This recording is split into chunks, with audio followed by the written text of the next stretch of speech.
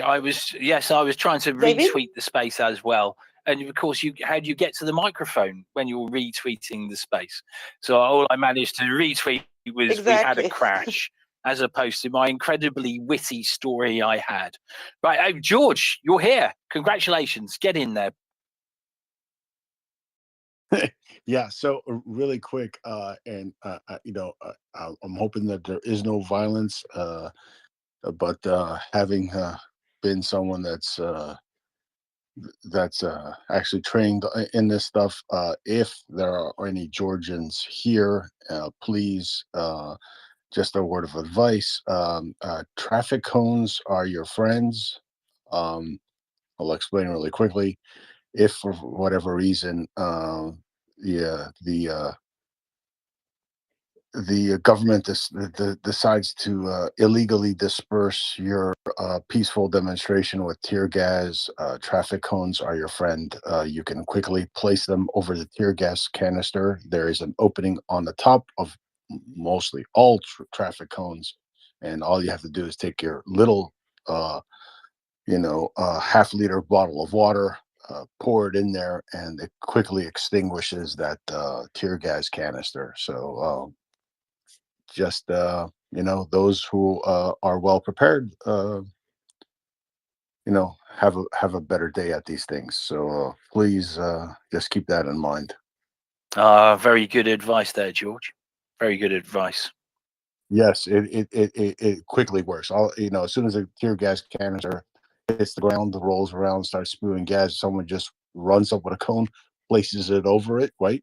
The gas will start accumulating in the cone, but as soon as you pour that bottle of water in there, it quickly extinguishes the tear gas canister, and you just wait. You hear the sizzle; it sizzles out. Lift the cone and continue with your protest. Business as usual. And if anyone watched Hong Kong, when it was 3 years ago or wherever it was, just prior to COVID, you'll notice that their use of umbrellas in the same way as a Roman centurion legion was also quite spectacular in dealing with those things. Right? It was they were very, very organised. Stop loads of things. Stop them. The coloured dye paints doesn't get onto you, and all the other things that go with it. Right. Yes. So because unfortunately, yesterday we saw them disperse the protesters with tear gas, but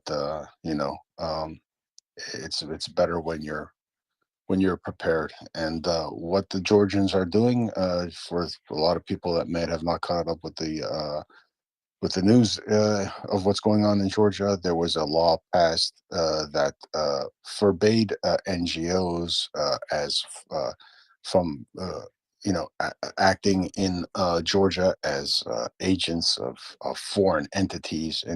Pretty much Kremlin-esque type law. And the people weren't having it. Remember, the government is, if not pro-Kremlin, is,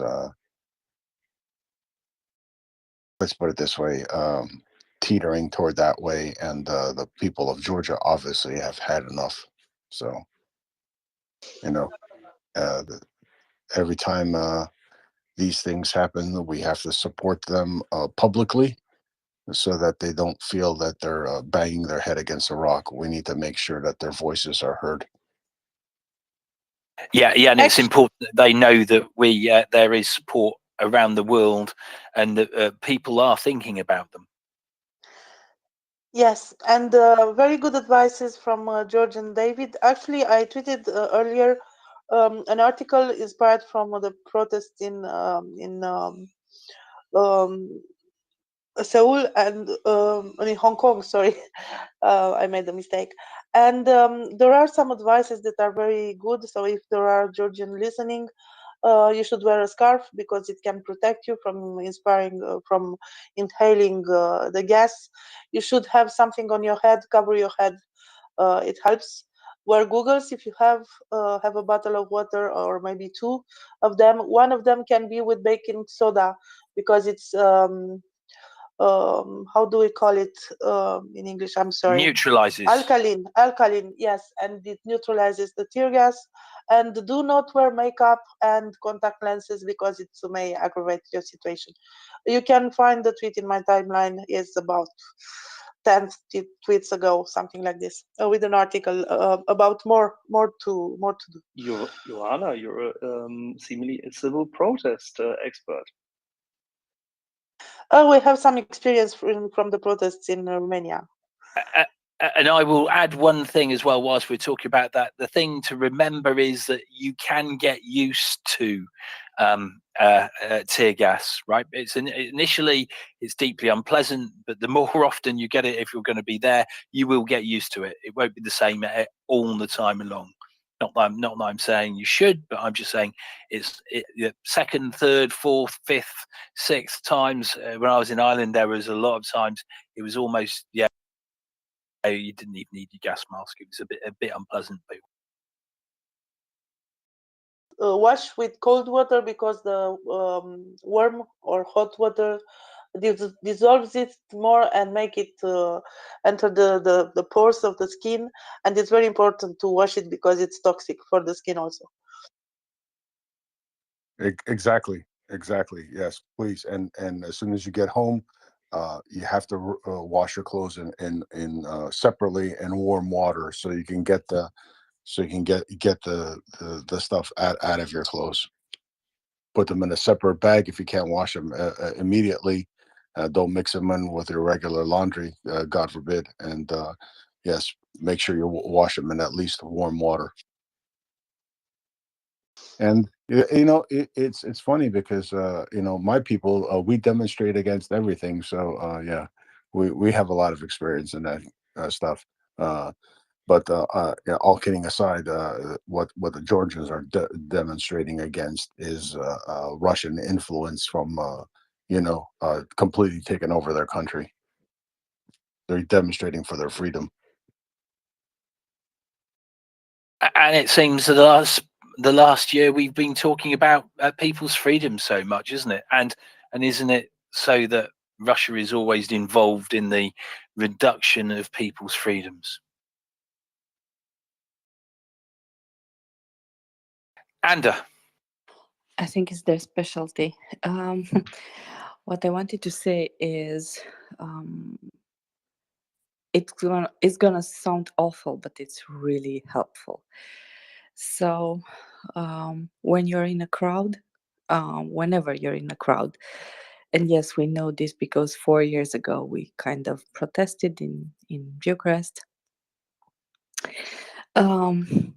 Look for, so always know where your exits are, so where the streets are, where you are as in report with the streets. And also it's more useful to go sideways, not back when you're being pushed by the forces, the army forces or whoever is opposing you. You can come back tomorrow, right? So that's the most important thing. You need to come back tomorrow. So you need to live in one piece and wash your clothes and flush yourself and then come back tomorrow and protest again. So that's the most important thing. This is why it's important to know where and how you should live when things are getting stinky, and when no point of protesting today, because unfortunately what's happening in Georgia is, as in Ukraine, a long endeavor. So it's not gonna end tomorrow, and it's not gonna end because you are there tomorrow. You need to be there every day to make a stance every day. So yeah, this is what I wanted to add. I think it's important. And I also have a piece of news, but later, after we've done with this, about armament industry and how other countries can help. Yeah, just a quick update. So to what you said, and it's very good. Also, if the protests tend to turn violent, and usually during the evening or the night, it happens. No kids and no pregnant women. We protested with our kids in Bucharest, but when the night set down, we went home with them, left them in the care of our family, and went back to protest. So no kids, no pregnant women if the protests tend to go violent. And also I want to add the bit of news. Apparently the Georgian authorities did not comply with the demands of the protesters, and people are surrounding the parliament. They have like I don't know, smoking, that things that make light and smoke. I don't know how to call it in Lighter? English. Not really, because it makes smoke.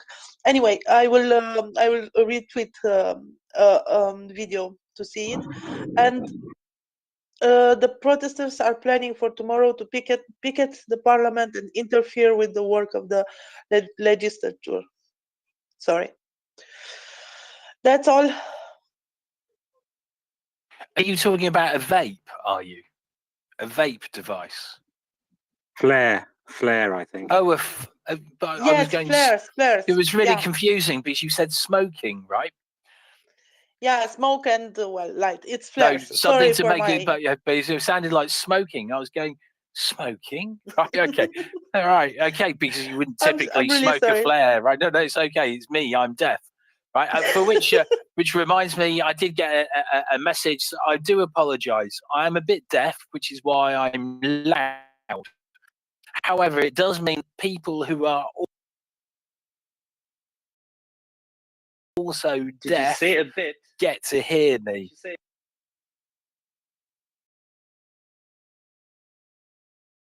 I have the mic as far away as possible.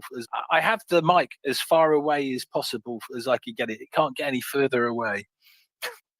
you're shouting at it from the end of the other room? Well, yes, yeah, pretty much. Yeah, get it. If I could get it any further away, I would. I do apologise. It's because I'm deaf.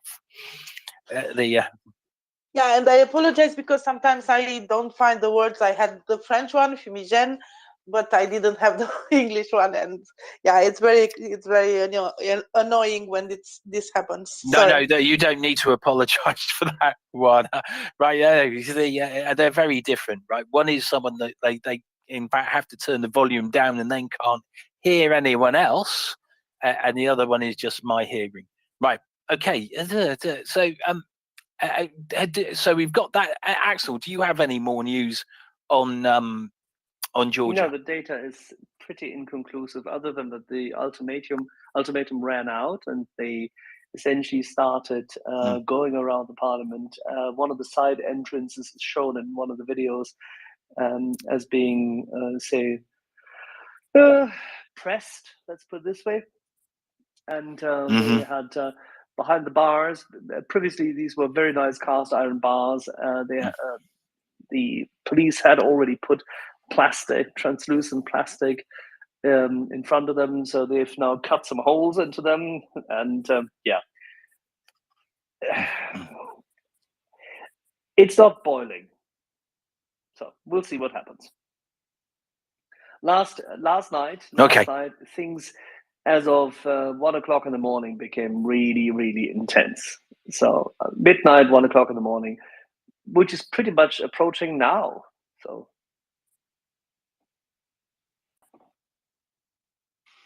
yeah, gosh, yeah. Actually, it is. It's going on a little bit there, isn't it? And then Shaggy. Go to Shaggy. I want to change topic. Okay, Shaggy.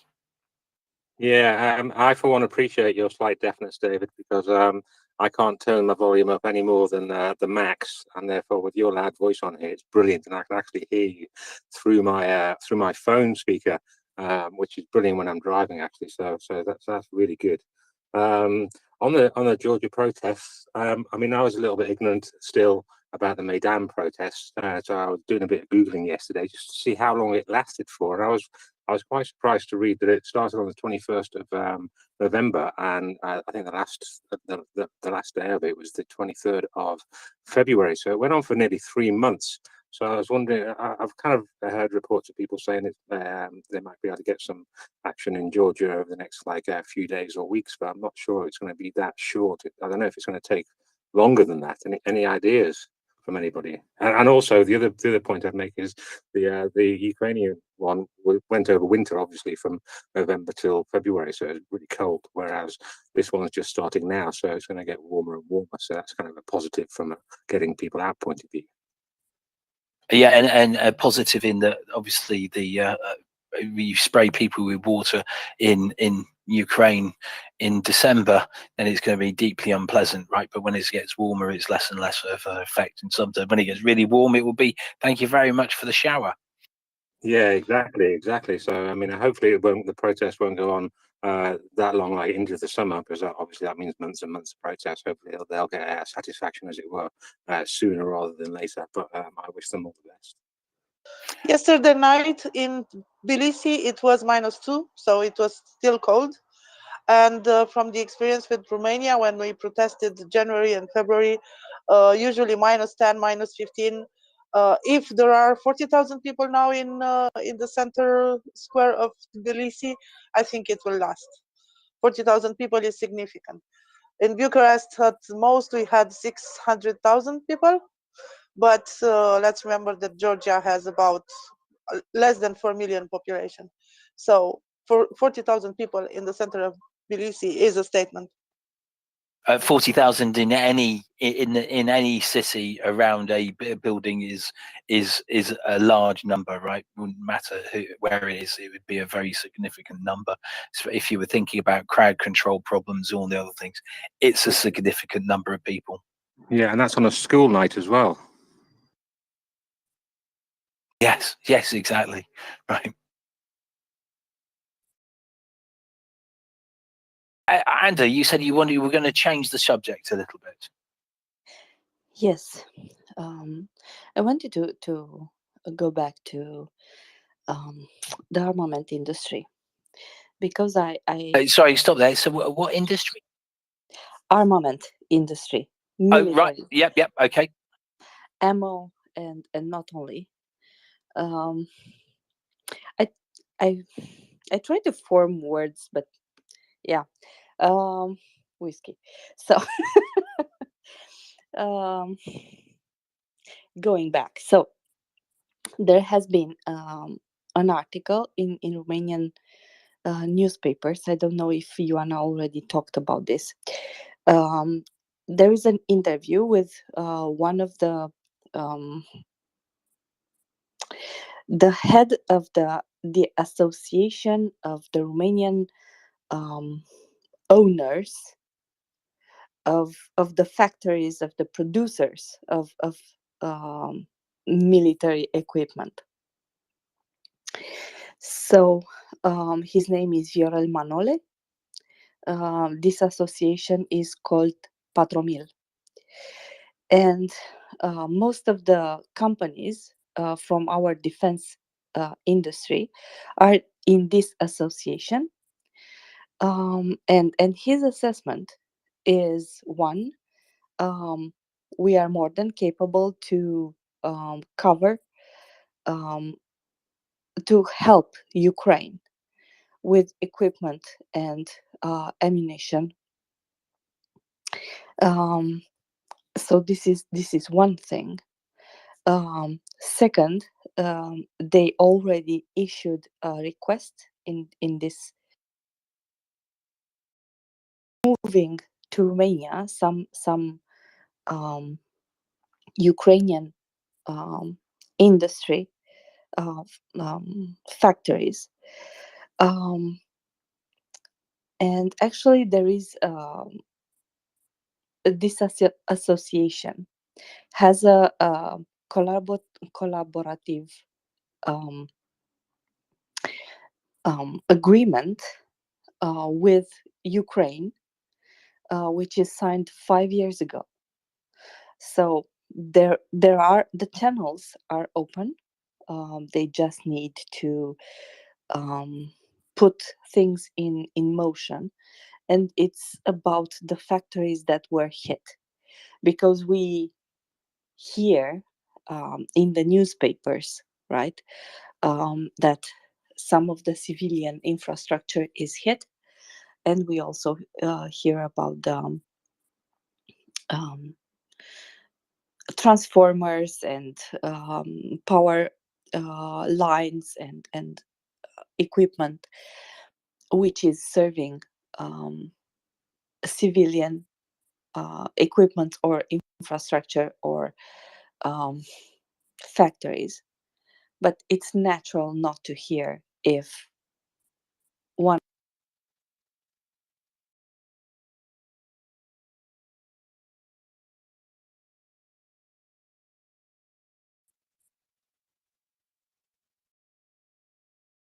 mic check. I've lost all sound. No, I think we lost Anna. She probably Okay. received a call from Uber. Okay. Well, then, with that, I can't answer anything there, or I don't think anyone can answer there yet. Kerry, you've got your hand up. Hey guys, so just in response to what Shaggy was saying, and I think a lot of people have probably seen it that are on the space, but have a look at the film Winter on Fire, Shaggy. It's incredible. It is all about the Maidan protests, and it is interesting how quickly, and I imagine the same thing will happen in Georgia, how quickly, and I think this will probably happen. They set up encampments, they organise to be able to protect themselves with self-made PPE. If the people who are not able to continue remaining on the streets, they then start supporting the people who are determined to stay on the streets. So they'll start bringing in things to make sure they've got food, they've got warmth, shelter, all of that, if it's going to go that big, and to keep on going. But that is an absolute 100% recommendation. Winter on Fire is so powerful, and it really makes you understand the Ukrainian. I mean, I don't know Ukrainian people well, but it gives you an insight into the Ukrainian psyche. And if you ever had any doubt at all that Ukraine was going to win, once you've seen that, you have absolutely no doubt. Yeah, I have to say that I'd forgotten the name of that, so I was kind of searching around and couldn't remember it. So thanks for the reminder. Yeah, I haven't actually seen that yet, so I'll make a point. Actually, when I get home tonight after work, I will watch it. You will love it. It just feeds your soul. Just the utter determination. It's unbelievable. Well, there we are. 1 second, we have a request. Whilst I'm sorting the request out, hopefully we will sort something out about what we can say next. And Lexicon is requesting, so maybe Lexicon's got something to say.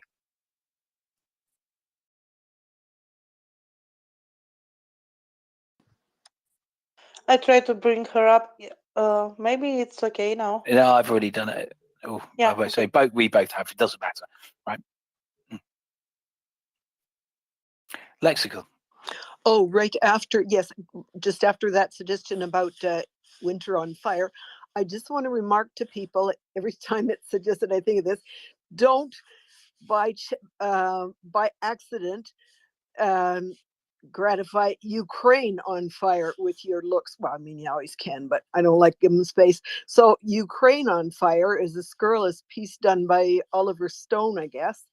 The guy who did that big, long, slavish 4 hours interviews with Putin. And so it's a total travesty in a piece of dirt, and just don't confuse Winter on Fire. I just wanted to say that, yeah, I really remember, my family's Ukrainian, all of my grandparents, and they never lived to see all this, but in November, we'd heard about it, and the protests were really impressive. But I said to myself, this is Ukraine. This is right in the middle of a continental weather space, and it's November. It was journalist Mariam, anyway, MN, that Afghan Ukrainian journalist who tweet or Facebook or something, said that just people had heard that Yanukovych refused to sign the agreement, association agreement application. And he tweeted Mustafa Naim, I'm going down to the Maidan tomorrow. Join me. And it just grew like crazy. Well, so then I thought, oh, jeepers, never will this survive the winter. And then sort of a little bit forgot over Christmas and New Year. And when in January, we heard that these people had not gone away, that their numbers had grown. I think it's about the 26th, somewhere mid-January or late, that Parliament passed the Rada passed what they called the draconian laws that meant that you couldn't, two people or more couldn't be together. And the laws were very severe. And people said, well, and if we're illegal anyway, we might as well all come out. And when they started, I was in Ukraine then only in April, and saw what had been done to the buildings. The square still had lots of people. Many young people refused to go home after Yanukovych fled on the 25th, and all sorts of new things started. And there was just so much suspicion that the government would go back. Anyway, right across the square from the municipal building was the trades union building. And I'm so glad I got there early enough to see this. There were huge black marks. Building was about 4, 5, 6 stories tall. Huge black. People said they threw flames. Not only they hosed them down with fire hoses in that winter, and they used fire on that. And real insult that it was the trades union building, but they had makeshift hospitals on the ground floor, at least, of that building. So by the time I was back again in October, it had been cleaned up tremendously, and there were screens. And but anyway, that was very impressive. And I just leave it there for now. There's lots of things huge memories. But anyway, yeah, I think Winter on Fire does a lot of justice to what you watched, every 24 hours a day following that movement. Just incredible. Oh, I know, Kate, let me say the one last thing that I've mentioned it before. An analysis somebody did, I found helpful, talked about how as the movement evolved, as the street evolved, the three forces that this person looked at was the government and the opposition. So still elites, and talking with the Americans and the EU, and then the street. And what they talked about is how the street and its character, its makeup, its self-organization evolved into quite an articulate voice. So there's lots of stuff about how people stood up and said things at important moments. But I think that it was so impressive the way the street took over, replied. The opposition could not implement a solution without coming out to the stage and presenting it. And the crowd was capable of, they made a number of really key decisions, i.e. no waiting time until new elections now, change the parliament now, impeach the president now. And of course, that's why he ran away. He knew it was over. So yeah, I think the movie is great. Yes, and the other I won't give the name. I have watched the other one, and the other name. I spent the whole time. This was the time when I was still watching television, wanting to smash the television. It was incredibly painful because pretty much every 3 seconds I wanted to say, "You lying bastards." And yeah, it was painful. I watched it all because someone said you don't know interviews. They were definitely falling for the Putin lies, and I when you say you don't know, you've got to watch it all. There you go. Really, an 8-year-old can take apart those arguments, but weirdly, some people can't. I noticed that Peter D is here. Peter, hello. Do you want to come up? You can just prod your hand up if you do. No, nope. Okay. So I'm the not Iona. Sorry, that's my mother. It was my mother's middle name, Iona. I do apologise. Iwana, do you mind coming up with something? My brain has gone to mush. Yes, no problem. So just a quick update from Georgia. The protesters are storming the entry into the parliament, lateral entry apparently, and the police is using again water cannons. So it risks to turn violent. But I see Shaggy with the hand up. Shaggy, please. Yeah, just to say, I did watch the wrong one first of all, the wrong on fire one. I got through 10 minutes of it before I thought, what a load of rubbish, and that's kind of why that's the one I thought it was actually. So yeah, I fell for that one. Yes, so we should remember the good one, Winter on Fire. But the other one is a lesson in how they do things and how they manipulate, if you don't already know, how they manipulate facts and create an illusion of truth when it is just a lie. So yeah. Yeah, it made me so mad. I mean, I got through 10 minutes of it and I just couldn't anymore. I was fuming.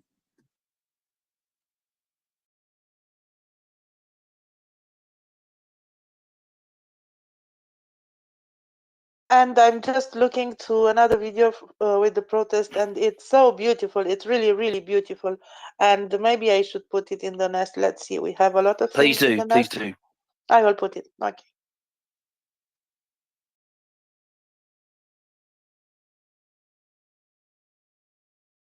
And you're right. It is something. The watching democracy in action is a beautiful thing, isn't it? People who are standing up for their rights and what they want. And here's the thing: it's supposed to be a democratic nation, and their parliamentarians or their politicians who've just taken the vote and just lied to them. Right? And which is really what we're talking about. What happens in too many places now. And doesn't it feel, David, that the big Russia is a giant with clay feet? Because right now we are seeing this, and even inside Russia there are some regions that want referendums for more independence and things like this. Kazakhstan is driving away from Russia. It has partnership with the United States. Even Armenia and Azerbaijan are not really so happy with the Russian influence. We all know what's happening in Ukraine where Russia is beaten. The second military of the world is the second military in Ukraine, actually. And doesn't it feel like Russia is going down the slope? Oh, it's watching the very slow destruction of something, isn't it? The erosion of the sands of time happening, and there we are, which is also a beauty to behold, isn't it? Here you are, the just the collapse. Obviously can't come too quickly enough, but I think it's just simply inevitable at the moment. Lexicon. Yeah, I just tried YouTube, which is on this television screen I have. And so you can it's on the live, it's just like on the home panel, you can go to a live feed from, I guess it's Georgia's Channel 5. So you sometimes get multi-screens. The police, I said this yesterday, okay, after tonight, they're going to be prepared. Well, they've come back. They not only got their big shields, which are plexiglass, they seem to be double. They've got a kind of helmet, like a dirty great motorcycle helmet with a double plexiglass pane in front of them, one just over the nose, a higher one. And there's an elderly gentleman who's standing in front of the line of them and speaking to them. They're really trying to anyway, it's really great to watch. The people are trying to exhort the police not to push them out. Yeah, it's a marvelous development. Great to watch. And humanity, I saw you put your hand up.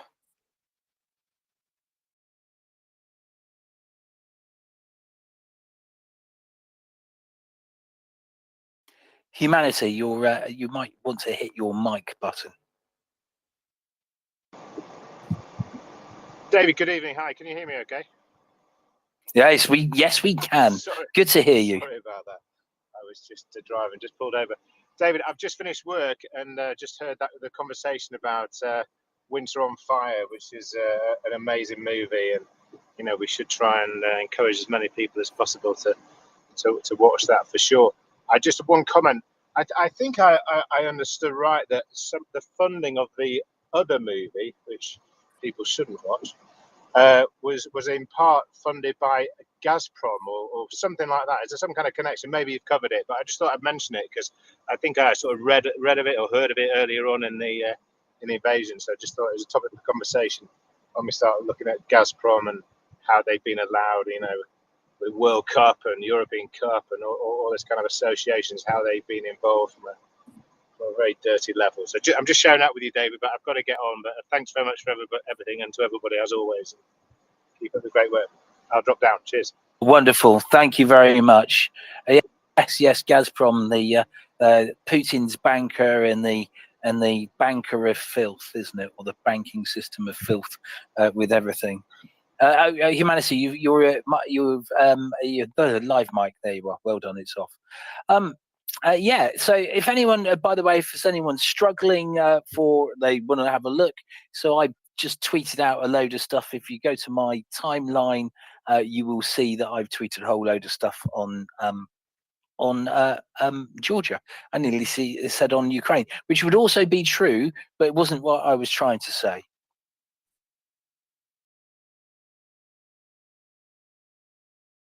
And I need another hand. I think this CPU is has come to a bit of an end. It's overheated, and I'm struggling to do any multitasking. So the multi-threading software isn't working.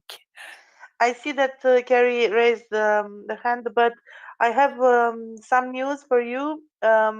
Is from Adrian P, who is a friend of the space, and maybe you know that he's going in Ukraine, and his girlfriend is soldiers in the army of Ukraine. Her name is Helena, and she was just awarded the Medal for Military Service to Ukraine. And I guess this is just important to notice. It's the 8th of March is the day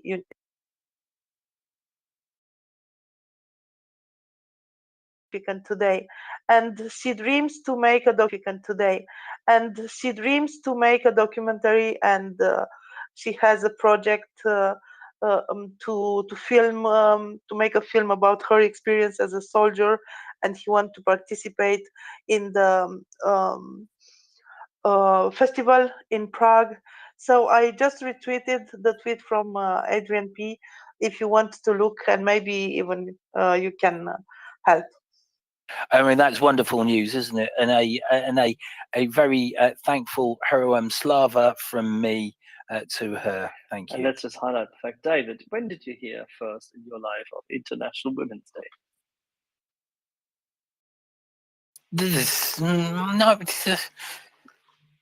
I mean, recently. Exactly, because it doesn't exist in the West at all. That's the whole point. Yeah, it's a thing in the East. But it's not in the thing in the East. And I was reluctant to. Because it's not a thing it's not a East thing Europe. in Thailand. It's not a thing in Japan. No, it's Europe. It's Eastern a Europe. thing in the Soviet occupied states, and all of those where this was brought up, because it was brought up as what? Well, I don't know, but I guess it is international now. Like the Die Internationale, the International Hymn of the Workers. That's what it's for. This is all from the time when the Bolsheviks were trying to assert, as a continuation of the labor movement, that they would do better for women. Yeah, well, the origins are not very nice, but again, it's just a day. It's just one day per year. So we can have a day. With Valentine's Day? Well, in fact, in Romania, it's not really a thing, Valentine's Day. It is more recently, the consumerism society and things like this. We had a very 24th of February. It was the Romanian Lovers' Day, something like this. It is called Dragobete, and yeah, we don't celebrate it anymore. Okay, let's highlight where it comes from. So, the Socialist Party of America created this in 1909. In 1909, and then it was taken to Germany so that the hardcore leftist, the early Bolsheviks, quite literally in Germany, created in 1910 a conference and organized that day. And with Soviet Russia creating women's rights of vote, suffrage, this was made a holiday. And that's where it comes. And it is celebrated in every socialist, communist country you can find. And they forced, with their power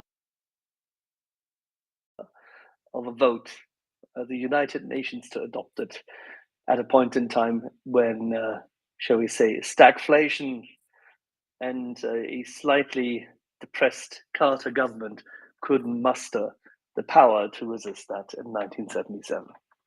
That's where it's from. And trust me, up until 1990, nobody in Germany, West, or in France, even in communist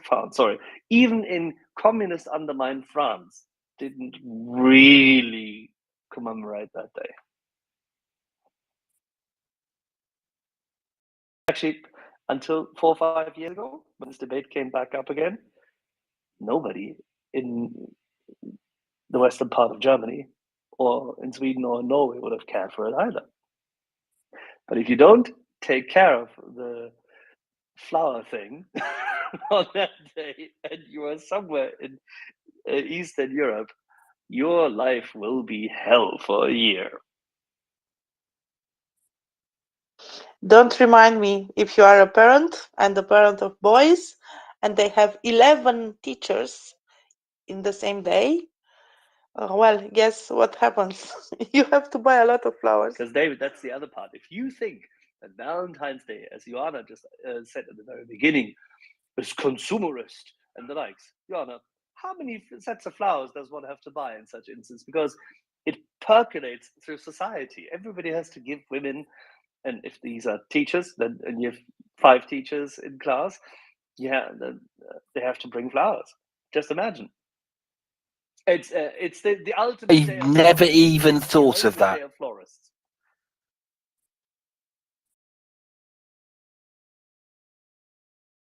And chocolatiers, presumably. Not so much. It's flowers. You have to bring the flowers. Yes, you have to do all sorts of other things, but you have to bring the flowers. If you don't bring the flowers, everything's gone. Yeah. Lemons, if my lemon tree was still alive, would that be acceptable? I will hand the answer to Joanna. Personally, yes, I like lemons, but I don't know about others. And let's remember what the Georgian women said. Basically, they said, we don't want flowers. We want Russian influence out of Georgia. Well, they said it more like straightforward, using the F word. But anyway, maybe we should go to Kerry, then Prince, and then Lexicon. Kerry? So it was for you, Iona, actually. I sent to David. I don't know if you saw, your DMs are closed.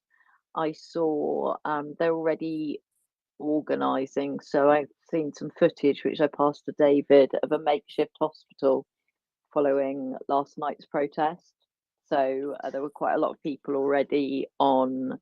Yeah, they'd set up. It looked like there was a space of about 30 people at least. So they're beginning to, obviously organise themselves, which is good to know. Yes, I've seen that, and apparently there were some people wounded. Tear gas and pepper spray may have some horrible effects on some persons. especially if you suffer from asthma or you have allergies or you are more sensible to one of the components. So we know this from Romania. We had we had even that to some protests. So it's yeah, it's heartbreaking that something like this should happen for a country to be free. And my DMs are not open. I'm just following you now, Kerry. Sorry, I didn't follow you before. Thank you. Thanks, Ayana. So let's go The to cop, Prince. Oh, sorry. I'm just saying the cops they've put down their stuff. They put their gas masks on and now they're picking their shields back up because they had smoke and bombs and stuff. But now sometimes you get 4 split screens. So the demonstrators are trying to come at the parliament from 4 different sides. Everybody's watched January 6th, US Capitol. So the biggest crowd is probably at the front door. I don't think they've got enough people to storm this parliament, but they're giving it the old college try. Yeah, it's pretty hot. And they got everything. They got smoke and tear gas and fire hoses and batons and super duper shields. And the people have nothing except COVID masks. That will change quite quickly. I'm pretty confident they'll start arming themselves. Well, People, Maybe. The people will learn. The people will learn.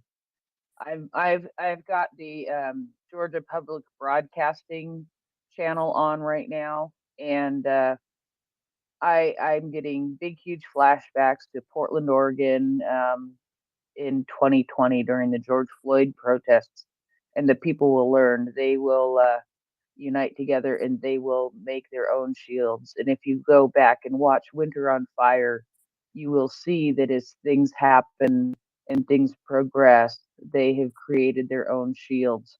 And some of those shields sometimes are only made of wood, so don't necessarily do a whole lot.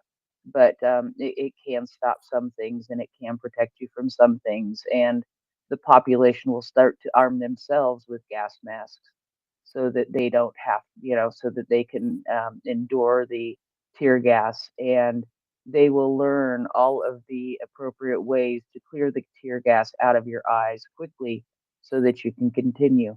Um, these are all things that I saw in U.S. protests since I live in Portland, Oregon, and Portland, Oregon was one of the more publicized areas for those protests.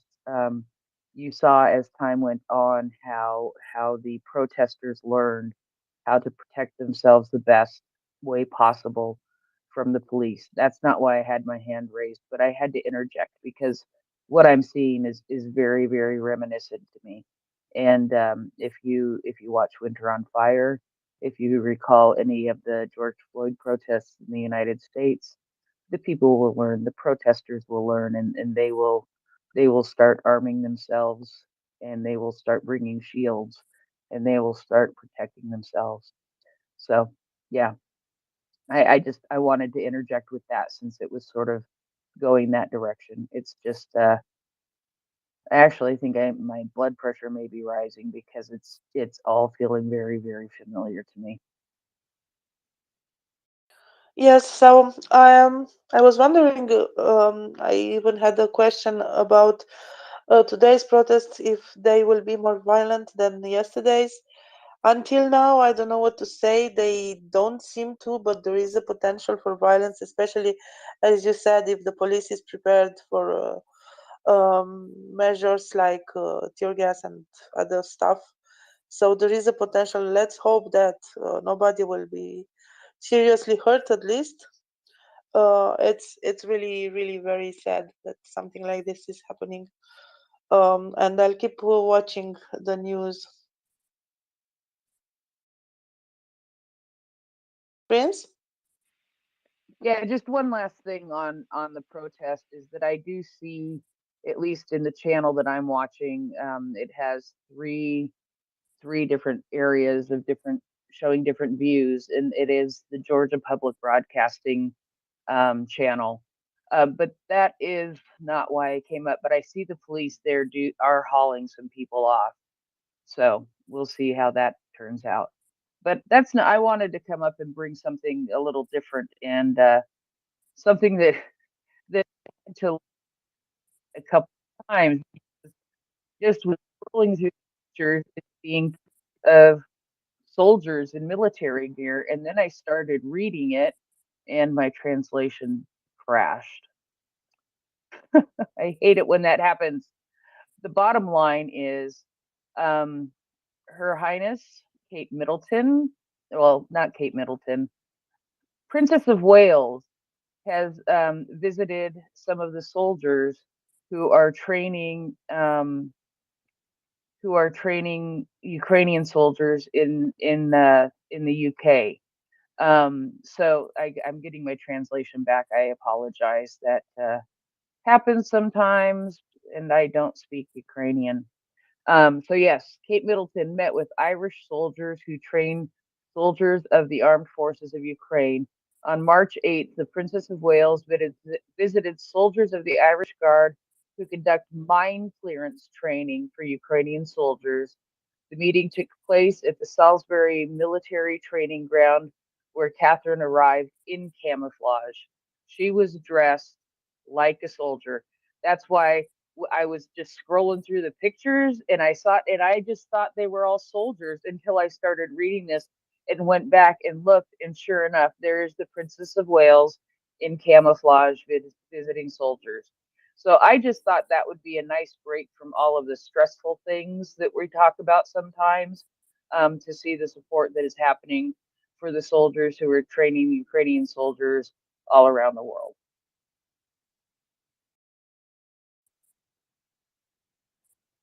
Oh, that was very well. It's amazing from her. I really like Kate Middleton. She seems so gracious, and really, I really like her. And it's an inspired choice of clothing. I don't know if there are rules about this, because, for example, in Romania you cannot wear military garments if you are not in a military. But I guess there aren't. But it's, yeah, inspired. Carrie? They will have been very careful about the etiquette, I'm sure.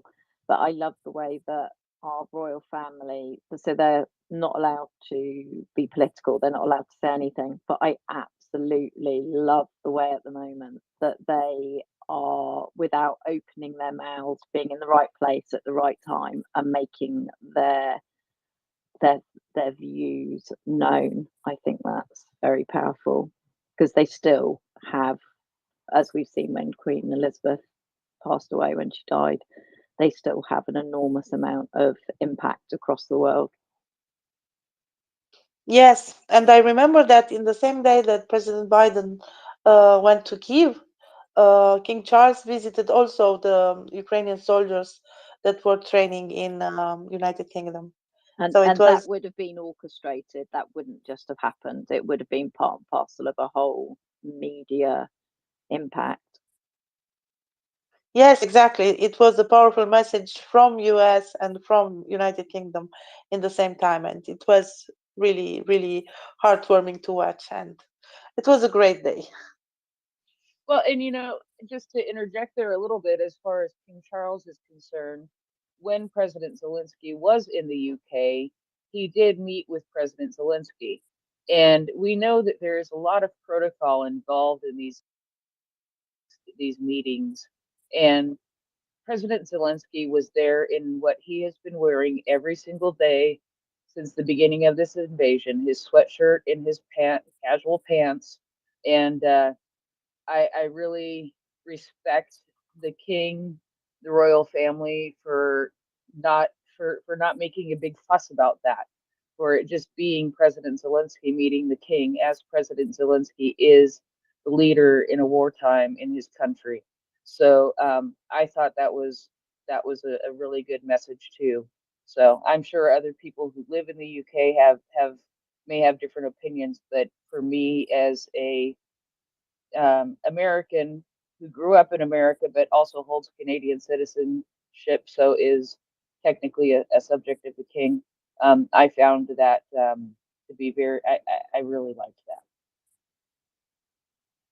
Yeah, it was also very gracious. I don't know if you can say this about a man like King Charles, but it was full of grace. And the fact that he accepted that President Zelensky wore his war clothes, I don't know how to say it, it was something very wise because it reflected very well upon President Zelensky, but it reflected also well on King Charles. The fact that you accept people as they are and you understand that President Zelensky is representing a country at war. And I remember that in the same day we have seen pictures with Churchill, I think, with his war garments. And President Zelensky is. I'm not saying that he's inspiring from this, but he is representing a country of war, and he makes it very clear with everything, even if the way in which he is dressing himself. Kerry? I was just going to say that would not have been a problem at all. I suppose it's one of those elements of British eccentricity.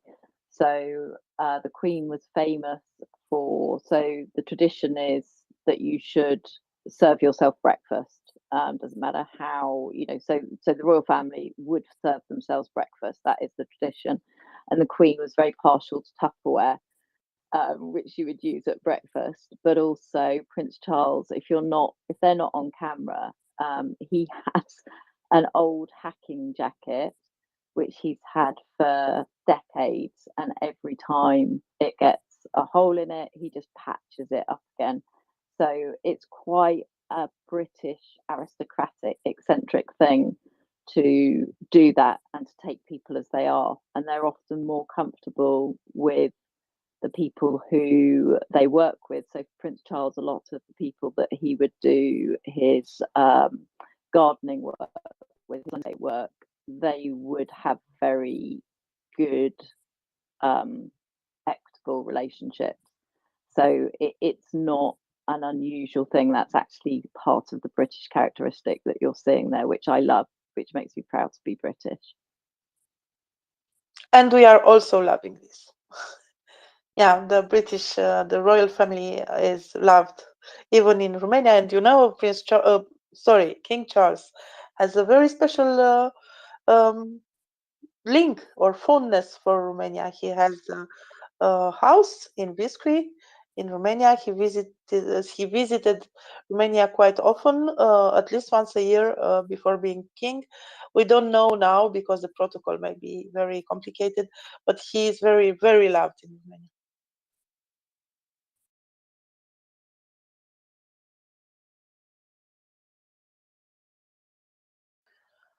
I was trying to bring up Alan, but I don't see him up. I don't know what happened.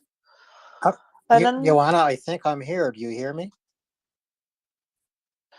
Oh, I hear you, but I don't see you. I'm very, very sorry. I don't see you. But it's okay. So I've been watching the live feed from Tbilisi than it was yesterday. Yeah, about 20,000 people more. Yeah, well, that's quite a bit larger. It's the largest demonstration ever to take place in Georgia, in Tbilisi, I believe, and it does look more violent to me. Yeah, because they're going closer to the to the gates on each side, and they have to actually open the gates by force. And protests have spread to other cities in Georgia today as well. Yeah, I think yesterday was Batumi as well. People were in front of the on the market square in Batumi, but maybe only by 4,000 or 5,000. And but other cities, you're correct. That is happening definitely. And there are actually Russian special forces or Russian security forces in Tbilisi? That is a rumor which I have heard twice today, but there's no confirmation. It's absolutely clear that the Berkut are the riot police, and the trained special riot police are there. But Berkut is a term. It's what you use for them. Right. So has the president of Georgia, who was in Washington when these protests broke out yesterday, has she returned? I think she's flying today. I'm not sure. She was supposed to speak to the people before she flies. That may or may not have happened. I don't have any evidence for that yet. And she has expressed support for the protesters in opposition to this a draft Yes. law that Parliament. Yes. Yeah. Okay. Yes. Thank you for bringing me up to date. I appreciate it. And do people generally think that this is a Euromaidan moment for Georgia, or is there not such a comparison that would be made? Yeah, difficult to say. I mean, the Maidan was based on the fact that people were staying there, and they highlight that they would not be leaving. This is different. Here, people congregate every day on the various squares and then make their way towards the Parliament Square. So it hasn't become this kind of a city which never sleeps, which constantly drums that's just different. Doesn't mean that the movement in itself is not equally successful ultimately. It's just different. Well, it's certainly interesting to see Russian influence collapse as rapidly as it is collapsing throughout this part of Asia and the Caucasus. I mean, Kazakhstan really is not an ally of Russia any longer. Obviously, Ukraine is not. Georgia is not. Where else might we see this this retreat from the Russian sphere of influence take place? Uzbekistan? Difficult to say. Uzbekistan is in itself in very bad shape, and there's massive influence. I mean, you've seen it. They were relentless last time there were upheaval. There was upheaval in Bishkek. So I'd say that the one nation which definitely stands together and is willing to fight is Kazakhstan. No question. They've had it with the Russians. Absolutely had it.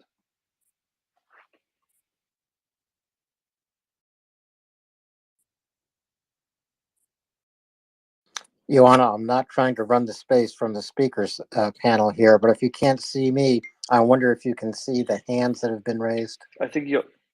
Yeah, I'm sorry, Alan. I see two hands, but I don't know the order because I was looking for information from Georgia.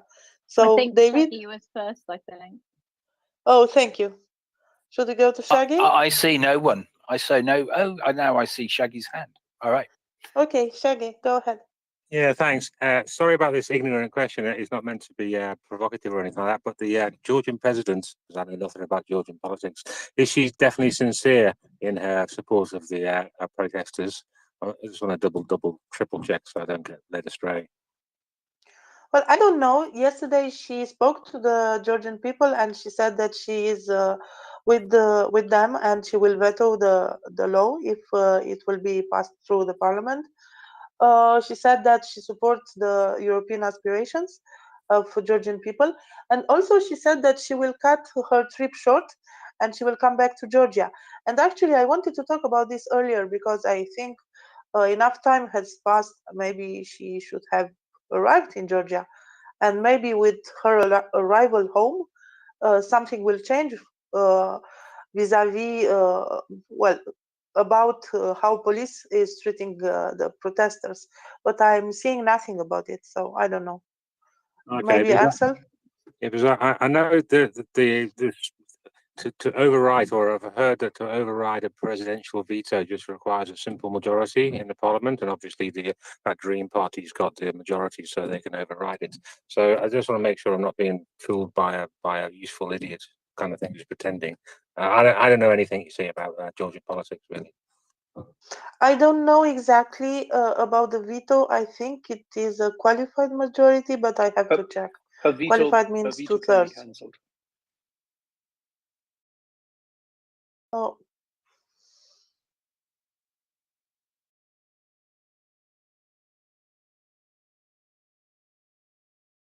Well, unfortunately, I don't know more about Georgian politics. I don't know exactly which are the percentages in the parliament. So it's kind of difficult. We have to have. I think I don't have the numbers Alex, perfectly, but I think off the top of my head, something like close to 46% of the total vote last time was gained by the Georgian Dream, which would give them a majority of seats in the parliament.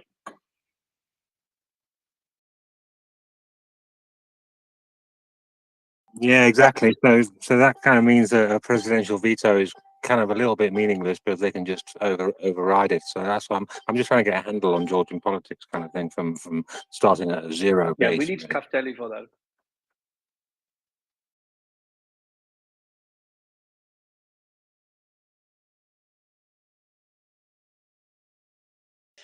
yes, indeed, we need a Georgian specialist.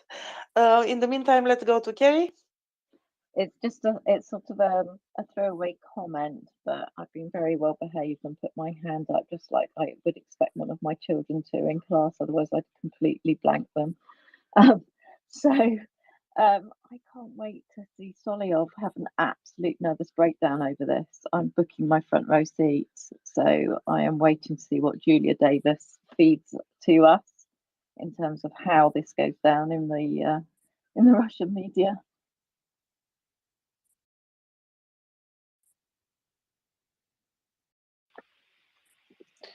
Oh, I'm sorry, but I'm not aware about this. No, Can Julia you Davis explain is a the little? media tracker who constantly looks. She watches and dissects and then reprocesses for international non-Russian speaking audiences what Solovyov and Skabaeva and the likes and their lot produce for evening television and propaganda. So the Russian television almost likely, I mean, I can project what I think they will say, meaning they will highlight that this is a say CIA operation, say American Georgians sponsoring an upheaval, trying to say illegally thwart the government, and yeah, then they probably will highlight the fact that evidently the Russians should help Georgia.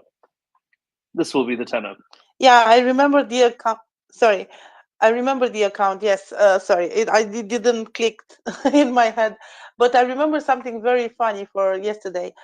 From yesterday, there is an account that was posting about Ukraine, but also about Georgia yesterday, Interimarium 24, and their tweet was cited on the site of Sputnik, which is a Russian main news media.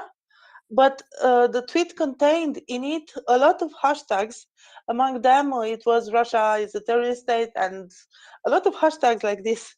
And they practically took the tweet and put it on their page.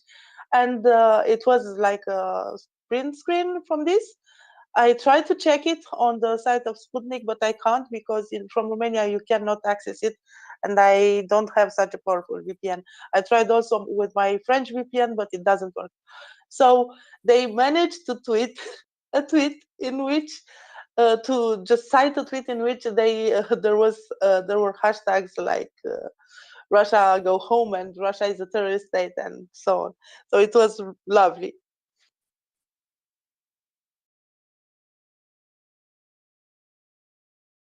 Alrighty, David. I think we're going to be swapping over because there's something coming, David. What's coming? Oh, we are. I don't know. Help me out. My brain's gone to mush. Then we should really has. talk to Alan. David, there's an interview coming, and let me give you just a little background about who's coming up at the top of the hour to be interviewed.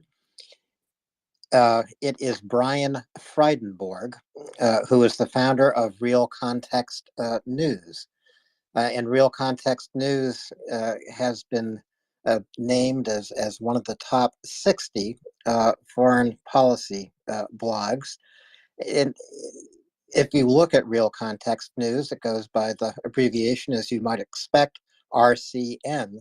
You will see long form analysis of the kind that has been missing recently from media. And I know Brian's going to talk about that, just how this kind of long form analysis can be an antidote to disinformation, misinformation, and subsequent misunderstandings. As Brian says, in a complex world, you cannot get a real understanding of complex issues in 800 words or less. You certainly cannot gain an understanding in a tweet. It's too short a form. And I've just been looking through RCN. The breadth and depth of the coverage available there is really impressive. And I want to welcome my co-host, who is the person who arranged this interview, Finance. Welcome. Thank you very much, Alan. Pleasure to be here with you. Excited to have our guest, Brian Feidenberg. He has spent years as a journalist. He's spent years in the Middle East and has some excellent long-form articles.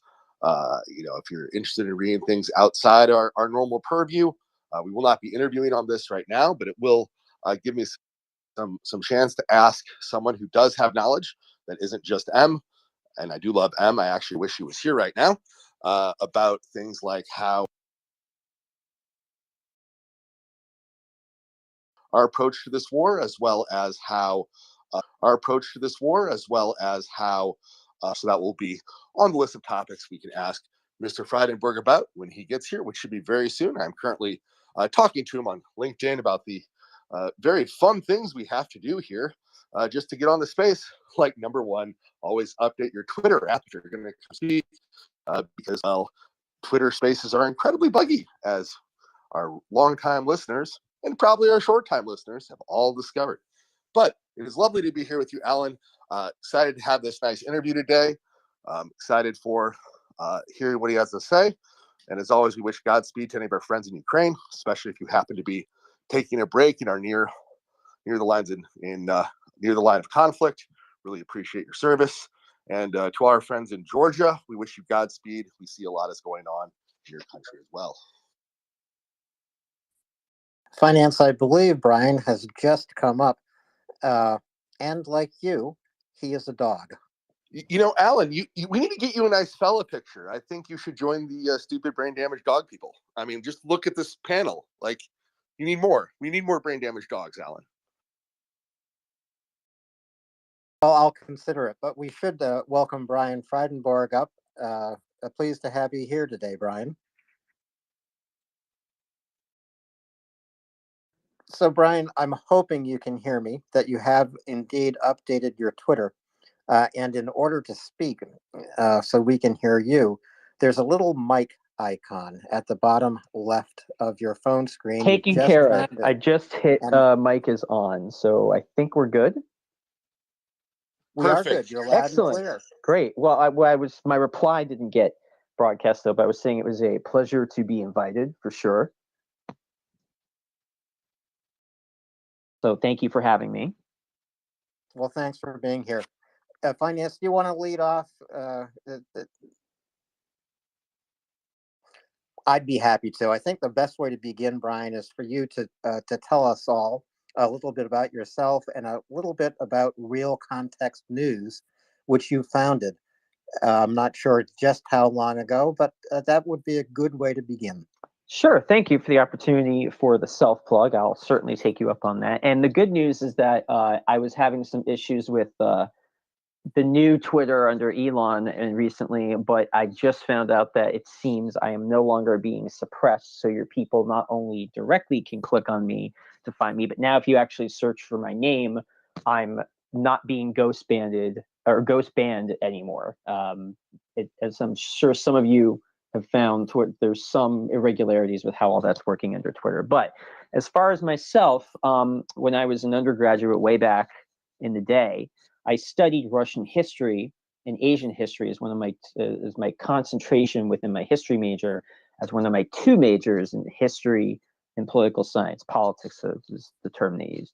And then in my graduate study, which was a Master of Science in Peace Operations, which is essentially looking at everything around the world as far as post-conflict and post-disaster rebuilding, whether it's, you know, helping women become more equally represented in parliament, to literally counterinsurgency and everything in between, elections, demining, you name it. So as part of that area of study, this was in 2009, I had doing a graduate paper on the Russo-Georgian War from just the past summer. And that's when I really started getting acquainted with this kind of newer, kind of hybrid style of warfare, disinformation, and just the way Russia would really go. They're more competent in trying to establish their narrative, we now know, than they are in trying to put together any real fighting force that can handle a real opponent.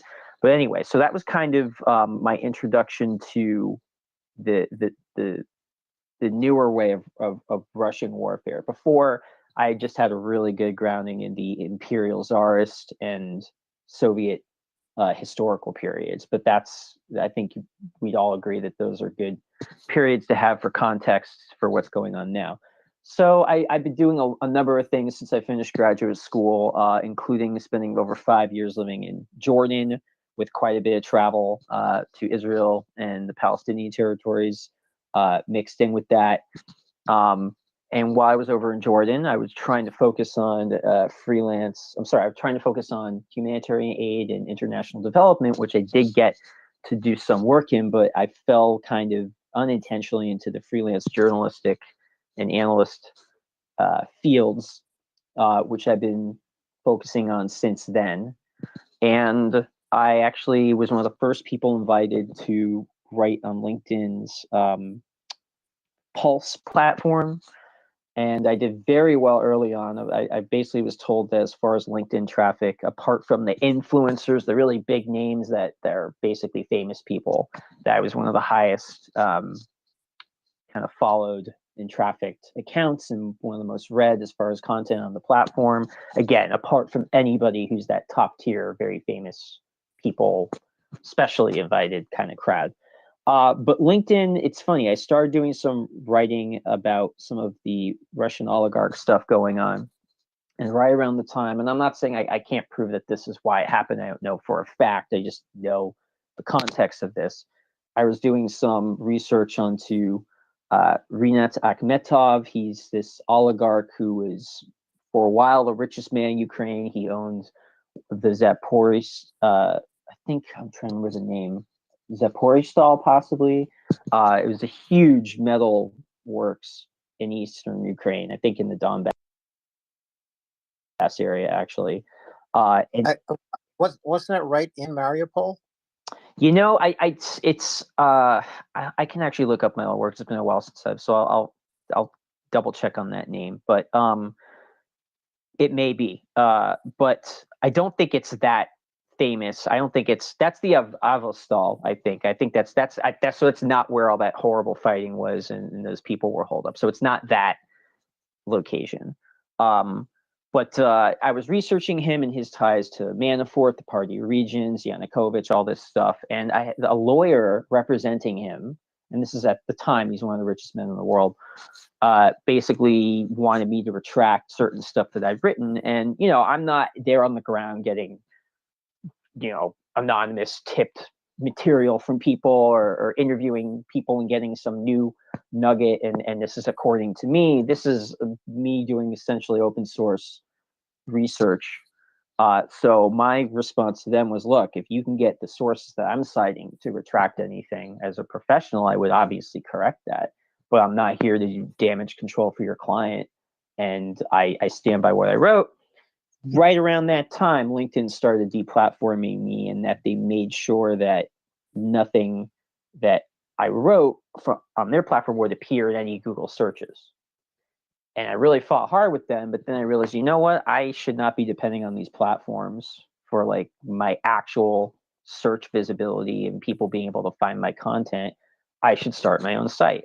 And so I was fighting with them, throughout late 2017, early 2018. By the end of 2018, I had started putting together my site, and I launched it January 2019. In the beginning, I was mainly migrating my older content over so that it would, again, not be subject to any kind of blocks from LinkedIn, which is known to cave into pressure from the Russian government in the past. And again, I'm not saying that's exactly what happened, but the timing was certainly suspicious. And then since then, I've been focused on doing my own projects for myself, for clients, sometimes as a guest for different. There's a couple of Arabic language networks television networks that I offer commentary for, and sometimes my work will even get syndicated or republished elsewhere. You may have seen some of my stuff on Small Wars Journal. I had a piece in Byline Times. It was kind of a rewriting of something I've put together. And, I'm just pretty satisfied with what I've been able to do. Just some guy kind of doing his own thing. And yet I during the pandemic, I got cited by NATO twice on Russian cyber warfare for their library project. I've had different generals and politicians, from Adam Kinzinger and Ben Hodges to Mikhailo Podolyak, if I'm saying his name correctly, with Zelensky's office, President Zelensky's office, all praise my work. So if I'm getting their attention, I'm getting your attention, and I'm building a following, and I was able to predict the Moskva's sinking several days before that happened, when, to my knowledge, nobody else did in an article form. I feel like, my content speaks for itself. And you may agree or disagree with it, but I'm always very careful to cite where I get my information from, where I get my facts from. And I'm pretty careful to make it clear, when I'm stating what I think is a personal opinion, what I think as an analyst, and where the conclusion is led by the facts for me. And then, people can, again, they can agree or disagree. As I'm sure we'll have Brian, some agreements and disagreements here, which will be part of the fun. Yeah, just to let people know, you can find this content at realcontextnews.com. And I don't think you should have any trouble spelling those words as one long word. Hopefully not. Real Context News. And my Twitter is bfry1981. Hopefully you can all find that and follow me, and be happy to have more followers as always. And again, I really appreciate you guys having me as a guest. Well, we appreciate your being here. And part of the magic of Twitter Spaces is if you tap on Brian's avatar, you can follow him and even open notifications for when Brian tweets. But Brian, you are not a slave to the Twitter news window, which means you don't have to bring us news every 1 or 2 or 3 seconds. Your Real Context News is really an antidote to the speed of news today. It's long form analysis. Why did you choose to do that? It almost sounds like you might have read my page's mission statement. And even if you haven't, that's even more impressive. But yeah, I mean, the thing for me is, I recall when I first really got involved with writing journalistic content, there was a site called Policy Mike. It's now known as Mike. It's still around. It's a very millennial, activist-oriented site. At the time, it was new and starting up, and I was doing a bit more of the traditional type of analysis rather than particular types of hot button activist topics, but more nuts and bolts. And I saw the type of coverage that was on the site at the time, as well as in general. I remember when this is back in the fall of 2013, and I found it an interesting topic, and I was happy to write about it. They invited me to write an article about the IRS tax revisions of that were going to happen because of marriage equality. And not that I'm not interested in those topics and topics like that, and I found it interesting. But then this is right when Obama was considering striking Assad for using chemical weapons. This is August or September 2013. And there were all these bad takes where it's like, oh, we're walking right into Iraq again. We're walking right into, it's more neoconservative imperialist war and this and that. And I'm just thinking to myself, there are some huge differences between what's going on now and what went on in Iraq. And I put out this article. No one asked me to do it. I just submitted it on my own. about how this is not, Obama 2013 is not Iraq 2003, and here are the differences. And it became one of the most read, for a while, it was the most read, most commented, most liked, most debated article on the site. And from that point on, I basically just did my own stuff about what I thought, where I saw the coverage being what it was, and where I felt there was a gap or just a necessary correction to a lot of the other coverage. Not specifically singling other people out that were writing for the site, but just in general, not just for that site, but just for the media coverage in general. And I did pretty well there. Over 4 months, I consistently was one of the most read, shared, all those different social media metrics everybody obsesses over. And I knew I could do this. And not only that, I knew that I could fill a gap where there was a certain type of perspective, especially one that would give detailed context and not just a quick hot take, but really give you some of the history, why people were doing what they were doing, why a lot of the overused and trite analogies and comparisons shouldn't not be being made at all, or were being made in either bad faith or just ignorant, spaces, and trying to just give people a better sense of what really was going on. Because as you hinted, part of the problem with news consumption and news content today is it's very short-term, quick hit oriented. And sometimes, if you're just, an analogy I've used, if you take puzzle pieces and I'm just throwing them at your face and they fall down on the ground, some of them are going to be upside down and just show the gray cardboard. Some of them are, might actually land near a piece where it's supposed to fit, but you're just going to see a bunch of stuff thrown together, thrown at you quickly, and you're supposed to process it. And you're, unlike me, who's someone who spends so much of my time writing about this stuff, you may be a single mother or a single father or working 3 jobs, or just don't really follow this stuff closely, but want to learn more. And if you're one of those people, I think it's better to read a longer deep dive piece that brings you up to date and gives you context, rather than read 10 different takes from 10 different outlets with a number of different biases and agendas and what have you. So for me, I try and make it so that if you didn't know much of anything about a particular topic, you read one of my articles and you're better informed than someone that's trying to read a whole bunch of other stuff. And that's partly because I really link to the sources. So if you really want to know where I get my information, I'm very discriminating with my sources, and I'm very much providing the context. So if I'm talking about NATO and Russia, you're gonna find out that Gorbachev actually never claimed that Russia, that we promised we'd never go 1 inch eastward from Germany, that they were talking about deployment of troops in East Germany at the time, which is a very popular myth. And I'm just using it as an example, but it's a popular myth that the Kremlin has. And you'll learn when he said it and what that meeting was about, how people later after the fact came up with this idea that the U.S. promised. And again, the promise. This is people talking, one presidential administration to another. Both those leaders changed later behind the scenes in some informal setting. Even if that had been the case, that's not a formal treaty or something. But it wasn't the case to begin with. So again, it's just, there's all these people talking about NATO expansion now, and they almost never actually go to that meeting and go into the details. So I'm the kind of guy that basically will do that for you, and I will fill in those gaps, because the coverage in general, even if it's New York Times, they just don't give you that context the way they should. Yep, Brian, I'm not asking you to deliver a scoop of any kind here at MriyaReport, but you do look ahead successfully, more successfully than a lot of analysts out there. If you look at what's happening in Ukraine right now, what do you see over the next 2 weeks, over the next month? I would be careful about making predictions for the next 2 weeks, other than you're going to see very, very heavy Russian casualties, and disproportionately heavier than whatever casualties Ukraine suffers. That's basically a constant.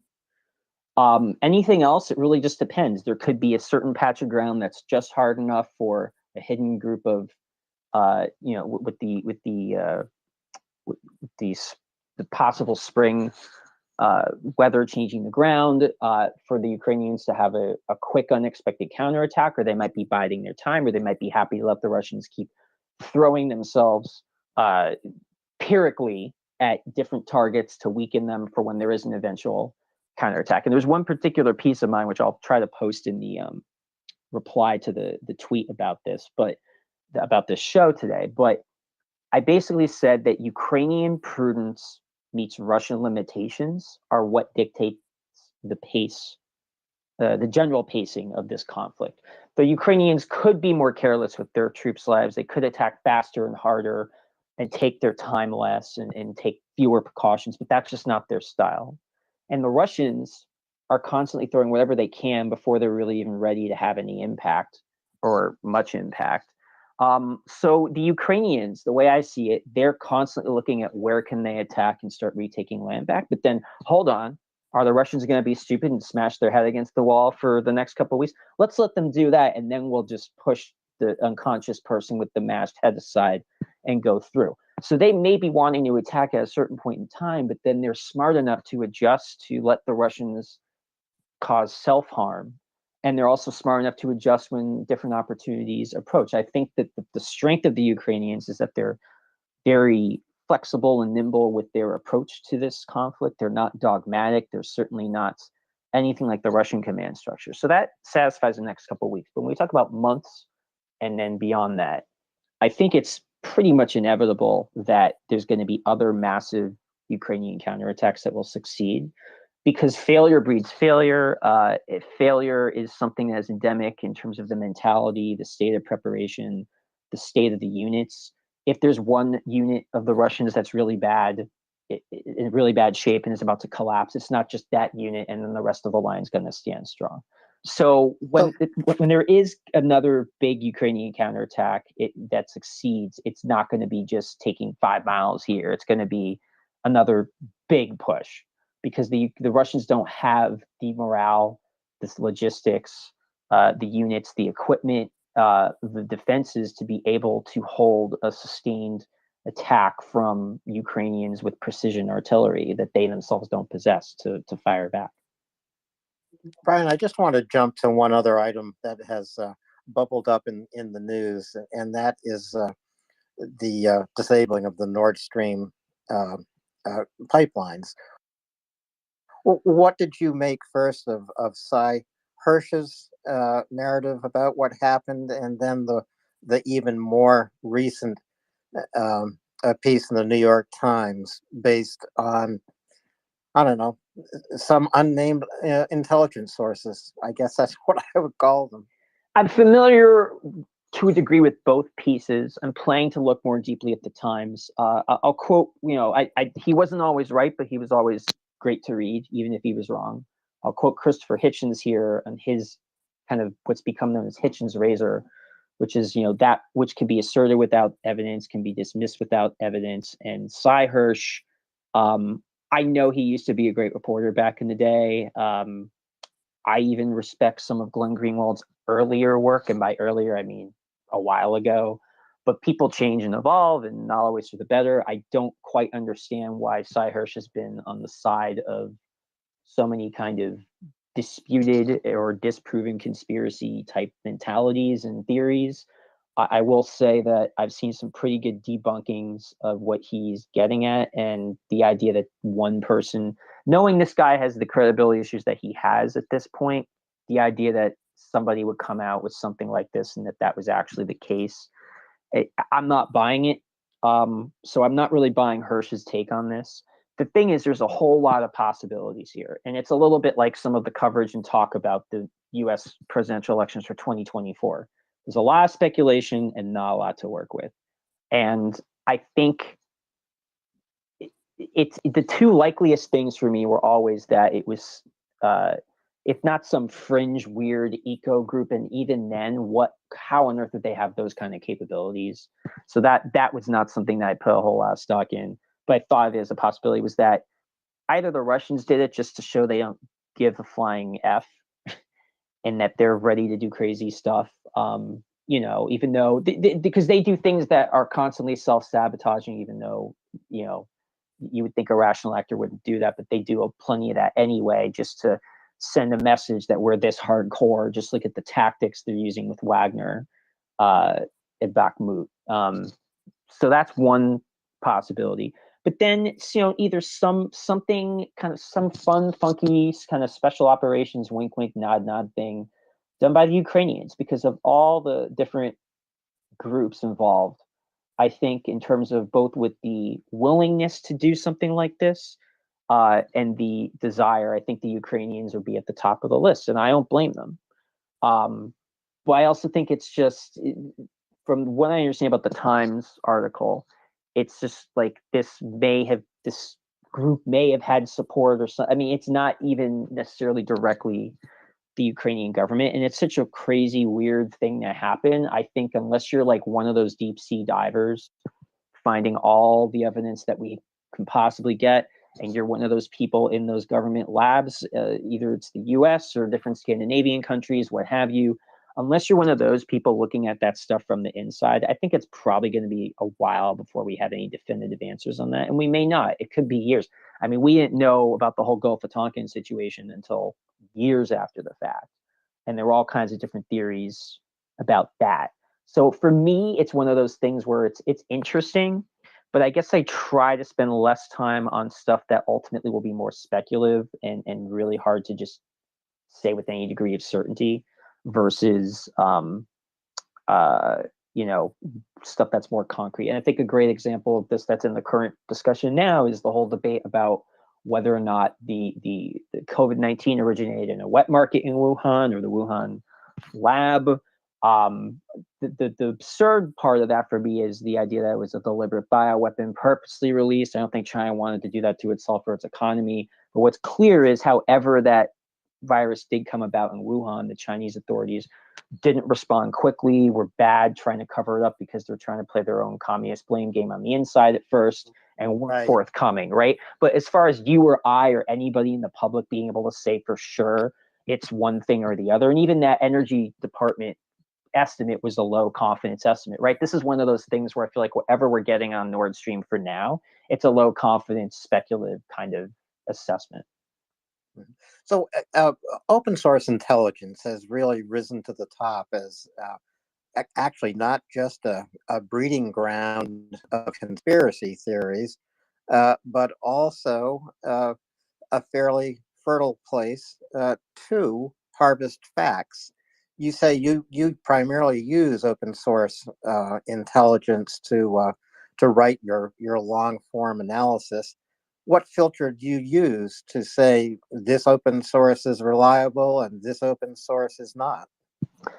I mean, I don't want to say it's like an instinct or a feeling, because these are accounts that I'll generally look at and have followed for a while and have looked at their information and looked at how it stacks up. And there's some that I think are absolutely excellent on a particular topic, but then they start talking about something else. I'm like, all right, well, that sounds a little crazy. So it's not that you take one source and you say they're credible and then everything even when you trust a source. I mean, I value the New York Times still as the top, newspaper for me in terms of a newspaper where I get information from, but I'm constantly looking at different writers and kind of checking what I think might be some of their biases or framings. And I need less I'm a professional journalist as well.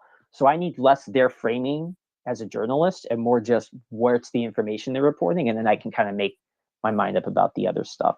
So I'm particular, even when I trust a source about the topic and what they're saying. And then a lot of times I'll go back to Hitchens. Something I loved about reading him is he would always introduce me to other authors and thinkers and philosophers and historical moments. And I would use those introductions to go further and read about some of these other people, these other authors and writers and whoever. So when I really find someone that I like, I pay attention to who they're citing and who they're promoting. And so I've been able to find a good number of sources that have helped give me context. And I think throughout it all, I'm always throwing my own knowledge of history, of the political context, the social context, the geopolitical context, and of also I'm bringing in my knowledge of military history, because I've studied a lot of military history as well, and tactics and strategy. And there's some things, even if you could be talking about Hannibal and the Romans or the Russians and the Ukrainians, and there's certain things that are still going to apply from that era to today.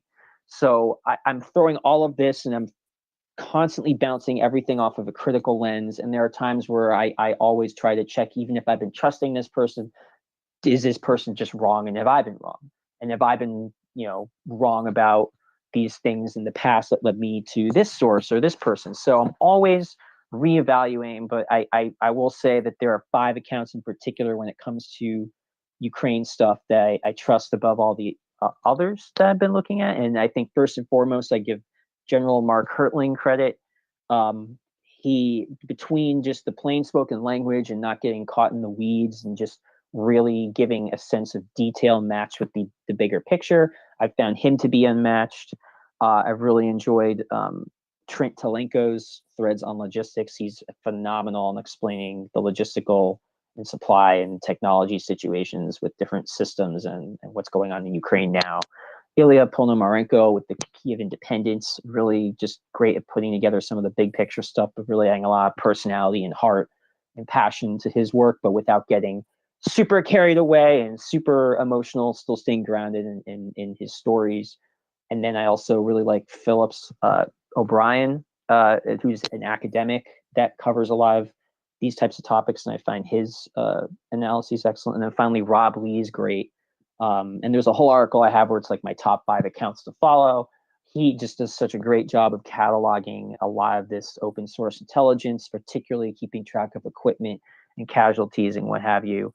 And between those 5 and a number of others, I feel like I'm, not just those 5. There's many others I follow, but yeah. Brian, like a journalist of the past, I mean, just we could say like I.F. Stone from the days of when he was an independent journalist publishing I.F. Stone's Weekly.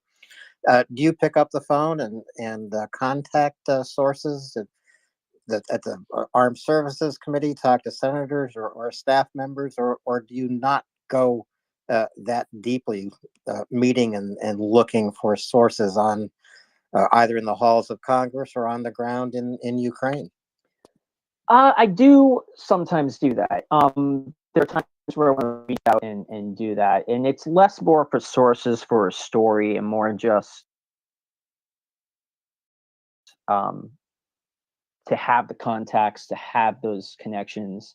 I mean, for example, I connected with Adam Kinzinger over the last Twitter space I did. It was with him, and we connected from that point on, and he was following me, and we got in touch, and I came to meet him, and we just had a good discussion about Ukraine. And I feel like, I think it's not like I learned some particular factoid. He's not going to tell me something that's not, that's classified or something like that, but just being able to interact with some of these people who are making some of these decisions, or some of the better analysts. I've been very fortunate to touch base with General Ben Hodges, for example.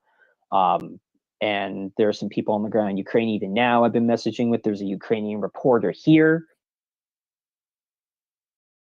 I'm always expanding my network, and I'm kind of bouncing my ideas off them and just checking in with them. And, for the most part, I'd say if you really understand what's going on in Ukraine, there's not a dramatic variety of opinion. There's not a big standard deviation between the understanding of the people that have a good head on their shoulders and really are keeping tabs and, each other. So the fact that I'm getting a lot of praise from people that I really respect on this, that definitely have more experience and more of a personal tie and are even on the ground.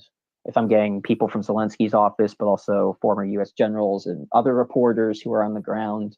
I mean, Yaroslav, I'm not trying to remember say his last name, but he's like the main guy in the Wall Street Journal covering this, and he just started following me recently. So the fact that I'm getting any of these people to pay attention to me makes me feel like, these are good people to follow, because like we're kind of corroborating each other's. I don't want to make it sound like it's an echo chamber, but if the people that you're following and are using you to inform your work also find your work informative and appreciate it, it's kind of like you realize you're on the same page, and that's great. So I do have those conversations. I have people on the ground I'm reaching out to in Ukraine. I even got lucky enough to interview Oleksandra Matvichuk with the Center for Civil Liberties, the organization that won the Nobel Peace Prize for Ukraine. She's basically the head of that organization. And I interviewed her several months before she won the Nobel Peace Prize. She's over there in Ukraine. on the ground helping carry out investigations now, even as she's traveling around the world trying to make the passionate case for supporting Ukraine. So, Brian, I think that's Brian, important. do you feel that the mainstream media and other kinds of media are paying sufficient attention to Russian war crimes? It seems to me that especially mainstream media, both print and newscast, are not willing to show the story. It's a graphic story, and I think they are not broadcasting it sufficiently, looking at it sufficiently. What's your opinion? Well, I would say that in terms of, I'm a person where I think there's a little bit too much censorship with people trying to spare others from quote unquote graphic content, because the real world is the real world. However, I don't think we need to be seeing bodies blown to bits and chest cavities ripped open and naked mutilated bodies. I think in terms of what they're willing to show, I would say they should go a little bit farther, but I think it's not the amount of coverage. I think I personally see a lot on CNN, a lot on New York Times, Washington Post, Foreign Policy, The Economist. I see them putting quite a few stories out about Russian war crimes and atrocities, torture rooms, rape rooms, the fact that they're transferring hundreds of thousands of children in an act of genocide, when you literally take the rising generation and try to re-educate them as your people and your language and your history. That falls under the Genocide Convention clearly. But I would agree that it's a little bit of a sanitized presentation, but that's consistent. I mean, whether it's our involvement in Iraq or Afghanistan, whether it's a suicide bomber going back to the intifadas against Israel, or an Israeli missile strike on a residential apartment building in Gaza, we're not going to be seeing the body parts. That's not what our coverage does in general. And I got pretty upset. I remember when we were losing interest, American people really stopped caring about what was happening in Iraq and Afghanistan. Say what you want about. I'm not here to defend right now specifically Trump administration or the Biden administration or the Obama administration's disengagements over time with the Iraq and Afghanistan conflicts, but the American people themselves made the choice to basically ignore what was going on and to move on way before the leadership did. And people just don't care. And I remember we stopped getting pictures in the New York Times about when there were terrorist attacks against civilians when we were still there. And it was just a very short, but buried thing. This meant 20 people were killed and whatever. And it was just a quick little thing. And so they were still covering it, but they weren't really humanizing it. Right. And at least I think now with Ukraine, especially, and I think even they've done a better job now of humanizing the casualties in other conflicts like the Israeli-Palestinian conflict. I think they are telling those individual stories. I think they are following up, but they're, to your point, they're certainly not showing really graphic imagery and of the butchery happening. That's not being shown in video. Although they did show right up until the moment that poor guy was executed a few days ago. I saw that everywhere. It's this almost immortal piece of art, the way this guy with the cigarette and saying Slava Ukraini before the Russians shoot him. That was everywhere. That was being discussed everywhere. And I would agree with you that they could do a little bit less sanitization. I don't know if we're a society that would accept much more less sanitization. But I do think that there is a lot of focus on it. It's just not the primary focus. The primary focus, I guess, is on the fighting and the battles and the politics. Brian, do you think Russia's invasion of Ukraine is testing the American attention span? And how might you compare the American attention span to the attention span of Europeans? It's hard for me to compare because I'm not consuming a lot of European media, but I think they're living that conflict in a way we're not. It's just funny because there are all these people that are complaining about inflation in America, and as if somehow America is by itself and Joe Biden must be to blame and he's the worst ever. And you look at the inflation that's going on in Europe compared to what's going on here, and it's not even close. So one thing I want to give the Europeans credit for, is that Putin had this strategy where, oh, the Europeans aren't going to want to pay a lot for their winter heating bills. If we cut off the gas, they'll cave in, they'll give up, they'll stop support. And the Europeans went through a terrible winter of ridiculous expenses from the UK to France to elsewhere. And the Germans, and they're all solidly, resolutely behind Ukraine, even if maybe the dial shifted a tiny bit, but it's not even close. And it's the same here. I will say that I think that what's interesting is maybe you've noticed the same thing. Before Elon took over Twitter was like putting lots of like topical streams with lots of updates on Ukraine. And I found that there's a lot less of that now. There was one particular latest on the war in Ukraine, like update thread that I would, not thread, but feed that I would follow, which basically disappeared now mostly. And when I click on these trending topics on Ukraine, I used to see stuff that was very, very recent within the last hour, and a lot of them. And now I see less, and a lot of the content is 7 hours old and 12 hours old. And so whatever's going on with the Twitter algorithms, and I think Twitter is a huge part of the driver of people being able to follow. You can't, there's no website, and Facebook is not anywhere near the same in terms of being able to follow closely the updates of what's happening. I think for whatever reasons, Elon's Twitter is emphasizing that less. And I do think there is a little bit of drop off in the media coverage relative to before, but at the same time, we just had the anniversary. So there was a pickup of that, although for some crazy reason, the CNN went live. CNN Domestic went live with the Murdoch, whatever that guy's name is. That's South Carolina lawyer who I could care less. That was live most of the day on the anniversary. But if you went to CNN International, they were all about Ukraine. So I don't think that the American attention span is going on. I think it's something they're used to and accepting, with the exception of a rising number in particular of Republicans, but still most Republicans are pretty pro-Ukraine. And there's a little bit of kind of nonsense on the left about this as well. But in general, the American people overall are still engaged on this. And frankly, the Russian atrocities, I think, are one of the reasons. I think every new outrage and every new war crime, I think kind of increases support a little bit more. It makes it less likely that we're going to, because, you know, the people that are saying, well, let's pressure them to negotiate. How do you negotiate with people that are massacring civilians and don't follow any agreement that they agree to with the party that they're fighting?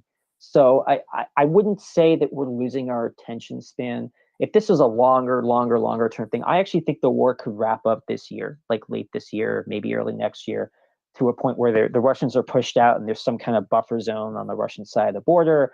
And then Ukraine's going to be pretty strong and able to defend itself from further Russian incursions, and they'll have our support still, but won't have to be 110 billion in 10 months, which I just checked the numbers. From February 24th through roughly Christmas, the US alone put up 110 billion for the Ukrainians, and that doesn't include the rest. So yeah, it may not be front and center the way it was before, but I am surprised and impressed by how much people want to support Ukraine. I think that's great. And I don't think there's a huge danger of public support dropping off in the near future.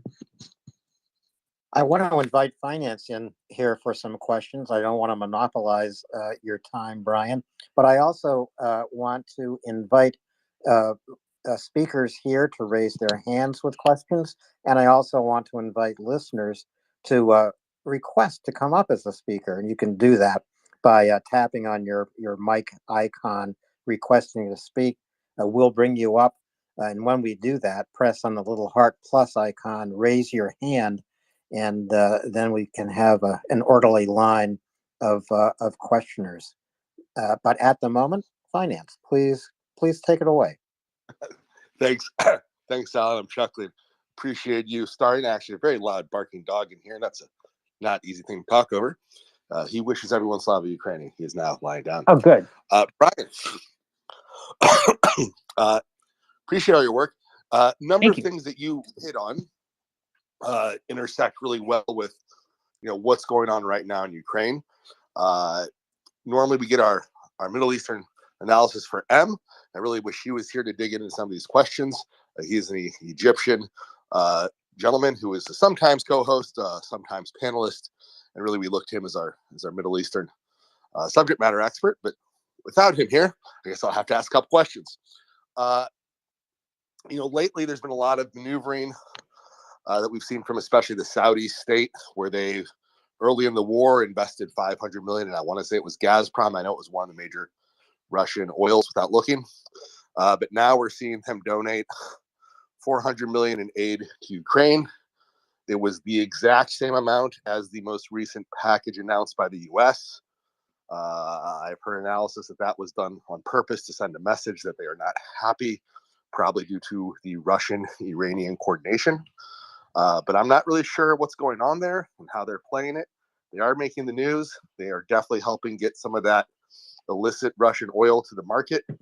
So what's going on with Saudi in this kind of, insofar as they're helping Ukraine, they're maybe helping Russia. Where are they playing right now? Well, I'll answer that on a more general level, just from my general kind of background. As also, if anytime you want somebody else in the Middle East, I did live there, and if before Russia, I was writing more about the Middle East than any other foreign area, I guess. But I guess I'd say the way the Saudis operate, from how I look at it, and I'm not a particular Saudi expert, but they got a ton of money, and they like throwing their money around, and they like being able to play both sides of stuff. Now, there's certain things like subjects like Iran, where they are very one-sided for obvious reasons. But even with the Israeli-Palestinian conflict, they're definitely they're now cozying up to Israel in a way that they never have before. And they've given their blessings to the smaller Gulf states to do what they're doing. So it's just kind of interesting. Like the Saudis, it's like a monarchical businessman bizarre kind of situation, because it's like they want to do business with everybody. They want to sell their oil to everybody, and if they can maintain a minimum whatever and throw some money to Russia and still get business from them and Ukraine, that's what they really care about. Even the UAE, which is more closely aligned with the US on a number of things, I'd say, they're definitely playing host to a lot of Russian business exiles. But they're also, I think they voted, if I'm not mistaken, I think they voted, I'll double check, but I think they voted against Russia in at the latest General Assembly resolution. But let me just take one more look at that, and I'll get back to you. But yeah, I just don't see them making a huge difference either way. They're not going to cut ties off from Russia. They like to be able to play like a lot of the other quote unquote global South. I think India is playing the same game. They don't really want to be too aligned with either side on this war. They want to be able to say they supported both if either comes back to complain or if they want to do business. I wouldn't look too much past that. And yeah, there's different maneuverings where they're trying to compete or respond to something the US or somebody else did. In the long run, it's kind of like sad to me that the Saudis never seem to really take a stand on something important for the most part, and they're always trying to have it both ways. I think Turkey's doing that a little bit, but they're more in favor of Ukraine than they let on. Turkey obviously has a history and a relationship with Russia as well, so I can kind of understand a little more what they're doing, but I'd say they're more pro-Ukraine than the Saudis, as an example. Interesting. So you think the Turkish are more pro-Ukraine than the Saudis? Do you think that there is a change in Saudi recently that you've seen or analyzed? I know you just said it's not the most important thing. Sure. But I'd say this, but their ability to play in the oil, from my perspective as our finance analyst, okay, right? There's nobody that could really crank production. That could really be cranking up production, for instance, that would harm Russia, and or because they are partially in the business of helping their illicit oil hit the market, they could shut that down, right? So we've seen things like the Egyptian export to Saudi Arabia of crude products being at an all-time high since the war started, and that's basically considered to be it's whitewashing Russian oil is what that is. A quick follow-up, by the way. UAE did vote to condemn Russia the last time in the General Assembly, February 23rd, and I think they were with us with the other resolutions as well. So that's notable. We have a UAE gentleman who's a regular listener in my DMs. Oh, nice. And Saudi Arabia as well. So the fact that the Gulf states voted with us when some other Arab states were more neutral, that's at least, there's at least that. I guess, to your question, the way I look at what's going on right now with the Saudis is if you go all the way back to 2014, they did definitely the way they adjusted oil production then. Obviously, they love Trump for reasons I don't even want to get into. But Biden, from the campaign trail through now, has made it clear that there's a new sheriff in town. There's going to be a harsher tone as you murdered that reporter and the war in Yemen and all this other stuff. Needing more Saudi cooperation, especially with the war in Ukraine and the post-pandemic inflation issues and the global oil issues because of the war and other stuff all combining. He did walk that back somewhat with his tone, but he's not going to be, there's still going to be stuff that we're going to be clashing with the Saudis over. But I think for now, Biden wants to put that on hold and focus on things like, Iran, being able to have the Saudis be someone that could at least throw money at Israel and hopefully get them to not pursue annexation or whatever. There's different reasons we kind of need the Saudis and they kind of need us, even if we like each other less or more publicly spatting. So as far as the minutia of particular moves and what are they being nicer to us now or not? Because at one point they had said, in September we're going to increase output. They told Biden that after his visit, and then they didn't, from what I understood. So they're kind of mercurial. We kind of have a on and off spat going on with them. So it's hard to really assess what their particular intentions are, because ultimately this is MBS just making the decisions in consultation with his people. But that's the problem with these kind of autocrats, right? Xi's harder to protect in Xi Jinping in China, the way that zero COVID went one way and then they went opposite direction. When it was really the Politburo and not one man making the decision in China, it was much easier to predict how they were going to behave. So I think part of the problem with the Saudi system, just like what China is becoming now and what Russia does, is that when you've got one guy at the top, it's a lot harder to predict. So I'm sorry if I don't have a particular insight into the particular moves right now, but I guess I'd say for your financial oriented viewers, don't bet that the Saudi-US relationship is going to be severed anytime soon, but also don't bet that's going to be particularly closer than it is now. Yeah, no, the Saudi-U.S. relationship we have covered. It's that seeing some changes in the Saudi-Russian-Ukraine positioning is what I found interesting. And as I said, while they're not a major arms player, for instance, as far as this war goes, they are a major oil player, and that's obviously Russia's main business, or one of them. The other one I wanted to comment on, you mentioned NATO many times. You've been cited by NATO, and I would say that this war has reinvigorated NATO. It doesn't take a military expert to see that one. How is it you see this evolving as the war continues? This war sadly doesn't seem to be stopping anytime soon. The Russians don't seem to be quitting, regardless of how many men they lose. So how is it you see, what has happened so far in NATO, the current changes and let's start with like the current changes in military production, right? That's very quickly coming to the fore that, maybe much of, say, our European partners seem to have demilitarized in the last, 3 decades. So, from your analytical perspective, how are these things changing, and what is it you're seeing from these perspectives, going forward? Well, I think, I again, without getting too much into the domestic political situation, I mean, I couldn't be more against Trump than I am. I view him as a dangerous insurrectionist who could really destroy democracy here if certain things went a certain way. But he did have a valid point. The way he went about it was entirely counterproductive, but he had a valid point when he constantly complained about NATO partners and spending.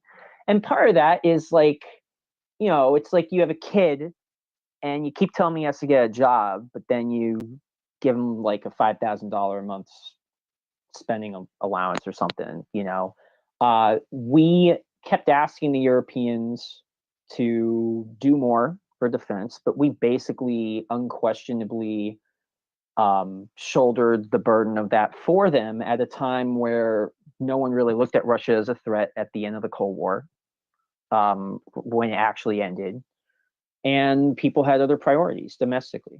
George H.W. Bush famously cut our spending militarily by a big amount because the Cold War had ended. It made sense. So there were some other cuts under Clinton, but nowhere near as much as under Bush. And then obviously 9/11 happens and people reprioritize and we get involved in these different wars, and some of our European allies helped us with that. But again, that was more like to show solidarity with us, even with the terrorist attacks within Europe by Al Qaeda and others. The Europeans, I think rightly so, didn't think of, ISIS as a true military threat requiring a massive military budget increase. However, people change and things change. And now all of a sudden, Russia looks like this erratic neighbor that could very well threaten them. So everybody in Europe now is basically, even the Swiss are sending, if not, I can't remember if they're sending weapons or not, they're sending military equipment and they're sending money. And the Swedes, if you told me 2 years ago that the Swedes are sending weapons to Ukraine to fight a war against Russia, that the Germans were going to be led by essentially socialists, the traditional leftist German types, and that they were going to be sending a bunch of Leopards, and that they were going to be the second biggest military equipment provider after the US.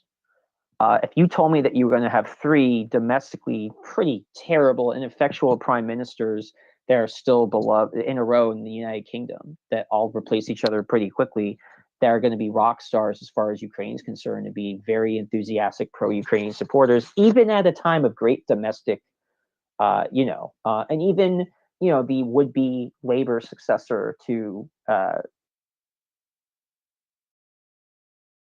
the Meloni, who turned out to be way better in a pleasant way than the rest of her coalition, who are terrible, right? They're basically fascist, they're very racist, and they're anti-democratic, and they're pro-Russian. At least she's pro-democratic and pro-Ukraine and anti-Russian. Wherever her other flaws, they are sending air defenses to Ukraine and weapons. Biden personally got on the phone and worked out. So you look at how Biden's managing this coalition, you look at how over time throughout Europe, more and more and more is coming. Not just more of the same, but it's steadily increasing throughout. The Spanish are sending tanks. The Swedes are sending all kinds of stuff. Again, these are not typically, if the East Europeans are obviously gung-ho for this. They've lived under Russian occupation not that long ago. They're the hawks within this community. But if you told me that the softies and even people that aren't in NATO and the EU were going to be sending stuff, that's phenomenal. So I think that, the alliance to defend Europe against Russia and the Soviet Union, once Russia was a threat again, to me, it's makes perfect sense. It's not a surprise, and it's great.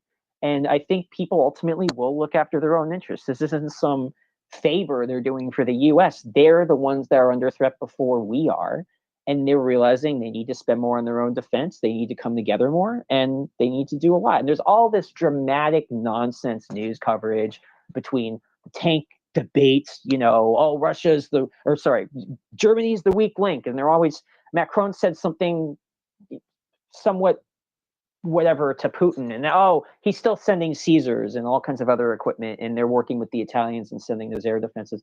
So, could they all be doing more? Yes. Could we be doing more? Yes. But look at how much has been done.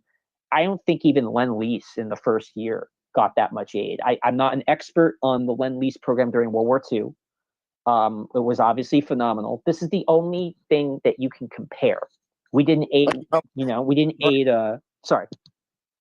Brian, I was going to say, Ben Hodges has said that the West is slow rolling armaments to Ukraine, and he has said they really need to speed up. And one thing I now read every single day, and I read this today. I think it was in the New York Times or the Washington Post.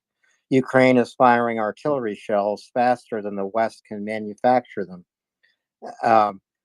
Do you think that that is true? Is there a readiness crisis in the armaments industry, whether you look at the EU, or you look at the United States, or is there plenty of untapped industrial capacity that that can make up for running low on these kinds of supplies? Have you detected a readiness crisis in the armaments industry? Well, let me answer that in a complicated way, because it's a complicated question.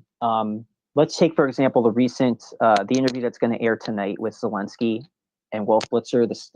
Some clips have already come out where he's saying, "Oh, if Bakhmut falls and there are these other cities nearby, and Russia has a clear path to them."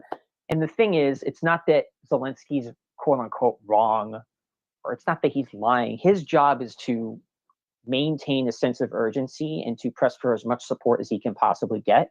And he's doing a phenomenal job of that. He's not going to get as much support if he says, you know what, we're building a new line. Even if Bakhmut falls, we have excellent defensive trenches and we obviously still need your help. But as long as you keep helping us, we're going to be able to hold most of that, and we're not going to see those cities fall. You have to create a sense of urgency to keep stuff going on in the news, to keep people's attention. So I think it's not like Zelensky's being a bad actor or anything. He has to be a cheerleader for aid, and he has to create a sense of urgency that doesn't make it sound like things are going to be okay and Ukraine's going to win. He needs to say Ukraine's going to win while also saying we really need this help right now, which is somewhat contradictory in spirit, but it makes sense if you understand what's going on. So having started with that, what I'm going to say about the artillery situation is the Russians are not in a better situation. They're actually in a far worse situation. And Ukraine has achieved, from some of the data I've looked at for some very reliable open source folks, Ukraine has roughly achieved parity with the amount of shells they're firing and the amount of shells Russia was firing. And that is different from, so it used to be like 10-1 or 9-1 or 7-1. It was something ridiculous earlier in the war. The Russians don't have the capacity, time. If we're talking about our capacity and production issues, add that. If you look at the Russian side of things, it's dramatically worse. And there is talk, like you said, of increasing capacity, and that's happening. And we're being careful not to use our own stocks. What if people keep forgetting about this? And I'll get to what General Hodges was saying in just a second as a follow-up to this. But tomorrow, China invaded Taiwan. I'm not saying I think that's going to happen, but we have to prepare for that because it is a possibility, especially with Xi being a one-man show and not really having to listen to anybody else, and it's not the Politburo going by consensus. It's a high, I don't say it's that high, but it's a higher percent chance. So I think part of what the Biden administration has been doing is keep things going right now, but don't do anything that weakens in the short term, even in any significant way, our stocks, our capacity, our whatever. So instead of taking our Abrams tanks, he's taking orders for new Abrams tanks for Ukraine. But ours are still where they are. And if we need to throw them at China, we'll be able to do that and still be supplying still be supplying Ukraine. I have a tremendous, going back to what you were talking about with General Ben Hodges and a lot of these other folks that are sharing his opinion. I have a tremendous amount of respect for him, and he's one of the great accounts to follow as well. I will just say it's not even so much that I disagree with him as much as I found other arguments far more compelling. And if you look at General Mark Hertling, I think he actually makes the best case for the idea that we're not slow rolling, we're not underfunding. All these things are complicated. All of them take time. They have to go from literally overseas sometimes or be moved from depots from Israel to Western Europe to the United States to Asia. And getting all that stuff, and you don't want to say you're going to send something and then not be able to get it there quickly, and then people are expecting stuff. And I think if you look at, but that has happened, and in terms of parity in artillery, if Ukraine has achieved parity, maybe they have in one or two places on the line of engagement, but the Russians still outshell Ukraine by 6, 7, 8, and sometimes 12-1. Just the other day they were shelling the Sumy Oblast continuously. And they have, of course, tremendous superiority, both in terms of forces and artillery around Kremna. So I don't think that's an accurate statement, and I think it's a little misleading to suggest that Ukraine is achieving this kind of parity on the battle line, because they just aren't. Well, to be clear, I'm not saying the entire battlefront. There are parts where the Russians are shelling and the Ukrainians don't really have targets that they're focusing on shelling. So there's certainly areas, like you mentioned, where there's tremendous disparity. But let's be clear, the big battlefield front right now is the Bakhmut sector, and that was specifically what I was mentioning, was that I should have been more specific, but the information I had that I saw that was from pre-relied, and I'll be happy to provide it because I linked to it in my article, but I'll be happy to provide it in a response tweet to your show tweet so your readers can see for themselves. But that the Bakhmut front, there's been something of approaching, I didn't say it was exact, but approaching parity. Way more than the disparity that we had before. And that's because the Ukrainians are being very circumspect about, how they use their forces and what have you. And yes, that does suggest they could do with more, but at these other NATO countries, they don't even have that many. I mean, I was looking at the air defense system that Italy was sending. They were sending one or two of theirs. I think just one, but they only had about 6 or 7 that were operational. Several were deployed in Saudi Arabia as part of a mission there. There was 1 or 2 that needed maintenance. And so the Europeans are actually sending significant portions of what they have. And the United States has sent a tremendous amount. I mean, they just authorized hundreds of thousands of more shells. Artillery shells to go. So I do agree with you that it's not an overall parity for the entire war or the entire front, but in the particular areas where it matters the most. I mean, this is the sad thing about the Russian tactic, is that they can't really win on the battlefield. They're not able to really defeat the Ukrainian units. So they just send artillery shells endlessly at civilian areas and cities that are not really even being contested. They're just within range. So in that sense, yes, but I don't think the Ukrainians would be using a bunch of artillery, in those other areas. I think they're rightly focusing their efforts for their next breakthrough. I don't see any hands up. I would like to see some hands up, and I would also like to see some more listeners come up and request to speak. Finance, do you have a follow-on question here? Yeah, no, I wanted to push further into the munitions question. I was actually headed the same direction you were, with a slightly different take. It just seems that this style of warfare requires significantly more munitions than overwhelming insurgencies, or than either fighting counterinsurgency warfare like we had in Afghanistan, or the sort of quick, overwhelming war that we had in Iraq and Afghanistan when the original Taliban or Iraqi regimes fell. Which is what gets me back to that whole NATO production question. And we're seeing orders increase for things like HIMARS, for Korean tanks across the board, and we're seeing a lot of discussions around munitions, and we are seeing some uptick in orders, but nothing along the drastic magnitude. And just because Russia can't win on the battlefield in any sort of normal, understandable, to a Western mind way, doesn't mean they can't just keep plowing men underneath the earth, as their only strategy appears to be to hold out as long as possible and literally attempt the trying to run out of people before you run out of bullets strategy, which is vile and disgusting, but they're doing it.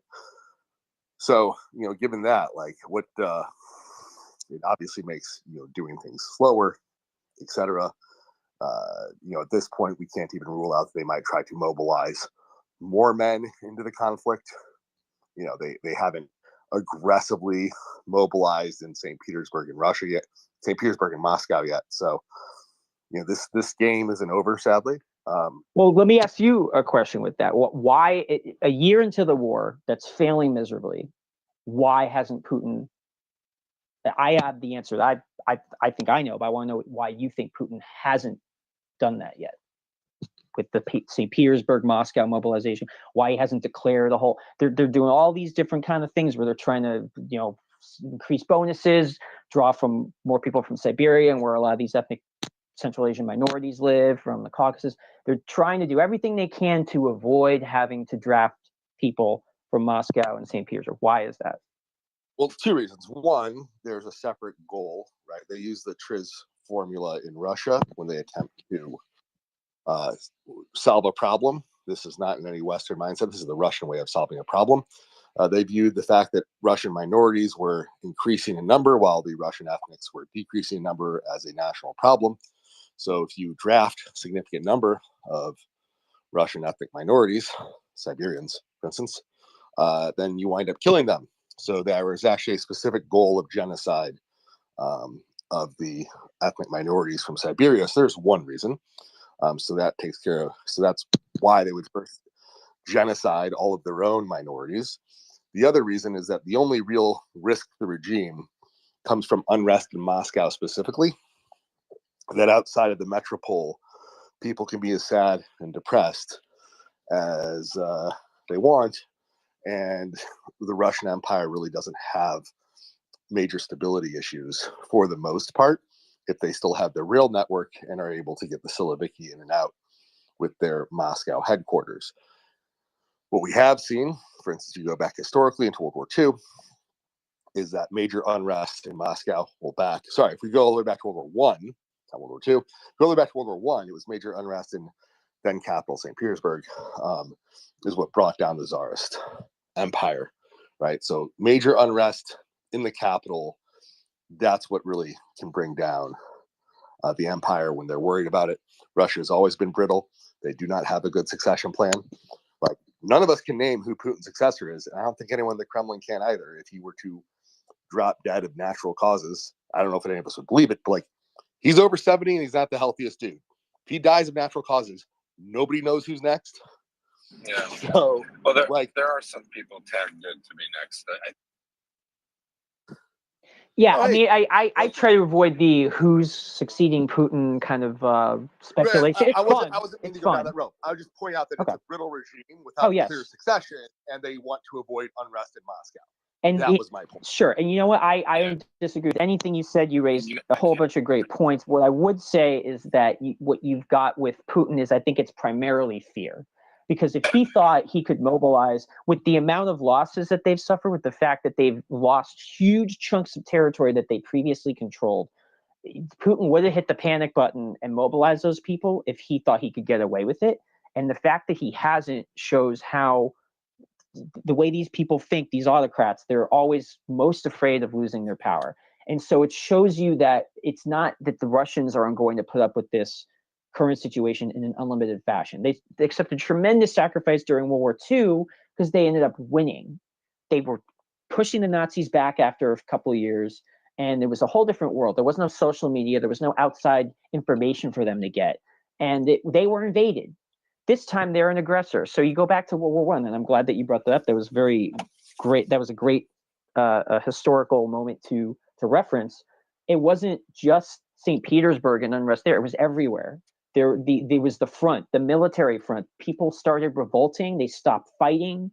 They wouldn't take orders. They literally went and joined the enemy. And the way that Putin has treated his troops so horribly, we're already seeing Russian units revolt or surrender and even go and fight.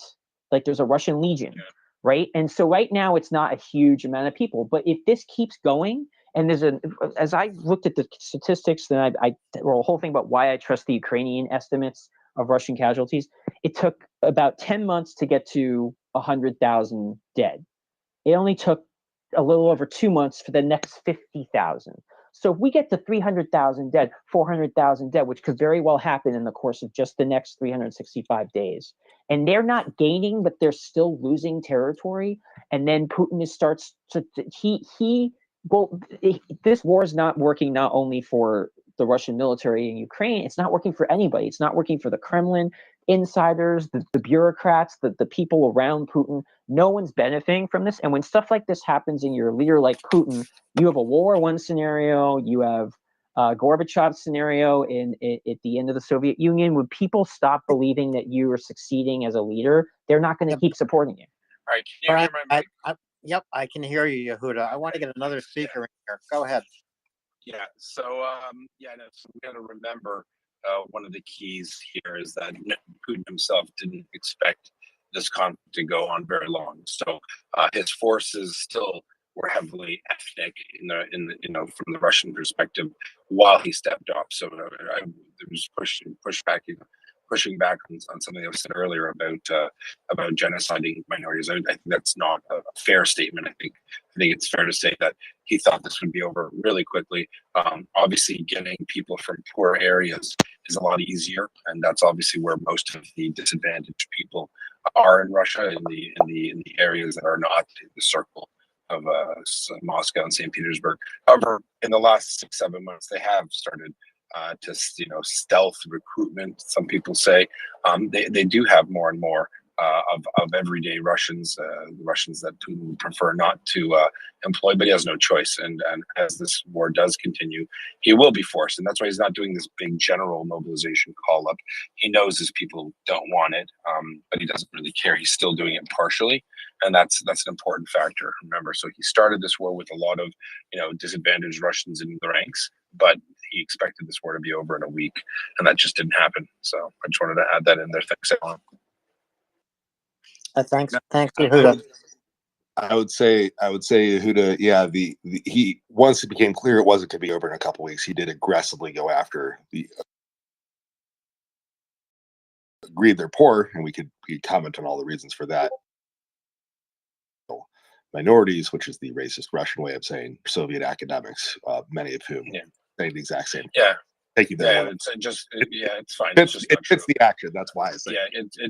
That's not true though, because in Chechnya, there were limits on how many people. So he picked and chose where he was going to pull people to Vans. Certain groups got. Well, wasn't that his special relationship with Kadyrov? Yeah, thanks. So Tuvians in particular, he did really push hard, and then they had to pull back and say we've got no one left. So obviously, the reference to Chechnya is obviously because he has not a special relationship. It's a bit of a firecracker area for him, so he didn't want to go there. So and they're considered ethnic minorities for sure in Russia. Look, he's going to pull where he can. He's obviously wants to pull where he's going to get the least amount of pushback from people. However, again, in the last 6-7 months, he has pulled from popular population centers where he'd prefer not to, but he just doesn't have the choice. So we're just going to see eventually. I don't think it won't even be about manpower. He just won't have the equipment to get out those troops. That's where we're going. Anyway, thanks. Thanks, Yehuda. Finance, we do have a lot of hands, and the order that I recall is Abdullah, Peter, Chris, Raver, George. I think I got you all. So Abdullah, please go ahead. Hey, thank you, Alan. Just quick question for Brian. Thank you so much. Thank you for your time. Yeah, I just wanted to ask you about this reports that Russia is withholding of buying Iranian missiles that over fears that the West might provide long-range rockets. I just wanted to get your thinking on that. Thank you so much. No problem. I mean, there hasn't been a whole lot of specific information about this. There's just been, from what I understand, reports that from government officials that Russia has approached Iran previously and asked them not just for these drones, but for long-range missiles. And that Iran, in part because I think they're worried about a war coming up with possibly Israel and other states. They're worried about the unrest they have at home, and they're also worried about further Western pressure. Things are bad enough in Iran right now. If there were additional sanctions from the West, that would hit Iran pretty hard. So I think from my understanding, they have basically said no to Russia. I don't know if it's once or twice. I don't know how many times. There's not a clear timetable where Putin called this many times and asked this many times, but from what I understand, they have asked for some time for those advanced missiles from Iran, and so far they have not gotten them. They've only been getting those drones, and that's got to be a huge disappointment. And Iran, by the way, hasn't even voted any of the major votes on Russia. I think just the Human Rights Council vote, but then the other General Assembly votes condemning the invasion, they voted to abstain. So I think there's a limit. I don't think that the Iranians are happy with what the Russians are doing. I know they need Russia and Russia needs them, but I don't think there's any enthusiasm for the Iranians helping the Russian war effort, and it certainly isn't anything popular among the people. So I think that the biggest thing I think that could change the dynamic of the war, and it would only prolong it more, Ukraine should still win and get its territory back, would be those advanced types of weapons coming from China or Iran. I don't think it's likely that China is going to provide them. Iran could, but again, it's already a year into the war. If they haven't done it now, you have to ask what's going to change. And the only thing that makes me nervous of that is that the Russians might be really helping them out with their nuclear program in exchange for this. But as of now, there still aren't any Iranian missiles going to Russia. Next hand is Peter. Please go ahead. Yeah, good evening, all. Yeah, the other point, that there was a very good chart showing where Putin was actually taking his conscripts from, and there's literally nothing from Moscow. And the other point we've missed here is Russia relies totally on controlling the narrative. So with their propaganda, they're covering up things going wrong, etc. And the last thing Putin wants is thousands of people from Moscow dying and and losing control of the narrative. Because if there's thousands of people dying from Moscow, the families are going to start talking. It'll spread like wildfire through the city, and he's going to get a mass rebellion. So I don't think he's going to go there at all. China, I know I've come to loggerheads with some people on here, but I really cannot see China backing a loser. And I think Putin is starting to look like a loser. There's no way there's going to be a missile hitting a block of flats in Ukraine with "Made in China" on the side of it. It would be a complete disaster. I could go back into China because I was on a large tech site, and they gave a completely different look at China, which was actually very, very interesting.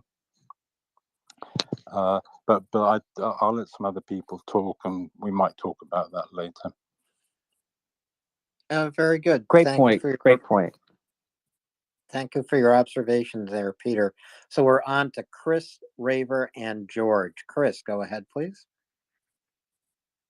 Thank you, Alan. Nice to meet you, Brian. I was when I heard you were coming up, I was just checking back to see where I first came across you, and it was on Twitter, and I think you know, so at that time I had you down as like really providing some solid, you know, sort of like military overviews and that. Thank you. Yeah, just to say quickly, I having been banned on LinkedIn for 2 or 3 months, I completely agree with your strategy there of shifting your content to a website. So, amen. Yeah, exactly. Amen. Yeah, amen. You know, it's an elite club anyway. But Brian, I was going to slightly different subject than that. I was going to just ask you. You know, if you think now people are aware of, you know, the Russian infiltration and interference in countries, you know, is one silver lining out of all of this? Do you think, you know, that people are now much more aware of that? And do you think anything will happen as a result of that?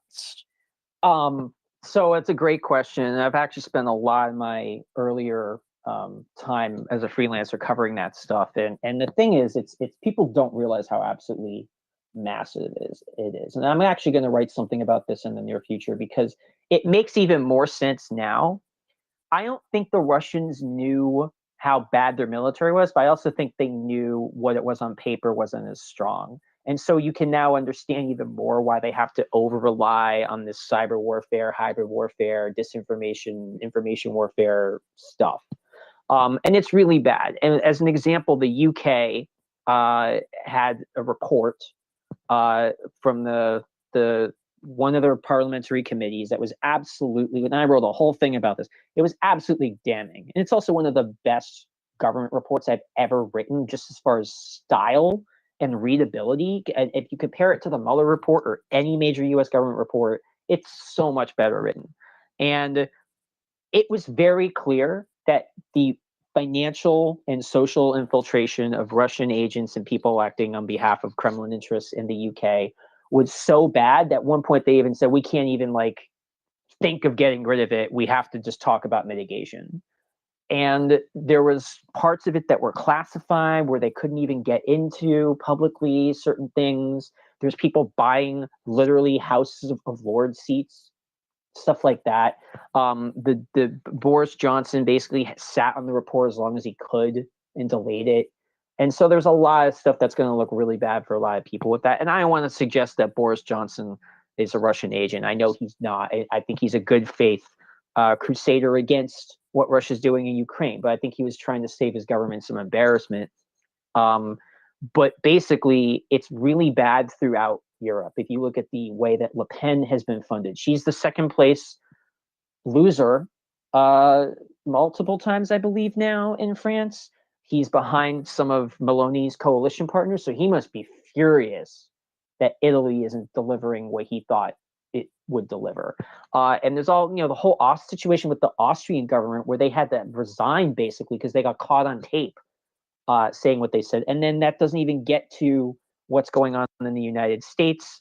And what's funny about that is you have people on the right and the far left really trying to, in the United States context, even attack the idea that there was anything to the Russian interference that was effective at all, when there's so much evidence that there was definitely something going on. And we even now, I can't believe it's not a bigger story, but there's an FBI agent who was in charge of at the time of the 2016 election, in charge of the counterintelligence defense, essentially, for the United States, including Hillary Clinton's campaign, from Russian interference. And we found out now he's indicted because he was taking money later, not that much later, from Oleg Deripaska, one of Putin's chief agent oligarchs, who was very close to Manafort in the whole Yanukovych thing that has led to this war in Ukraine where it is now. And essentially what Putin was trying to do was make Trump his next Yanukovych.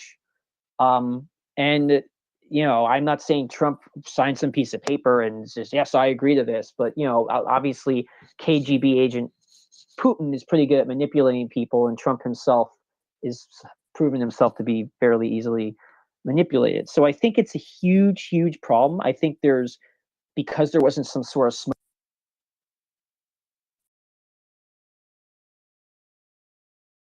Did we lose?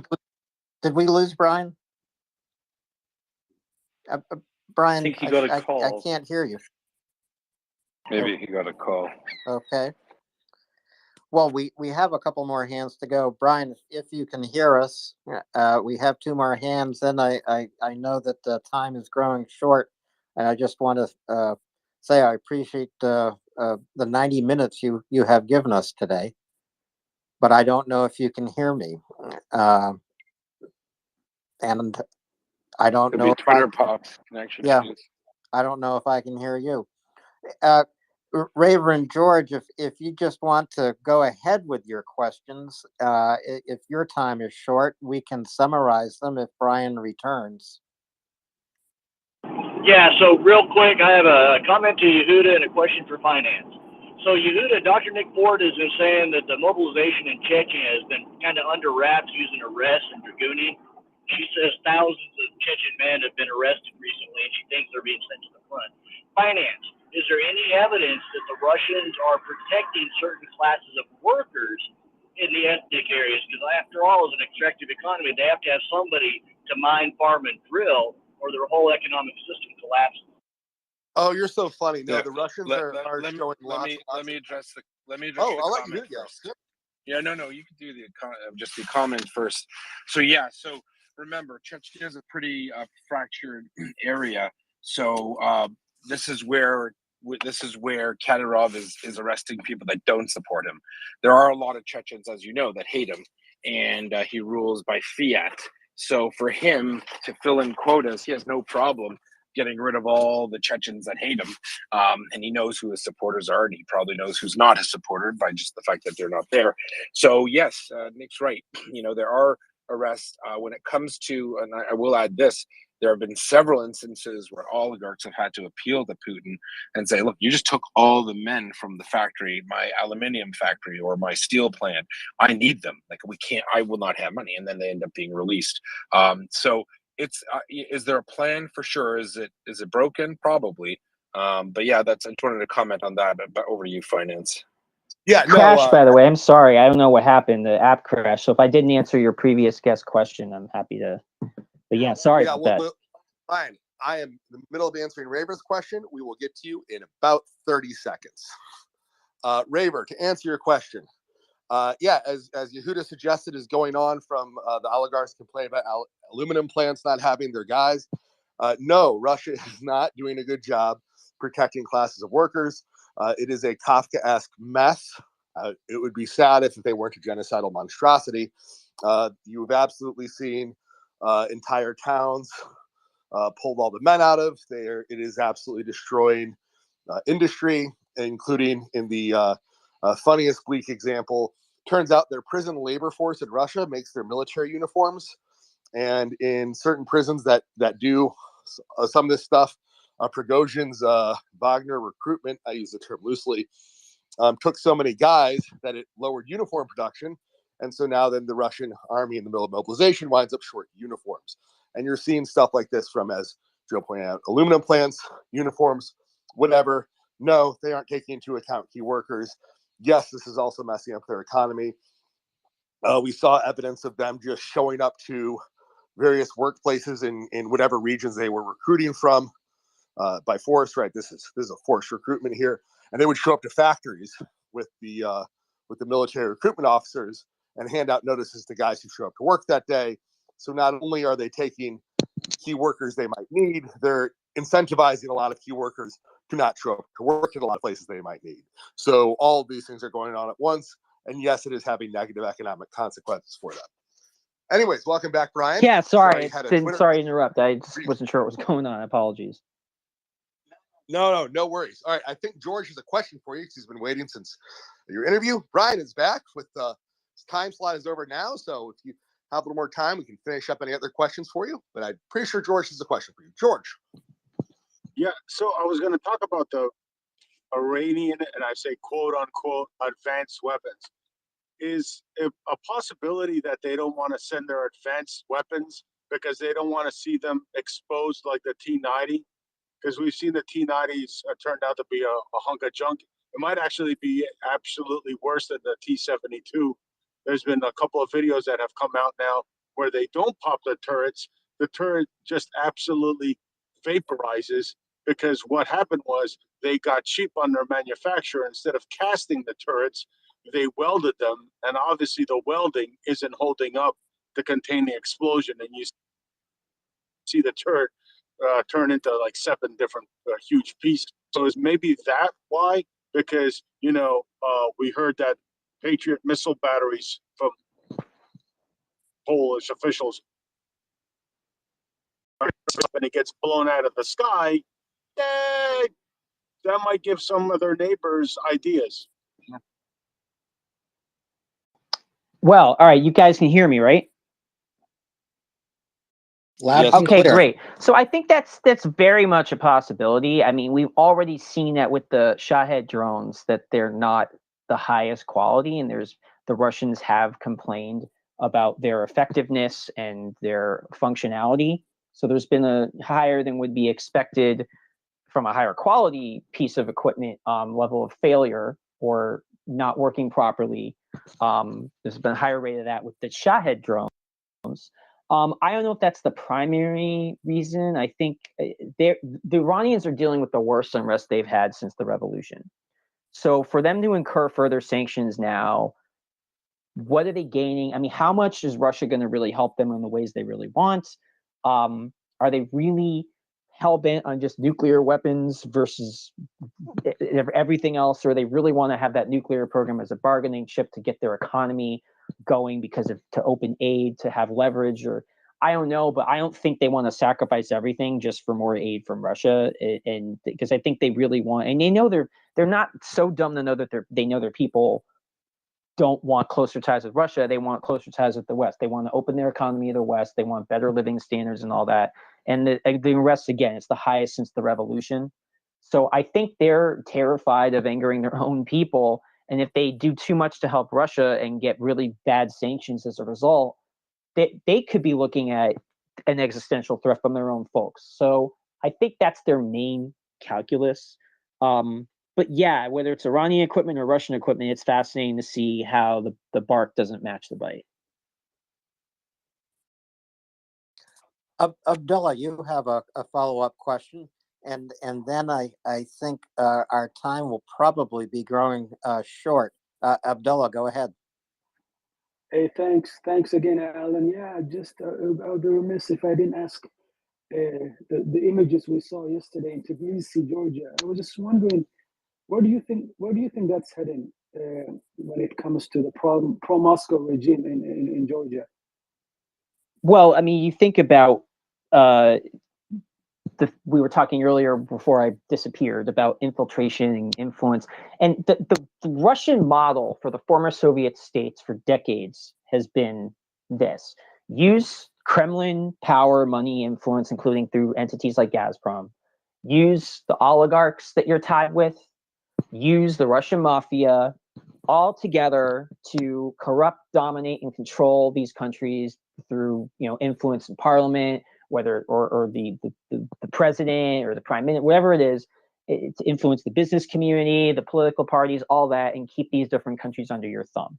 And to some degree, the Russians have reasserted there's definitely a pro-Russian bent with some of the politicians in Tbilisi, in the parliament there. But from my understanding, and I haven't been following this as closely as I want to, I need to catch up. I think the president there is a little different. And she has threatened to veto this new legislation everyone was protesting against. She said she's going to veto it. She says it's not acceptable that so I don't know exactly the size of the different factions and what have you, but there is a pro-Russian faction that's probably got strong ties to the Kremlin and Kremlin financing and what have you. The way they're treating poor Saakashvili, he could be a little nuts, but he certainly doesn't deserve this, the way he's being treated in captivity and how his health is failing. There's definitely some Russian malign influence going on in Georgia. So, but again, if they corrupt it too much, people rise up, and there's the Maidan, there's the Orange Revolution, there are these other color revolutions. So, and especially now, when you look at what's happening geopolitically, the Central Asian states are practically spitting in Russia's face. Kazakhstan is allowing humanitarian aid to be sent to help the Ukrainians. They're refusing to support Russia, even though Russia helped them put down protests in January last year. They're refusing to vote with the Russians at the Security Council or at the General Assembly, and they're refusing to support the war effort. And the same thing's going on with these other places. Azerbaijan doesn't care about Russian peacekeepers anymore in the Caucasus. And Armenia is looking to American support since Russia has left Armenia high and dry. Their whole network of influence among former Soviet states is basically collapsing. And even in Belarus, the people there are they've been against this war, and they like Russia even less because of what's happening. So in a single year, Russia has done such a good job of destroying its influence among its former vassals and allies and what have you, quote unquote allies. So I think that's the situation. And we could be looking at Georgia reasserting itself. And honestly, if I'm them, I try to get back Abkhazia and South Ossetia one way or another at this point, because the Russians don't have the forces to be able to withstand an organized, well-planned Georgian attack. And we've seen how they're their military performs, and they just don't have the resources to competently defend those if they were challenged. The same thing with Moldova, by the way. I think you're going to see the Ukrainians work the Moldovan government to get rid of those 1,500 Russian troops that have been there forever, and Transnistria could very well end up being back under the control of the proper Moldovan authorities before the end of the Ukraine war. Because the Ukrainians also don't want the Russians to try and open up another front there, and the Moldovans have been very clear that Russia's trying to plot a coup. So in all these areas, I would say look for Russian influence to weaken over time.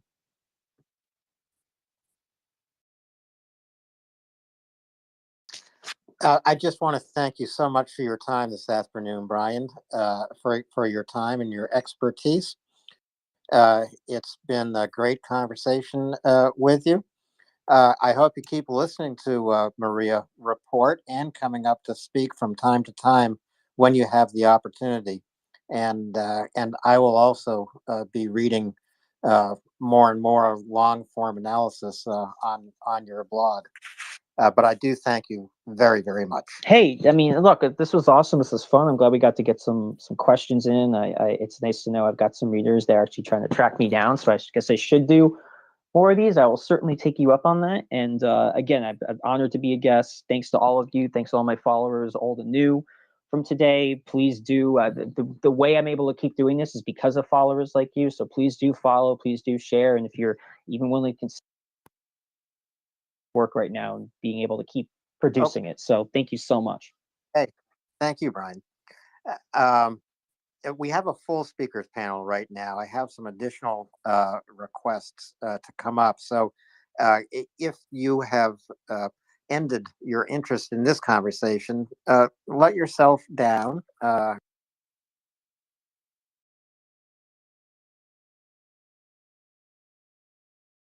Raid alert that has been announced. We continue to follow events in Tbilisi. And with that, I want to ask everyone to retweet this space. It's MriyaReport.org. Bring more people here who need to learn more about Russia's genocidal invasion of Ukraine. And please, if you can, go to MriyaAid.org, make a donation to send humanitarian supplies to the Ukrainian people and to the soldiers on the front lines. We have a couple of hands up, George and then Shaggy. George.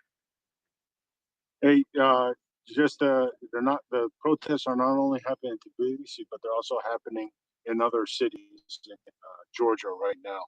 So the protests are growing.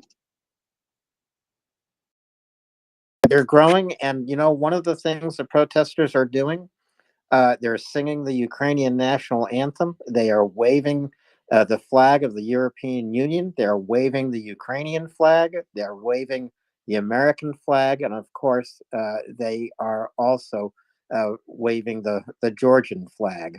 But all those flags put the Georgian flag into a context. Georgia looks to Europe, looks to the West, looks to freedom. That's very, very clear. Hey, Alan, it just reemphasizes, you know, what all the Vatniks know. Putin is a master strategist. In the last year, he's done wonders for Russia's standing in the world and their influence. I mean, he should stay in power another 20 years. They'll be surrounded by moats around the Kremlin by the time he's done. Yes, they will need moats, but they do have the Moskva River already, right? Oh yeah, that's it. Then they could just dig, finish the canals around the Kremlin, and they can stay there, rot. But seriously, right now, like his troops have been decimated in Ukraine. They can't really do anything in Georgia, and once those security forces, if they start switching sides and joining their people, that government's done, and so is Russian influence in Georgia, and the liberation of those Russian occupied areas of Georgia are just around the corner. So, folks, we still have a full speakers panel, and I think there might be a little bit of a Twitter glitch happening here. People can neither drop themselves from speaker to listener, and I can't move you from speaker to listener. Yeah, Alan, you may need to recycle. You're having a Twitter glitch. I can remove people. Twitter's having its joyous times. So when you come back, try being brought up from the listener panel. We're trying to get Nick in. She is a little stuck. Dr. Nick is on her way up. Brian, thank you for being here. You're welcome to hang out with us. You're also welcome to head out. We understand if you're quite busy today. Going on right now. Thank you. Hey, so much, Slava Ukraini. I'll probably listen. I have some stuff I gotta do, but I'll keep listening while I'm doing some work because you guys are awesome. I love this community already, and I look forward to engaging in the future. Slava Ukraini. Harem Slava. Thank you for joining us today. Thank you. All right, Dr. Nick, welcome up to the space. Pleasure to have you. How are you? Doing well. Do you have? I know that you have significant knowledge on things like on Eastern European politics and everything. How's your knowledge of Georgia? If that's what's going on right now. I've got some information on it. Depends on what you're looking for. I mean, the government, as we know, introduced that law.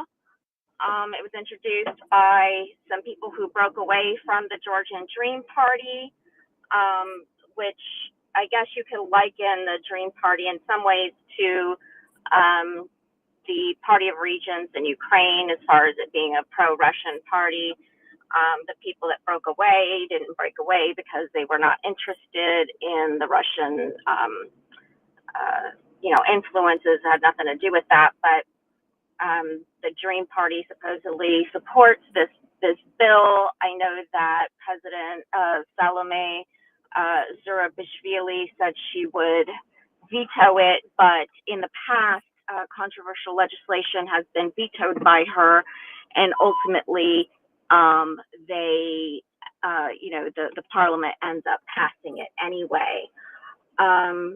So, her desire to veto it allegedly doesn't necessarily really mean much of anything. So that's what's going on there in relation to that.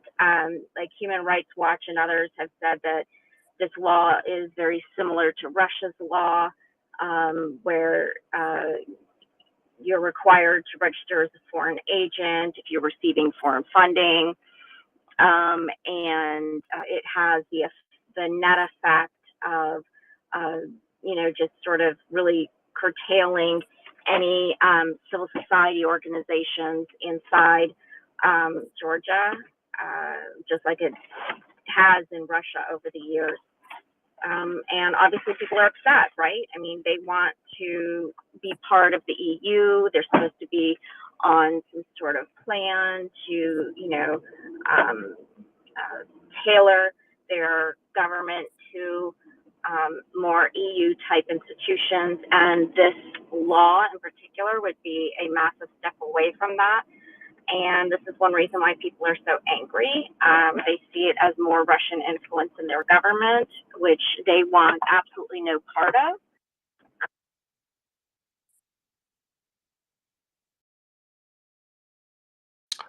Thank you, Dr. Nick. If you're still with us, I can't tell if you just got cut off.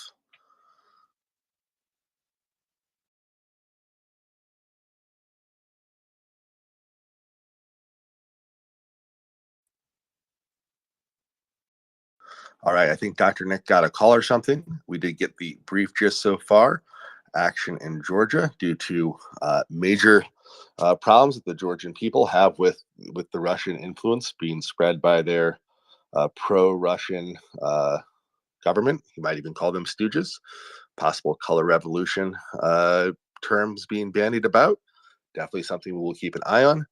There's a tweet by Gerashenko, who I don't normally retweet. Don't always use him as a perfect source, but he is bringing very clear video evidence, which is why he's up in the nest right now.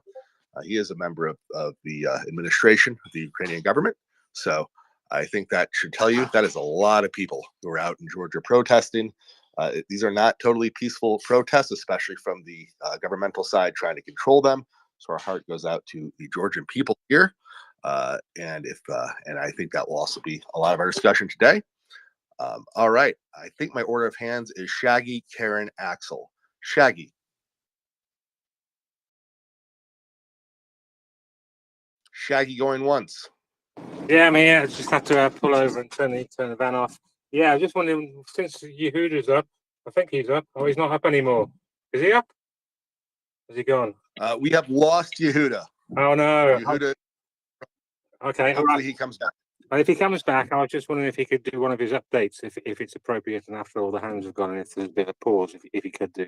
And that's it, really. Yeah, I have resorted to DMing him the you got any of that meme, and I asked him if he has any of that military update for us. So that's where I'm at. I'm just down to pure begging for military updates on this space. With you 100%, Shaggy. I want to hear Yehuda military updates too.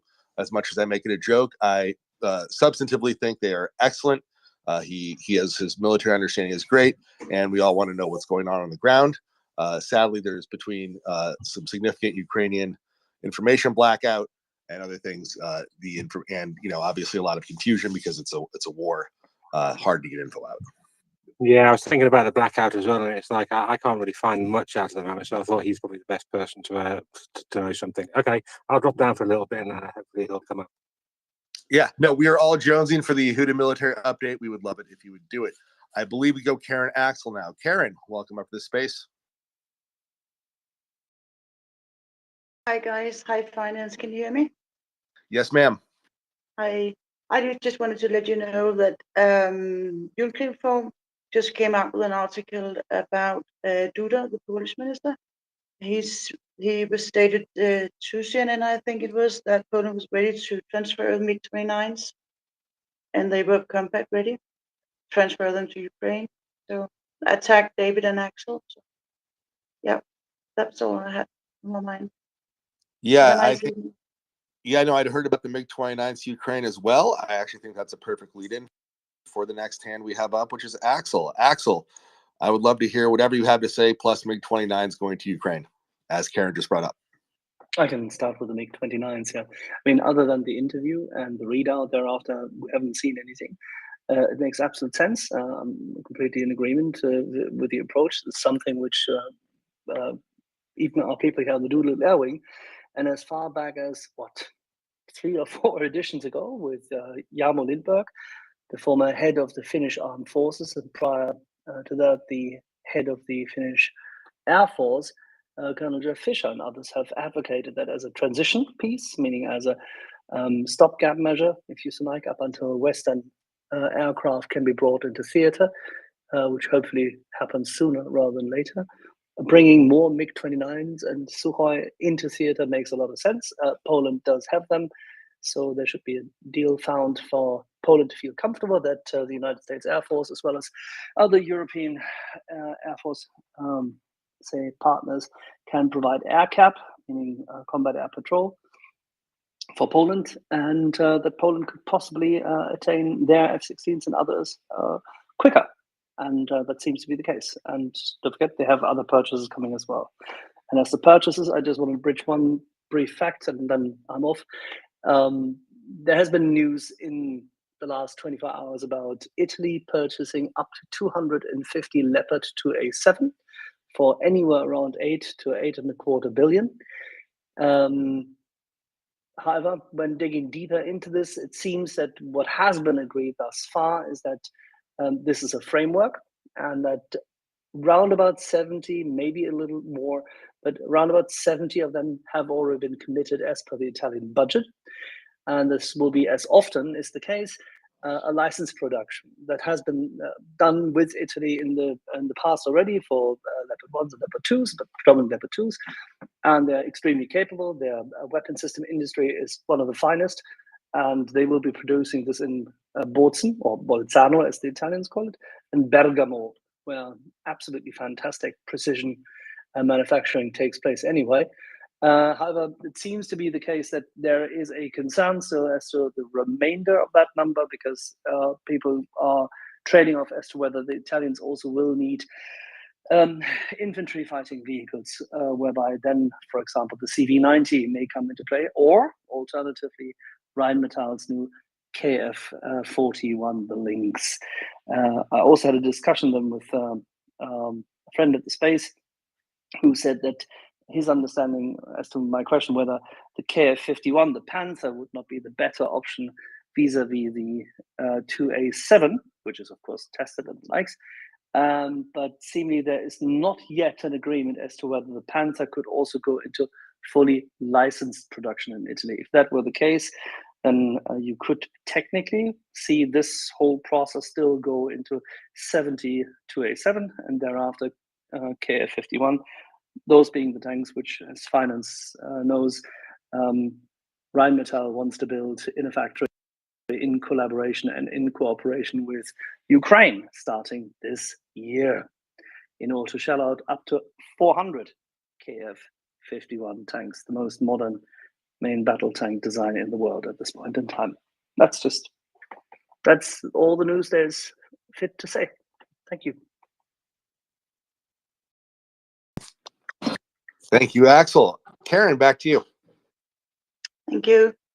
I just forgot. I just have a little footnote that there was an article out yesterday or today, I don't remember, that US was actually working on a solution to put the JDAMs on the MiG-29s.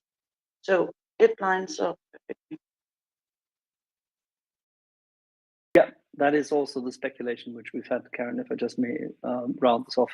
If you look at one of the photos which our friends in the last Doodle Airwing had put out of the MiG-29, and one MiG-29 specifically, where there was a massive weapon system connector rail on the side. There was a discussion before as to whether the MiG-29 would not be too light and its avionics would not be and its overall flight characteristics would not necessarily be impaired by the JDAMs. But yes, that is currently under discussion. So much has been disclosed.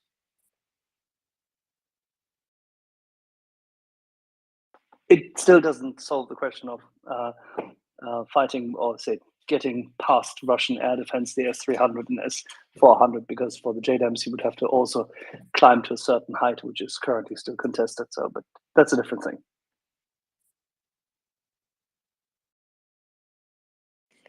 Finance, I think Dr. Nick is back. I don't know exactly where we were in that conversation, but it was focusing on the protests in Tbilisi. Where did I leave off? What was the last thing you heard me say? I can't tell you, Dr. Nick, because I had a Twitter glitch and had to sign off too, so I couldn't hear anything. Okay. Yeah, you had thankfully given us a pretty complete idea, at least, of how the current government is upsetting the people with with stifling civil society, and that this move is viewed as being further stifling civil society, and being further more pro-Russian than the government itself is. And that's and you explained that, and we're digging into that, and that's when we got Okay. Yeah. So. Start All wherever right. you want. Yeah. Okay. I'd say that one of the big sort of controversies is that the party in charge is they support the Georgian Dream Party, right? They support Russia and have been kind of wishy-washy in some ways in regards to some of the stuff that's been going on in Ukraine. And so when this thing kind of came down the pike, people in civil society and just people in general were just like, no, we do not support this. This is just going to look more like, aligning ourselves closer to Russia, and bringing us closer to that orbit. Human rights groups agree. The Dream Party tried to say, it was really introduced by a group that broke away from the Dream Party, but are still aligned with like Russia and all of that. But the Dream Party supports it, and they had tried to say that they tried to liken it to like U.S. laws regarding foreign agents, but like human rights groups disagree with that and say that it is really more like Russia's laws against foreign agents and will have a stifling effect on civil society. Obviously, the Georgian people are not supportive of this. They voted to go closer towards the EU. They're supposed to be, engaging in and pursuing policies that will bring them closer to the EU, not further away. This policy would push them further away from EU membership. And so naturally, the people are upset about this. They don't want to be a vassal of Russia. They want to be part of the EU. So in some ways, this is kind of similar to what was happening with Ukraine when they were going to when the Party of Regions was going to take that loan, or really I should say Yanukovych, who is the head of the Party of Regions, was going to take that loan and get closer to Russia, at least in the eyes of the Georgian people, because anything that's going to bring them closer to them is a danger sign, and they don't want to end up like Ukraine. So that's why we see all of these protests. The people support EU membership. They don't want to be drawn in closer to Russia in any way, shape, or form. And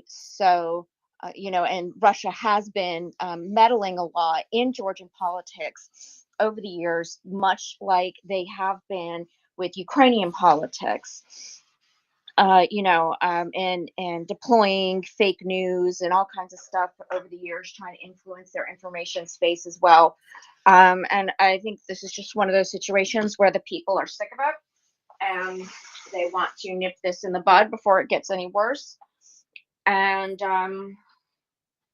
that's pretty much what I would say about it. The president, Salome Zurishvili, said she would veto it, but the problem is that she's vetoed these types of legislation in the past that draw them closer to Russia, and it ends up that the parliament ends up passing the stuff anyway, like overrides her veto.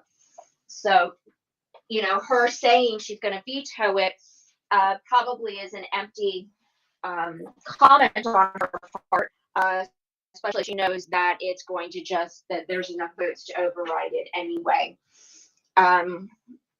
She's had a history, and the Dream Party in general has a history of kind of being really wishy-washy about all of this kind of stuff. So it's hard to say really for sure how she really feels personally. But that's what I would say about all that.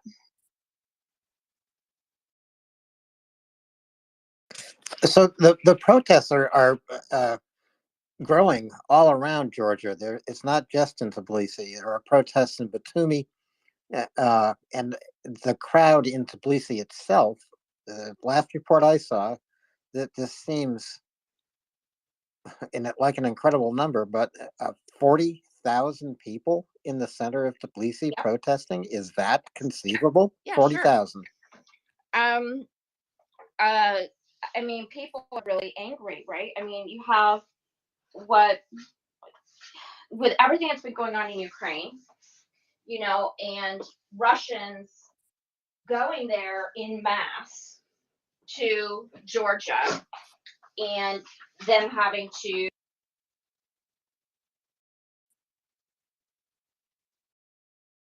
Ooh, Dr. Nick, I'm here. I'm here. Sorry, keep my going. alarm. Okay. Alarm went off.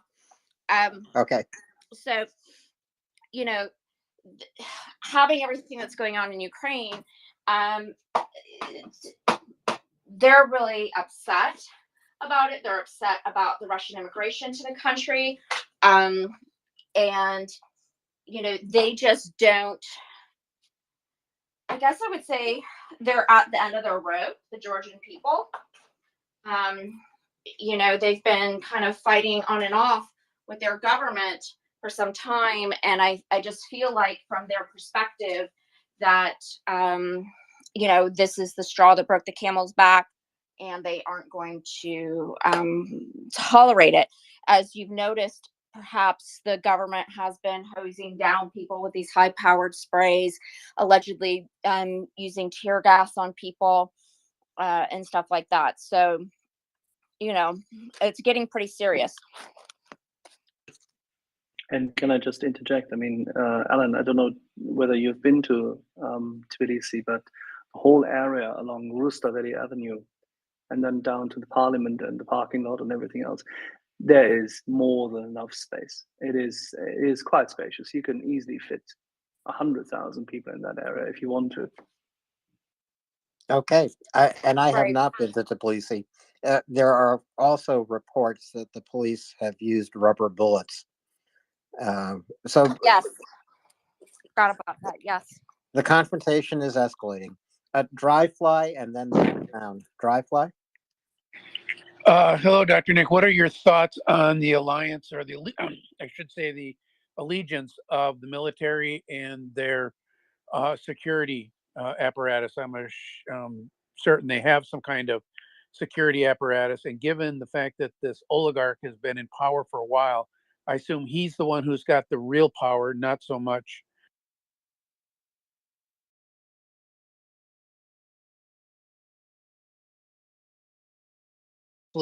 ceremonial. I mean, not 100% ceremonial. Ceremonial. I mean, not 100% ceremonial. He has lots of ties to Russia, and lots of power inside the country. But what I would say, and I would remind people, is that the security apparatus is made up of people, right? And I don't think that they are necessarily going to be 100% loyal, right now. So far, the police seem to be doing largely what they're supposed to do, hosing people down and stuff. But I think that there would be probably at least some who, if they thought that this was going to go down some like darker road towards Russia, they would probably watch out for the stuff on the ground, swear, would probably break away and support the people. A percentage of them would. That's just my read on it. But, I mean, we're going to have to see how it all really does shake out, right? So to what extent will the government, try to pay off and keep the security apparatus loyal? That's one thing that you always have to consider in these instances, like to what extent are they going to engage in any sort of buying off or trying to co-opt people who would act against them. So I guess we'll just have to wait and see how that all is kind of actually work out. But I have a feeling that not all of them are going to fall in line in the final analysis anyway, if it were to get much, much worse. So that's just my feeling. But anyway. Thanks, Dr. Nick. And another Nick Brown, and then Aaron. Nick Brown. Just some background for listeners. Georgia, the country of Georgia, is about the size of the US state of West Virginia. It has a population of about 3.4 million, which is about the population of Connecticut. The capital, Tbilisi, has a population about the size of the New Orleans metropolitan area, about 1.1, 1.2 million, just to get an idea of the scales involved here. Unfortunately, those three examples are from some way apart in the United States. But if you imagine the population of Connecticut in West Virginia, and then what is the capital of West Virginia, Alan? Huntington. Huntington having a metro area population of 1.2 million. That's what you get. Dr. Nick talked about these, people getting soaked. So We call them water cannon. I don't know where they're manufactured. I don't think they are used very often in the United States. No, they are used here now. Okay. They're famously illegal in the UK because when Boris Johnson was mayor of London, he bought a couple, quite considerable expense, and then after he bought them was told it was illegal to use them. I don't know if they ever got sold on or scrapped or something. They have been used as recently as, they were certainly used in Germany against crowds protesting against a railway station development. I'd be interested to know quite how people got quite so upset about a railway station development, because one guy famously lost his sight when he was hit full in the face by the jet. And I'm reading here that they were used in Ukraine in 2014, probably as part of Maidan. I'm guessing as part of Maidan. Yes. So they're up there in terms of kind of kinetic force received by the protesters. I think they're probably a step up from tear gas. Tear gas is unpleasant, but is unlikely to kill anybody or severely, permanently injure people. Water cannon and rubber bullets don't very often kill people, but they can do some nasty, lasting damage. The question is, I think, how far is the gap between using these kind of methods and using live ammunition? And typically, the step to live ammunition, I think, would be a much greater step. So, it's kind of the nuclear option of riot control. So I would hope that that wise heads will prevail here. But we need to keep an eye on it. And I think Dr. Nick had an excellent point there, which is to what extent will the security forces go along with this? Are they, in Belarus, I imagine, and Russia, I imagine that they tend to be more of the fully paid up goon variety. I'm not so sure in Georgia. And I don't know, but that doesn't seem to me to be a country that's as highly ideologized behind a strong leader for a long period of time. And so I think that will be critical. There's a nice picture on Twitter of a very brave person who is walking up to the police riot shields and putting Ukrainian and Georgian and I think European flags, sticking them on the riot shields. Yeah. And we always get some great pictures out of these confrontations, whether they're in the US or elsewhere, of people confronting riot police. So let's all hope. So just a little bit of background for people who, if you're looking for Georgia on the map, it's on the right-hand edge of the Black Sea. What people call East, right? Yeah, it has a border with Iran, I believe. I don't know if that's potentially significant. I'll have to go look at the map now. I'm pretty sure Georgia has a border with Iran. Yeah, you're gonna have to look at a map. I'm not certain they do, but they might. No, they don't. They have a border with Turkey, Armenia, and Azerbaijan. That's what I thought. Yes. Okay, Azerbaijan is further across. Yeah. They haven't had a border with Iran in a very long time. The other Caucasus has made there not be a border between the Georgians and the Iranians. They were called Persia last time. I believe there was a border between them. Thank you for highlighting this. You made my day. All right, we have a couple new hands up. I'm not sure the order, so we're going to go from left to right on my screen. That's being Shaggy, then Aaron. Shaggy, nice to see you again. If Aaron can go first, please. Aaron was actually first, and Aaron, I have the information you've been interested in, but I can't DM it to you because it just says I can't DM it to you. But if you open your DMs to me, I'll send you the chart. Aaron, go ahead. Hello? Ah, damn. We can hear you, Aaron. Thanks, Alan. Maybe I'm not following you. Maybe I'll try and follow you. That might help with the DMs. Is there any kind of political party or opposition or leaders that the Georgians can get behind or really elevate that might be a minority or something in the Georgian political system that would support them, even if they're small? That's just a question. I'll step down. Well, Aaron, stick around for just a second, because I'm not sure exactly what you're asking. When you say a minority party, like it seems like who's ever in power is creating. I'm driving, so it's hard to sort of work it. Policy that's going against the populace. So I'm just wondering if there's a political leaders or anything political that any political people that would support the people in what's going on now. Is there any?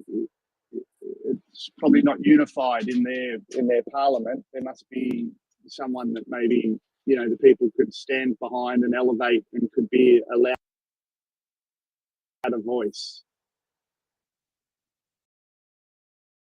Well, Aaron, we have an expert on Georgia joining us. Alex, did you catch Aaron's question? And I'm just going to summarize it this way. To what party or what leaders would the Georgian people look to lead them towards the EU and to sever ties with Russia? Alex? So the movement towards Europe, basically it started even within the Soviet Union. Georgia was always willing to, it identified itself as part of European family for many, many ages. That was artificially broken first by Ottoman Empire, then by Russians. Ottoman Empire and Iran, and then by Russian Empire. So that dream or that wish of Georgian people was always there. It was really galvanized during third president, Mikhail Saakashvili, who also created movement. It is translated as United National Movement. So UNG, I guess. Anyway, since then, and Georgia made very visible progress on that road. There were reforms, and basically all people from former Soviet Union were looking at Georgian reforms as they were like. U.S. president called it beacon of democracy at some point. He was even, and I'm talking about George W. Bush. He was almost said that, he pays way too much attention for a small country like Georgia was. But really, it was like all people from former Soviet Union were looking at reforms, hoping to basically for freedom. After war, that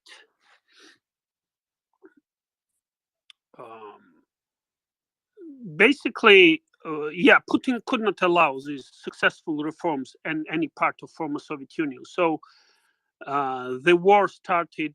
He invaded Georgia before Ukraine. He did so in 2008, and it was like the narrative was he later used it in Ukraine to like green men that were the Russian military, but nobody knows why, and so forth. And he was accusing the Georgians fired first. Well, if Georgians knew that Russian tanks are invading, like why would they wait to to take Tbilisi before starting to fire? So it was like it was hybrid war, and they were kind of trying this out in Georgia before implementing on a larger scale in Ukraine. Right now, but this is not the only movement. Actually, there are lots of parties, opposition parties in Georgia, but virtually all of them are supporting a union towards and movement towards Europe and NATO. NATO even more importantly so. Actually, in 2008, we had really good chance to join NATO along with Ukraine, but Germany blocked it. And France supported Germany. So this, sorry for this long history, but currently all opposition parties, except for the ruling party called Georgian Dream, and that party was not really, was not there. It was created around one very rich man. He's one of biggest shareholders of Gazprom, which is like state organization, but somehow has private shareholders. I'm not sure how that works, but like Russian FSB does know. So he's one of biggest shareholders of Gazprom, and he was basically implanted in Georgia first. Like he lived there without really, showing any political ambitions, but he did spend some political capital, bribing famous people. And in a poor country, it's very easy to become, a mercenary, etc. So when it came to elections, he could, with Russian money, he win an election, and his party, Georgian Dream, who was really a group of adventurers united around a billionaire, came to power. So now they are trying to install this law, and almost all other political parties, and there are dozens of them in Georgia, basically oppose it, because again, it's a small country. People have connections with Europe. There is very strong non-governmental sector. Obviously, all those people are like, they depend on Europe and United States mostly. Some depend on Russia, but like they are in power, so this law doesn't impact them. So what they said is anybody who basically receives any funding from outside the country should reveal themselves as foreign agents. And then obviously, like from that moment on, anything they speak about, like the answer will be, oh, this is foreign agent. This is somebody else is trying to interfere in our internal affairs, and their internal affairs is to build the autocracy the same way Russia did. It's they really took from Putin's playbook all that stuff. So most of people, not surprisingly, oppose that, and that's what causes this. I believe this will go into something similar to what happened in Ukraine during Revolution of Dignity, but it can be a long. Alex, I'd really like to get Axel and Dr. Nick in here, and then go to Shaggy's hand. But Axel, please speak to. Very briefly, Alex, I'm so happy that you're with us. We tried to get you yesterday. We tried to get you throughout the day. I know that you're busy, but we sincerely want to express our appreciation for your commitment to Ukraine over the past many months. And I remember when you called in last year from Georgia, and you were not in a good mood on site. And you mentioned that you can't speak as freely as you would want. Everybody here stands with the Georgian people, and we stand with you. We see these scenes. I share your view that it will take a long time because it's so entrenched. The nation is small in numbers, and the efforts of, as you just highlighted, I think this is very important to say, This is a long-standing operation from the Kremlin with Alexei Miller and Gazprom. It is the sweet poison of entitlement and infiltration. But please tell us, what did you hear from your friends and colleagues, from family members in Georgia? How do they see it? What is the impression? Are there any students in your family who've participated in this? What do you know? You can tell from number of people. As part of family, I would say it's really split, honestly, because, you know, depending on how people feel, it's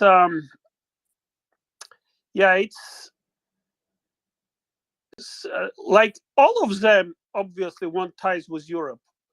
Now, some of them say, you know, are willing to stand up and like defend itself, and others say, you know, if we keep quiet, it's almost, you know, we will basically their view is, you know, not get into trouble, you know, by speaking up, which is clearly not the case. But I would not say this is typical family, because this is really different. But it is split. It is split because, I don't want to go there. But again, like small nations, some of them are happy with their current life, and others, especially younger generation, they want more. And another thing is, I think they take some of the stuff for granted. Like, they travel freely to Europe. But really, you know, even within, you know, parents and and younger generation, it could be different, because, you know, some of people, they were famous in Soviet Union, you know, and they almost did not see the problems around them. Younger generation, many of them went and educated in the West. They view things differently, even looking at Soviet Union. But again, you know, that propaganda, like I said, Kremlin propaganda works at different levels, and has different messages for different groups. But again, from number of people, I think situation has changed since I was there, because mostly when I was there, I was feeling that everybody wanted to support Ukraine. Now, government was almost accusing opposition that, hey, you want us to start war with Russia, almighty Russia, you know, and say we want to preserve peace. Yada yada yada. But on the other hand, like, they are really Russian puppets, and he pronounced many times that he would not allow. Basically, he would not allow any anti-Russia movement. Like, clearly, people wanted to show more support for Ukraine, and there is very strong movement now. Again, I think it reached the point where clearly a choice has to be made. You cannot really sit on two seats anymore, because the world has changed. You can see that there is no such thing. You cannot sit on sidelines. Maybe some countries and nations can, but even then, I strongly doubt. But Georgia clearly cannot, because either you stay in Russian gulag, or you use this chance to, you know, get the freedom. And this is as simple as that. And people realize that. Behind all these words that, oh, we want peace, their only mandate of this ruler party, Georgian Dream, their only mandate is to not irritate Russia. And that was the message, built out, that basically they were saying, and not even openly, but you see, the West abandoned us. And this is also part of Russian propaganda. You could hear it in many places. The West has abandoned us. We have to, deal with this monster. Let's not irritate him without any reason, and yeah. Alex, I'd like to get Dr. Nick in here, if I can. What's the status of the former president, Saakashvili, who has been imprisoned? He has very strong he's health still Oh, sorry. Go ahead, Dr. Nick. He's still in prison. He was he came back, and he was one of the he's like the sort of galvanizing force behind the opposition. And with him being in jail and him getting sick, that's another thing that has some Georgians really upset. So hold on just one second. So you've got that going on too, and the guy he was talking about, that was the billionaire, that's Ivanishvili, and who kind of started the whole Georgia Dream thing. And people are upset, obviously, about other stuff, but I would include what's happening with Saakashvili. Now, the problem is that before all this happened, like before this law got put on the books, still the Georgian Dream Party was ahead as far as public approval, and the Saakashvili's sort of party, but of course he can't do anything from jail, right? They were in second, but kind of a distant second is the thing. So Dr. Nick, your audio is breaking up. is it? Okay, that's really weird.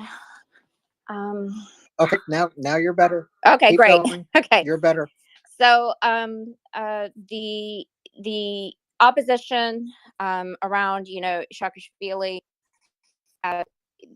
they only really have about, so the last polls I think were sometime around like November, December, or something like that, as far as public approval. The Georgian Dream Party was at like 25%. Or if people were to vote today, who would they vote for, right? That kind of thing. And then gosh, why am I forgetting the name of that party?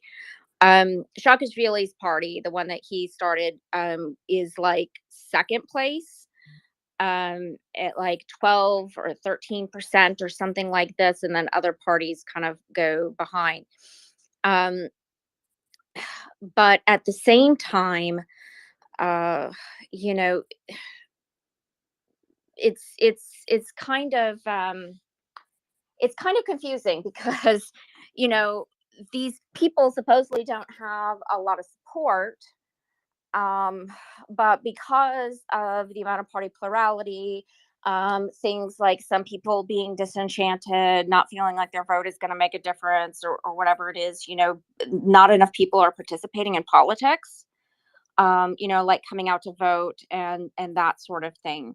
So if we could see more political participation, then perhaps the opposition might have a better chance. I think it's just one of those situations where people feel that there's so much like state capture, as far as like how much stuff the state has control over, and in relation to business as well. And so people feel kind of disillusioned. They feel powerless. But It's, I guess, when you feel the most powerless that you need to kind of get out and do something, because then you're in situations like they are now where they're having to, do this massive protest.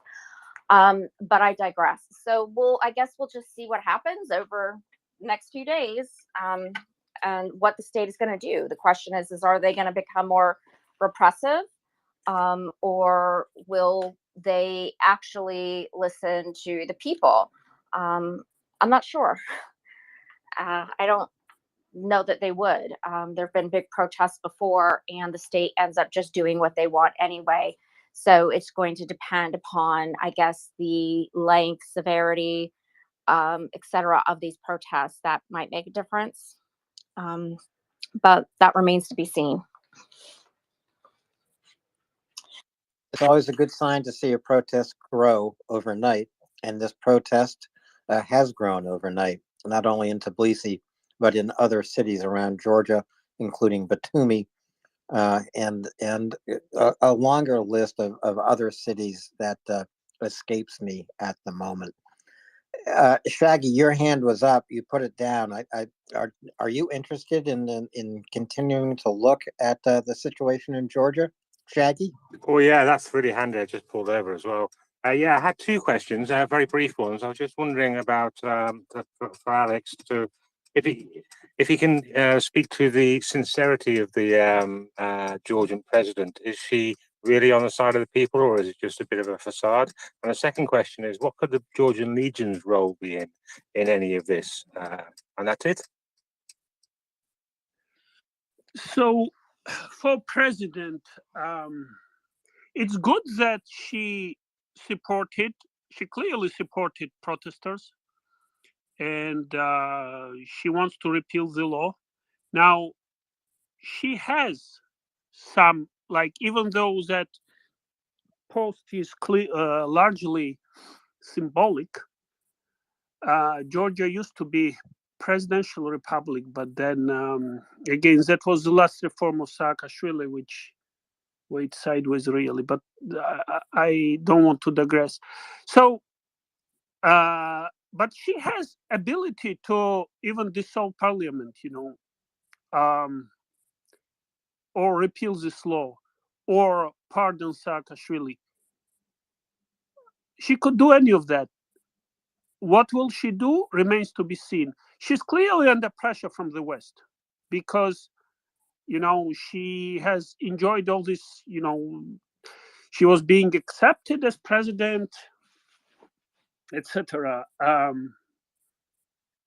And Alex, she's under a lot of pressure as well because remember, it might seem a little crazy for us in the West, but in Georgia, the threat that the Russians have of protecting, quote unquote, protecting Russian speakers in neighboring countries is a real threat to Georgia, even though I doubt they'd have the troops to be able to do anything.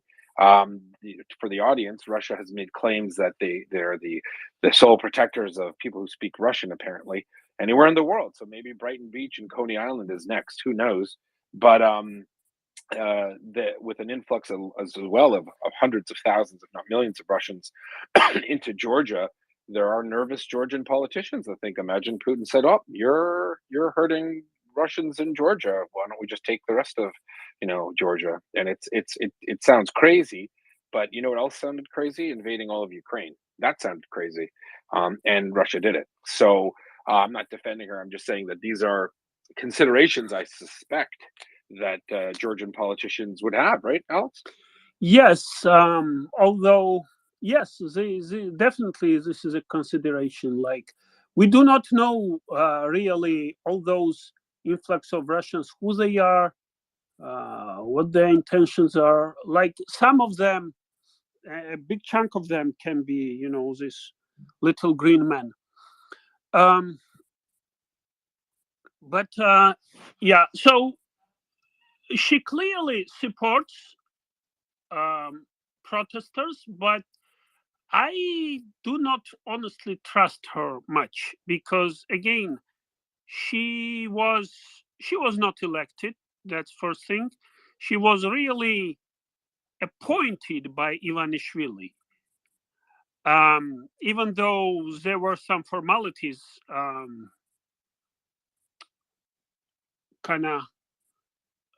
formalities were there, but really, Ivanishvili agreed to have her as president, and the president before her also was agreed by Ivanishvili. And actually, any Georgian leader in any position was really, his only role was not to irritate Russia. So I think that speaks.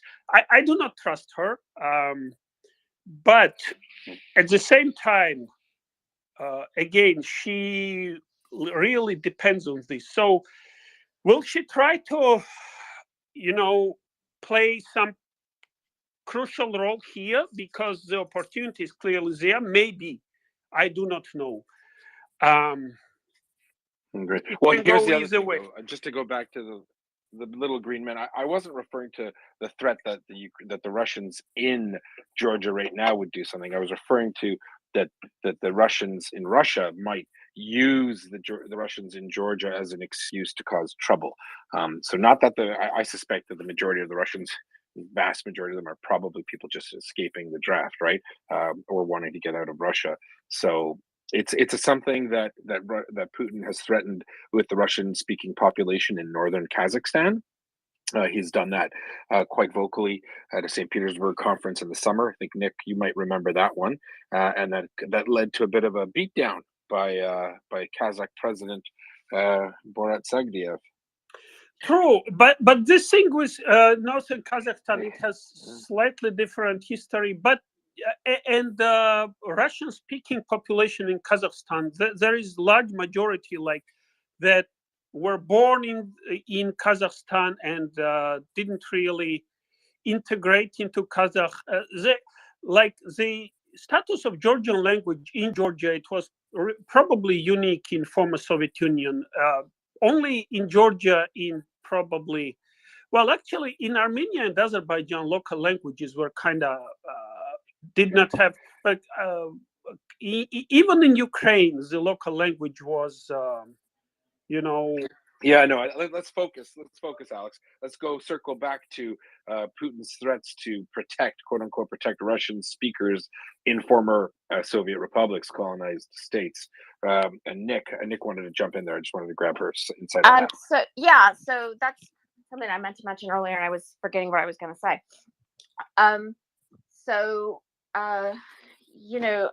Salome Zurabishvili was really kind of worried about allegedly something like that. Like, for example, in an interview, she had said something like, look at MriyaReport. We don't want to upset Russia because we could end up like MriyaReport.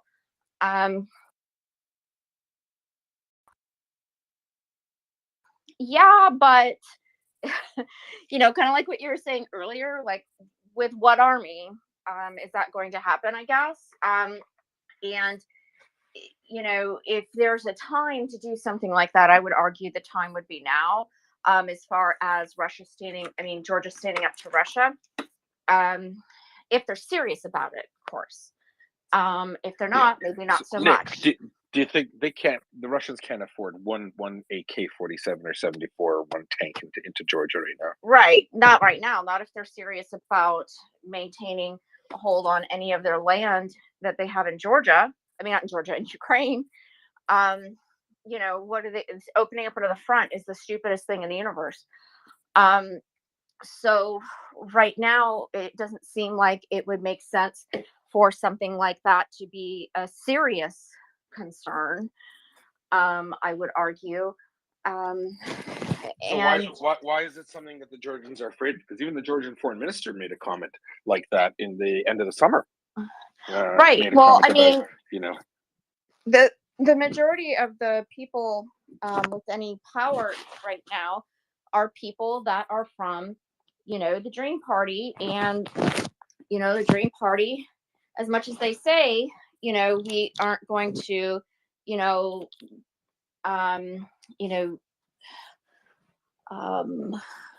we're going to vie for, Georgia to not be aligned, so much with Russia.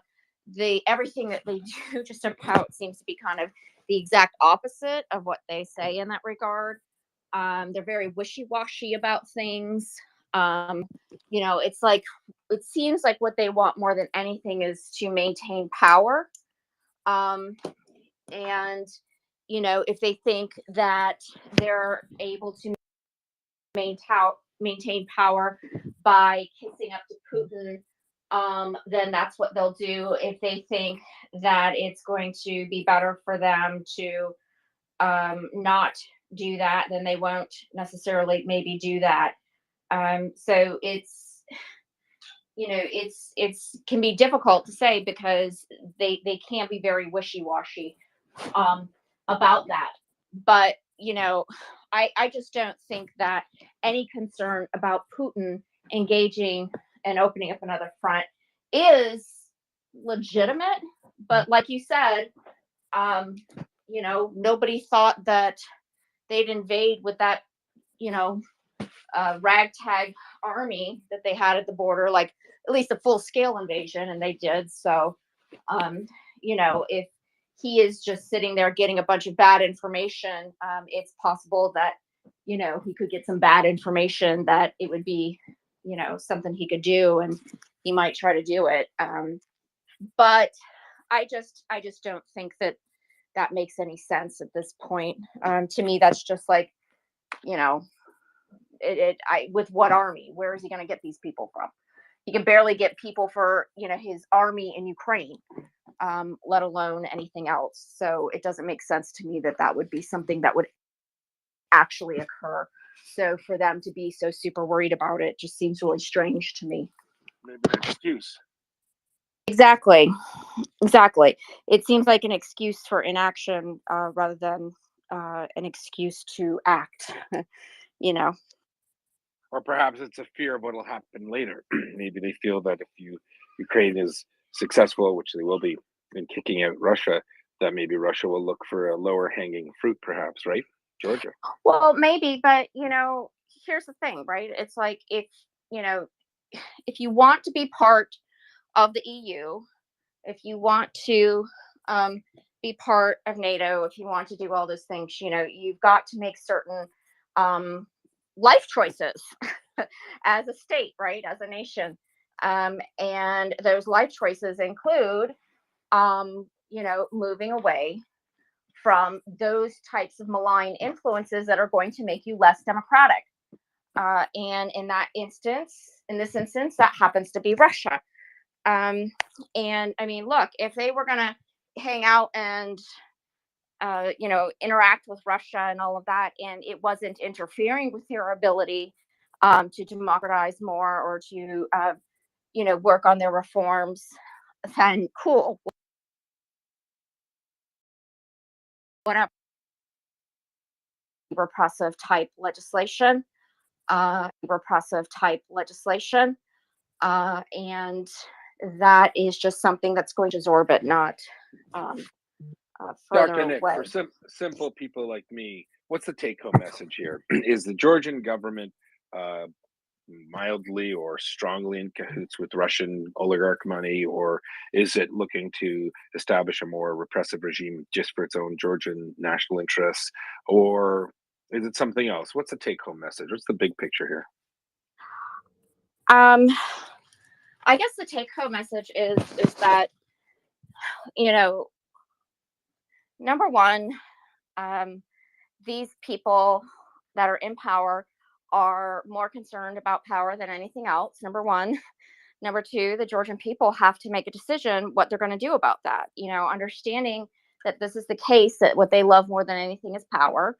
What they love more than anything is their control of whatever it is that they, want to have control over. And if the Georgian people are serious about, this move towards the EU, then they need to engage in the political process. Like I've said before, democracy is not a spectator sport, and that includes in regimes like Georgia, etc. There has to be more political participation. I forget what the numbers were for the last election. They weren't particularly high as far as the number of people who voted. If you're really upset at these people, if you don't like what they're doing, you need to vote them out. You need to, you know, consistently support the types of policies that the EU would be interested in. And I guess that's a big takeaway for now. You know, they have to, I guess, take matters into their own hands, which maybe that's what they're doing right now. We'll see. So if the president can dissolve parliament, which would be a reasonable response in this crisis, what happens then? Elections. By the way, with regards to support, you know, yes, on paper you can say that Georgian Dream got, you know, majority of votes, but that would be the same as Yanukovych's regional party. You can remember they also got support. Like with Russian money, you can do a lot of things in a poor country. Like I said, this party has not history, has no ideology. Conjuncture is like maybe majority of current Georgia Dream were those who also worked in the government of Saakashvili. So they had no problems making this transition, you know, it just, you know, they are now serving just different master. That's how they view the political process, you know. There is a master and you need to serve him. That's like, that's the kind of role in life. But yeah, I think people will be taking more into their hands now. Like I said, I have doubts about ability of current president to really lead the process Yeah. and then this ends this crisis. All right, honest question, Alex. Honest question. Focus again here. Sorry, I love you. Because you have so much to say about Georgia, and you've made it so we all have Georgia on our minds. That's a song as well, which is a little ironic. Alan likes it. Anyway, how realistic is the notion? I just want a frank answer, okay? Not a Shirley, but a frank answer. How realistic is it to think that Georgia could join the EU? Because it's a leading question, Alex. I feel it's pie in the sky. Well, when? I know there's a lot of desire for it. Yeah, pie in the like sky. now. How realistic is to reach pie in sky? You know, when? Okay, let's say the EU was open. Would Georgia have the critical mass of people to say, you know what, we're done with this. We don't want to be aligned to this old Soviet style mechanisms, types of government, corruption, bribery, scandal. Oh yes. If Is EU is open, if there is no, if EU is open, Georgia will join EU. There is no doubt. No, that's not the question. I'm asking you as a Georgian. You're in Canada now, but you have a lot of family in Georgia. Do you think the Georgians have the ability to, like what the Ukrainians did in 2014, put their foot down and say enough's enough? We're going to Europe. We're done. One-way ticket. Is that something the Georgian would do? I certainly hope so. I'd like to hear Nick's a bit of a scholar in the matter. Nick, is it possible, or are Georgians ready? Georgians ready for what? I'm sorry, I was EU. distracted with my daughter. Family comes first. I was asking Alex to give me an honest assessment. Are the people of Georgia ready to join the EU? Is it something that they would do? I don't know. Look at the streets. You tell me. What do you think? I think that's a great answer. Look at the streets. Look at the barricades the protesters are erecting tonight. So it's looking more and more like Euromaidan. Axel, what do you think? Well, I would just like to highlight that the new law is unconstitutional. In Article 78 of the Constitution of the State of Georgia, signed into law by the President of Georgia, it says, integration into European and Euro-Atlantic structures. The constitutional bodies shall take all measures within the scope of their competencies to ensure the full integration of Georgia into the European Union and the North Atlantic Treaty Organization. This law, as stipulated now, with the suppression of NGOs and therefore the suppression of civil rights, by the way, impairs at least 6 other constitutional provisions of the Constitution, which I've just read through here. Says that it prohibits the access to the EU because the candidate status is immediately unavailable if you suppress that access.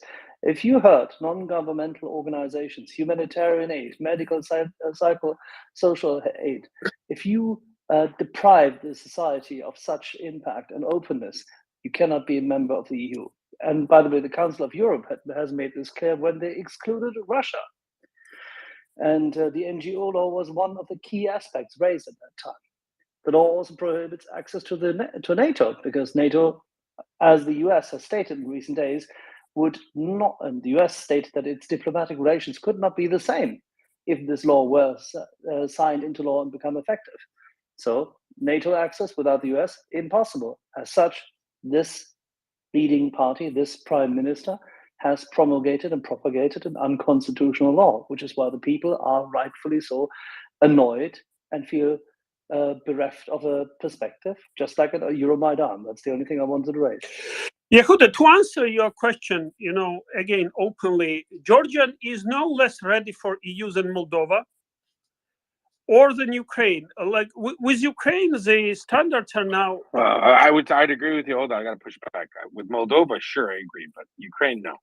I think Ukraine has paid, not just in blood, obviously, hundreds of thousands of civilians and soldiers, but since 2014, there's been a paradigm shift in Ukrainian civil society. You have people standing up to presidents. That paradigm shift, Yehuda, in Georgia started to happen in 2003. I mean, those words don't come light. It was called Beacon of Democracy. I'm not besmirching. And Georgian reformers were brought to Ukraine to do reforms there since 2014. That President Saakashvili was one of the reformers in Ukraine. And Ukraine did police reforms with the... there were a lot of Georgians in Ukrainian government, helping reform Ukraine and prepare it for EU. So... Yeah, okay. Listen, I will never besmirch the honor of any Georgian, especially friends I have in the Georgian Legion who've done great things in Ukraine, who are fighting for Ukraine. But I'm saying on balance, we have to look at the country as a whole. So Ukraine, since 2014, obviously Georgia's lost quite a lot from Russia. And I'm not trying to say that, it's not a matter of intent or heart or soul, but I think, for just if we're being honest with ourselves, we can look at Georgia and Moldova similarly in terms of population, not that they're the same population, but they're smaller than Ukraine and whatnot. But I think that Ukrainians are in a supremely different position, right? I mean, they've historically been, subjugated by the Russians, as the Georgians have, but they did form a backbone of the Soviet economy, intelligentsia, and the like, right? So, aside, no offense, your greatest export out of Georgia wasn't a very good man. Jugashvili, I think is his birth name. But what Stalin has to do to all of this? No, I'm joking. It was just talking about an export. From Georgia. It's like assessing Kazakhstan readiness for whatsoever by Borat or Yehuda. It's a long process. I agree. Georgia needs reforms. They started these reforms. They were abrupted with Russian and pro-Russian government. Obviously, their only purpose is to basically to make it impossible. Like, why would Russia want Georgia to join EU? So yeah, I know. So just, you made a comment earlier, and I couldn't speak, but I would like to say this.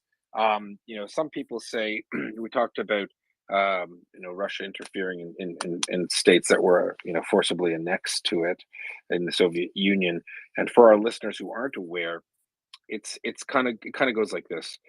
It's Russia doesn't want former Soviet republics, countries colonized by the Soviet Union or Russia prior, to succeed for a specific reason. That reason is they fear that when their own population, this is my opinion, when their own population sees the success of nations that choose freedom and liberty and democracy, that will upset their apple cart. So it's not just that they don't want other people to succeed. but they're so afraid that a Russian speaker could listen to a Russian speaking Georgian and hear about their life in Georgia or in Ukraine or somewhere else and be like, wow, why can't we have that? Right? Why do they get all the That's shiny things and the exactly pretty that's things? exactly the point, and that's exactly Yeah. what why Saakashvili was enemy number one for Putin, because when he went even for negotiation for Putin, it was his first visit. He met with students of MGU, like Moscow University, and he was very popular there. Like people were, applauding him, and Putin hated this. Like, and from that day on, it was his first visit. From that day on, his relations with Putin went apart. But clearly, it's So just for our audience, we should let them know it's not that Putin cares if the average Georgian has a crappy life. What he cares about is that if a Ukrainian or a Georgian or anyone else has a much better life than his own citizens, exactly his because citizens then they will will see start it. asking questions. What they have? Why are we tolerating it? Why do we have a strong man? What's going on with this dictatorship? And that is why. So for our Western audience, especially, they might be asking questions. Why are we talking about Georgia? Why are we talking about all these other former quote unquote satellite states of the Soviet Union? It's because Russia has a vested interest in making sure that the people that they once ruled are never happier than their own people. Why? Because then their own people will start asking the important questions, and those are, why are we here? Why is a quarter, over 25%, 26 the last I heard, percent of the Russian population not have a toilet in their house? That's a weird thing, for a country that supposedly boasts the largest nuclear arsenal, the country that boasts the second strongest army in the world compared to who knows. If you can spend all that money, you kind of sound like North Korea, right? And that is therein lies the point that I'm making. That Russia seeks to destabilize, confuse, obfuscate, create chaos in countries like Georgia. They tried to do it in Ukraine. They've been trying to do it in Ukraine since probably the late 90s. And they couldn't, because the Ukrainian people, and here's what I was trying to get at. So Ukraine is vulnerable, but countries like Georgia are far more vulnerable because they don't have that critical mass. They don't have, like Ukraine today, as you know, sovereign independent nation. It can do everything on its own. It can trade with other countries to get the things it doesn't make. It can produce the stuff it needs to make integrally. It truly is, a regional power, whether the Russians like it or not.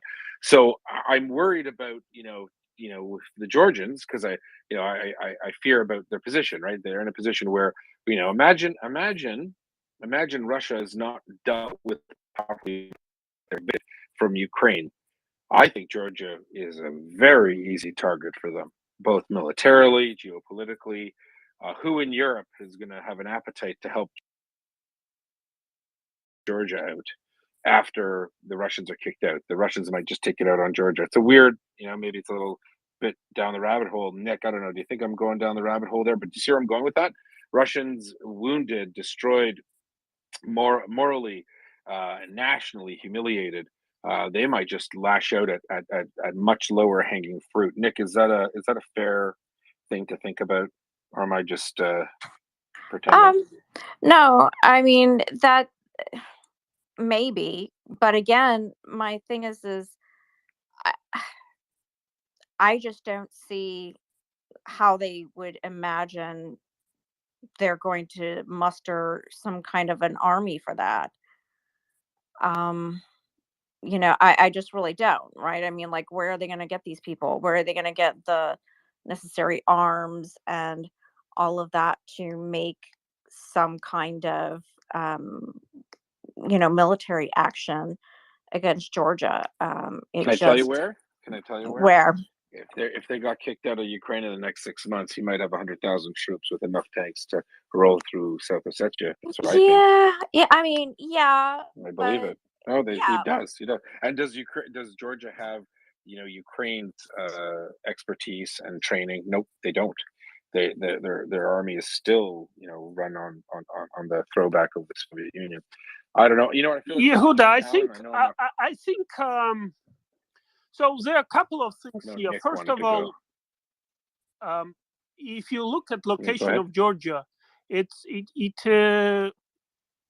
is key to connect between Azerbaijan and Turkey. So all those, gas and oil that goes from Azerbaijan to Europe and potentially Kazakhstan oil and gas going to Europe. Like if Georgia loses independence, that will stop. Now I understand, like it may be a consideration, but Georgia is again there are other countries that are interested in Georgia remaining its independence. It's not like the picture you draw here. It's just like Georgia doesn't have this. Is this Georgia has population of Norway. Now, clearly, militarily, we are not Norway, very far from that. But, like, what was Israel in 1947 or 49? Yeah, I'm not sure the analogy works, but I'll say this: the difference, what I'm trying to say is that if the Russians were to attack Georgia today, it'd be a different situation than how they fared with Ukraine, because the Ukrainians have been trained by NATO forces for 8 years, and I know the Georgians want to be there. I'm not besmirching them. Again, it's just a matter of numbers, right? With this, like one of the goals that West clearly framed with this war in Ukraine is to kick Russia out of Ukraine and make sure it is not able to threaten its neighbors. That was. Yeah. Well, I'm not sure. Yeah, I guess what I'm saying is that, look, I think Russia's escapade and genocide in Ukraine has got to, no, it won't survive the year. Personally, I believe. I think that the next major counteroffensive that the Ukrainians conduct will spell very much the end of the Russian presence. Not because they were able to dislodge the Russians out of everywhere, but I believe that the Russian army will collapse at the first contact. Prigozhin is a lying charlatan and a genocidal maniac. However, he was correct when he said if the Wagner forces fail to succeed in Bakhmut or in the vicinity of Bakhmut, it will spell the end of the Russian line. And he's true. And you know who's been waiting a super long time, Alan, in finance? I hate to usurp your role, but I think Nick has had his hand up for quite a long time. Yes, Mr. Nick Brown, go ahead. Yeah, the discussion came up about accession to the EU. So Ukraine and Moldova are EU candidate states, which is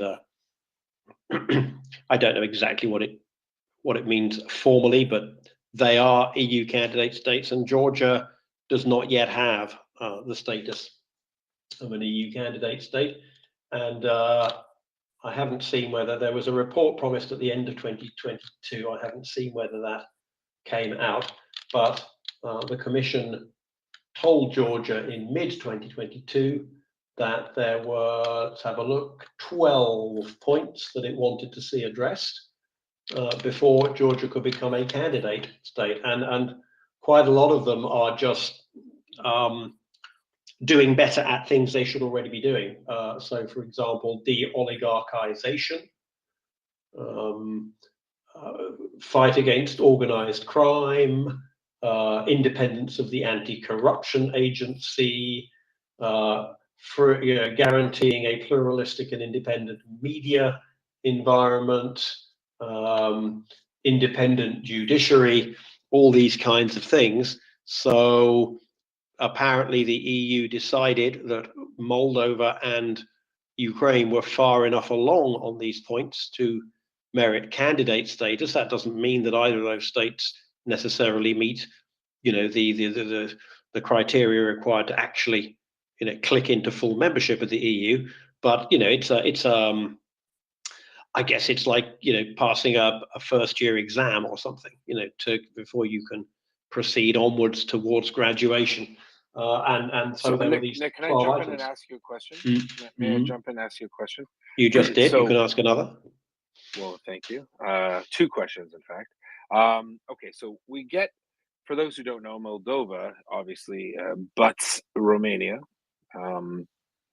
They speak Romanian and they write it in Cyrillic, apparently. We get why they're on that list, right? Because of the proximity to Europe. I feel that.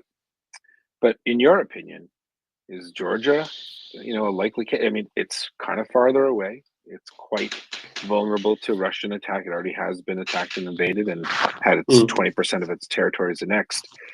It's not about feeling good about, protesting. And I would actually argue that looking at the streets doesn't really help, because people protesting and being angry on the streets is very different than people saying, I want to upend the situation as I know it in my country. I want to say no to the oligarchs, no to bakshish, bribes, and corruption, and we need to switch. That's the part, and I'm not besmirching the great, glorious Georgian people, but are they there yet? Or is that a crazy question? I mean, I don't know that much about the people there, but in general, and I think in particular, given what's happened over the last few years, where both the EU and NATO have had to deal with things that they didn't think of when they wrote their founding documents, namely the idea that a member state would elect by mostly democratic means a government that is overtly hostile to the organization and the aims of the organization. In the case of Hungary, and to some extent in the case of Poland when it comes to the EU. And so I think before a country can join the EU in future, it is going to have to demonstrate one or two peaceful transitions of power between governments that, while perhaps differing on questions of social and economic policy, demonstrate that there is a 85 to 90% rock solid majority in favor of democratic processes and not authoritarianism. In other words, if a country has a Fidesz or similar party either in power or within striking distance of power, the EU is going to get rather nervous about letting that country in. And now, by I'm not Fidesz, referring to the Hungarian ruling Yeah, party under Orbán. Now, I'm not fully up to speed about what the situation is in Georgia, but it appears that a legitimately elected parliamentary majority has just voted a law very similar to what Orbán passed. Everyone said Russian-style law, but Orbán also, I believe, his government brought in a rule that basically said foreign observers, the Council of Europe office and the EU observation office in your country are now basically foreign spies, is my understanding of this law. Yeah, it's different because Orban had a 2/3 majority and the constitution did allow for it, whereas the Georgian constitution does not allow for this law. No, but nonetheless, a majority in parliament was prepared to vote for this. Whether or not it ends up becoming law, I don't think we're yet in a situation in Georgia that we are in, say, Ukraine, where the number of people who would vote for a pro-Russian party tomorrow can be comfortably counted on the fingers of one foot. So I think before a country is going to be allowed to join the EU, it's going to have to demonstrate, the demise and utter occlusion of parties of that essentially pro-Russian tendency. And I don't think Georgia is there today. And the proof of that is that half the sitting MPs appear to have voted for this law. So I think that's it. So perhaps Georgia is where Ukraine was in 2014, both in terms of the parliamentary makeup and in terms of what we see happening on the streets. The other issue, I think, is that it would be very strange for the EU to admit a country that was 1,500 kilometers east of its current eastern border with a great big gap in the way. That doesn't matter so much if they admit Iceland, where Iceland can hardly do anything about the gap, but it would look very strange. So we've already said, I think, Ukraine will join NATO well before it joins the EU. I think it will. I mean, unless something extraordinary happens, I don't see Georgia joining the EU before at least 2 to 3 years after Ukraine does, simply because they've got a lot of catching up to do. But as a minimum, they certainly won't be joining before Ukraine does, regardless of whether what we say about they are ready. The people out on the streets are ready. But when was the election? When was the election in Georgia that that brought the current parliament about? If anyone remembers. One peaceful transition was in 2012. Unfortunately, that was. I don't think the current parliament is gonna peacefully live. No, but when was it elected? Just assuming ignoring the sort of the quality of the elections. When was the current Georgian parliament elected? Well, I think there were at least one election after 2012, but the real election was in 2012. I hope there was. 2020. Yeah. 2020. 2012 is 11 years. Yeah, but Sounds 2020 like was the last election. mandate. Axel, 2020. 2020 was the last election. Alex is, of course, right that in 2012, the sea change happened, meaning to the Georgian Dream Party, Yehuda and Dr. Nick discussed earlier. Okay, but basically, so in 2020, there was maybe an imperfect election, maybe influenced by the Russian, yada, yada, yada, but nonetheless, there was an election at which a fairly considerable number of Georgians went out and voted of their own free will for essentially a party that turns out to be pro-Russian. And that's the kind of thing I think that has to stop in a reliable way before a country is going to be allowed to join the EU or NATO in future. And I think we can say that that's probably the situation in Ukraine and probably in Moldova. I think they're probably getting the message. And I'm sure Georgia is in the process of getting the message, but I think Georgia probably has to go through a few more dark days before we start to see the kind of rock solid change that we can say that the country overwhelmingly rejects those parties. And we can have all these discussions. Someone said yesterday, yeah, well, this guy turned up and he bribed people with free this and free that. Nonetheless, people still voted for it. If the pro-Russian party in Ukraine tomorrow offers a new Mercedes to every family, they're still not going to vote for it. Are the Georgian people ready?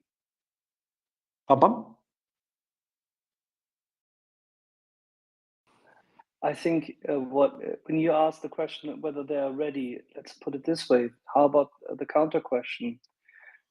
If a nation which is small is being suppressed by Gazprom money for, in this case now, more than 12 years, because the Georgian Dream setup started a year before, as a consequence of 2008's failures to admit them to NATO, and all this operation started, the Georgian people since then have been mollycoddled and brought into further dependency by Gazprom money.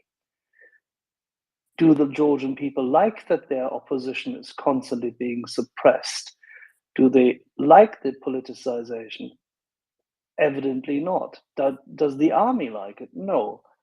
All of them often state against it. However, lots and lots of people have seen that these elections have produced a somewhat majority, 83 to 55, government versus opposition. That is not cast in stone, but it has been bought by a lot of money. We've always defended Ukraine for the fact that it has kept its civilization despite the suppression of money and infiltration. I think we should probably do that here too. I should add that there is no openly pro-Russian party, certainly not party in parliament, declares themselves as being pro-Russian. They are talking all kind of bullshit, but it's what they are accused of. But they would never say that we are pro-Russian. It's different from Moldova, by the way, in that regard. Every party, except for a very marginal one, which is not in parliament, is pro-Western and not Russian. Like Russian committed genocide of Georgians. Like you don't expect any openly pro-Russian force in Georgia anytime soon, especially in parliament. But yes, that's what they're accused of, and that's the work they are working.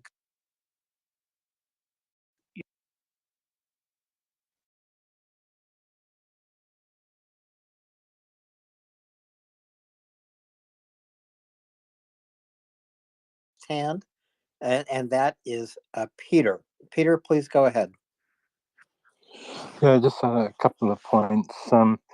One, we mustn't forget that Macron was actually, and he's brought this up a few times, he was talking about an outer circle membership of the EU, and he was talking about that for Ukraine and the UK.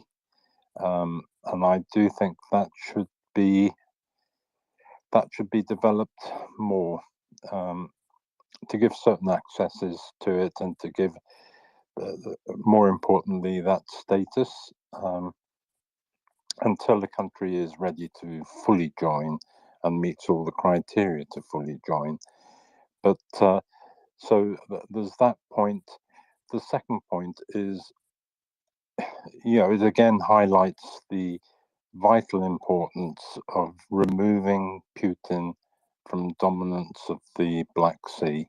And it highlights the point why Russia cannot possibly keep Crimea.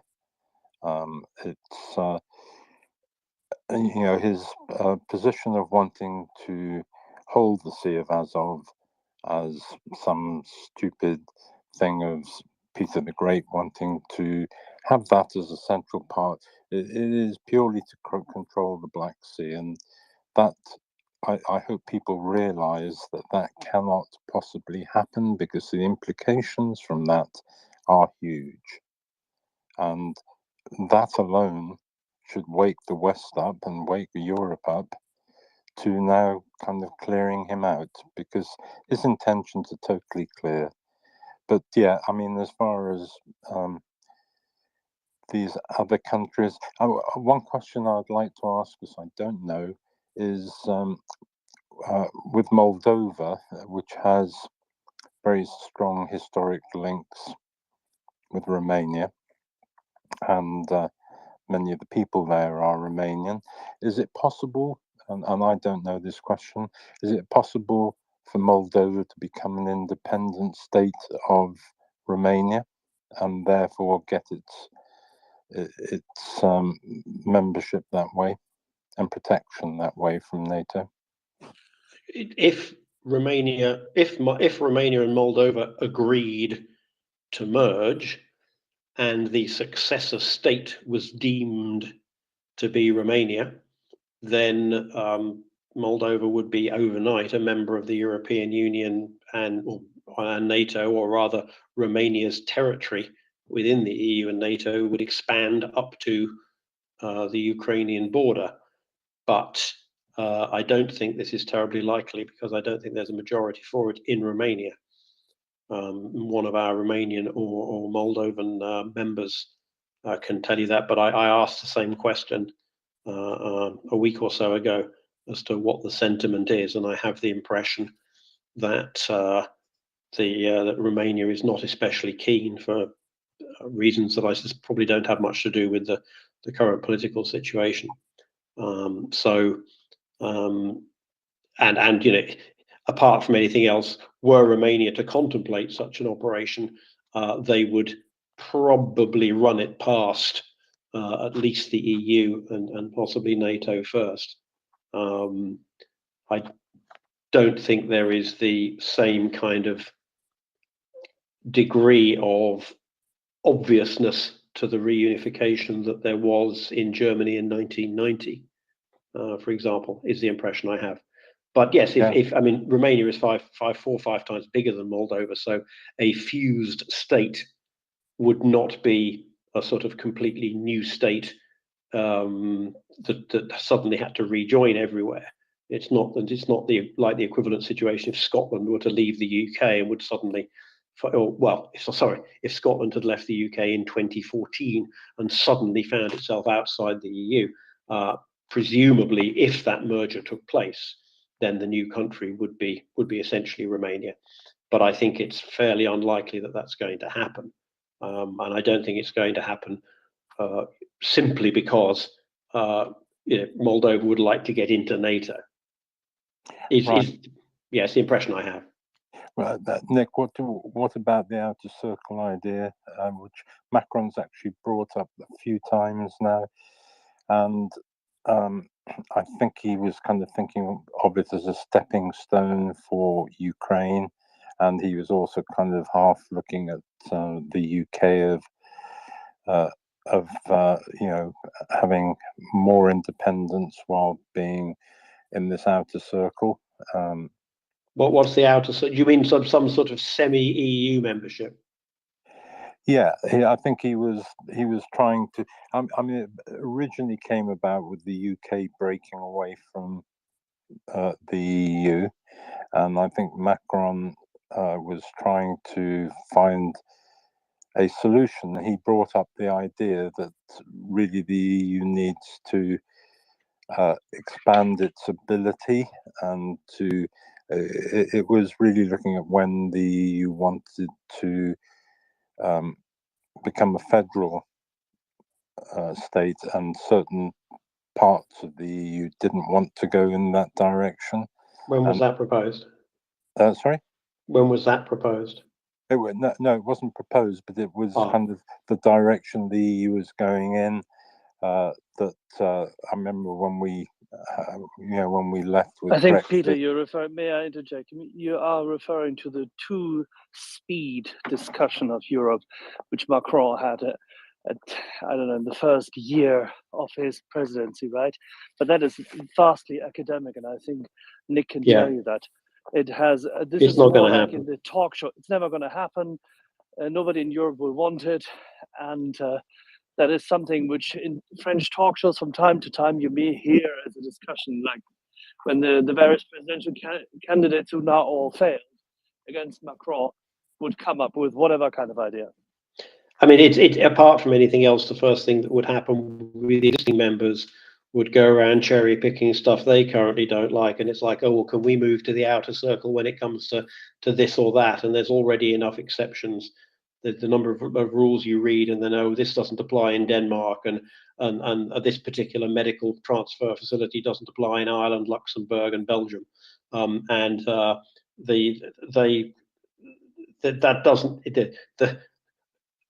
the unity is the strength of the EU. The commonality is the strength. And I'd rather that they concentrate on doing the stuff that they can agree to do, rather than have this constant sort of nging around the edge from people trying to get special deals. So I hadn't heard much about Nick, we already have the cheese exemption. Did you know that most of the exemptions which we have to do with food, and specifically dairy products? It doesn't surprise me at all. It doesn't surprise me at all, because these are very, very easy things to appeal to people with. One of Boris Johnson's leading lies from Brussels was about bananas. So these things it brings things home to people. It brings things. The EU is an incredibly abstract thing until they're telling you that you can't eat this particular product or whatever. So yeah. So you could say the EU's focus on food is legendary. Yeah, no, you were having these jokes. This is an example of what we call déjà vu, Axel.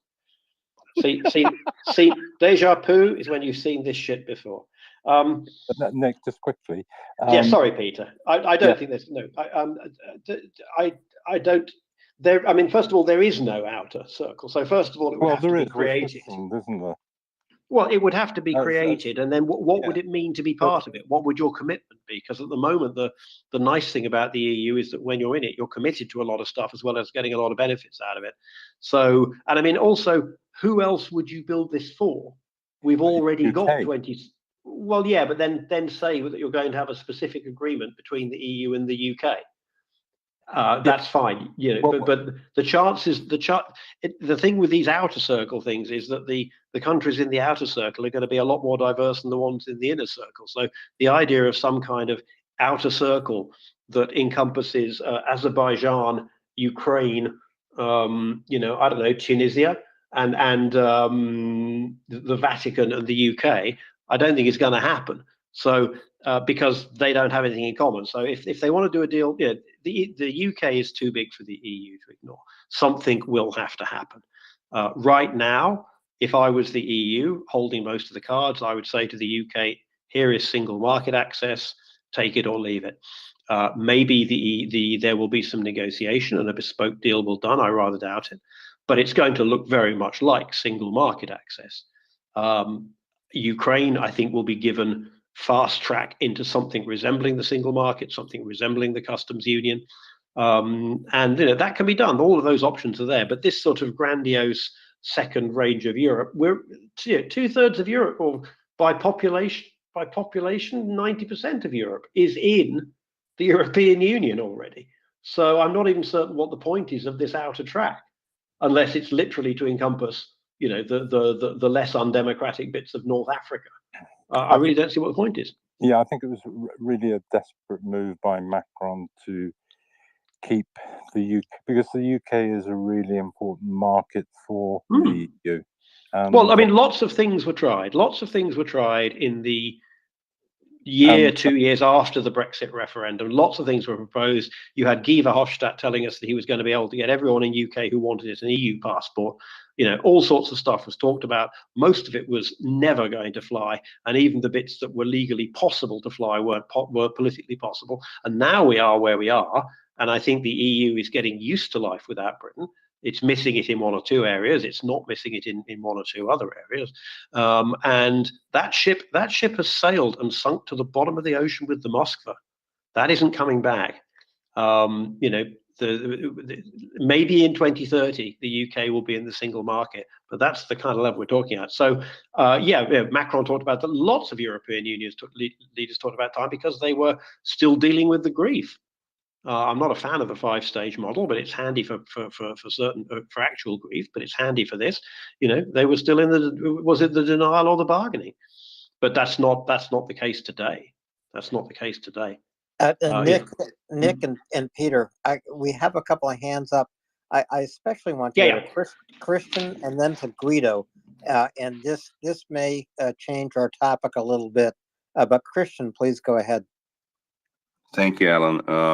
I really wanted to intervene on the topic of potential reunification between Romania and Moldova. So the issue is really, I don't know who said that that it's an issue for Romania. No.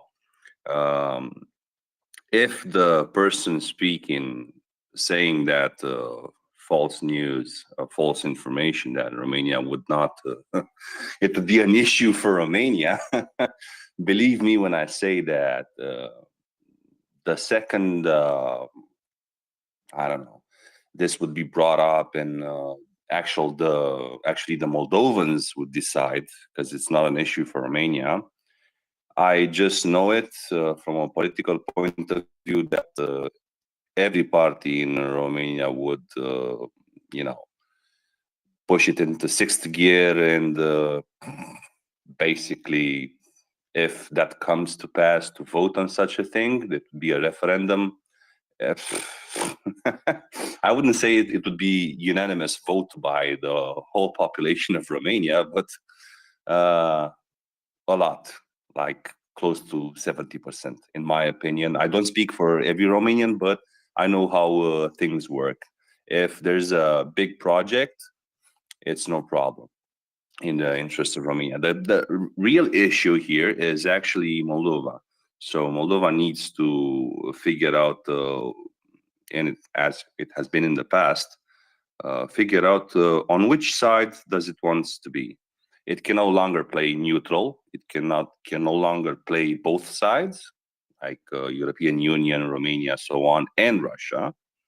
That ship has sailed. I have been waiting for that ship to sail for 20 years. And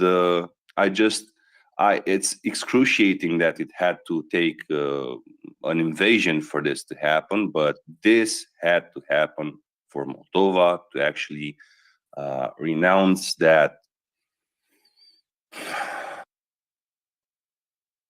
That's a historic scar each and every Romanian soul and heart and conscience. Yeah. So this would not be a problem from Romanian point of view. It's just a small problem on Moldovan point of view. Before the war, there was a 30% willingness for reunification in Moldova, and after the war started, it soared up to 48%, something like that. I think everybody is waiting for some real stuff to happen, quote unquote, for them to actually go past the 50% mark. But in a scenario where Russia would lose, and this is what everybody wants, in my opinion, at least what I want. Not everybody wants, because if everybody would want that, everybody would hurry up with those F-16s and so on and so forth. But the point is, in a scenario where Russia fails and Russia loses, I think people would be surprised. That's about it. That's the whole situation. There is some truth to what I think Nick was saying, yeah, about that fear from the Romanian side. So the general discussion or the thread is that some people, which are not thinking too far from their own stomach, would say that if we would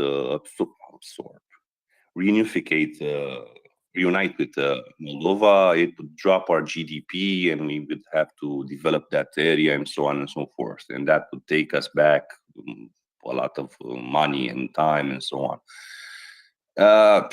That's not an issue. That's not an issue. That is a fake line of propaganda, in my opinion. I think it mostly came from pro-Russian circles, and in my opinion, it sounds awfully close to what any Russian security service would implement as an idea into some not so well-read people, right? So Christian, I have two questions for you. Sure. First, I mean, there is no decisive opinion in Moldova about reunification with Romania. No.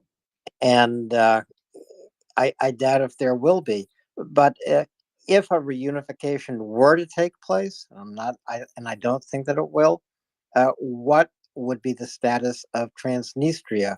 Would it just dry up like a leaf in the fall and blow away? That's a difficult question, to be honest, and I'm gonna speculate only to the extent of my knowledge and training and so on. I actually think that for everything to happen, it's basically the same as the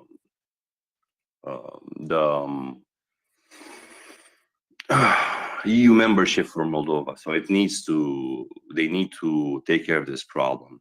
But as I've said, as long as Russia is strong, this will never be solved.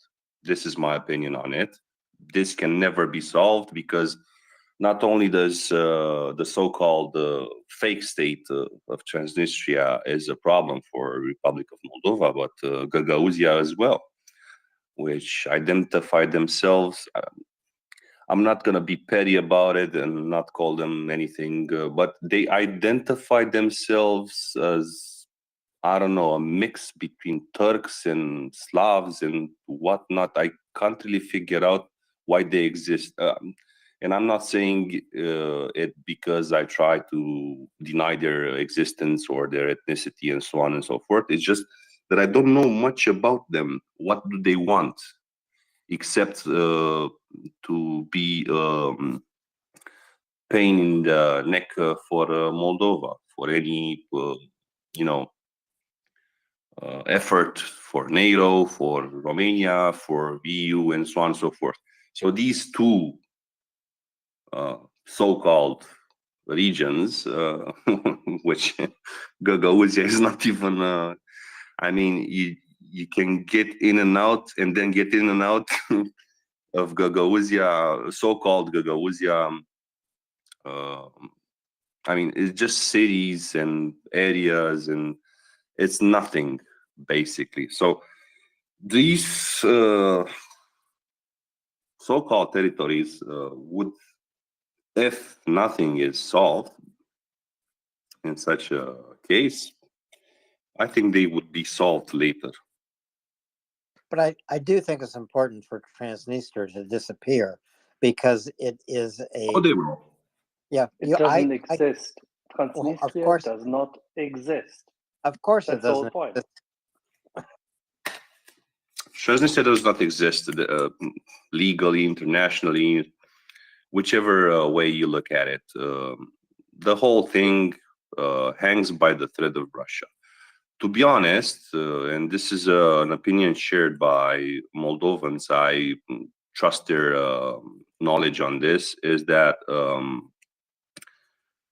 in any case where Moldova would have the chance to get inside the European Union, the Transnistrians would welcome that thing so fast that they would forget their Russian passports.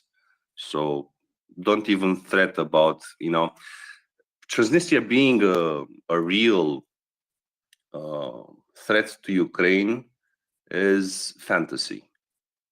I don't think it's much of a threat to Moldova, this so-called state.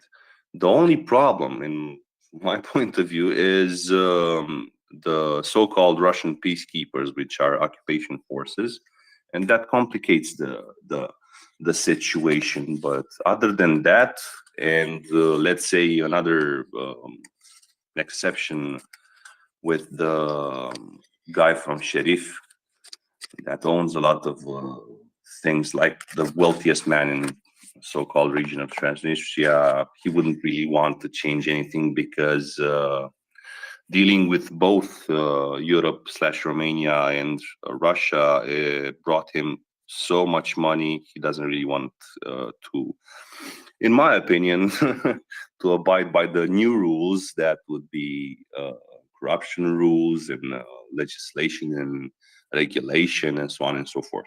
So basically, these are the only obstacles: Russian so-called peacekeepers and maybe this guy. But I'm not so really sure about this guy, to be honest. And these are obstacles that can be thrown out of the way. Christian, I want to go to a couple more hands, to Guido, and then to Peter. Guido, please go ahead. Hello, everyone. Thank you again for everything. I would like to give a bit of a raw opinion on the Georgia situation. If I understand correctly, Russia has two territorial claims in Georgia since some time now, which are South Ossetia and Abkhazia or something. And, if I understand correctly, Russia has in the past invaded these regions. I mean, there has been a Georgian war after in the post-Soviet era. So, being absolutely and completely raw with my opinion, I think bottom line, that there has to be sort of a decision on Georgia and whether they want to be part of Russia or not, basically. But because if they don't, yes. I think they are telling you yesterday and tonight, and they'll tell you again tomorrow, they do not want to be part of Russia. Well, I tend to think the exact same way. So my opinion is that in that case, NATO should actually if they agree, of course, we should actually put NATO troops in there, because that is the only thing that will prevent Russia from actually invading Georgia. Literally, that's the only thing Russia is going to respect now, because we've seen it in the past that they're going to do this the exact same in that they are doing in Ukraine. You know, the little green man, the sham referenda. I mean, it's they always have that same playbook, and they won't hesitate on doing it again. Especially now that their situation in Ukraine is making them look kind of weak, you know, that they were supposed to be like the strong policeman in the neighborhood, and it turns out that they're not so good. So they might be looking for a way of displaying strength, and that way could be, you know, just taking South Ossetia, for instance. And the only actual way of making them think twice, and that it's just put NATO troops in there. It doesn't matter which country. It doesn't matter if it's a military exercise. It doesn't matter. This is like that Asian game. I don't remember how it was called. I think it was Go, where you have to put your pieces in certain territories where your opponent can't. Well, there can't be Russian and NATO troops engaging. They can't. You can have proxy wars, as we've seen in the Cold War, and we've seen many examples of this. But you can't have actual NATO troops fighting Russian troops. That just can't happen, because because nuclear war, and etc. That's the only thing they will respect. Thank you. Thank you, Guido. So there is a security agreement between the United States and Georgia, but Georgia, we would hope, can figure this out on their own, and they are demonstrating. They're looking to Europe. They want nothing to do with Russia. Russian influence almost everywhere is collapsing, and as you say, Russia has now been exposed as nothing more than a puppet whose strings have been ripped away from it. What would Russia invade Georgia with? Would they just send Shoigu with a handgun on a plane? They have no resources to invade Georgia at the moment. But the Georgian people have the resources of courage, and they also have the resource of inspiration by Ukraine. So if this is going to be Georgia's Euromaidan moment, will it be their revolution of dignity? The next few days will show us what will happen. But Guido, thank you for coming up. I want to move on to Peter. And then after Peter, I want to welcome my co-host, Nancy, who I have not yet even acknowledged. But Peter, please go ahead.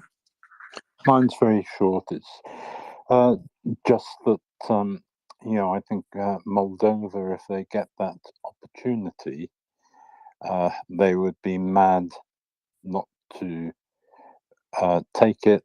And, they would have EU membership, they would have NATO membership, and, they would have prosperity for their country. So, I think given those options, that would be very easy to sell to the Moldovan people. You've got a choice: prosperity and security, or carry on as you've always been. So I think that would be probably its best option. Well, Peter, you might have to go to Moldova and convince them. I don't know. It sounds like a pretty good option to me, too. Can you get EasyJet there? Christian, go ahead, please. So what I'm going to tell you will not satisfy your answer, but Romania supports Moldova and it's on its path to European Union membership, and why not in the future NATO membership. I think this can already be done when Moldova just joins the EU, so there's no borders, is it? The thing is with talking about this too much is that it gives Russians so much propaganda, and Moldova is already facing a lot of disinfo and misinfo and covert ops and info ops and so on. They're trying to topple the government. This is no secret. It has never been a secret. So if I'm coming on MriyaReport and saying, yeah, sure, everything is going to be fine, just to, you know, we should do it. We should. No, you know, we all know what we're talking about. What I said earlier stands. If, you know, there's a chance, you know, why not? Sure, absolutely. Yeah, and of course, Russia has dialed up the disinformation about Moldova. I mean, we saw that in just the last 2 or 3 weeks, and it is disinformation. It is to distract us from what Russia is doing in Ukraine. It is to make us turn our heads and think, well, what else can Russia do beyond what they're doing now? What are they doing now? Committing a genocidal invasion of a free sovereign nation. I don't know, Christian, what do you think? Yeah, well, I said it like in the first couple of days, there were some provocations going on in Transnistria. They threw a couple of grenades, shot a couple of rounds of AK-47 in the air, and staged it as oh my God, saboteurs are coming into Moldova, into so-called Transnistria, and they're trying to take over a Kobasna warehouse. This is just, you know, basic, you know, look at the left hand while I steal your stuff with my right hand. So I wrote like a couple of days after 24th of February, whenever Transnistria, so-called Transnistria, comes into discussion, you can be absolutely sure that nothing will happen, and it's just a distraction from the main operation. What I wanted to really point out and request from everyone and anyone on the topic of, I've said it before, and I'm gonna say it again. Each time somebody offers to Moldova to take care of the Transnistrian problem, a Russian smiles deeply and loves the whole narrative situation. So each time somebody says, well, we could take care of your problem in Transnistria, you're just helping unknowingly Russian propaganda, Russian operations in Moldova. And it's happened a couple of times, at least in the past few weeks. I think it's almost a month now since everybody's been talking about Moldova and the so-called territory of Transnistria, with a couple of ideas such as, well, the Ukrainians should go and kick out Transnistrians. Come on, stop it. You know, just stop it. Please, I'm telling everybody, please just drop the subject. Moldova has no wish for such thing. It has stated multiple times, actually every time this was suggested, that it seeks diplomatic resolution to that situation. And everybody should respect their wishes. Yes. I just want to go to Peter Doran, who has come up. Peter, please go ahead. Thanks, Alan. I've been really enjoying this conversation on geopolitics and Moldova and Romania. And I just thought I would add some additional data points that might help us understand the real squeeze that President Maia Sandu, her administration, and the Moldovan government face right now. And it comes down to one number, $7 billion. So right now, we'll call it Russian-backed proxy entity known as Transnistria owes Moscow $7 billion in energy payments that Transnistria has never paid. And then this is intentional. We've heard a lot about debt diplomacy that China has used around the world, where they make countries in debt to them and then basically exert undue influence over those countries. Russia has used very much the same in the case of energy, with energy diplomacy, by essentially allowing Transnistria to use up to $7 billion in energy and never paying it back. The idea being this is a debt bomb.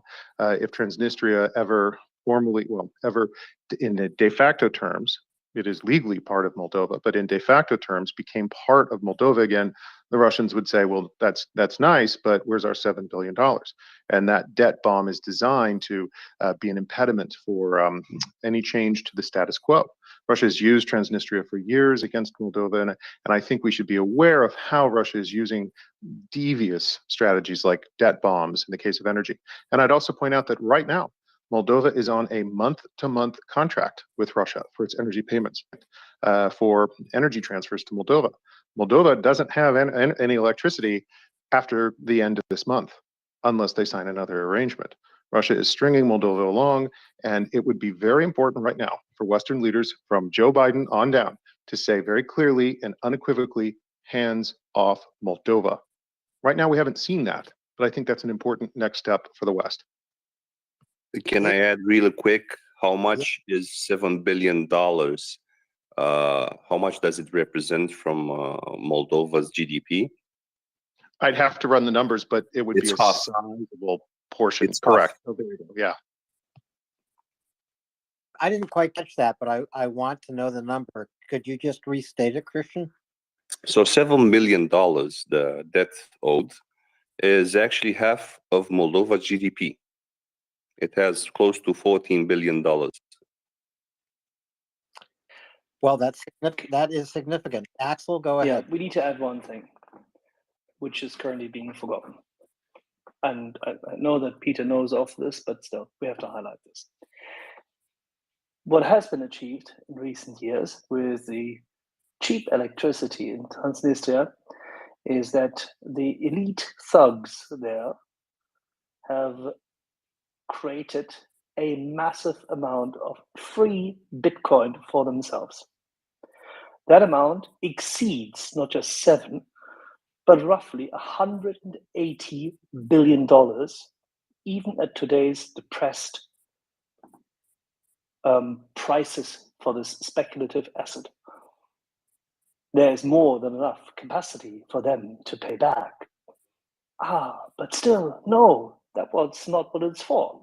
This was for illicit money operations of the Russian government, terrorist sponsorship of other, say, political operations. There shouldn't be any problem to tell the Russians to go pound sand. That debt bomb is nothing if we want it to be nothing. We tell Russia to go and hike. That's how it's going to be done. That's the only way it can be resolved after. The electricity issue is a short-term issue. Now, Christian, we spoke about this last year in summer. There's a lot of work on the transmission lines going into Moldova. There's a lot of work going on the distribution grid side in Moldova. There's a lot of work being rendered on the Romanian side. How far have we come with that since? Oh, I would need to look it up. I haven't checked it in a while, but because when we discussed it last year in late summer, the Romanian side had commissioned a lot of projects, a lot of contractors. There was a lot of work going on. Still in December, people were working on the Moldovan side. where the Israelis have built the field hospital. People are not only working with generators, there are already power lines, temporary power lines going across to Romania. So there's a way to do it. If we really want to do it, Peter, I think you know it. If we want to do it, we can. It takes 4 weeks only to build a full transmission line into Moldova under wartime conditions. And if you want to know why I know this, because it has been done before, but with completely different means a long, long time ago.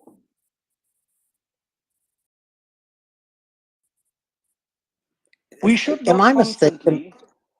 not constantly underestimate our capacity. We just have to form the political will and do it. And if we don't have the political will, then Peter is absolutely right. They should take the hands off this, because they risk Moldova sliding into a crisis, which they then can't control because they didn't have the political will to start with. You have to prepare. If you want to make this happen, you have to prepare, and you have to have been prepared actually already. I hope they are.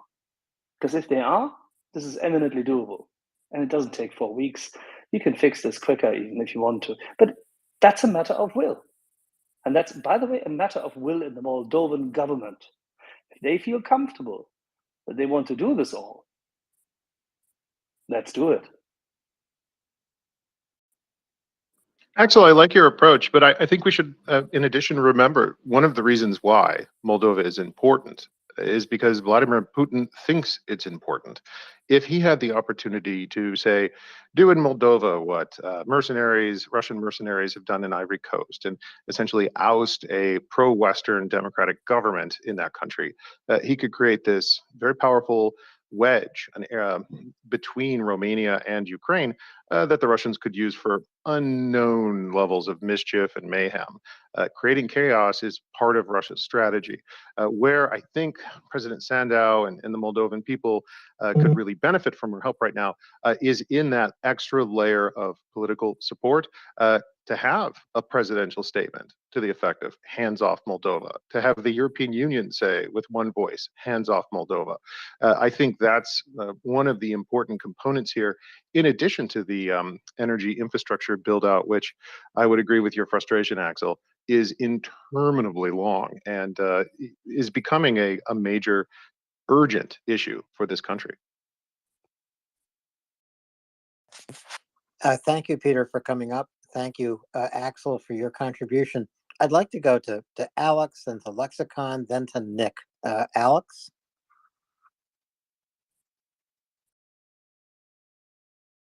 Alex, can you hear us?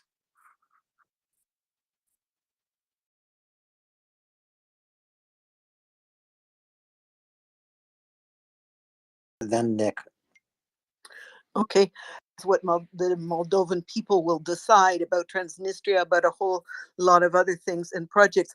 I think, as I have once said, that when I traveled to Moldova to work several times, people told me, and Ioana, for example, explained further, we know that until Maia Sandu, Moldova had not had a party which is for full Moldovan autonomy away from, independence from Russia. There'd been these pro-Russia presidents who constantly managed a plurality because the opposition never managed to get enough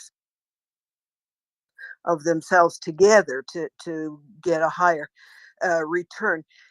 People told me that there was about a half of the population that wanted to join up with Romania, and another half that didn't, or anyway, numbers that were incompatible with a decision.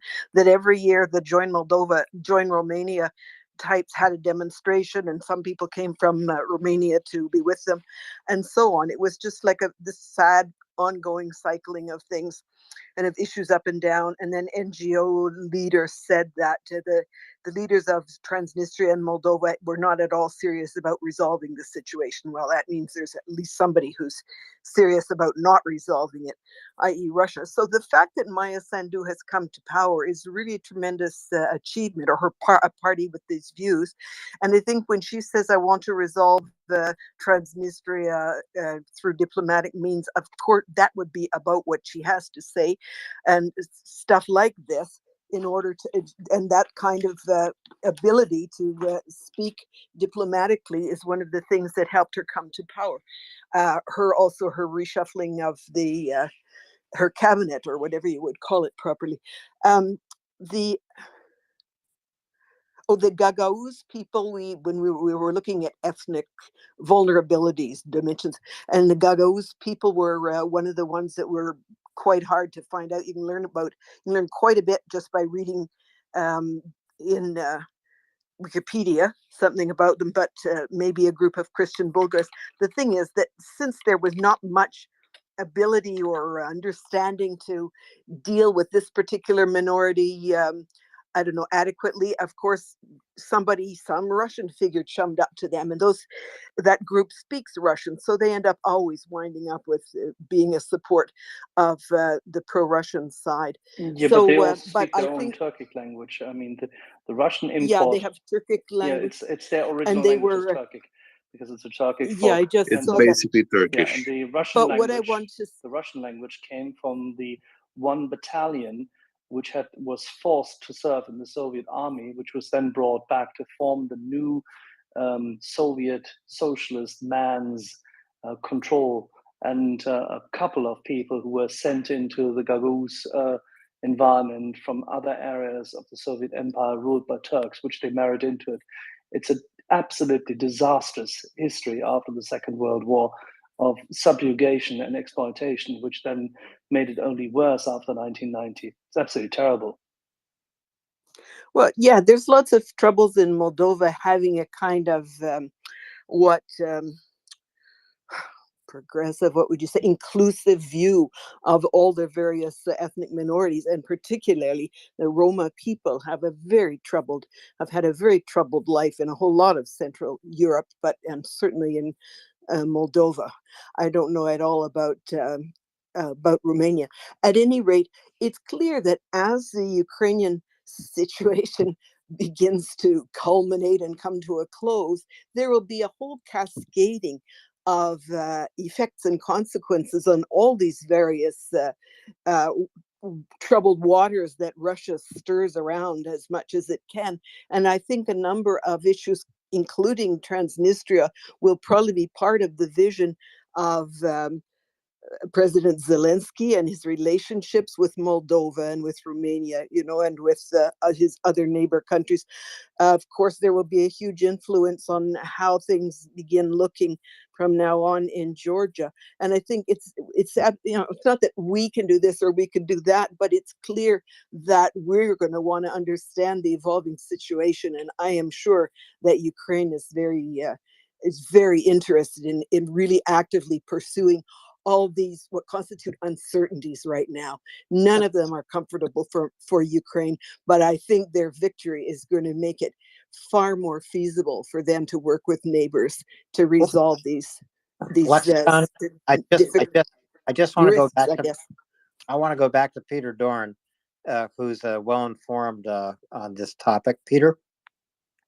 Lexicon is extremely well informed. I just wanted to give you a virtual high five for bringing in the mention of the Gagauz people, the sub-ethnic group there in Moldova. This is why spaces like the MriyaReport are so awesome, because we can actually consider these very in-depth and sometimes complex questions. For me, I would just table two things for us to consider when we talk about Moldova and Transnistria. The first is Russia's record. So we are starting to see, troublingly so, an alignment of statements and policy positions that Russia is now taking that it hasn't dug up in quite some time. And they have echoes of Georgia prior to 2008 and Russia's short war against Georgia and Ukraine in 2014. We see Russia increasing the number of so-called Russian passports it is distributing to people in Transnistria.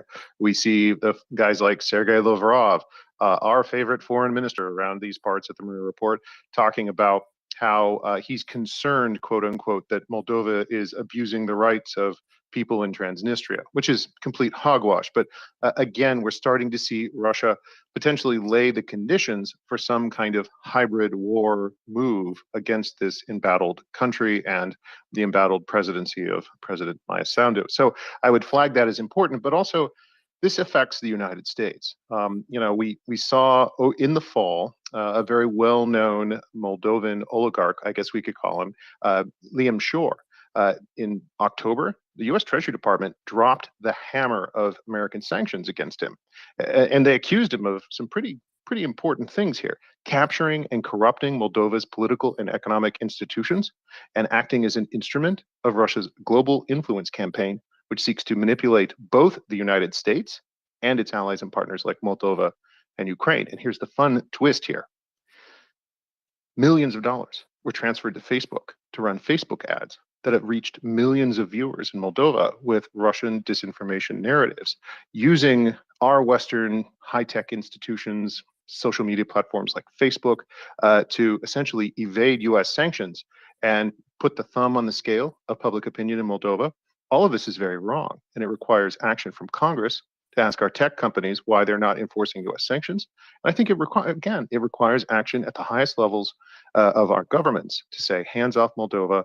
You're not going to get away with this again. We've learned from the past, and we're applying those lessons today. That's key, because what happens in Moldova does affect us, every one of us here in the West.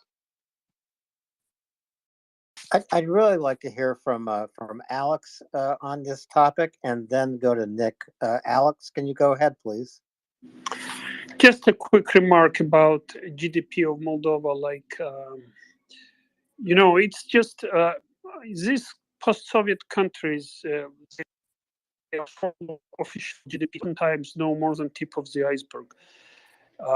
And a big chunk of that energy debt, and this reminds me Georgia situation, where debt seemed almost unsurmountable, and the issue was resolved within 6 months.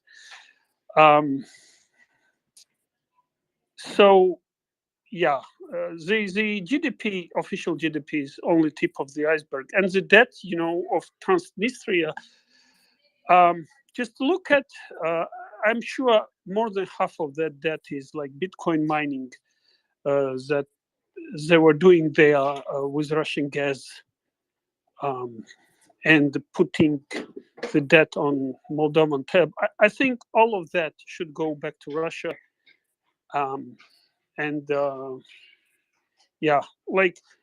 Russia will have to absorb, because again, these are the schemes that they developed. I think we'll find some other schemes to prove that all those claims will be null going forward.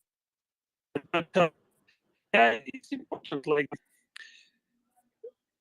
These events in Ukraine, we all expected domino effects. I think these domino effects will follow. Thank you. Thank you, Alex. Christian, and then Nick. Christian. Yeah, thank you very much. Nick was first, but I really want to applaud Peter for his the whole speech about Ilan Shor. Basically, Ilan Shor is a Russian asset in Moldova, and he's actually involved in stealing in a great scandal of $1 billion just disappearing from a financial institution in Moldova. So that girl you see protesting, so-called protesting against Maya Sandu, is basically from his party, from Ilan Shor party, and she's also suspected of being a part of this whole embezzling scheme, or just theft of $1 billion. So I'm actually impressed, Peter, by your knowledge. Thank you, Christian. Well, we like to pay attention to the little countries here as well as the big at the MriyaReport. Well, there are no little countries. There are no little countries when they're under threat by Russia. Nick. Well, actually, Axel, then Nick. Axel? Yeah, sorry, I was just trying to open the Chianti. I told you so. You woke me up, Peter, with Christian to talk about Transnistria yet again, because it is still absolutely vital. So, because the billion is one thing, but as I said, the vast amount of crypto which went out was produced there and used then for various purposes and supporting, for example, the down payments for yachts of various people in the East and supplementing those payments which otherwise would have been made by Gunfor, but Gunfor couldn't do that anymore for various good reasons which are vested in close attention of the Treasury.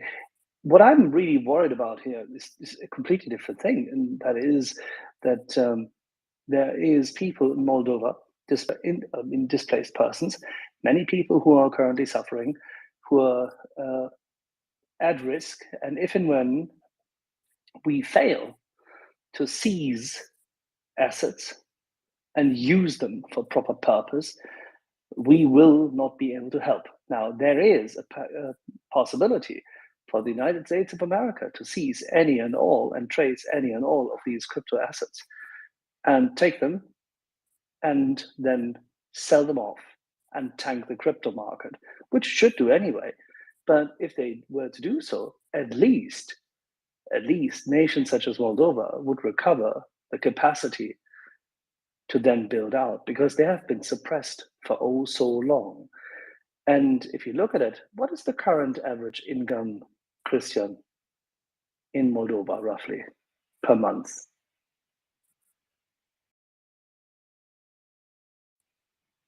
Just a second. I looked up the GDP the other week. I had cause to, and the GDP is like 2,500 USD. Exactly, that's the GDP. But what's the average income? Yeah, pretty sure. Yeah. And what's the average savings rate? Oh yeah, I mean, I don't know what is. I don't know what the typical relationship is between GDP and income, but you know, GDP. What's the GDP? How much is actually generated by? No, I know what the definition is, but I don't know what the relationship, what the average kind of relationship, the multiplier is. But I mean, you know, what's the average? What's the GDP in Germany? The fewer entrepreneurs and the fewer equity shareholders and companies, the more heteroscedaic is the pyramid of allocation, as you know. As a consequence, the allocation of equity income in Moldova is extremely tight. There's very few people who own this. That's all for Christian. So the average income in Moldova, at least what this says, my source says, is 9,900 Moldovan lei, which is roughly 500 euros. Seriously.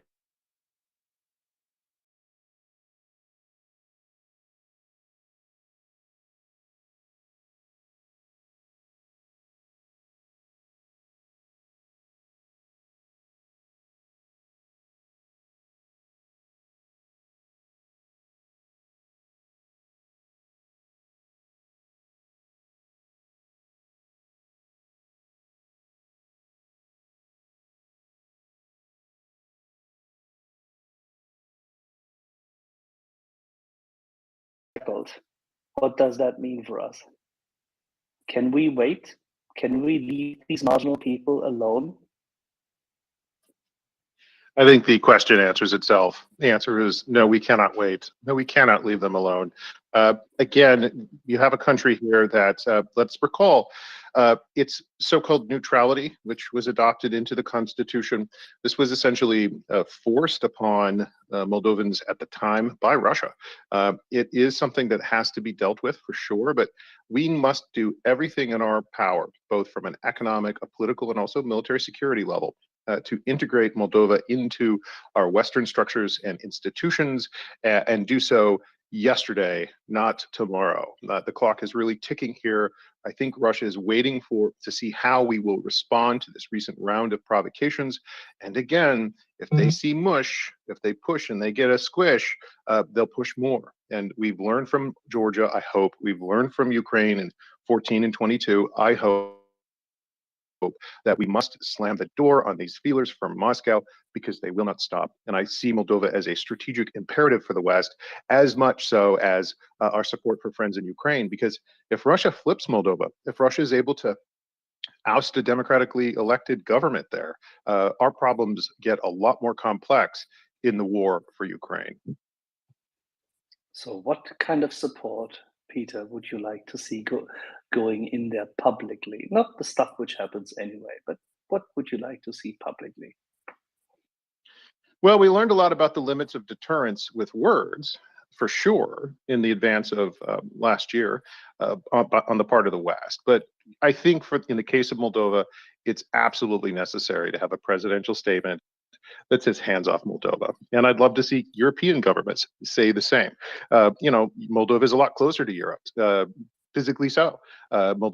Europeans are in a much better position to assist Moldova at this point in the immediate next few weeks than perhaps the United States is when it comes to a lot of the assistance and support that Axel, you were discussing. So, this is definitely a moment, if ever there was one, to lock shields and support Moldova in every possible way that we can, because otherwise the Russians will continue to push. They'll feel that squishy, mushy response, and it only encourages greater aggression. I wouldn't begin to speculate as to how Russia could move. Hybrid war gives Russia many options. We've seen them in the past, but we should be prepared for many very troubling scenarios if we don't act swiftly and with decisive boldness. This all circles around Romania, right? Because if Romania doesn't actually change its attitude publicly, nothing will happen. Because the French, you can't count on them. They will fail. Yes, they're there and they're trying to be a bridge in Romania, but it doesn't help. The Americans have the biggest air bases. They have the biggest presence. Currently, still 4,100 screaming eagles are there. The Portuguese have a few chaps there who, funny enough, do a lot of training also for the Moldovan police and military forces. Very nice, thank you. But somehow Romania is the only force which could do that, right? Well, Romania, everyone would look to Romania for sure. But also, Christian, I'd be interested in your perspectives and also yours as well, Axel, and the perspectives of everyone listening in right now. Moldova did make a mistake, and we have to be frank about the mistake Moldova made. It woefully underinvested in its own defense. There was this idea that neutrality will save us, therefore we don't need a military. But as we saw in the case of Finland, as we've seen in the case of Switzerland, if you're going to be a neutral country, you have to overinvest in your defense. You have to be that porcupine, a neutral porcupine, but you have to be that military porcupine that no one wants to mess with. Moldova took the wrong approach. Moldova spent very little on their defense. I think if you looked at the numbers, it would be basically one of the smallest militaries in all of Europe at this point. I think there is a conversation that's happening right now in Moldova that is asking the question, hey, maybe we should spend more to defend ourselves. Maybe neutrality on paper isn't just enough to keep the Russians from meddling in our society. So those are good questions, but those are questions that needed to be solved years ago. I see this not in terms of a years-long problem. I think the problem is going to unfold over the next few months. That's why if there's an urgency in my assessment, it's because I actually feel we are in a deceptively urgent moment in time. If I can? Yes, Christian, go ahead, please. So it depends on the way you look at it. Let me just think about it for a while. So after the fall of the communist government, which was 2000 something, I never remember. I always say I'm gonna go check it up, but I never do. 2005, 6, 7 or something like that. Moldova hasn't really had let's say a pro-European government or pro-Romanian government and at least in the last couple of years, there was our beloved Igor Dodon, who is a Russian asset. So basically, what Moldova has done is what Ukraine has done until 2014. It's the same modus operandi that Russia has imposed. It puts its people in parties and power and taking the presidency, taking the premiership, and so on. So these people have underfunded the army. Of course, they have done that so as to be endlessly vulnerable and dependent on Russian benevolence. So yeah, it's true. Moldova hasn't invested basically nothing in its army, but we can't all blame it on Moldovans. Let's just say that. Thank you for correcting. And Christian, I think that is an eminently fair point, and I didn't want to make it seem like I was blaming. No, I understood perfectly what you said. It's okay. I wasn't disagreeing with you anyway, because you were right. In basically, you're right.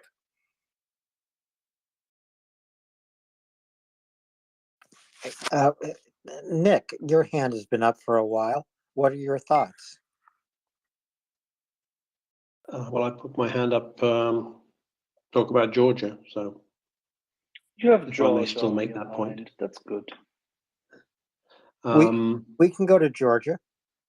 The whoever pays for the bots seems to be a little bit concerned. There's some definite trends in what the bots and pro-Russian accounts are saying tonight. One of them is that this is another Maidan, but in particular that the USA is orchestrating another Maidan.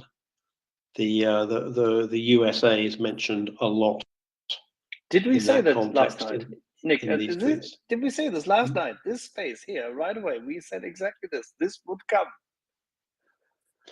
And the other thing that's being posted is a video that appears to be people driving past snow, which is being described as Russians who fled to avoid conscription returning home in such huge numbers that there are traffic jams at the border. And when I first saw those, I thought that, I guess the Russians are capable of that if they think that some violent situation is going to occur, but it's exclusively pro-Russian accounts that are posting that, as if they're sort of expecting these guys to, walk across the border and walk into their nearest recruitment station, say, you know what, Putin was right all along. I can't stand the tear gas and occasional loud BP music that they're playing. Of the riot police, which the clip I read was in Spanish. When I'm learning Spanish, and I didn't realize that the Spanish for riot police is Policía Antidisturbios. They're trying playing to sort of loud. Nick. The imagery. They're playing loud. Yeah, they're playing loud beepy music, and the as somebody said, letting off sirens and playing repetitive music is not a very good way to get Generation Z to disperse, as they are just dancing in front of it, which is pretty funny. But yeah, so basically there is what appears to be a coordinated. I say bot. I'm never sure how many of these things are actually literal bots versus people who will type whatever they're told. But the script that's being distributed it definitely includes not only another Maidan, but another Maidan orchestrated by the United States, which I thought was interesting. And one final point is we've had Zelensky's daily talk, and Zelensky has, of course, expressed solidarity with Georgia and thanked them for playing the Ukrainian national anthem. And I'm sure he's absolutely loving this. I'm sure he's having a very good time chuckling at the television watching this. And as I said, the videos which have been circulating are all supposed to be from the various crossovers. Both this is the area around Ayrum, and then again at the same time Guguti.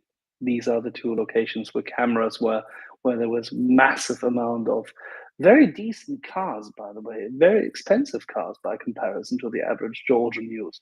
Yes, you'll find the average Georgian Lamborghini parked outside in Batumi, typically owned by a Russian, but nevertheless, these are very decent cars and in great numbers. And then people were trying to cross into Armenia because they feel more comfortable there now. Thanks, Axel. Shaggy, your hand is up. Please go ahead.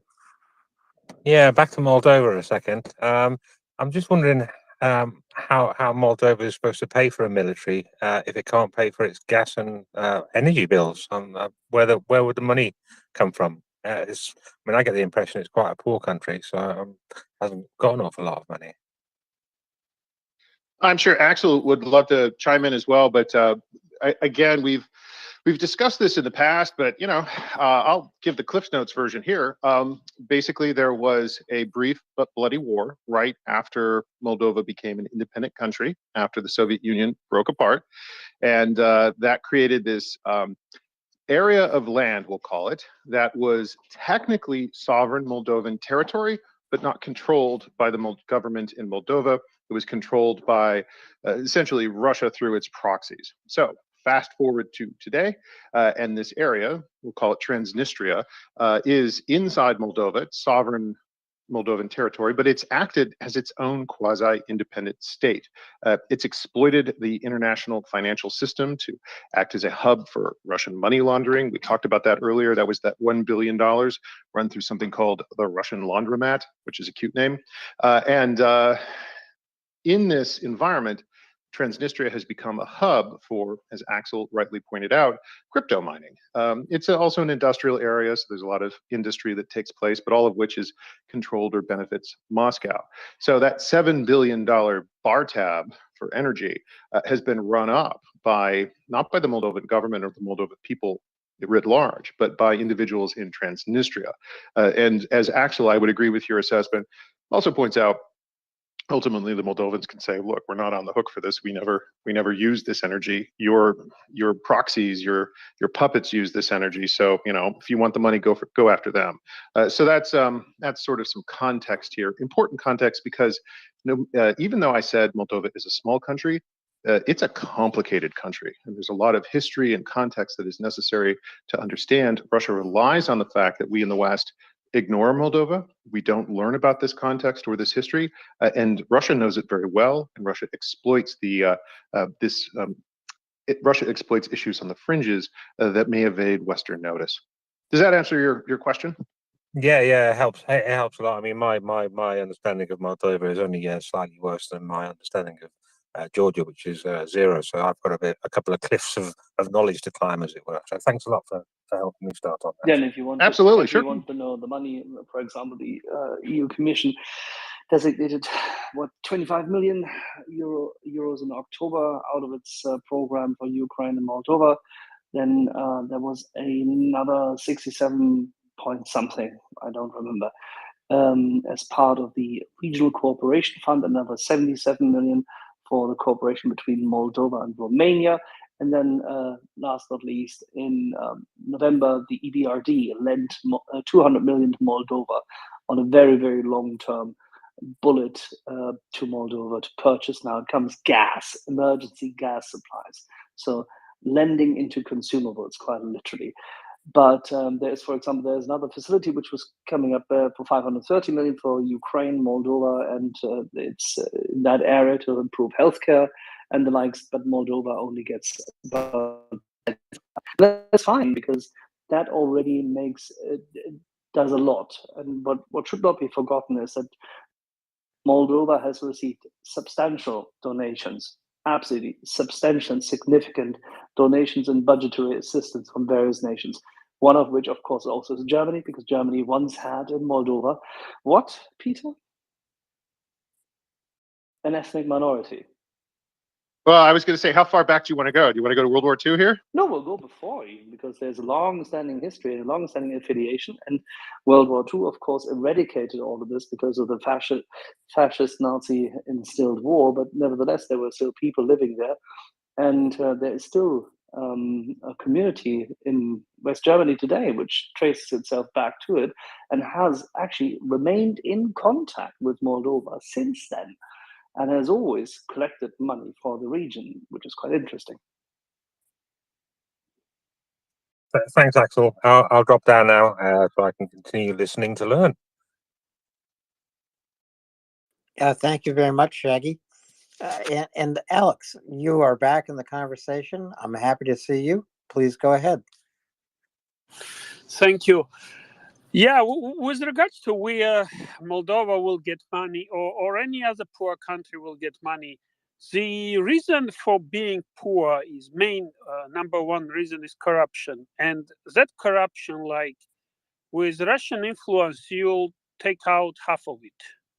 Well, the other half will require some efforts, but typically they are not too difficult if you don't have to really oppose, because Russia does use corruption a lot.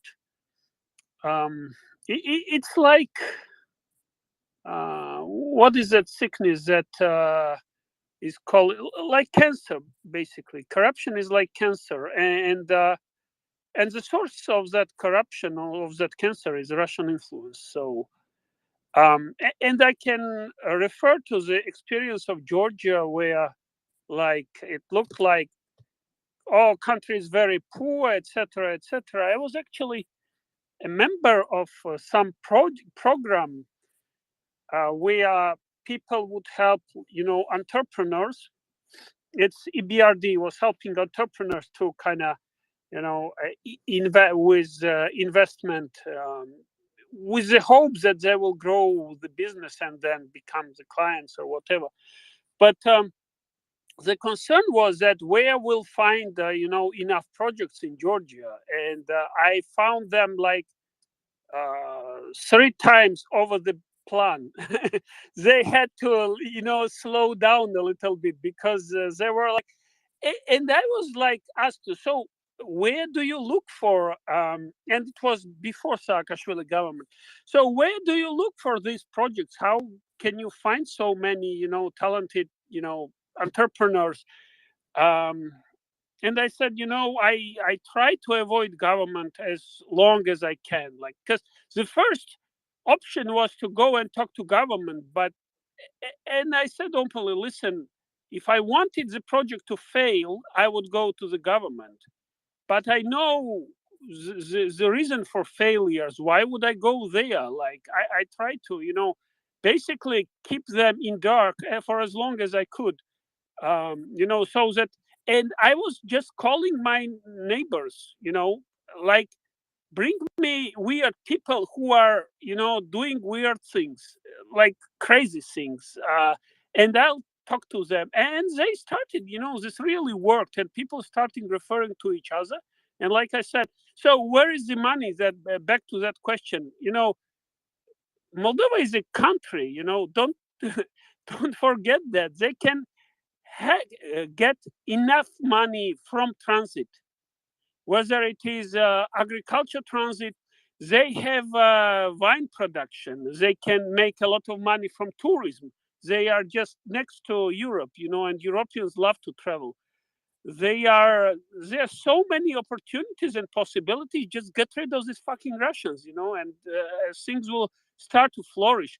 And things will flourish in Russia too. When I say Russians, I mean really, Putin's way to govern. Because Russians are no less, their fate is Putin, they just haven't realized it. So, yeah, they will find money. I would not worry about where they get money. It's just, like I said, everything is in dark. It tips of the iceberg. Average income, what, 500 euros a year? Each of them is renting an apartment in Chisinau, getting probably twice as much. 500 a month. Okay, 500 a month. I don't think it's very low. 500 euros a month. That's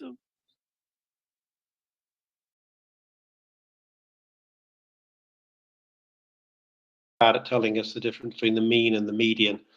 And when income is highly skewed, as it often is in oligarch-rich environments, the mean can be a lot higher than the median. But I mean, ignoring that for a moment, about 500 a month. In other words, not a whole ton of money. I checked the income levels. I just tapped a friend who works there on the coordination of airport logistics, and he said that for about 180 a month, they can get a very decent clerk to work for them. They, a lot of them work in EU countries, and sending, remittances to their homes. It's like, again, we do not have official statistics. It's like the best we have, but I wouldn't really rely on that. Like, the country has the resources that it can tap into. Like I said, transit, they are neighbor to Ukraine, they neighbors to EU countries. Like, come on, like this is not an issue. Like, if they were somewhere in the middle of Africa, landlocked and with no connection with anybody except for Wagner Group, I would understand why they are poor. But there is no reason for that poverty. The only reason that comes to mind is Russian influence.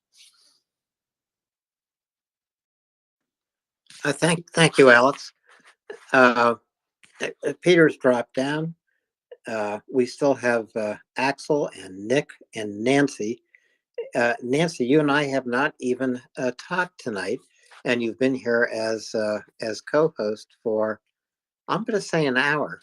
Welcome. Yeah, thank you, Alan. Yeah, it's been a great conversation. I appreciate everyone's feedback and flow. So let's just keep at it. Well, Moldova and Georgia, the world's eyes are focused on Georgia this evening, on Tbilisi, on Batumi, on other Georgian cities where Georgian citizens are taking to the streets and declaring their wish to be free of Russian influence and to take a step closer to the European Union. They are looking west. These are huge demonstrations in Tbilisi, 40,000 people on the street. And this is a much larger demonstration today than yesterday. There is probably a potential for increased violence today compared to yesterday. Police are using water cannon, rubber bullets, and large riot shields. What riot police do whenever they face protesters, wherever they face protesters in the world.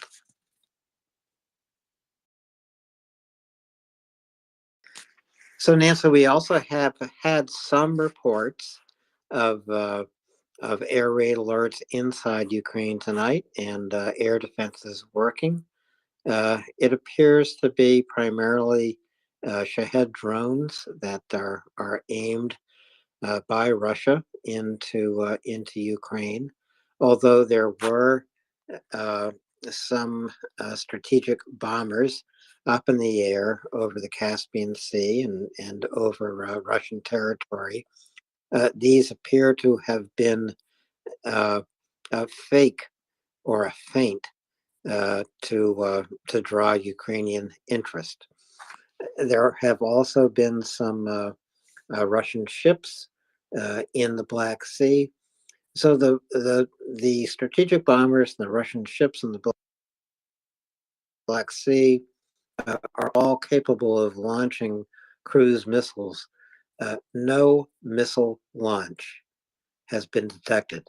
No missile launch has been detected. And am I still accurate on that, Nancy? Yes, Alan, that's the same information that I've seen as well. I think the air defense activity on at least one drone was in the Dnipro area. And I think that's the latest I have there. I think there are indications that the Ukrainians are still concerned about the potential for a real launch, but so far what they've seen, besides the drones, have been effectively saber rattling from Russia as opposed to active launches, but they're keeping their eyes open for that.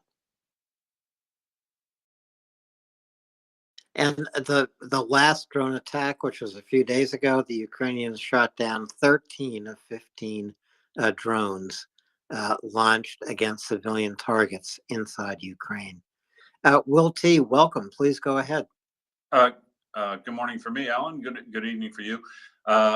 So I was speaking to Nancy offline and downloaded and looked through the annual threat assessment in the United States, and I didn't find anything drastically revelation in it. But what I would say, based on what's going on today, is it looks. The national threat assessment, the annual threat assessment from the United States, from the Department of the National Intelligence, clearly highlights that Russia is going to continue its efforts to destabilize and promote discord amongst countries adjacent to it, even while the war goes on.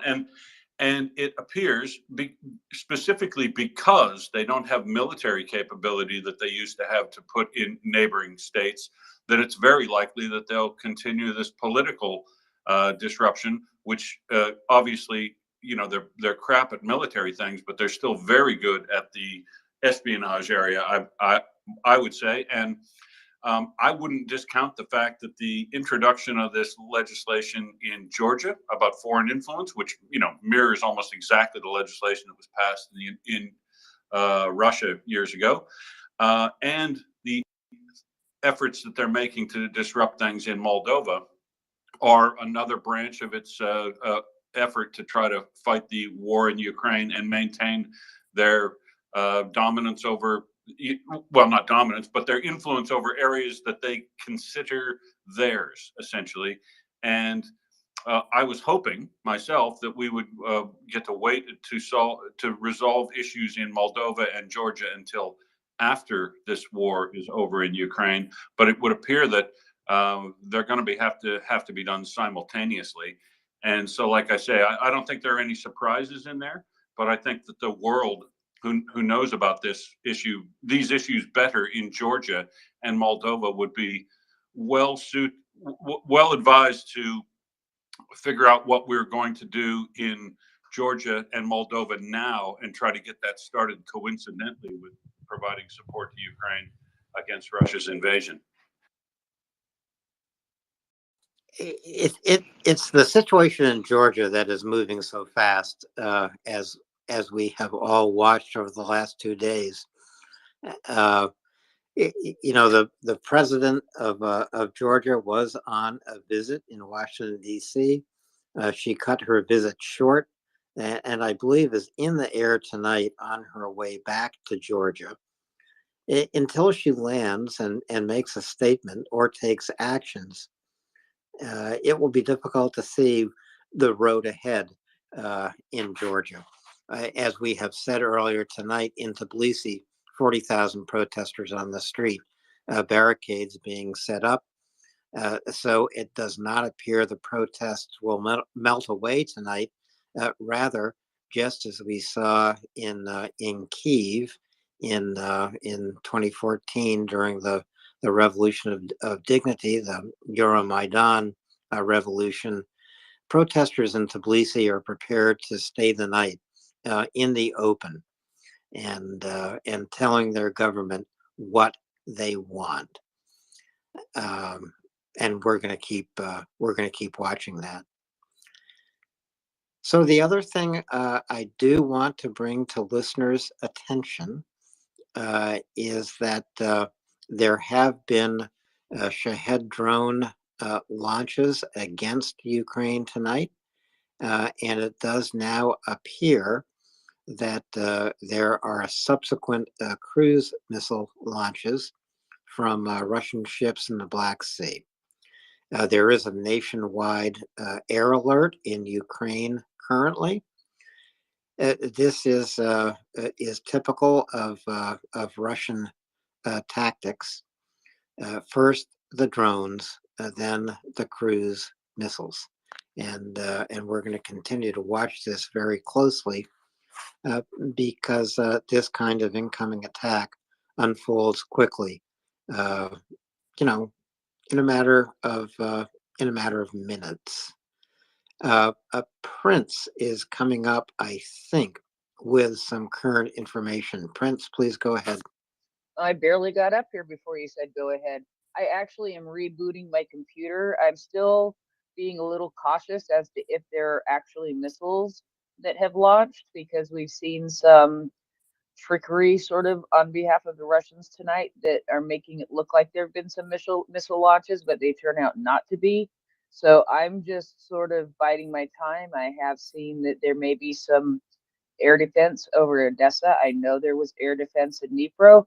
So I'm still booting up my computer because it needed to be rebooted because I punish it a lot. And but I thought I'd come up as speaker just sort of preemptively in case I do get stuff coming in. Thanks. Well, you know, Prince, if you punish your computer will punish you. And you will be the one who suffers, not your computer. So the trickery that Prince has referred to, there were 15 strategic bombers that were in the air over the Caspian Sea and over the Russian landmass. These bombers apparently did not launch any missiles whatsoever. But there are Russian ships deployed in the Black Sea, which now appear to have launched missiles. And as I say, we are keeping our eye on that. Hopefully, we're going to get some folks up here who understand how to watch this developing situation. Nancy, can I go back to you for just one moment? Sure, Ellen, absolutely. And just to let you guys know, one of the things that I haven't had a chance to do, but I've asked somebody to take a look at as well on that threat intelligence reporting, is because I haven't looked at that for prior years, to see if we can kind of do a comparative analysis on whether there are any specific hot buttons called out in a different fashion or different way, that may not immediately hit the news reports, but could be worth taking note of as well too. So don't have that yet, but just to let you guys know, something we're working on in the background as well. Thank you, Nancy. You know, we currently don't have any hands up. We have talked about so much today. We've looked at Tbilisi. We have compared Tbilisi and Kyiv, the revolution of dignity with whatever is happening in Tbilisi today. We have looked at the collapse of Russian influence, not just in the Caucasus, but in Kazakhstan and potentially in Uzbekistan, Tajikistan, etc. The Russian sphere of influence is shrinking, and it's the air is being let out of it like a punctured balloon, and this is a welcome development. I do want to ask everyone here listening to retweet this space. It's MriyaReport. You can listen to us online on your laptop or on your tablet at MriyaReport.org. You can also find archived interviews on Spotify simply by searching Mriya Report. I think that you'll be pleasantly surprised by the number of interviews you will want to listen to and what you can learn. So many experts come here and talk to us every single day. Military experts, diplomats, historians, uh, uh, journalists, Ukrainian voices. So check out these resources as you try to learn more about what is happening in Ukraine, as you try to learn more about how and why Russia has launched this genocidal invasion against the Ukrainian people. The other thing you can do is go to MriyaAid.org. That's MriyaAid.org. Make a contribution. Send humanitarian supplies to Ukraine. Send them to Ukrainian citizens in the cities. Send them to Ukrainian soldiers on the front line. MriyaReport, Maria Aid, similar names, different organizations. We're here to report the news and to diffuse Russian disinformation. Maria Aid is here to help Ukraine. Prince, go ahead, please. Yeah, now that I have my computer up and I can use auto translate instead of having to translate things one by one. Yeah, I'm seeing, it's hard to tell still at this point. I am seeing reports of missiles and air defense at work in Odessa, Vinnytsia, Mykolaiv, I believe. Translation sort of sucks on these sometimes. But it is, right now it's hard to tell in sort of the fog of war at this point if it's air defense hitting things down that people are reporting exploding, or if it's an actual missile hit that is what people are reporting as far as exploding. So I think we're going to need some time to really suss out what exactly is happening.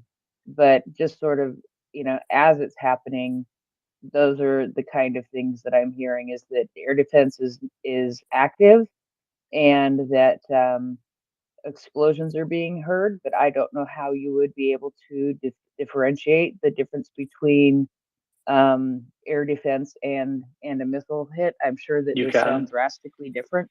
Different Yeah. sound. Oh, I was just getting ready. Yeah, I was just getting ready to say that I'm sure that they sound drastically different. So, but as it's coming in so fast, it's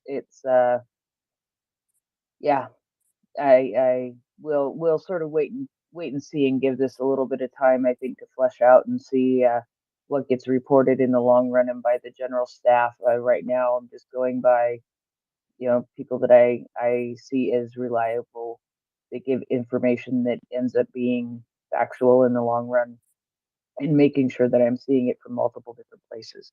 So, yeah, it looks like that's what's happening, and I'm sure we'll know for sure in the coming hours. Thanks for following this, Prince. All of Ukraine is under an air raid alert currently. And sometimes these air raid alerts are taken off rapidly, but this one has not been taken off rapidly. It is in effect. It is ongoing, and there are reports of cruise missiles having been launched from Russian ships in the Black Sea. There are reports of Shahed drones incoming from in the east. And there, as I say, there were reports of Russian strategic bombers in flight over the Caspian Sea, but they may not have launched any missiles at all. Nancy, you're also watching this develop, I believe, right? Yep, exactly, Alan. Working on that in the background as well. And I can report it is just a little bit before 3 a.m.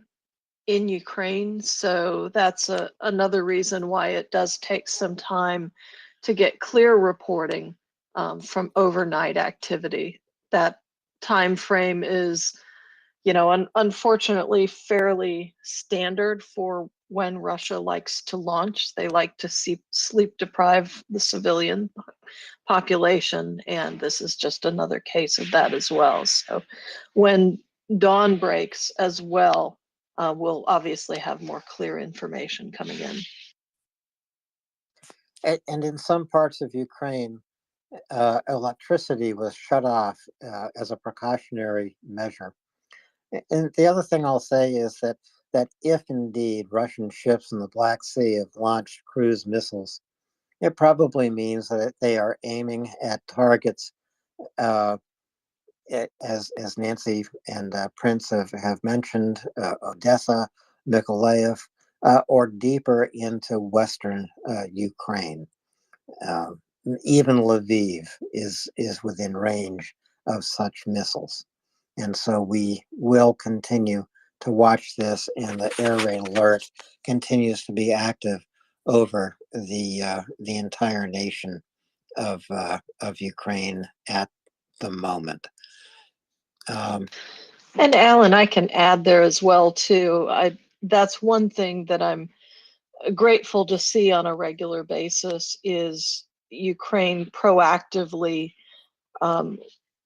limiting or restricting power or doing temporary blackouts when they do have an area that is under missile threat. Because of course the cascading damage to a power grid is obviously greater when you've got activity going through it, as opposed to if you've been able to quiesce it effectively.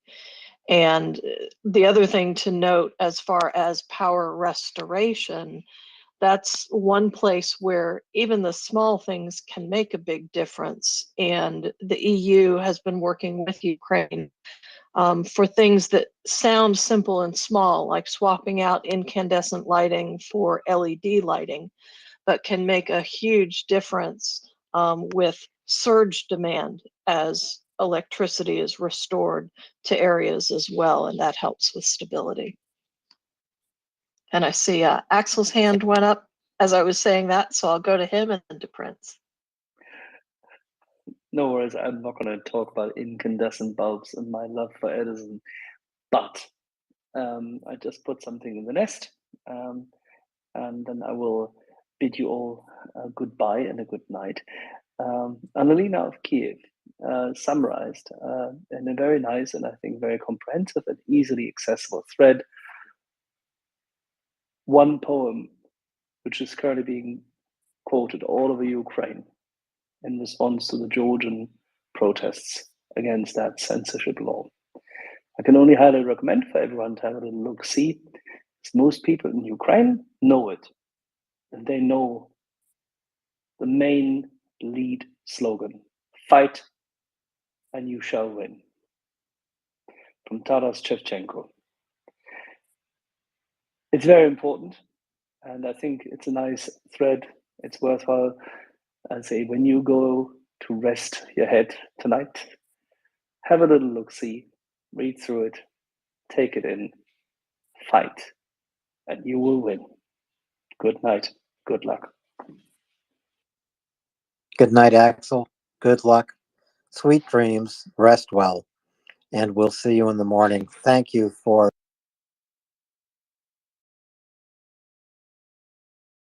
being with us almost all day today, as you have been with us for the last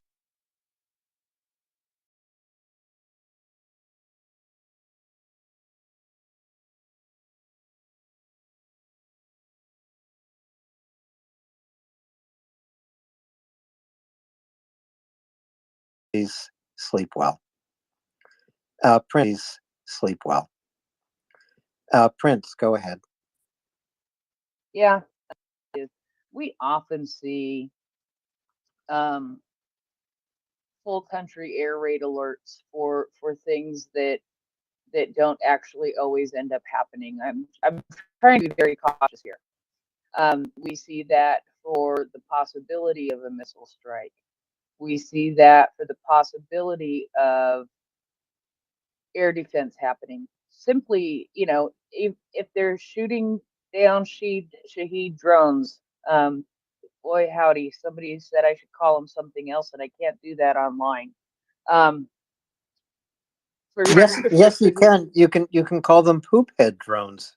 You don't have to Okay. call. You don't have to call them hit head drones.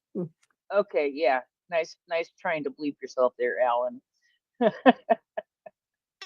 it But sounded like you had connection problems. Totally did.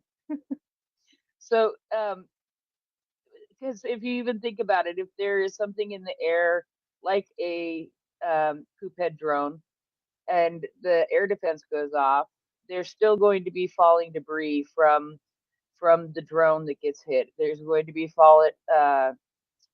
falling debris from air defense. There's going to be all that falling debris. So I am trying to be extra cautious and just warn people we're getting this stuff in as fast as it happens. It's very hard to confirm at this point. With that said, I am seeing that there are some Ukrainian sources reporting that a group of missiles is flying along the border of Moldova, likely heading towards the western area of the country, towards farther along the lines of Lviv. So, I'm seeing messages where missiles are being spotted. I'm just trying to be extra cautious and say that yes, people are reporting that these are being spotted, but there's a fog of war and people are hyper vigilant, and they've been doing this for over a year, and they're pretty good at spotting these things. So I tend to lean towards that's what they are, but I also just want to urge caution, because if I have to come back here in a half an hour or an hour and say, "Oops, I was wrong," I want to be able to tell you that I cautioned you that I could be wrong, because I'm not, I'm doing the best I can to give you the best information I have. And those are the two things we do here at MriyaReport. We bring you news as we can verify it. And if we jump the gun, so to speak, we will come here and say we were wrong, and we will correct it. We're all trying to follow events as they unfold in real time, whether we are watching events in Tbilisi or whether we are watching events in the skies over Ukraine right now. These are events unfolding in real time. They are unfolding at the sound in Ukraine of air raid sirens. And when we have the information, we will deliver it to you. But that is also a reason why you should stay here at MriyaReport. I think you can trust us. You've trusted us throughout this war, and you can trust us until the day this war ends with Ukrainian victory and with a complete defeat of the genocidal invasion that Russia has launched on Ukraine. You can trust us after Ukrainian victory as we follow Ukrainians rebuilding their country, rebuilding their future, and bringing home tens and tens of thousands of Ukrainians who have been deported to Russia, who are refugees in Europe, especially children who have been kidnapped and deported to Russia. You can rely on MriyaReport to bring you all this news as we hope, as you all do, this war ends quickly with the total defeat of Russia.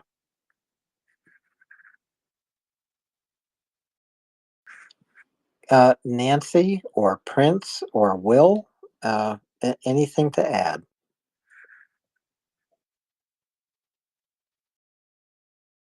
I can't read fast enough. Yeah, that's my problem too, Alan. I'm still trying to read things in this national or the annual security threat document to see if there's anything new in it. Yeah, look, it's just waiting for real-time news on these, whether or not these is an actual missile launch, or if they're just going to do the Shaheeds. My guess is, with all that's going on in Georgia, they probably decided to do a bit of a take all the planes off, move the boats around to disturb the environment, if you will, so they can take their eyes back to focusing on how they're going to make sure that things go their way in Georgia. And by that, I mean the Russians. Well, the Russians have to remain focused on what they're trying to do in Ukraine. And I think that's what they are trying to do tonight. They're losing just about everywhere you can look on the battlefield in Ukraine.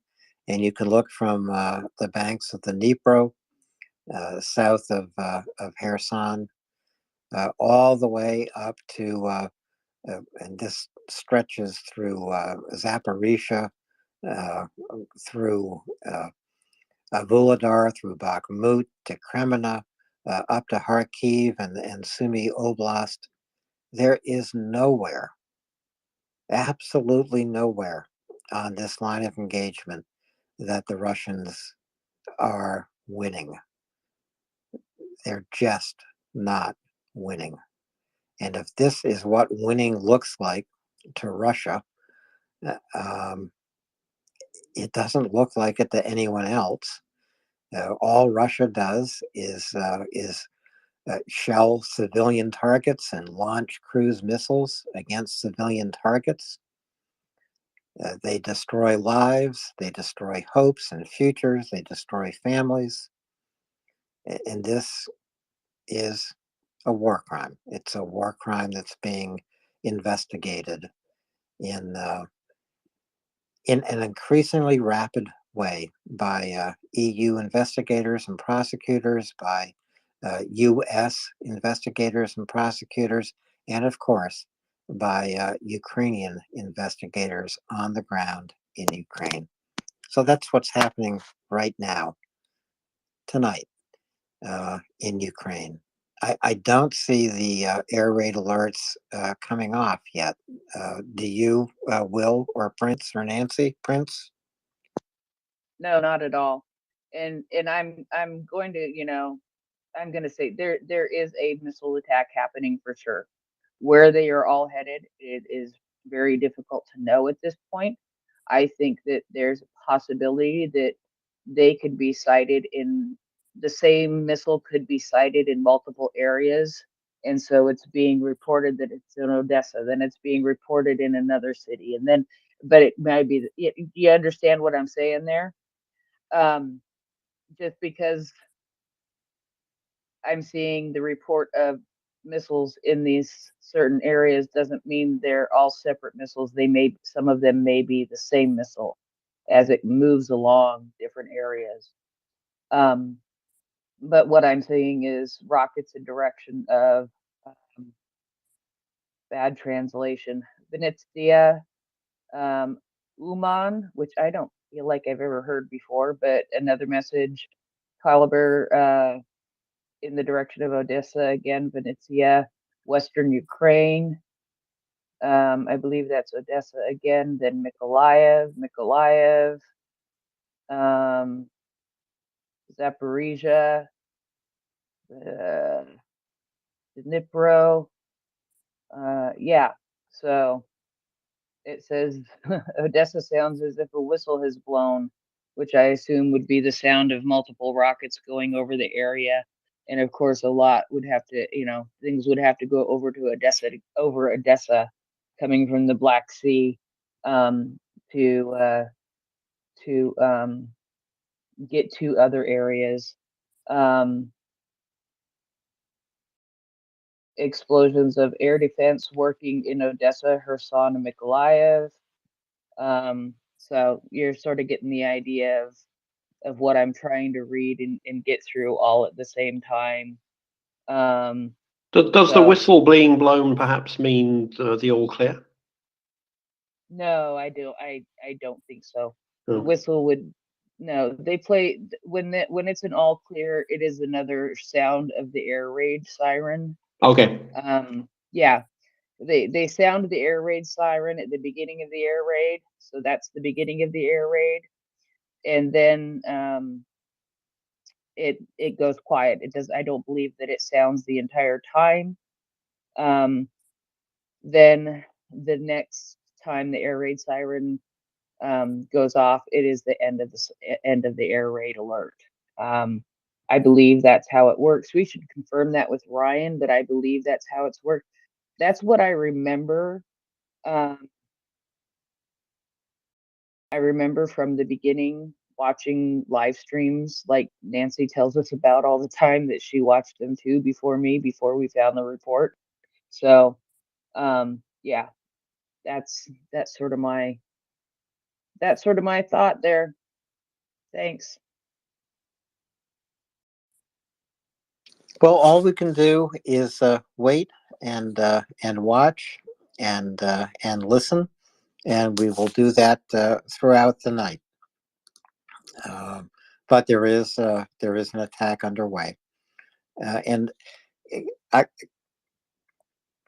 I need to figure out how many days have gone by since such a major attack, but it's been more than 2 weeks, to the best of my knowledge. And this is when I say a major attack, I mean an attack involving cruise missiles. Yes, there are Shahed drones that are launched often, and Shahed drones have been intercepted. Just a few days ago, on Sunday, I believe, Saturday night to Sunday, Ukraine shot down 13 of 15 Shahed drones launched against it. But tonight's attack seems to be a different kind of attack. Well, and I think it's important to point out as well too that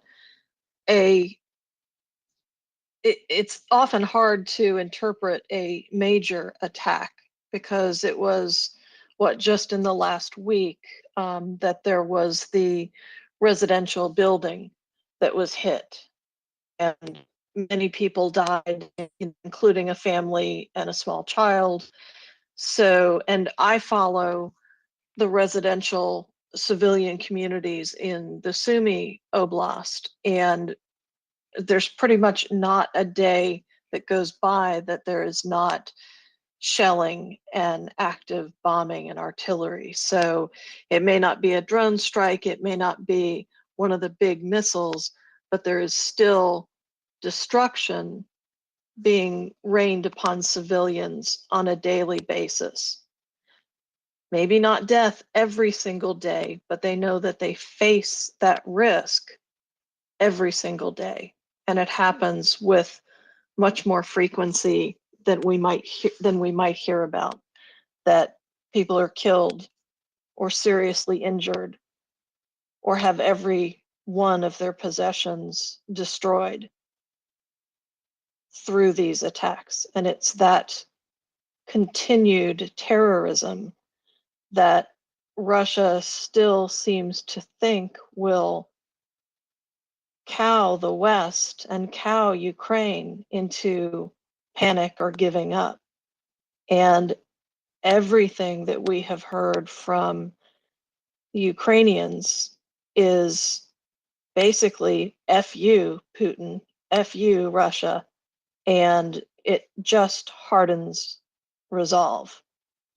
And so we, supporting them, have to make sure that we're hardening our resolve just as well. We may hear news that makes us angry or furious or very sad, but we have to take all of those emotions into hardening our resolve and continuing to fight and push with them. Sorry, Alan. No, I was just going to say, Nancy, what you're saying is true, but there's also news that that heartens us, and that also gives us more resolve to keep fighting.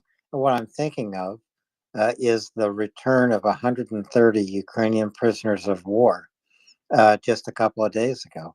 So that is the kind of news that we welcome. When we see these Ukrainian heroes coming home who are defending Ukraine every single day, willing to give their lives to protect their families and to protect Ukraine's future. They have given their all. They fell captive, became prisoners of war, but Ukraine works for their release.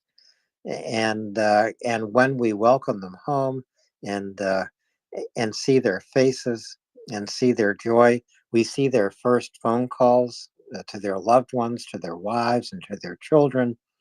Uh, that also helps us understand what we are fighting for, and we are fighting for this freedom of a people, the freedom of a country, the flourishing of a culture. And those are pictures that that I want to see. I'm going to use this word again. Sometimes you fall into using the same word often.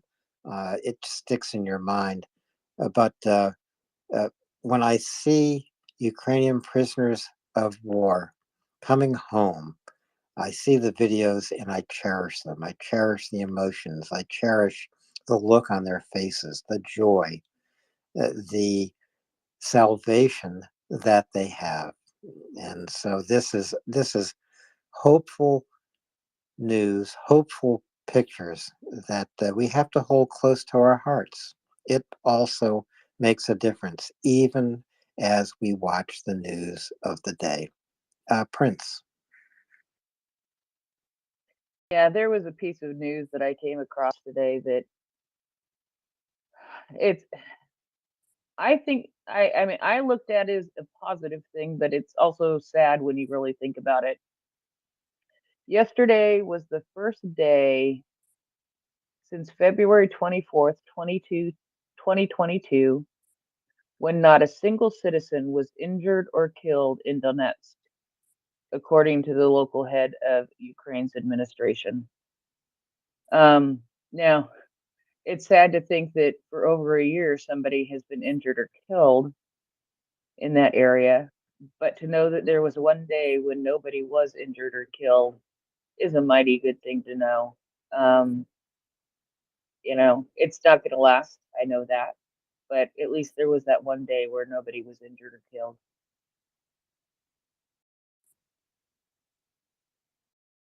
That is great. And that is good news to report. Not that we have to look for good news to report, but that is good news to report.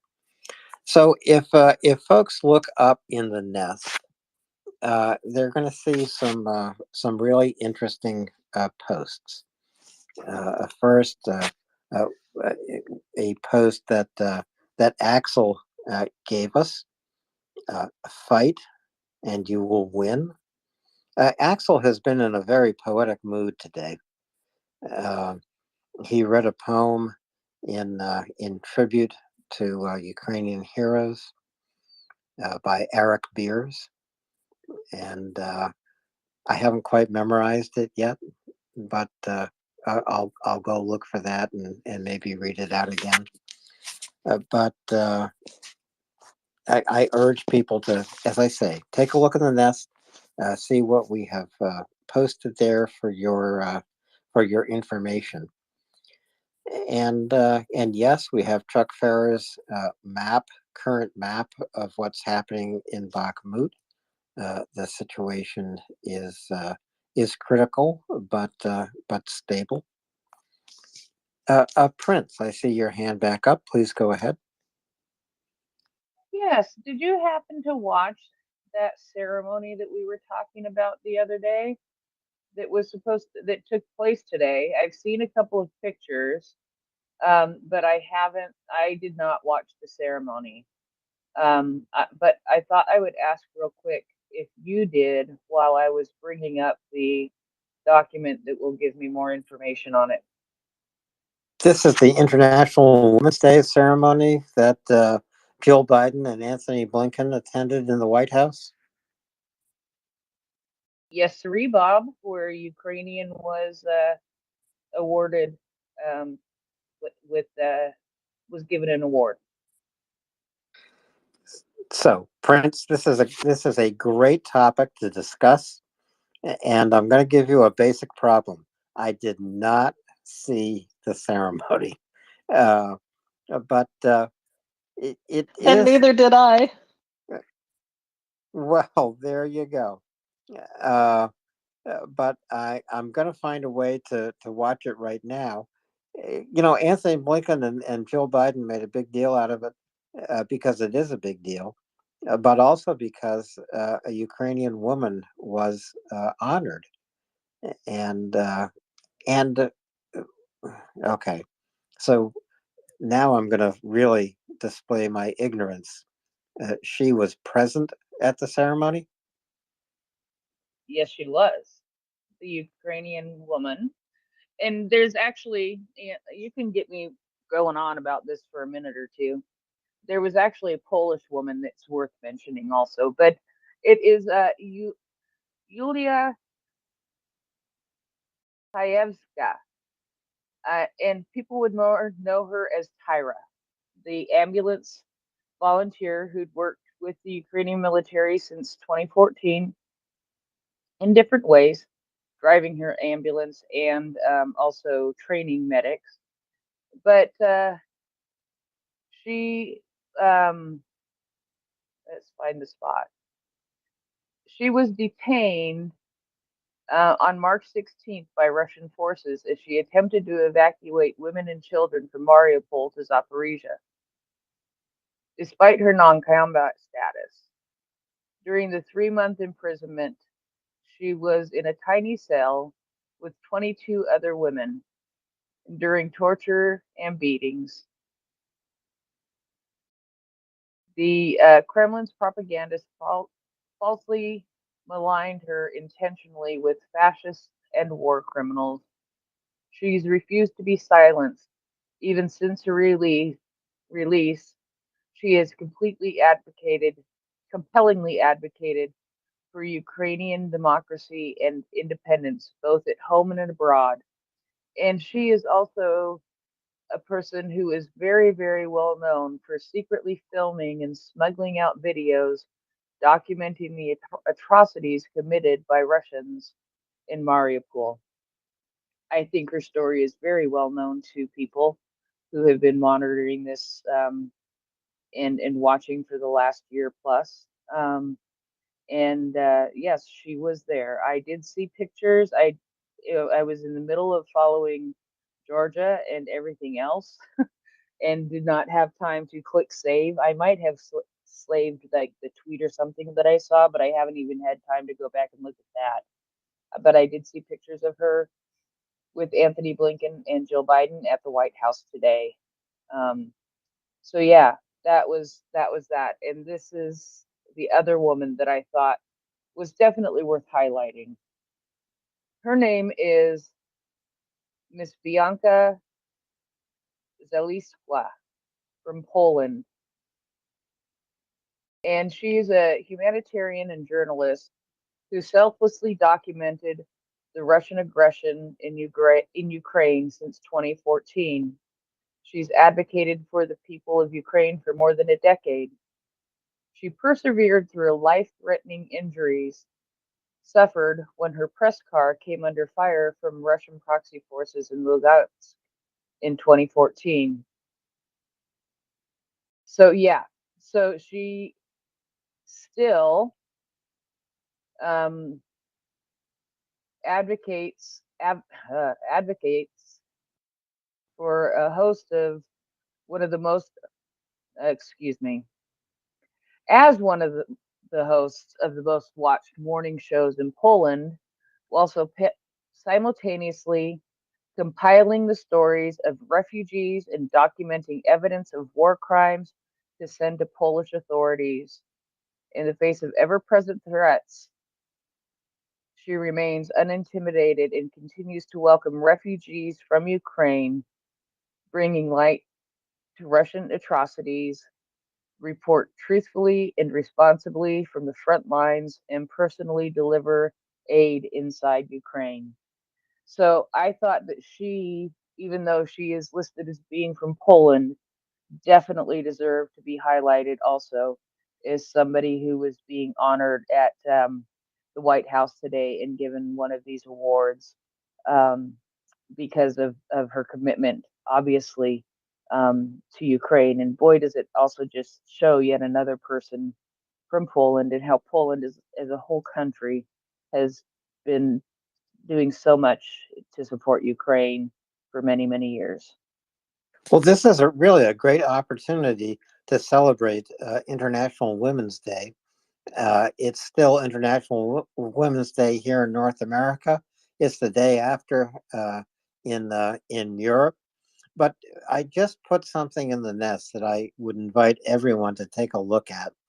And this is a speech a couple of days ago. So on the eve of International Women's Day, Ursula von der Leyen, speaking about the contribution of women, she specifically names Lieutenant Colonel Melanie Lake, who is one of the founders of MriyaAid, a visitor here, a remarkable person, a member of the Canadian Armed Forces.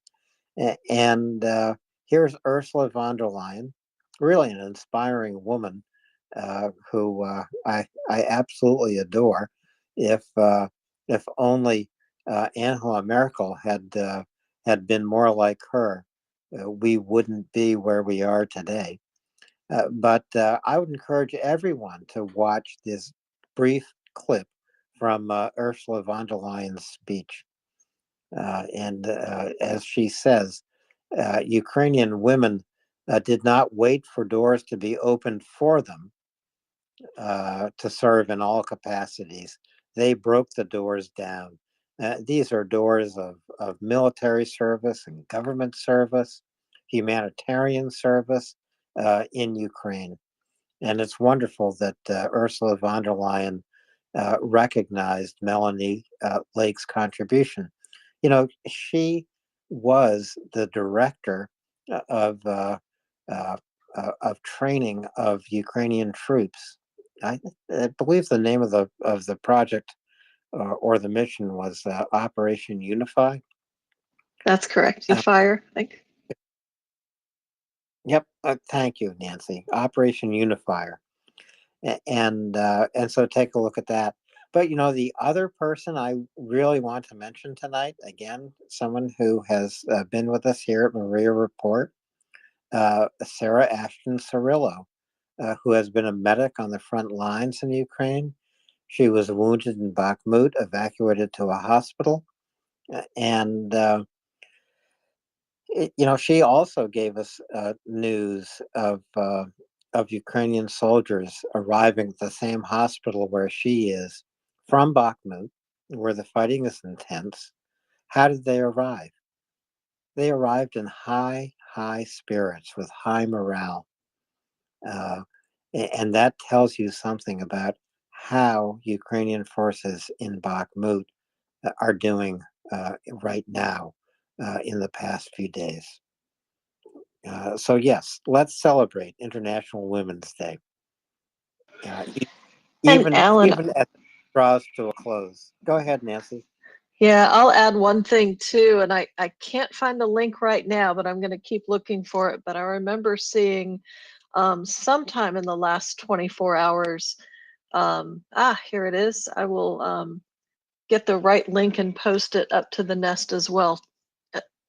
But Sarah also had a visit in the hospital from relatives of Constantine, who I know has been working like crazy. And so I don't see him in the listening audience right now.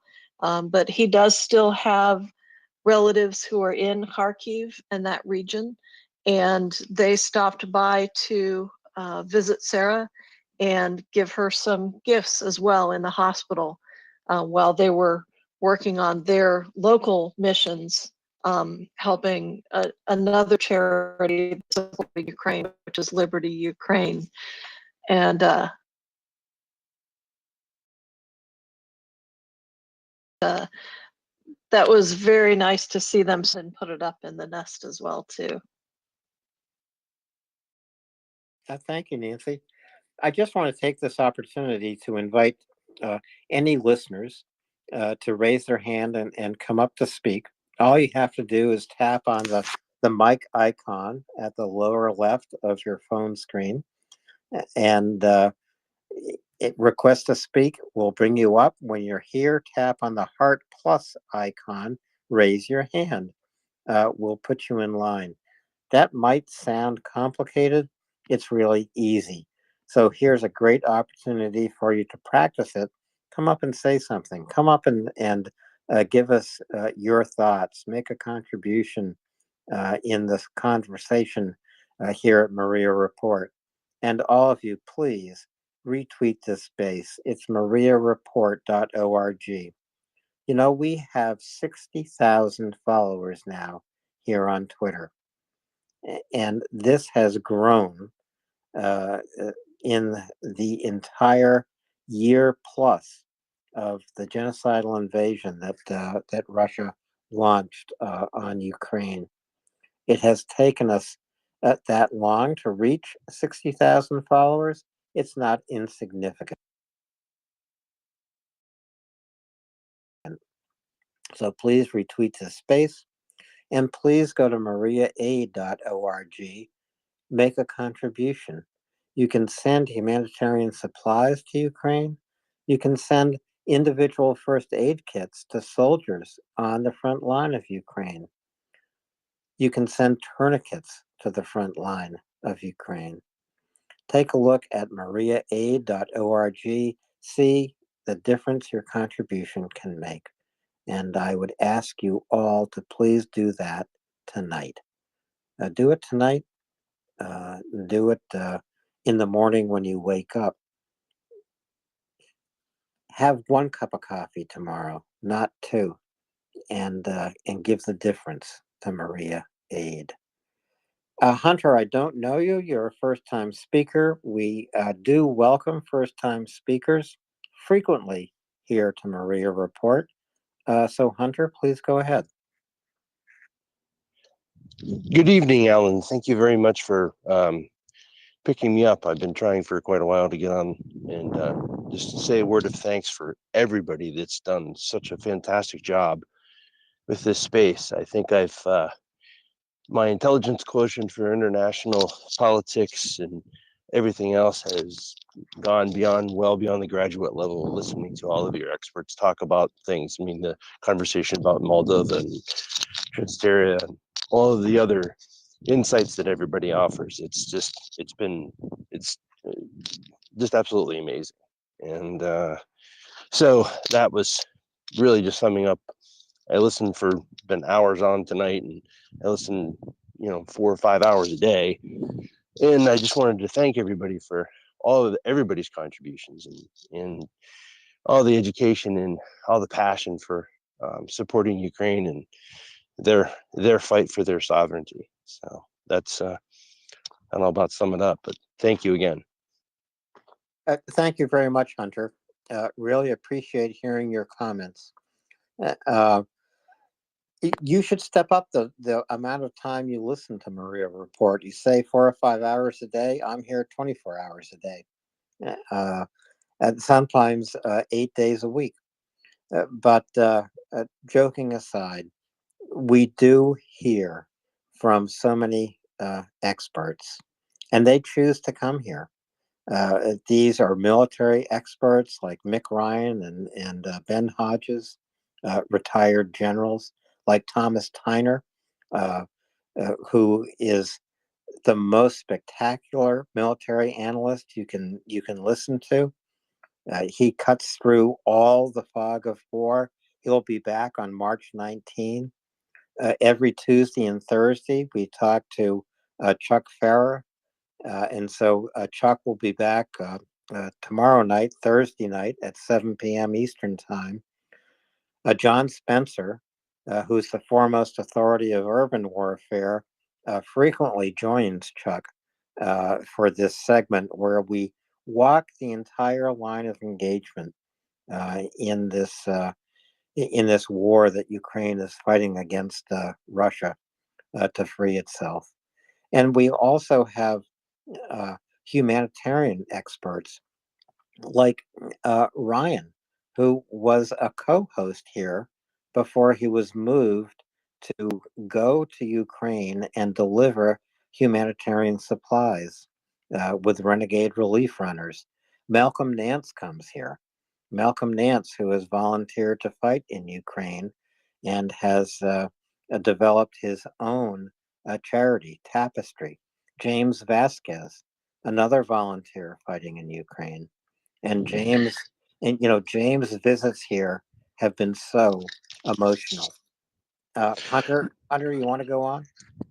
Yeah, I live in the same state as James, and probably 45 minutes from where he was. And this is actually the first time that I've raised my hand many times, and apparently it's finally worked, because I listened intently to Malcolm and to John and Chuck go through the battle assessments and the maps and the military things. I work in the defense industry, doing things that sink on purpose and float when you ask them to, that sort of thing, and lifelong military weapons and weapon systems and all of those types of things. So when I'm hearing those two gentlemen go back and forth and share all of their knowledge, and then all the tankies and all of those people that come forth with all of things, it's just, I want to dive in at every moment, but of course, we all have to adult and do our thing, and I can't always speak when I want to, but I try to tune in and pay attention and learn. And I listen to you and how you word things, and then I listen to Doman in the mornings when I'm feeding my horses and doing my chores, and just the sheer level of education and engagement by all of you has really made me want to raise my educational game, to really pay attention more. And one of the biggest things that has really is amazing to me is the gentleman who speaks about, I'll make the reference because I don't remember his name, but he's exposing the Russian disinformation campaign. He said he spent 7 years thrust into that environment. And I'll tell you what, you pick up inklings of those stories, and your gut tells you this is a load of BS. And sure enough, that gentleman pops up and goes, yep, it sure is a load of malarkey. But then when yourself and other experts unravel it, and then Mr. Doran this evening speaking, and all of the other people, I get history lessons that you would never imagine, graduate level history lessons on Moldova and Transnistria, and why they're vulnerable, the why of what happens, why Russia can get footholds into these places and twist things and make things upside down. Axel, with all of the financial information about the Bitcoin, you're like, you've got to be kidding me. This is amazing, the amount of research that everybody does when they bring forth. It's absolutely incredible. I just love it. Well, thank you so much, and I do hope you listen to Peter Doran's Stories of Freedom on Saturday mornings if you have that opportunity. And speaking about Axel, I mean, his brain is like a mainframe. His brain is like a server farm of information, of history and culture. As he likes to say, everything is downstream from culture.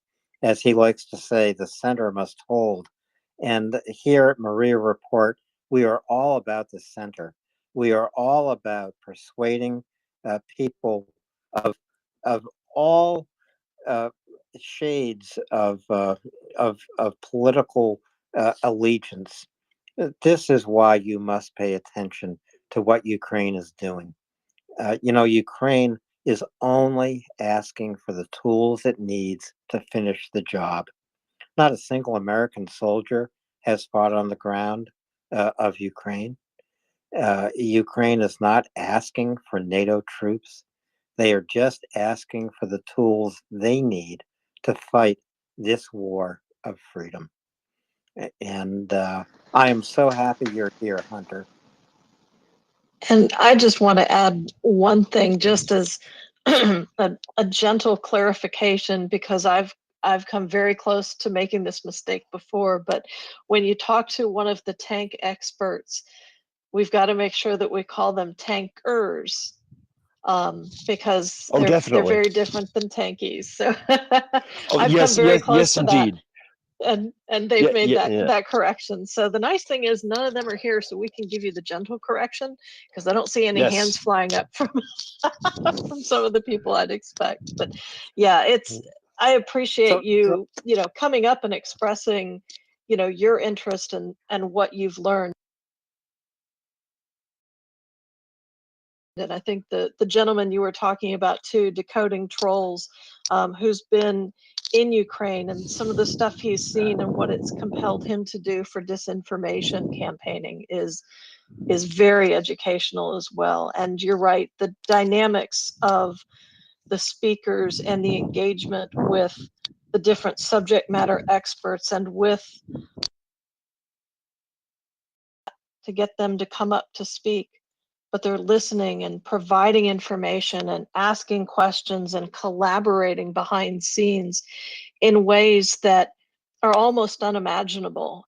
And I think in some ways, sometimes our co-hosts and our speakers, we're like the top of the duck paddling on the water. And you don't see all of the churn that's happening just underneath the water and all of the activity that is really, that whole is really representative of what we experience here. So thank you for coming up and sharing your thoughts and your excitement, Hunter. And Hunter, Nancy, I've made the same mistake. I needed to find out the difference between tankers and tankies. Can you just be a little bit more clear about that? Tankies bad, tankers good. Yep, that's the simplified version. I think the slang for many of the Russian, we want to bury, Ukraine, and we want to kill all of Americans and all of the West, that type of personality. We can call them trolls, we can call them bot farms, but they end up being considered tankies as well, versus tankers, who are professional army people, and of course, in Ukraine's case, citizen soldiers as well, who are with the tank teams and with that staff and with that crew, and are actively working with the tanks and the tank battalions. So that's the difference as I can best describe it. Now, if we get a tanker on here, they're going to give you a much more detailed description, but I think that's enough to be dangerous with. Yes, indeed. They certainly will. I have many friends and family who have served in the military, Iraq War veterans, and such. And going back to, Alan, I'm not sure if you were involved in you were on this conversation, but we were talking about what happens if Russia falls apart in the nuclear weapon and the nuclear triad piece. That was a very in-depth discussion. I think it was a morning session. Excuse me, the wind's getting real bad. I got to duck into a minivan here so I can get out of the wind. So I can hear the wind, Hunter. Yeah, I had to duck into a minivan. I'm outside so I don't disturb my wife. She's a bit tuckered out. So what it came to be, and I had a true life story to share about the dangers of when we went through the nuclear deproliferation treaty, where we were dismantling our partial dismantling of our arsenals.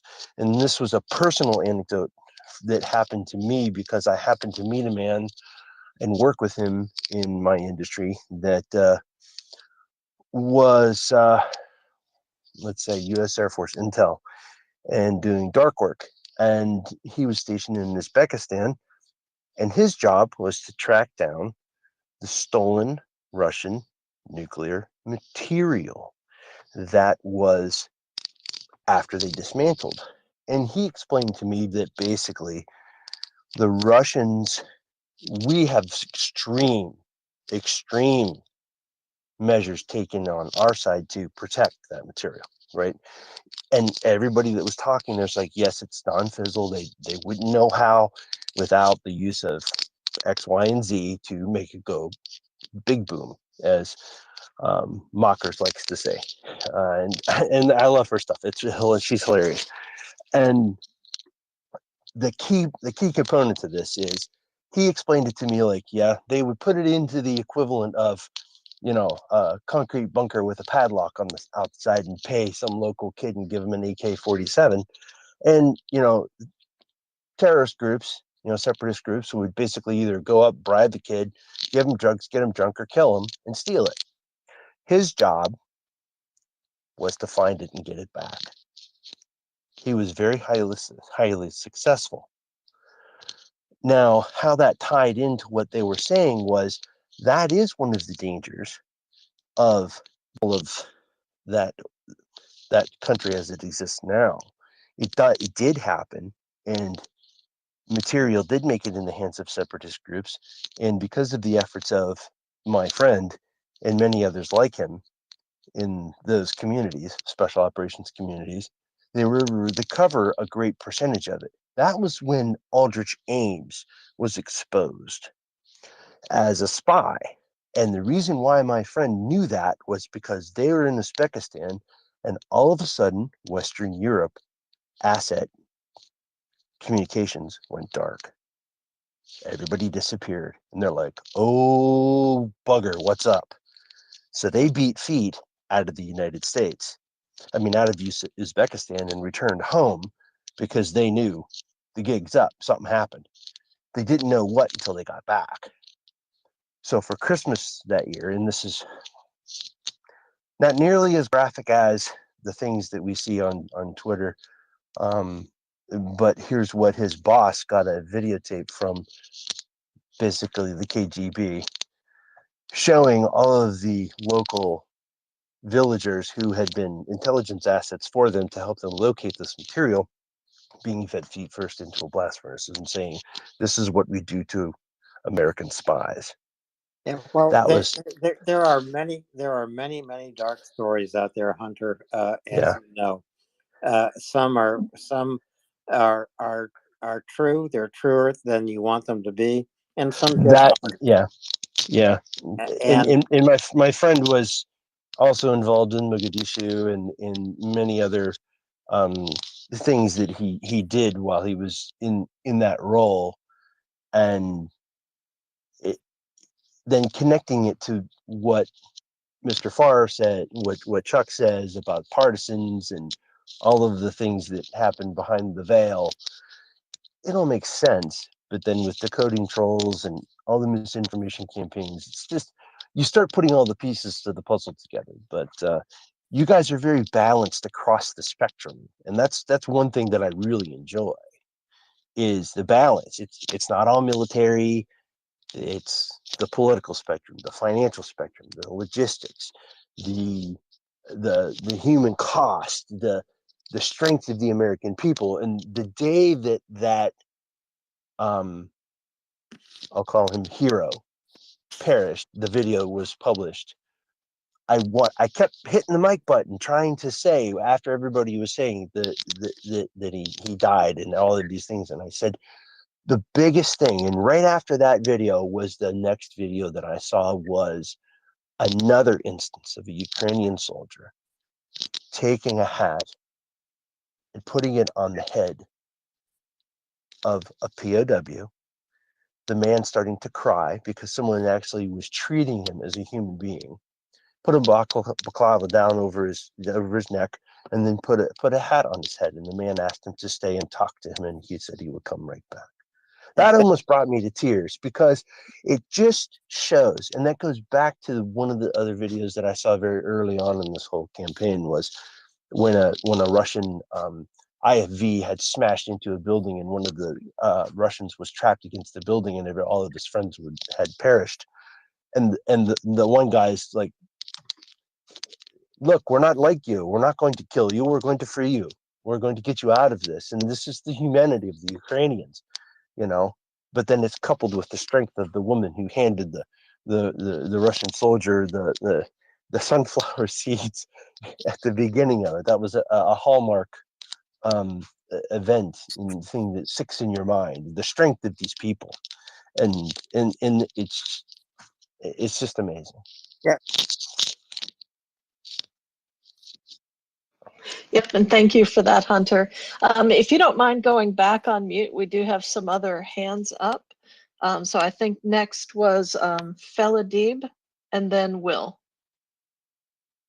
Fella, go ahead. Oh, hi. I just, mic check, actually. Loud and clear. Sorry, Nancy. I just wanted to give a more specific definition of tanky, as it's not just like a general thing like that. It's very specific. It's Okay, a go for Stalinist. it. It's a Stalinist. So it's a far left person, a communist who thinks who is okay with tanks being used on civilians. And I looked up the definition. I'd seen it before, and it was the term came up as a pejorative against the Communist Party of Britain, who followed the party line of the Communist Party of the Soviet Union, specifically in relation to the Soviet use of tanks in the Hungarian Revolution of 1956. So that's where that term comes from, and it has since migrated to a general term for authoritarian leftists, people on the very top or bottom left of the political triangle we've all seen before. That's all I wanted to say. It's just more specific than that. Great, thank you for that. I appreciate the bit of history there as well too. I think that'll make it easier to stick in my brain for the next time as well. Thanks. Will, go ahead.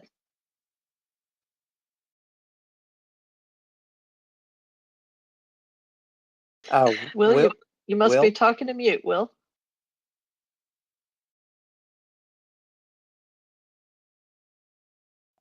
Will, we know you know how to do this. Tap on your mic. There you go. Sorry, mate. I had a phone call come in.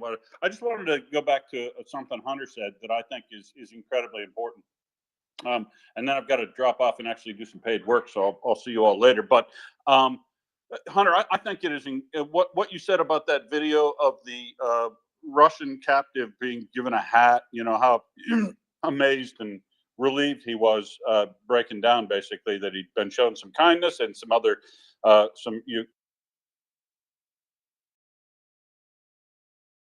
really tucking into that, and the state of Russian POWs that are sent back to Russia and their demeanor versus the opposite on the Ukrainian side, those are incredibly powerful messages, if you will, to send back into Russia, because those guys are going to go home, and I guarantee you that their families are going to note that they're in reasonably good shape, that they weren't mistreated. They will talk about that stuff inadvertently, right? They won't talk about try to say they're all on Ukraine's side now or anything, but I'll bet you that they will note when people go, "Oh, the Ukrainians are horrible people," which is the major propaganda that's being spread within Russia right now. We've seen the disinformation usage that's affecting people in Russia, and the biggest one is, these Ukrainians are monsters. They're horrible people. They treat Russians terribly. Sending every Russian that gets sent home well fed and well cared for as a POW. Your values do make a difference, is what I guess I'm getting at, and making sure that you treat people humanely, regardless of if you're in a war, versus how they treat you, because the shocking state of the Ukrainian POWs that are returned is also noted. And it's also noted by everybody in Ukraine, helps harden their resolve. And that's why you don't do that. It's why you don't torture people. It's why you don't treat POWs poorly. It's why you send them home in condition which is, acceptable for continued life.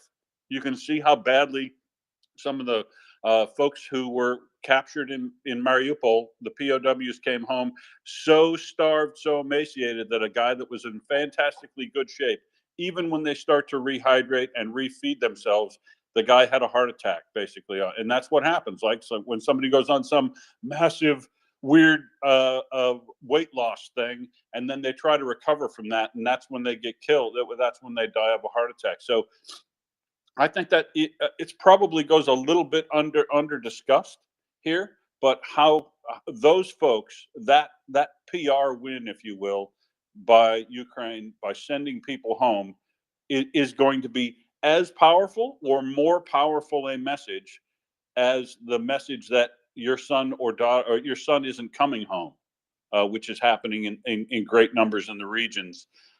So I think that you can't understate how effective sending people home is going to be in relation to turning public opinion. Now, and the only other thing I guess I'll note from the annual threat assessment of the Department of or the Defense Intelligence community in America that I noted was interesting in reading this year's report this morning was that they do highlight that people returning home to Russia injured, not returning home because they're dead or missing, and the communication that is coming back into that country in relation to how that war is going could very well cause political problems for Putin. Now, they didn't suggest those political problems for Putin were going to be cause him to lose power, but they did say that he would lash out and do other repressive things,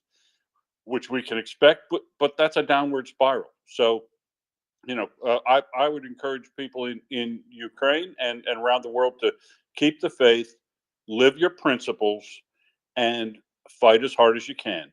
And Ukraine will prevail. And it's not just something I'm saying. I look at these numbers and battlefield reports and everything every day. I screen this stuff incredibly closely to try to convince myself of what the bad thing is going to happen, because that's my nature in my life, right? I'm an engineer, and all I do troubleshooting, so I'm always looking for problems to solve, and I remain quietly confident about Ukraine's capability to come out of this great, and Russia's likely of coming out of this muted and poor and isolated. And I think that's right where we need to be headed. Sorry, Alan, I got a bit long there. Oh, not at all, Will. I like the way you put that. You try to convince yourself every day, because most of us here at MriyaReport are skeptical. We're skeptical about the day's news. We're not skeptical or doubtful about what Russia is doing in Ukraine. That we know. We can see it as clearly as the light of day. Russia is fighting a genocidal war against the Ukrainian people and against the Ukrainian culture. We don't have to convince ourselves of that. We simply have to convince ourselves that Ukraine has the strategy and the tactics and the morale and everything they need to defeat the Russians. Absolutely. Not defeat the Russians by tens and 20s and 30s, but to defeat the Russians completely, to throw every Russian soldier across the border back into Russia, to reclaim every single square inch of the sovereign territory of Ukraine. And when they do that, it means they open the door to their future. They have reclaimed their future. They have defended for all of us the values of democracy. They have defended for all of us what we benefit from every day, living in a free society, a prosperous, free society. And so that's when Will says, and I'm just like him, I'm skeptical too.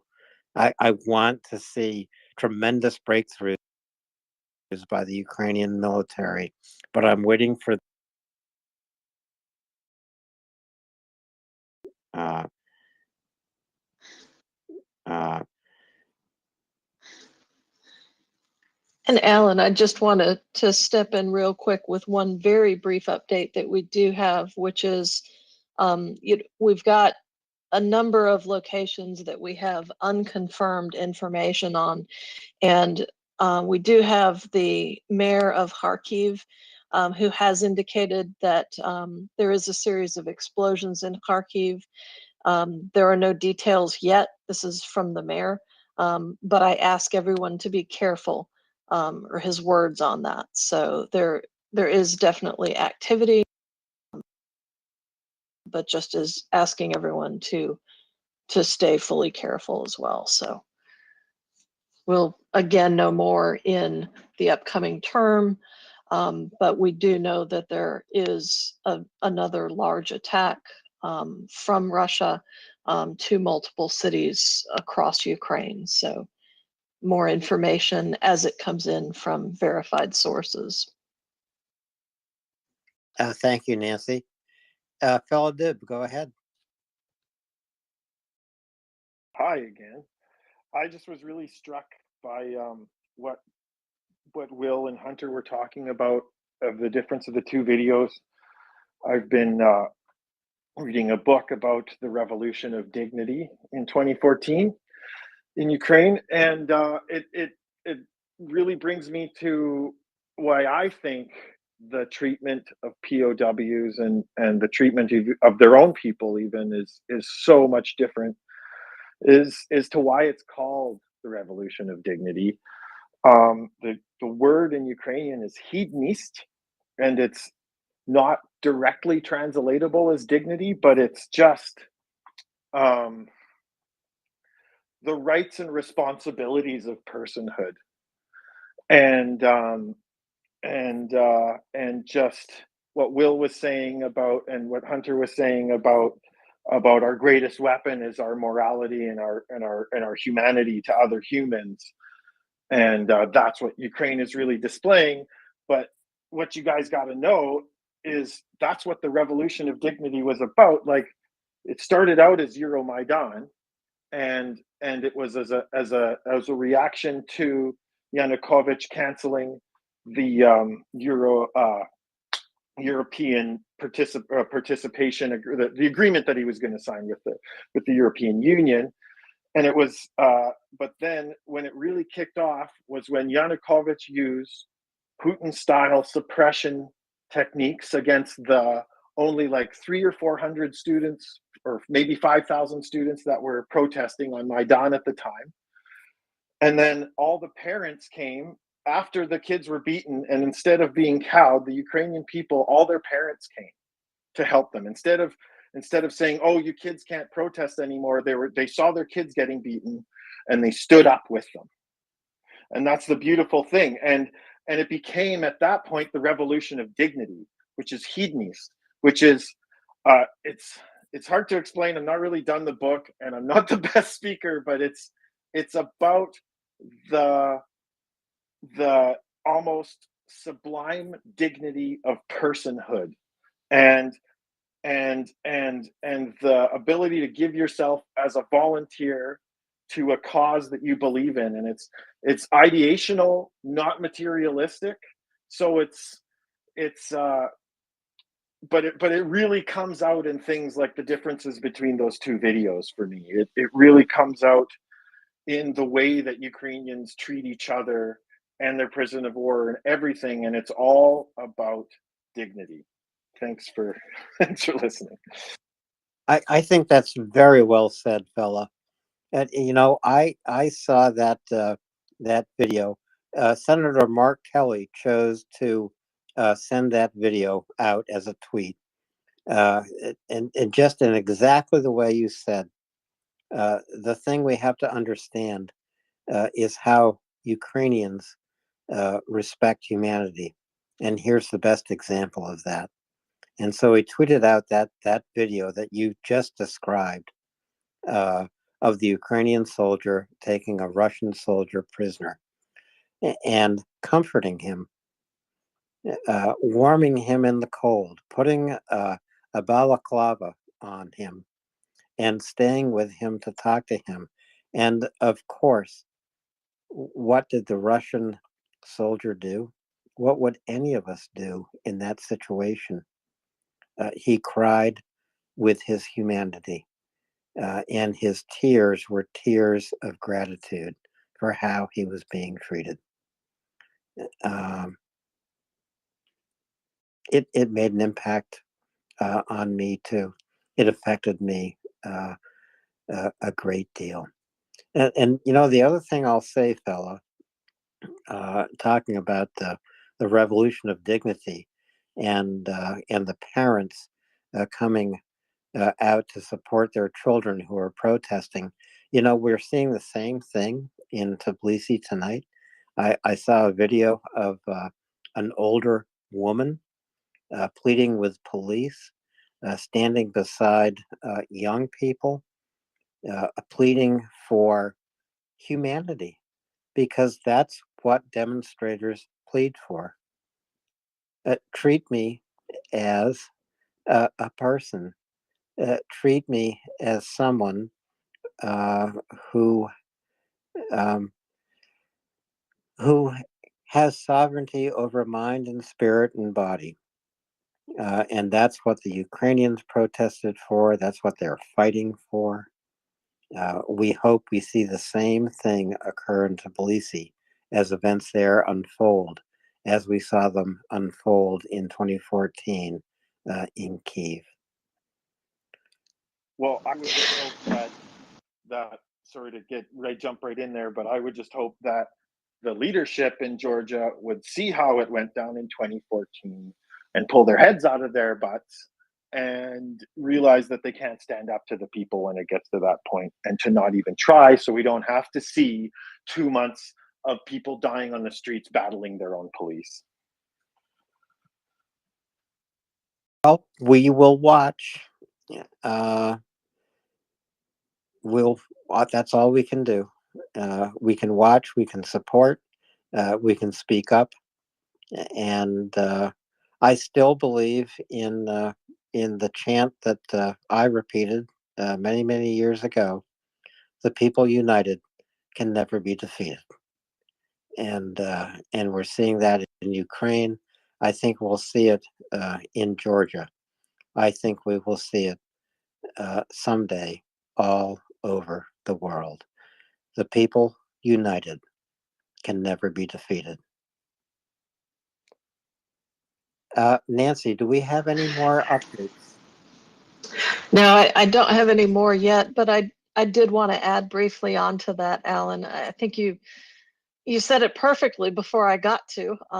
But yeah, the people united cannot be defeated. And that also took me back to the video that I saw from yesterday's protests in Georgia, where a woman with some gray in her hair, you know, not fully gray yet, but definitely not a young woman, who was waving the flag of the EU and fighting against a water cannon. And stronger together was definitely what was clear in that video, because people rallied around her, held her up while she continued to wave the flag, made sure she didn't fall, and that flag did not touch the ground while she ducked under the spray of the water cannon. And then the people just kept coming and coming to support them. And I know that scenes from today's protests will have similar memorable moments, and just go to show that they are stronger together. Ukraine is stronger together we are all stronger together. That's one of the unique things about this community, is that there are many people here with such diverse backgrounds and opinions that we would have extremely healthy, and I'd probably have to put that in air quotes, debates, and have very different opinions on a myriad of topics. And all of those differences are secondary to our mission and our goal. But all of those differences and those perspectives also bring us strength, because when those different views are brought together versus polarized, that is what makes us stronger. And that is what we can provide to ourselves, our communities, and Ukraine in strengthening the world's knowledge and understanding to understand better what they're doing, what they're standing for the world, not just for Ukraine. And that is why we're helping. And we'll continue to, all the way to the end, until victory. I love that, Nancy. I love that so much. Morality raises us up. I'll tell you something. Axel pretends to be listening. I know he's sleeping, but I've never shot a gun in my life. I've only fired a water pistol. That's the most I've ever done. I grew up as a pacifist, and in this in a family where my father and my mother's first husband both fought in World War II. But I grew up as a pacifist because of my grandmother and my mother. They were pacifists. And I will always remember my mother saying to me, as she ironed my father's Army uniform so he could march in the Veterans Day parade, the Memorial Day parade, she also had to let it out so he could actually wear it. But I remember standing with her as she performed this annual ritual, and she said to me, "Alan, you will never wear a military uniform." And I could have. I had a draft number during the Vietnam War. I could have been drafted. I could have gone to. I could have gone to war, but I listened to my mother. I listened to my grandmother. They lost relatives in the First World War. They lost loved ones in the Second World War. But for some reason, in the course of my life, I had great professors in college who were military historians. I cultivated an interest in military history. I read a lot about it. But the only thing I could fire in my life is a water pistol. So yeah, there's a diversity of opinion here at MriyaReport. But I just want to emphasize what Nancy is saying. It's morality that raises us up. I would listen to my father today, and he would say to me, "Alan, this is your 1939. What are you going to do to stand up for the values that that we tried to give you, that my mother gave me, my grandmother, my father, my cousin who did serve in Vietnam? What are you going to do? This is your 1939. You have to face it. You have to stand up to this brutality, to this genocidal war that Russia has launched against Ukraine. You don't know them. You don't know the Ukrainians who are under attack, but your heart and their heart are united. Look at it. Recognize it. do what you can do. And so what can I do? I can be here at MriyaReport. What can I do? I can go to mariaaid.org. What can I do? I can learn. I can learn from everybody who comes here to share and to speak. And I will say, in so many ways, this community I found unexpectedly at MriyaReport has changed my life.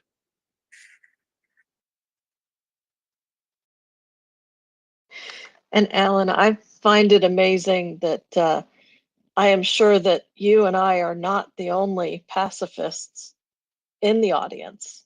And I was raised very similarly with my father actually was not able to pass the vision test for enlistment when he was eligible. He was one of those gap children. So at the beginning of, I guess, a little bit post Korea and beginning of Vietnam, he did try to enlist, and basically the story he tells is, and I know this, his vision was so bad that they actually thought that he was trying to fake it because he was extremely nearsighted and had astigmatism and had tried to enlist with the Air Force, of all things. And they actually had him, they said they got so frustrated that they had him just step up to where he could see the eye chart. If you can't see it from back here, fine, just go up to, closer and closer to it till you can see it. And he was about 6 inches from the wall. And they were ticked at him until one of the doctors came over and said, yeah, this guy can't serve. Just is not physically able to. And that was the closest that my family ever got to military service. But the values and the respect that was instilled in me for the importance of a professional army to protect and defend was always with me.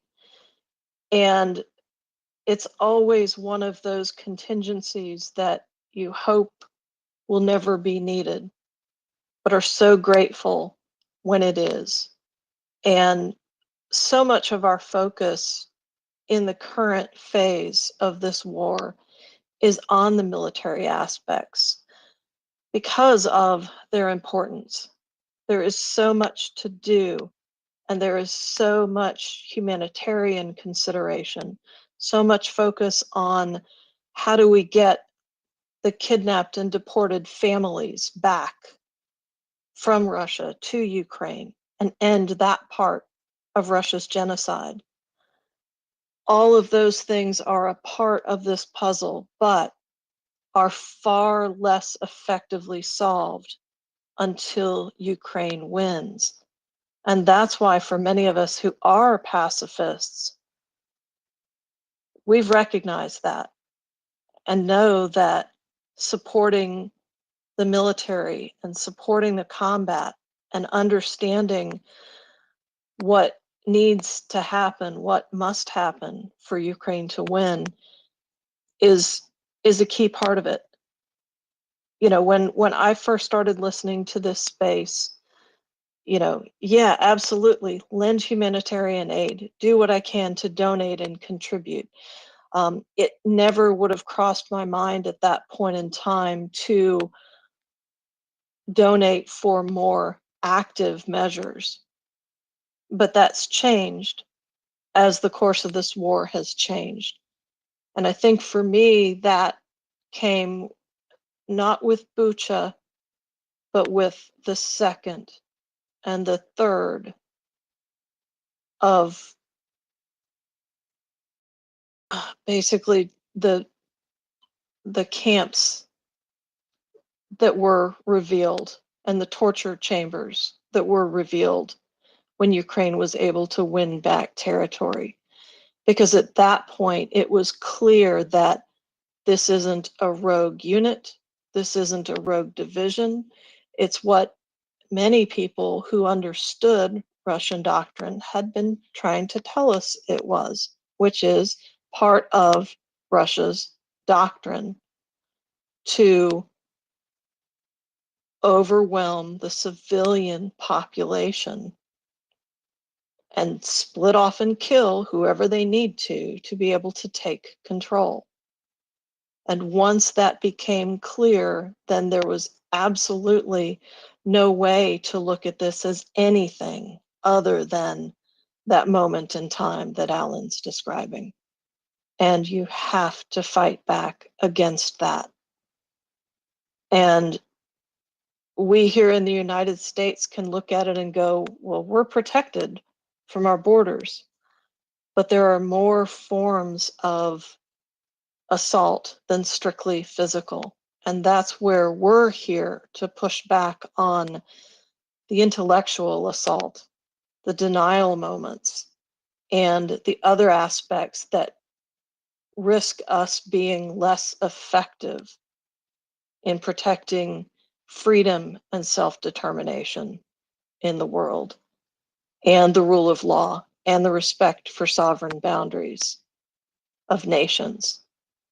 And those are the values that we're standing for and educating ourselves so that we can educate others and support our allies through this fight.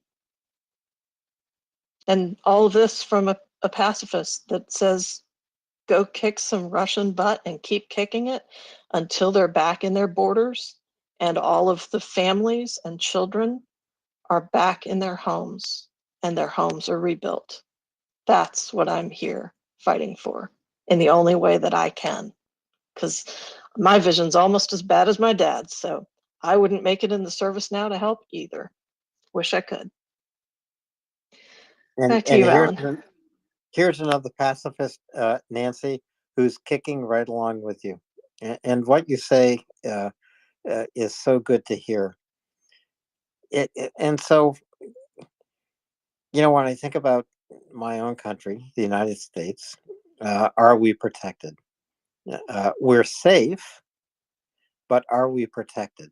We're only protected when we engage with our minds with the debate that's going on in our own country and the debate around the world. We can only protect ourselves by learning.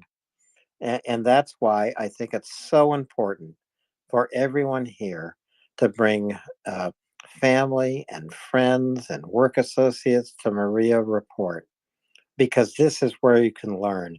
We can only protect ourselves when we engage our minds and learn history. Maybe we learn it from Tim Snyder, the professor from Yale. Maybe we learn how to protect ourselves by listening to Peter Dorn every Saturday morning with his stories of freedom. Maybe we learn it by listening to Axel and to Doman in the European mornings. And that's the other thing I love about this space. It's a global space that's here 24 hours a day. When I wake up in the morning, I listen to Doman, I listen to Axel, I listen to all the European voices, Anda and Joanna. They know so much.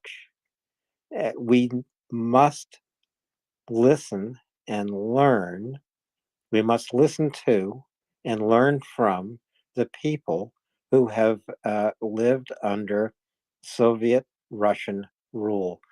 These are Estonians and Lithuanians and Latvians and Poles, Romanians. I don't know what's wrong with Hungary. We're not going to discuss that. We need to learn from the Czechs.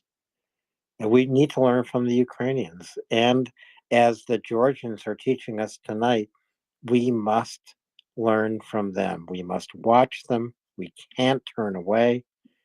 We have to do what we can do.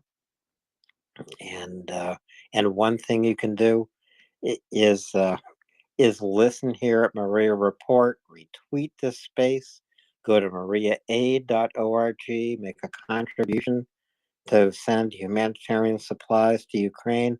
But the other thing you can do? You can come up and be a speaker If you're a listener, just tap on the little mic icon at the lower left of your screen. Raise your hand, we'll bring you up. Tap on the little heart plus icon to the right of your screen. We'll get you in line because we want to hear from you. We want to hear from first-time speakers, speakers who come here every single day. Join the community. We are here for you. We're here for Ukraine. We're here for knowledge. We are here because there's a moral imperative to fight for Ukraine. Ukraine is fighting for us. The least we can do is talk about it, which I guess I do too much almost every single day. Nancy, I haven't enticed anyone from listener to become speaker. What's wrong with me? I'm not sure. That's a very deep question for this time of the evening, Alan.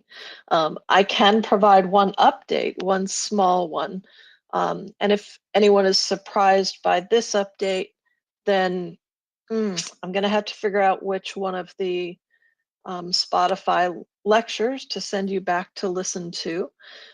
The mayor of Kharkiv has indicated that the terrorists are, well, the Russians, but it's a terrorist act, sorry, are attacking and aiming for Kharkiv's energy infrastructure again.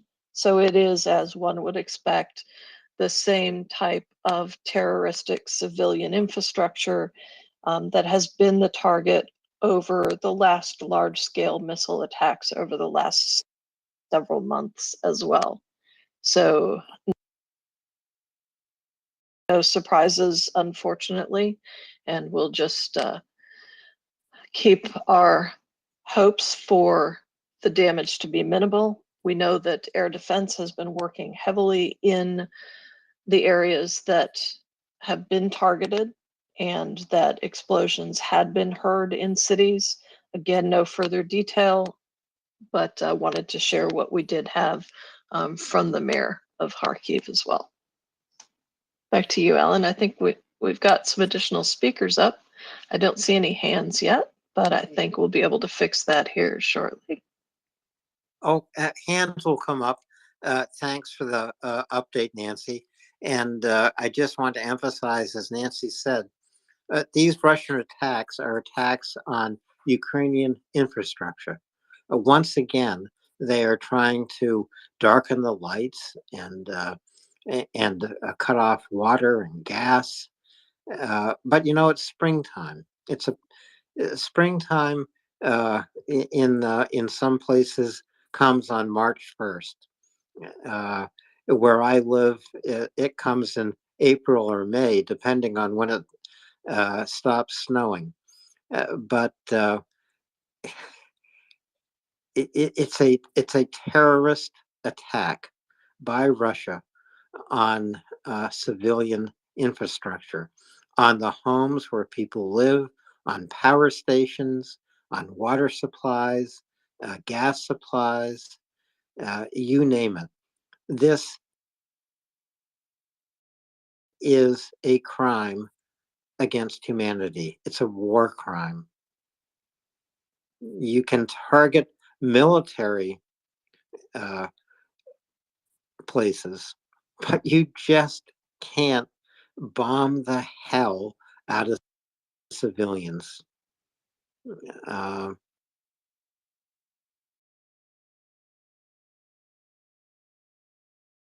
I'm going to invade. Well, we are. Russia isn't. They are an imperial, autocratic, genocidal nation invading Ukraine. Alex, thanks for coming up and raising your hand. Please go ahead. Thank you, Alan. I appreciate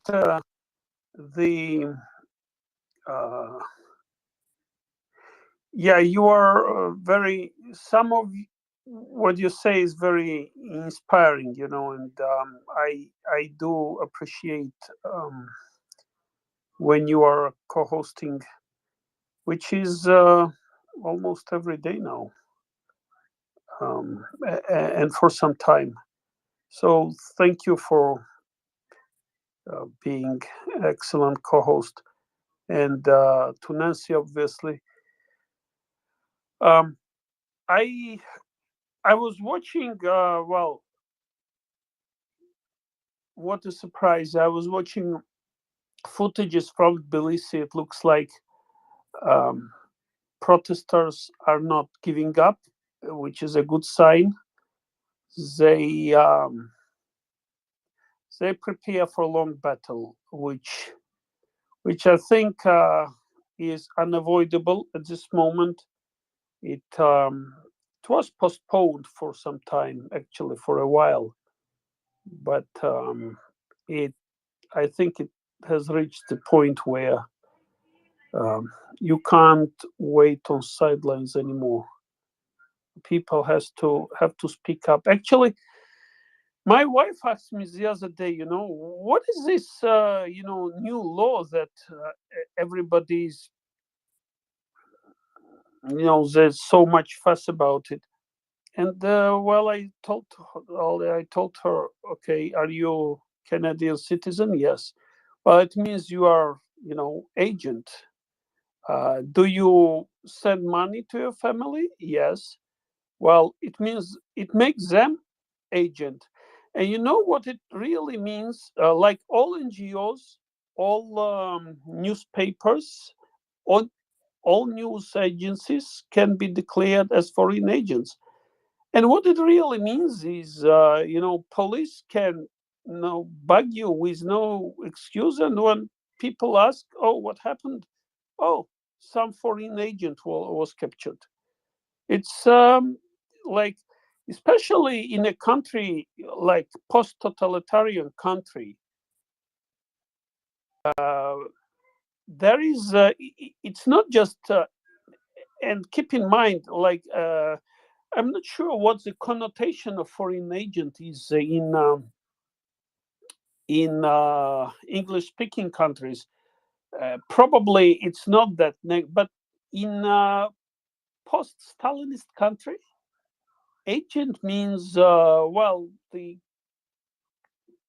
people were sent to Gulag as agents. They were destroyed, like completely destroyed, and there was no such notion as presumption of innocence or anything. Like foreign agent would be approval for essentially doing anything. I wonder that Putin and Russians brought this law and called it about foreign agents because, again, at Stalin's, at the darkest times in Soviet history, people were destroyed under accusations that they were foreign agent.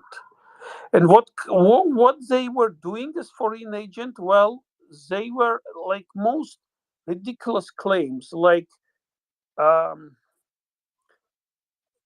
example, poisoning the wells, or it was a country where, like, terror was huge. There was almost 1 million people in 1 year. In 1937, almost 1 million people was sent to Gulag and destroyed there. Like their lives were completely destroyed. And in a country which has such a history and such a connotation of foreign agent, they kind of bring laws that can declare anybody. This is like uh, the darkest time of history, honestly. Like, um, and bringing that to Georgia, this is no wonder that like everybody's like mad. So yeah, they were trying to. Um, Alex, it's a kind of propaganda, isn't it? And why would it work in Georgia? Why could you bring a law to the Because parliament you in can Georgia?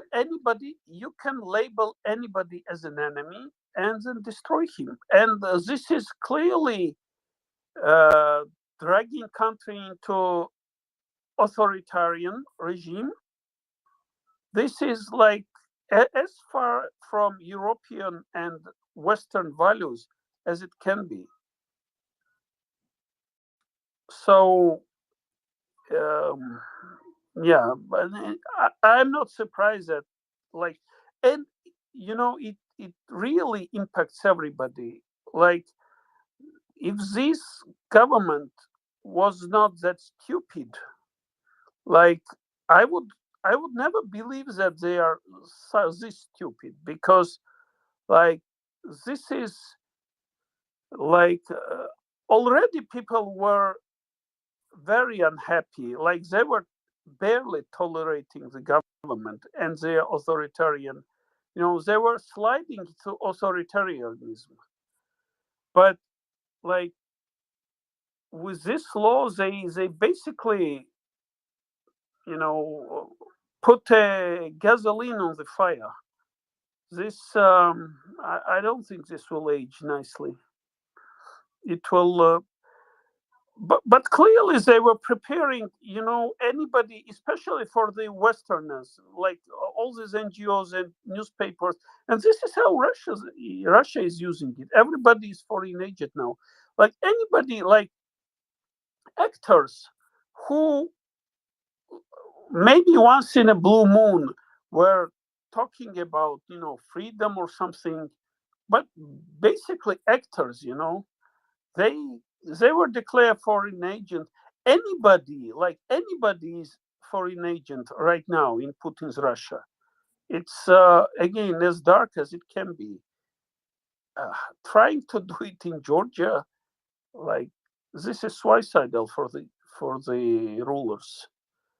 So, I don't think Alex, in Putin's Russia, it really is no different than Stalin's Russia at the moment, or at least, obviously, it's different. Times have changed, but Putin is going backwards, not forwards.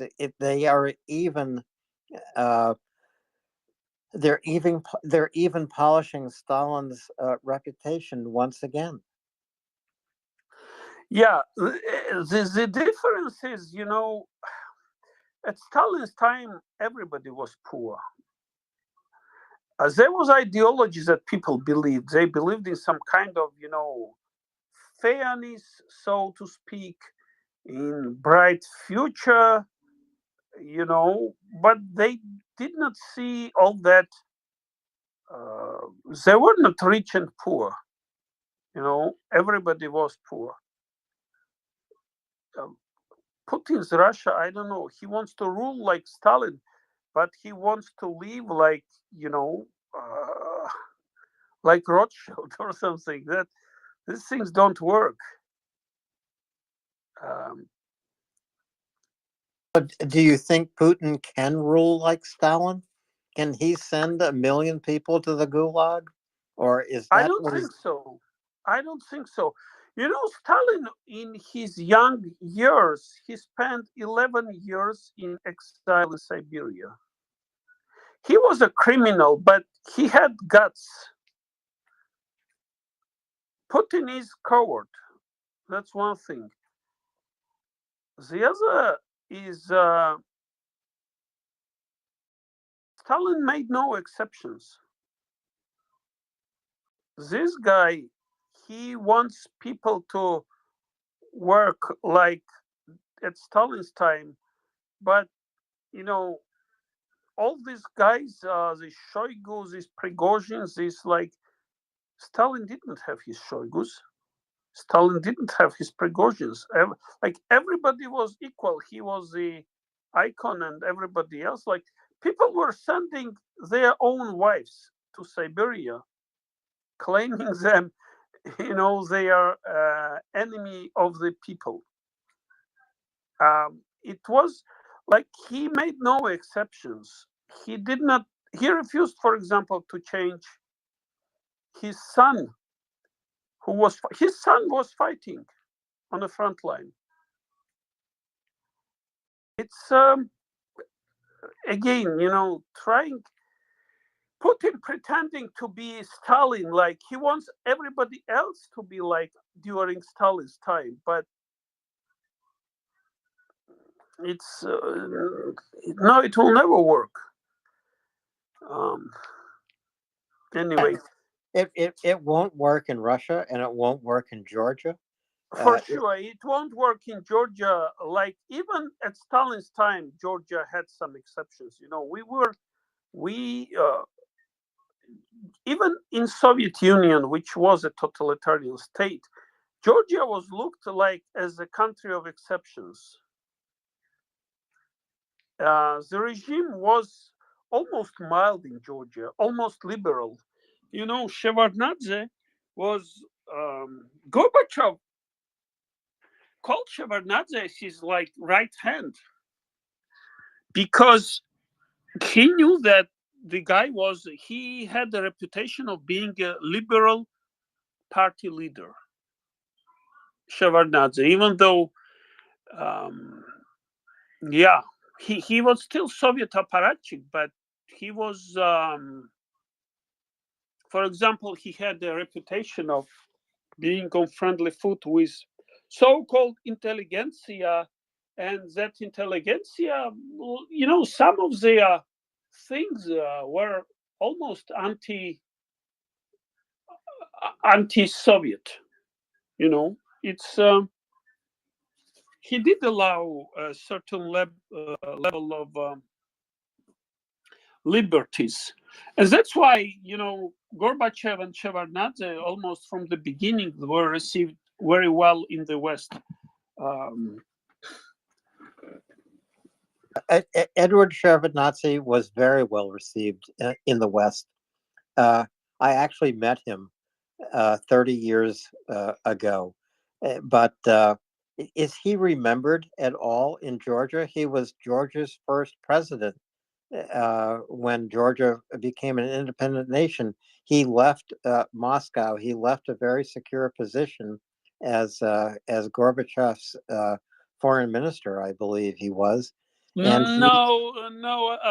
So what happened is he was essentially retired. He resigned at Gorbachev times. Then there was this attempt to military coup attempt, which failed. Eltsin grabbed power. So Shevardnadze had the reputation in Russia, but he really didn't have much to do. First elected president of Georgia was a dissident himself, Zviad Gamsakhurdia. He was ousted as a result of military coup, and Shevardnadze was believed behind that, behind that military coup. So then he came to Georgia for a few months. He ruled as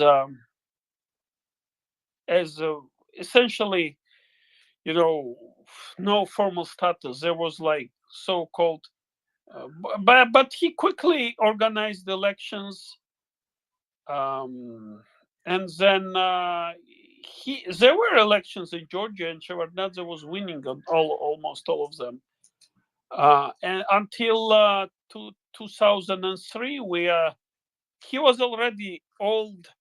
But he did try to rig elections, which did not work very well.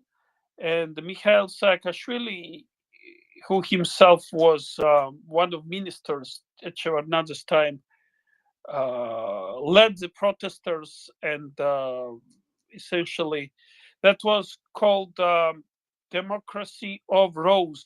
And by the way, I didn't really.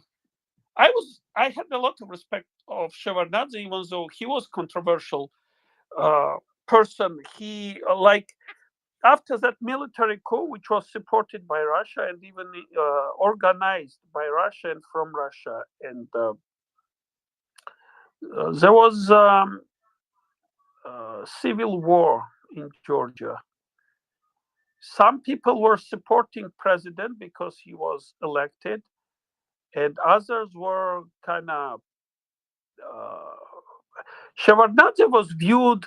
By the way, he was viewed as people would believe that if Shevardnadze ruled us, is our president, we would be accepted into EU, and but basically even back then people were hoping for this Western choice for the nation, and Shevardnadze was believed to be able to do that, and he did some of that, but as a country ruler, he didn't really achieve much. There was rampant corruption. The country was in very bad shape. There was a military defeat, which was labeled as Abkhazia, even though it was really Russian army fighting against Georgia. Georgia lost Abkhazia. There were 300,000 refugees for 3 million. So basically, 10% of population become refugees within country. So there were these conflicts, and then Shevardnadze himself has not simple relations with Russia. So on one hand, there was this Russia, imperialistic Russia. On the other hand, there was Yeltsin, who was kind of supported in the West, and Shevardnadze, he was trying to improve relations with Yeltsin's Russia. And his theory was that there are two Russias, good Russia and bad Russia. And but there's really only a bad Russia, right, Alex? Exactly. So yeah, I would say that after collapse of Soviet Union, Shevardnadze did have his chance. He ruled actually for quite some time. He did some, but failed on a bigger scheme. And I wasn't really that enthusiastic about Rose Revolution at first, but then I started to read, basically to listen to Saakashvili, and I I bought into what he was talking business really. And then when he started to act as president, I was even impressed. So I had high hopes, but I was very much impressed by the speed and the resolve he was, making reforms. Like, you wouldn't believe, Alan, Georgia was a country where so-called criminals in law, like thieves in law, this is a Soviet term, they were almost running a country from the prisons. Like, imagine Al Capone on a country level. They were probably supported from Russia, like all, not probably, but for sure, because in the end, most of them ended up in Russia, and Russia kept using those criminal authorities, so to speak, to disrupt and to disrupt Georgia. They're still using them, to basically instigate fear, even during election times. These Georgian dreams, they were using thugs, street thugs, as almost watchers on elections, and those people were reportedly, they were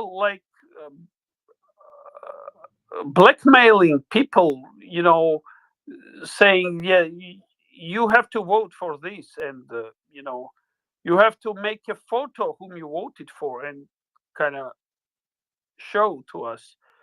Like, I do not know to what extent this was,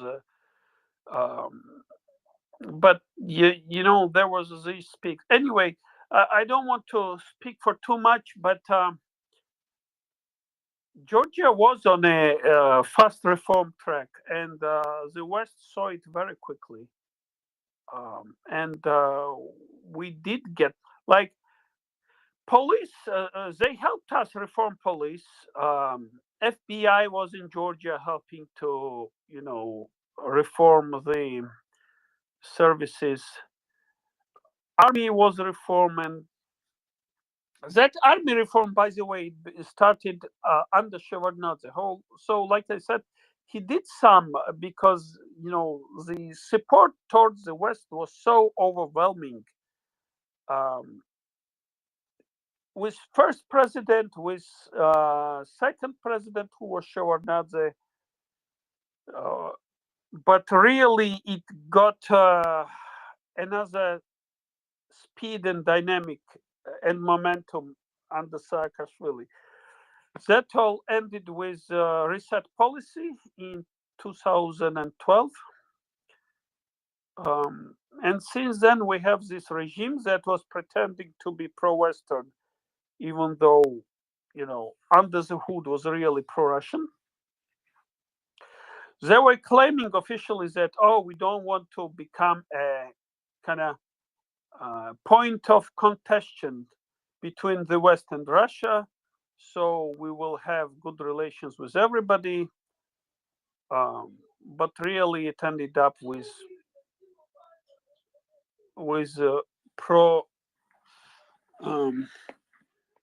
pro-Russian government. Give me one. Yes. Something happened. I will. Alex, thank you very much.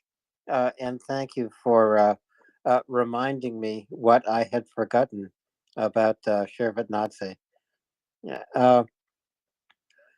I just want to ask everyone to please retweet this space. It's MriyaReport. We will be bringing you news tonight about what is happening in Ukraine overnight. And please go to MriyaAid.org and make a contribution. So, finance, I'm going to put pressure on you because I'm going to leave early before your new co-host comes up. But I know you can handle it. All you have now is 8 minutes to go before Prince, I think, joins you as co-host. Can you handle that? I'll find a way, Alan. I'll find a way. Long before you even discovered us here at MriyaReport, there's this terrible thing called the late evening. And even before Ryan was here, I was just left solo to try to keep the space alive. This worked about as well as one could hope, with me drinking significantly, Battle Moose drinking significantly. Rest in peace, Battle Moose. May the Canadian Maple Reserves always have your back. And we did our best. And sometimes we were joined by a cast of characters, some of which you may still see with us, like Liberal, who from time to time wakes up late in the evening, takes a long stretch, yawns, and realizes that he has not given supporting fries from Ukraine today. We had not yet met War Doggo. He had not found us yet. We were looking for our Ukraine voices far and wide. We had a few. But yes, no, I will be able to manage for 8 minutes without you, Alan. And it has been a pleasure, as usual. Slava Ukraini. Haram Slava. I bet Ryan is about to tune in. It's the sun is coming up somewhere in Ukraine shortly. It must be about 7 a.m. Kyiv time. Just a second. It's 5 a.m. Kyiv time. So the sun will be up shortly. Ryan must still be asleep or still driving. No, I think it's about 5 a.m. In Kyiv. I think, if I'm not mistaken, I think that Ryan was going to Kharkiv, which is one of the areas that was targeted. So I remember seeing him in listener gallery earlier today, but I suspect that unfortunately they've probably lost power. That's probably one of the cities that they did proactive power cuts on, because again, with the energy grid being a target, that would be a risk. And that one in particular frustrates me because it was just yesterday that we were seeing the beautiful pictures of nighttime with street lights and lighting in Kharkiv. It's the first time that they had that in quite some time. We've seen that in Kiev and in cities further west, but this was the first time that they had the lights on and full nighttime activity with street lights and visibility in Kharkiv yesterday. And there were a few great pictures that I saw, and I'm hoping that the people and the power grid are sustained through that and are back in business tomorrow. Yeah, I saw those videos and photographs also, Nancy, and I know Ryan is. I think he's arrived in Kharkiv. He was driving from Kiev, about a 6-hour drive, but I did see a photo he posted with the hat, the fireman's hat. So I know he saw Roman, who's been here on the space. Roman is the chief of a fire station in Kharkiv. He's a first responder. He's kept the lights on. He's put the fires out, and he's taken Ryan to dinner. So I hope they're together tonight, and I do hope that whatever Russia has targeted inside Ukraine tonight, Ryan is safe, Roman is safe, everyone in Kharkiv is safe. But I know Finance and Prince will bring you this news through the night, and we'll see what happens. That's all we can do. We have to wait for the sun to come up in Ukraine, and one day the sun will come up in Ukraine, and it will shine forever. And we here, who support Ukraine, who support what Ukraine is fighting for, not just their own freedom, not just to save their own people, but fighting for all of us and the values we benefit from every day.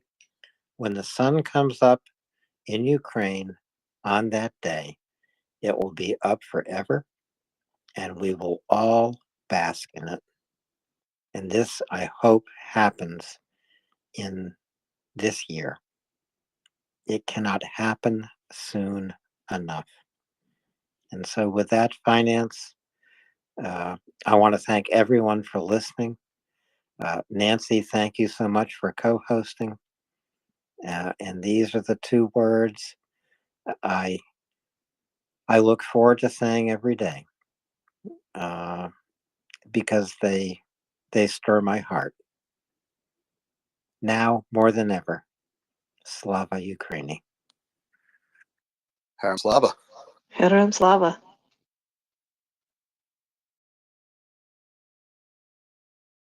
All right. Well, that will bring us to the Finance Hostile takeover of the evening shift. Welcome all to the Maria Report.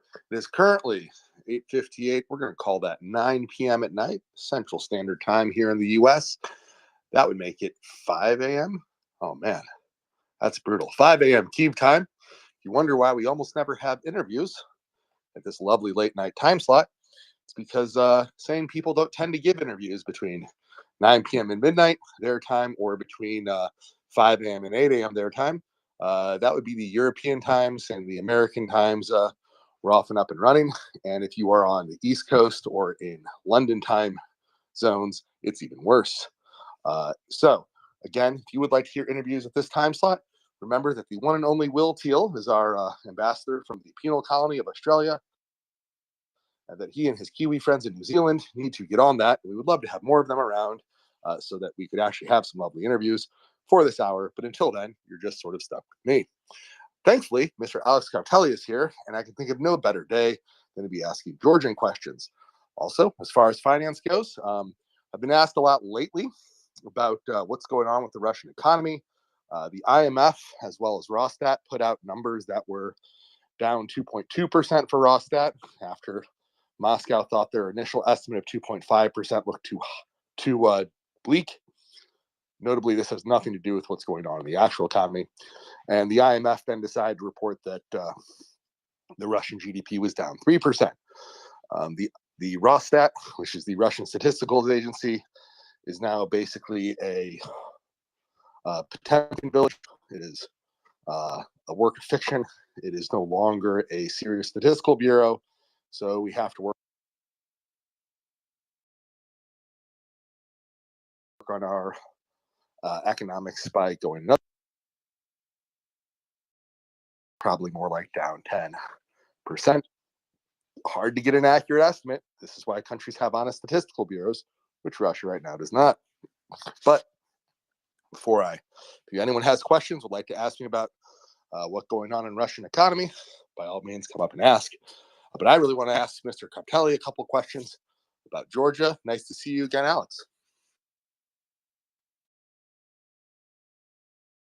Alex, are you with us? Hi, yes, yeah, I just entered the room. I was busy. Like I heard in Georgia, but didn't really hear what you were. Is there a question about Georgia? Or? Yeah, I was just making sure you're with us before I ask the question. So we've got a lot of protests going on because of what's being called the Russian law, push out non-Russians from the political process, which is to say all the Democratic influence. My question. Yeah, this is really funny. You know, Russian FSB agents want everybody to reveal they are like foreign agents, and under foreign agents, really anybody can be a foreign agent. Like sending money to your relatives, you are they are foreign agents. You are foreign agent. Supporting news agency, foreign agent. Businesses donating money, foreign agents. NGOs, foreign agents. Like everybody's foreign agent, and the FSB agents are kind of labeling now everybody else. Isn't that lovely? I don't know what kind of sick mind thought, but if you wanted, to really stir the pot, that would be it. Like, call everybody. On this point specifically, that was my question. Why does this law push Georgia over the edge? What about this one specifically do you think pushed your country across the line to mass protests? So Georgia has very clearly defined, I think it's even in Constitution, lean towards the West. And this is not something invented last year or 3 years ago or 10 years ago. Like, you remember Cruiser, well, you wouldn't remember, you didn't live that, but at Crusader's time, Georgia was participating in crusades, really. And you could find in those old historical books that crusaders were referring to King David of Georgia as their staunchest ally in one of the key battles for Tbilisi, because Tbilisi was lost, Georgia lost Tbilisi for 400 years. It was there was Arab town, basically. King David returned it, fought it back. He had crusaders fighting alongside with him. Like, these ties with Western Europe of Georgia have a long history. And it was disrupted when Ottoman Empire took Constantinople. But because basically Black Sea became their internal sea. But that, again, that thing wasn't invented yesterday. It was no single ruler's whim. This is, and after collapse of Soviet Union, actually our ties with Russia started to develop as part of that. There was this memory of Georgia that the West that there is somewhere the West, they were seeking for help and support from the West in the fight, and this is, remember, this was the only Christian nation surrounded by Muslims. You probably read a lot about atrocities of Christians against Muslims, but in case of Georgia, it was the other way around. They were paying blood and share for their right to remain Christians. And the ties with Russia started to develop with the hope that, they are the same, they have the same religion as us. Anyway, to finish that historical, so this lean towards the West is not something somebody's whim. This is the Georgian psyche. If you want to know what's one main clear Georgian idea is, to rejoin the West. And this Georgian dream puppets, they attack that exactly. And the same thing caused revolt in Ukraine, that revolution of dignity started because, yes, the Yanukovych regime, it was pro-Russian, but they were talking pro-Western talk. So they were trying to sit on 2 seats. But in the end, when it came time to make a choice, they made clear choice towards Russia. This is what Georgian Dream did.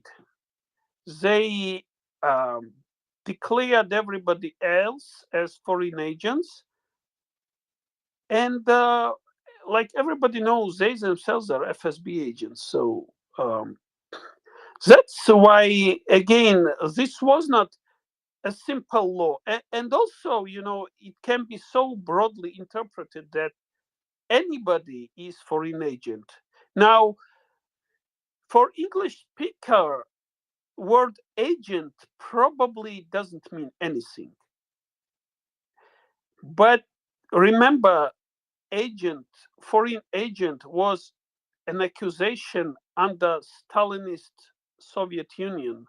Millions of people were destroyed under most ridiculous accusation. Anybody was called foreign spy, foreign agent. Agent is the same as spy. And, especially when you kind of borrow a word from other language, it can mean, it has very strong connotation. Like, this can be very broadly, anybody who is, like Georgia, for example, accepts dual citizenship. But this makes anybody with dual citizenship a foreign agent. Those dual citizens are sending their relatives money. That makes their relatives foreign agents. News agencies that depend, a lot of Georgians live outside the country these days, and they do support, like Georgia is an open society. So their natural ties, not just with Russia, but with all over the world, like especially with Europe, with America, we had almost none until I remember. I was one of first Georgians to visit, San Francisco. There were only 3 or 4 of us in Georgians in San Francisco. These days there are thousands and tens of thousands. So both in Europe and in North America. Anybody is foreign agent. Now, news agencies, businesses, NGOs, they are all foreign agent. And I just speak what this means, like people in people's memory. Foreign agent means Siberia, means Gulag, means execution, really. So loosely call everybody now foreign agent. And who is bringing this law? Like, I understand why Putin's Russia is bringing it. Same idea there. They went, essentially anybody who says anything about anything can be called, this is foreign agent. Foreign agents are trying to destroy Russia. 12-year-old kids can be called foreign agents, and some are, by the way.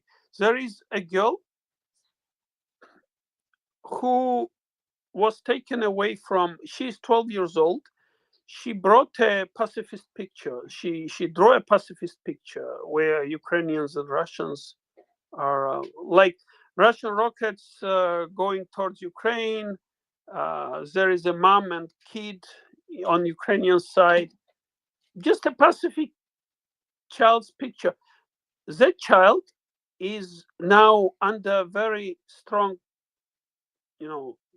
she is taken by FSB.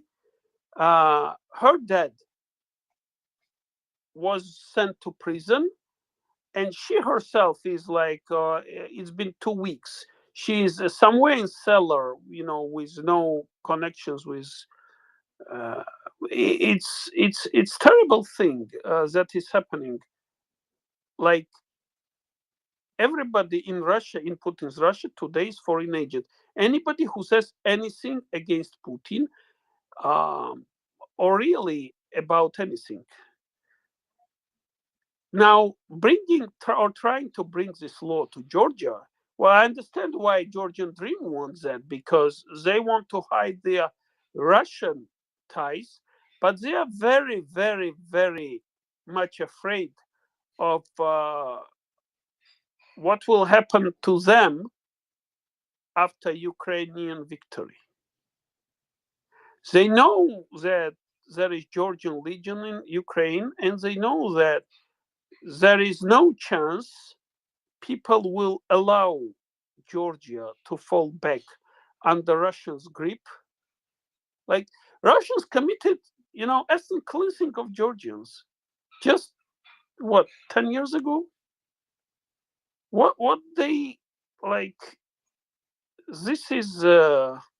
This was a suicidal law. I would never think they are that stupid to do these things, but apparently they lost maybe any sense of reality and became utterly arrogant. You have to have some nerve, to try to bring this Russian law into Georgia, and shove it to people. I don't think they will take it, and based on what I see, I think this story will have legs and will end like revolution of dignity. And this is indeed about dignity. Thank you, Capelli. I appreciate you covered a lot of ground, and I think you've given us a good idea of the Georgian feeling. And yes, for those of us who weren't paying attention, there was a full-on ethnic cleansing when Russia attacked Georgia in 2008. We have a hand up, probably for Alex. That'd be Redstone. Welcome to the space, Redstone. Thank you, Finance. This question could be for you too. It's more or less, I was wondering currently, what kind of hard power would Russia have over Georgia, or is it simply soft power politics? I'm just curious, if there was an escalation, which I don't think Russia can actually pull off, or I don't think they'd be able to, what would that risk be for Georgia right now? I'm going to have to kick this one to Alex. Clearly Russia has all they can eat problems in Ukraine, or as the case may be, all they can't eat, given their supply constraints.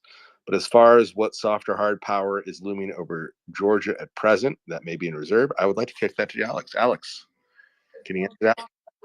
So Georgia, I'm sorry.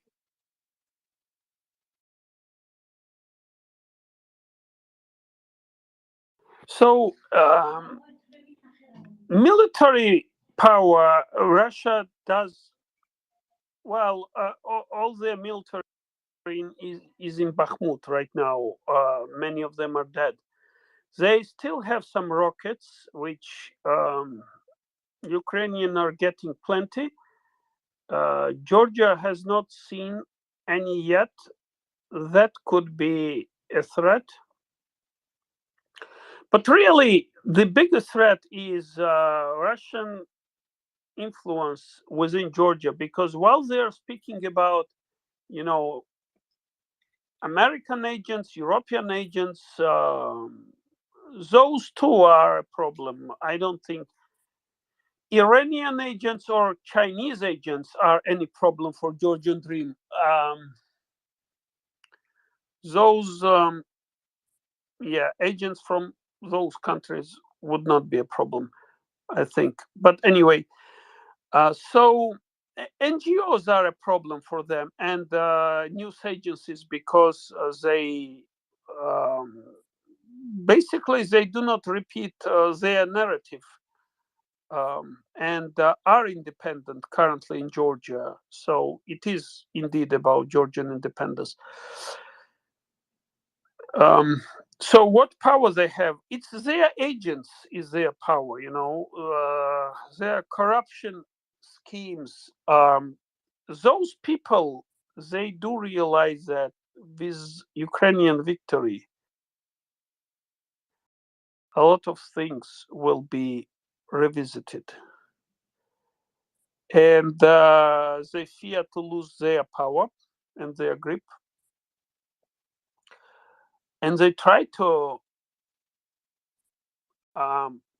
build this wall, protective wall for themselves and for their regime, with these idiotic papers that. So that's what I think is happening. Russia per se, no. Shall we call it soft power? I don't know. When I hear word soft power, I think of technologies, capital, know-how. Russia has none of that.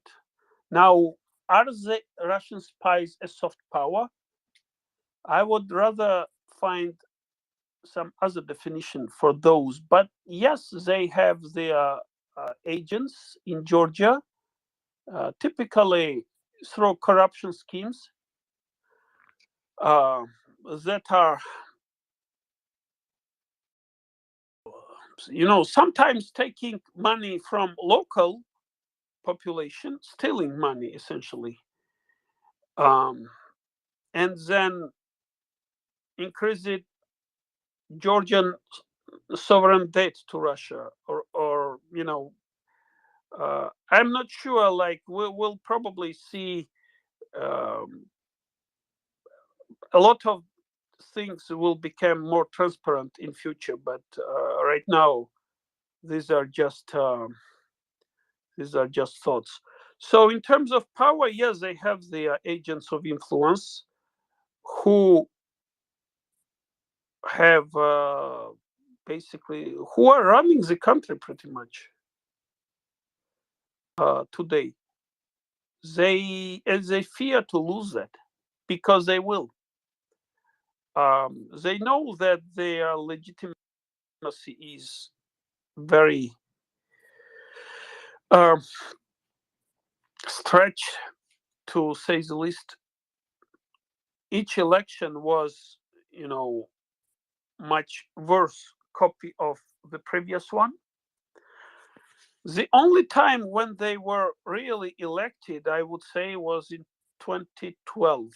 And that was because Russia spent so much money back then.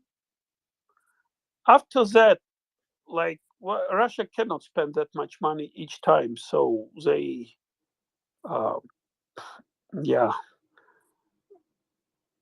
they used more direct method, like using straight stacks to monitor election results and stuff. Anyway, you know, we did not we, but by we I mean the opposition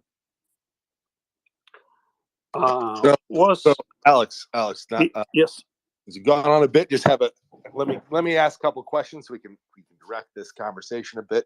If anybody else would like to ask questions, Mr. Captelli, a resident Georgian, we currently have protests on the streets of Tbilisi. It is quite a large spectacle. There are police using more and more violent techniques daily, unfortunately.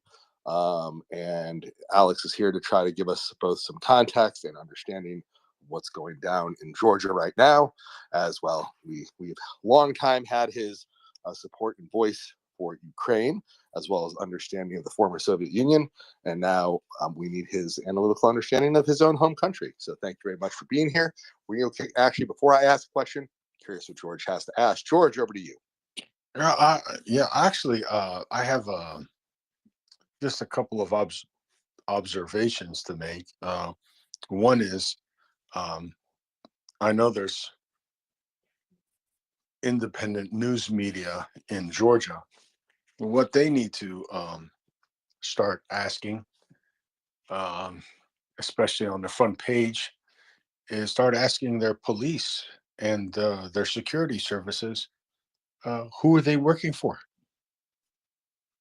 And the protesters can ask them right to their face, are you going to continue working for Russia? Or are you actually going to be a Georgian and start working for Georgia? I mean, that's the first thing. That's the $1 million question. That needs to be asked publicly by opposition officials. That needs to be asked publicly by news media, whether it's on radio, printed media, online, newscasters. And if you get 20% of them to come to your side, guess what, people? It's all over. Because 20% will soon become 40, 50, and then it's over. But that's how you start. We saw some videos of some police officers saying, fuck it. I'm not doing this shit no more, taking off their uniforms and joining the protesters. It starts as a trickle and becomes a wave. But that is a question that needs to be posed. Publicly, who are you working for? If you stand against the protesters that are protesting Russian influence in Georgia, then the take-home message is you're working for Russian agents and not for your own country. So you got to pose that to them. That's the first thing. The other thing is that Georgia and other countries that right now have the hook in them, right? Russia has a hook in them. Moldova, Georgia. They need to sit there and say, do I wait till the war in Ukraine is over and the Russians can move units away from Ukraine to bolster the hooks they have in us? Or do I just say, screw it, we're all in? And that's one of the decisions that these countries need to make, because now's the time. The next few months, the next 6 months is when you can remove that hook surgically, because that's all that Russia has done. And you hear the Vatniks, oh, send Russian. There's no such thing as Russian peacekeeper. That's an oxymoron. You mean send Russian murderers, rapists, and genocidal maniacs? Yes, but now's the time when they can have them removed. If you wait, you squander a golden opportunity. You don't wait for your opponent to get back up. They have to do it in the next few months.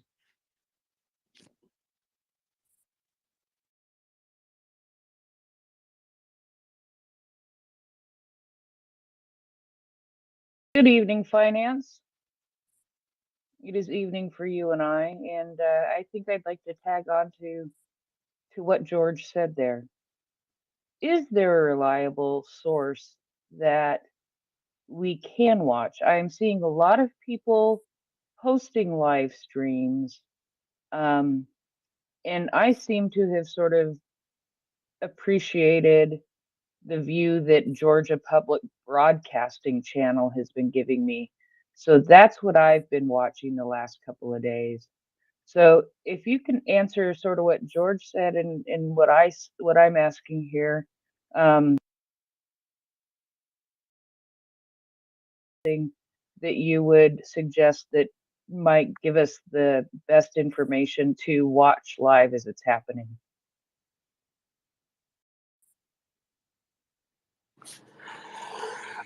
There is a main opposition channel called Main Channel. There are lots of footages, but there are also pro-government channels. Like most of other channels are controlled by government, even though these days I believe it's hard for them. So with regards to what they show in what's happening in the street, like they will show a reality in terms of their interpretation of news. Just I think Twitter would give better interpretations, or those. Actually, Ukrainian channels are giving pretty good coverage of what's going on.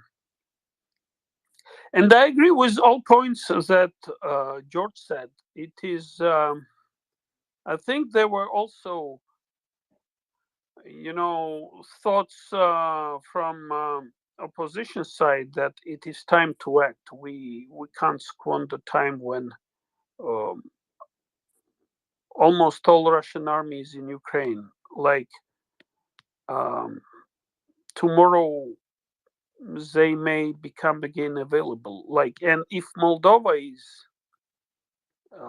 like logistically is far, that's not the case for Georgia. So I think that's a consideration too. But again, all that thing would be valid if it was opposition that brought this law. But it was not opposition. It's the government ruling party, which makes things even more complicated. So why would they want to do all that stuff?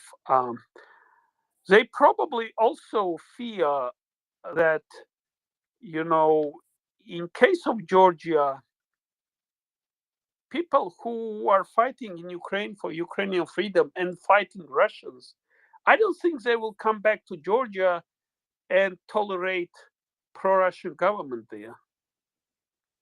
And I think this threat, those rulers clearly see, and that's what caused them,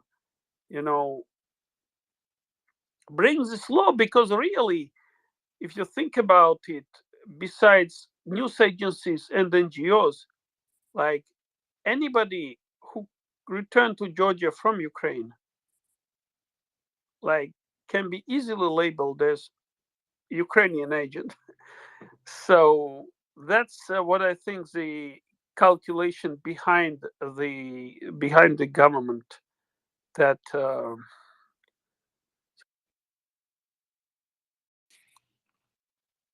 Thank you, Alex. All right. Could I just follow up? Sorry, you have a follow up? Yeah, please. Just one quick thing.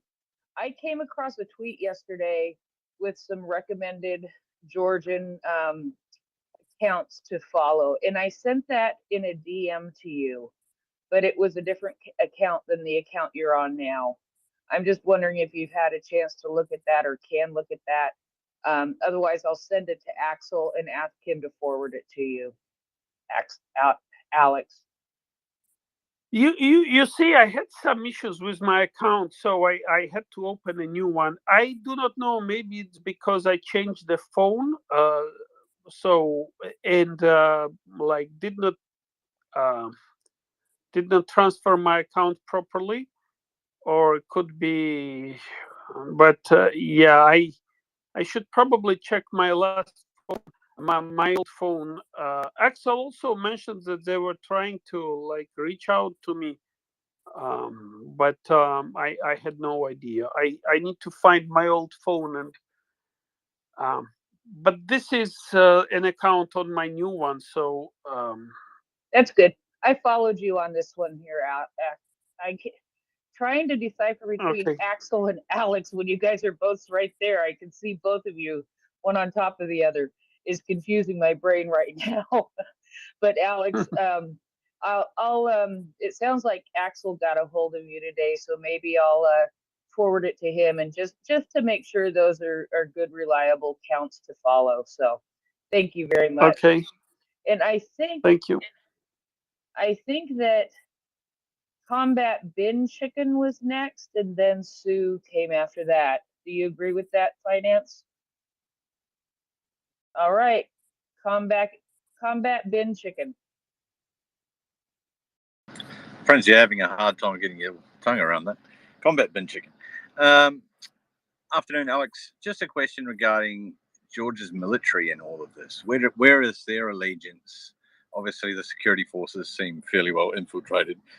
How does Georgia's military stand in this? Have they been outspoken against this, or are they keeping quiet? Are they likely to go the same way as the government and party in power?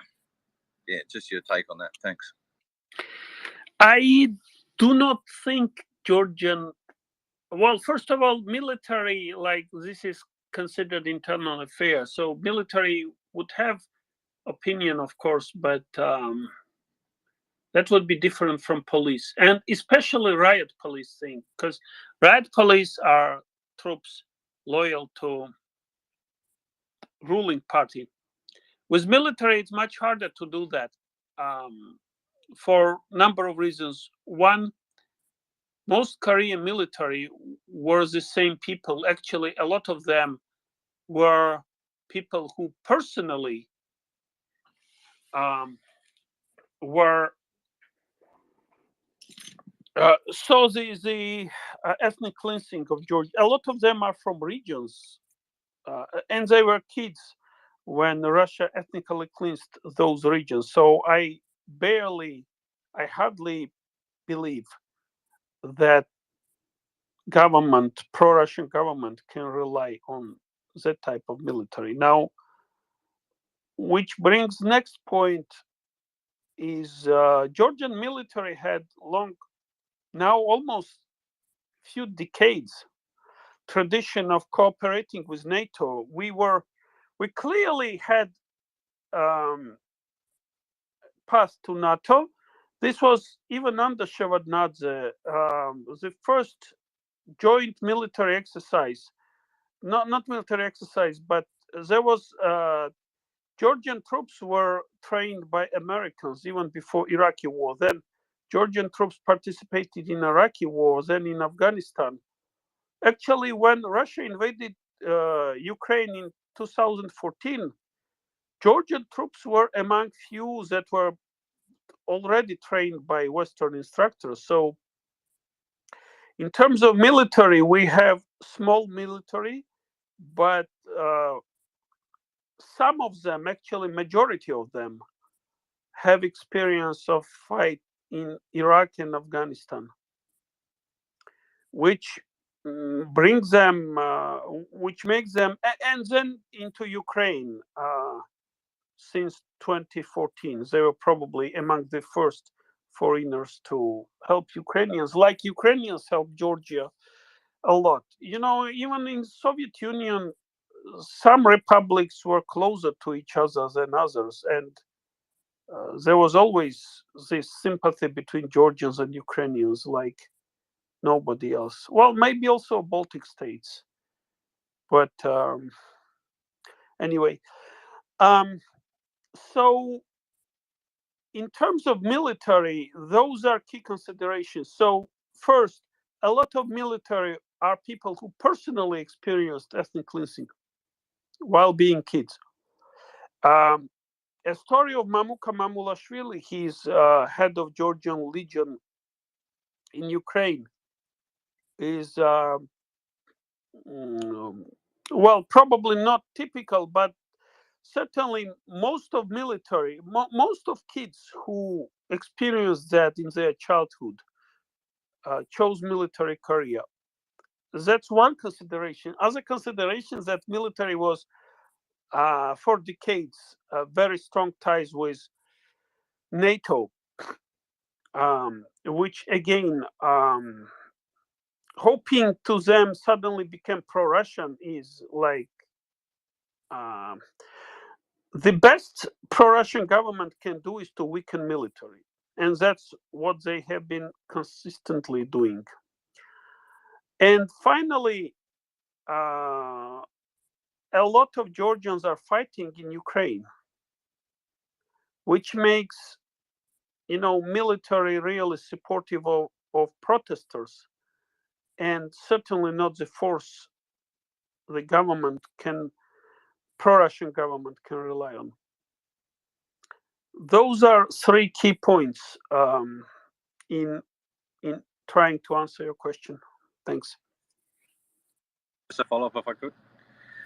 So in that case, often these protests, the way that they seem to go is the protests get larger, they start to spread, and you either end with the government capitulating or cracking down increasingly with more violent and drastic measures. Do you see a point where the military could intervene and depose the government and end it all that way? Thanks. I don't think military will intervene as military in that capacity. People with military experience, if it comes to that, I think they will be. I think nobody can preserve people to participate in such mass protest.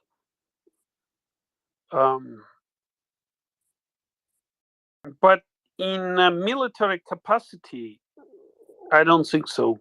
I don't think so. I also think that police will not will succumb to pressure. Like all things that George said, they are very true, and Georgians are trying to do that. Protesters are trying to do that, but at this point, this has limited success because it is not clear who is the winner. I think the nearest few days will show who is the winner, and you will see mass breaking of police ranks. I don't think they will continue fighting because this will be dangerous to their career. Going forward, they won't be able to serve in a military that is now opposed in not military but in police forces that are opposing. Like these days really define the future of police forces, who can stay there on or who will have to leave. I just as simple as that. It's there is no place for pro-Russian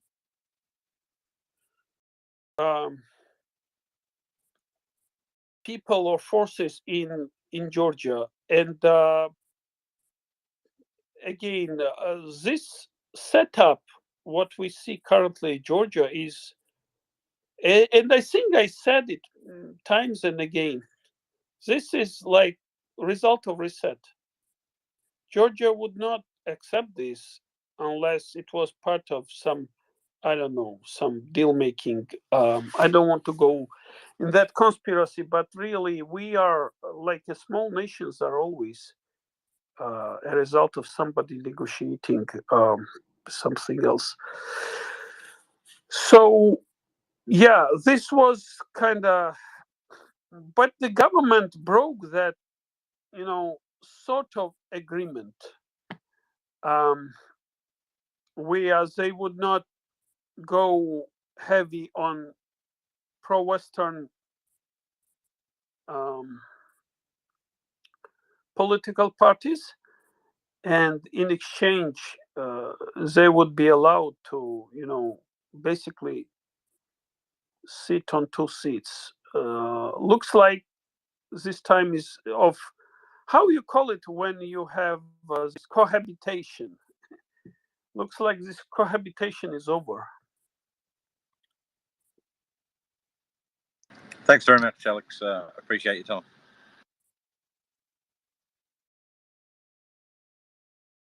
All right. I think we have Sue up next. Hi, thank you, Prince. Um, I I don't want to get us off on a complete tangent, but I do want to say that I listen to this, the MriyaReport, periodically. This is the first time I've ever spoken, but I never thought that I would be interested in weapons of war or all kinds of things. But I find myself being drawn into it in the morning when I wake up and in the evening and all the time. So I want to thank you for all you guys for doing this because I know it's a lot for you. Um, when you started to talk about Georgia, I wanted to just put out a little fun fact. I was a town councilor in Scarborough, Maine, which is about 6 miles south of Portland, Maine, in the United States. And I was a counselor from 1996 to 2001, approximately. And during that time, Portland, Maine was the sister city of a city in Georgia. I can't remember what the city is. I don't know if there's a Portland, Georgia or not. Maybe there is. But so as a town councilor, we had Georgians come over and they wanted to learn about democracy and how our local town councils worked and how democracy worked.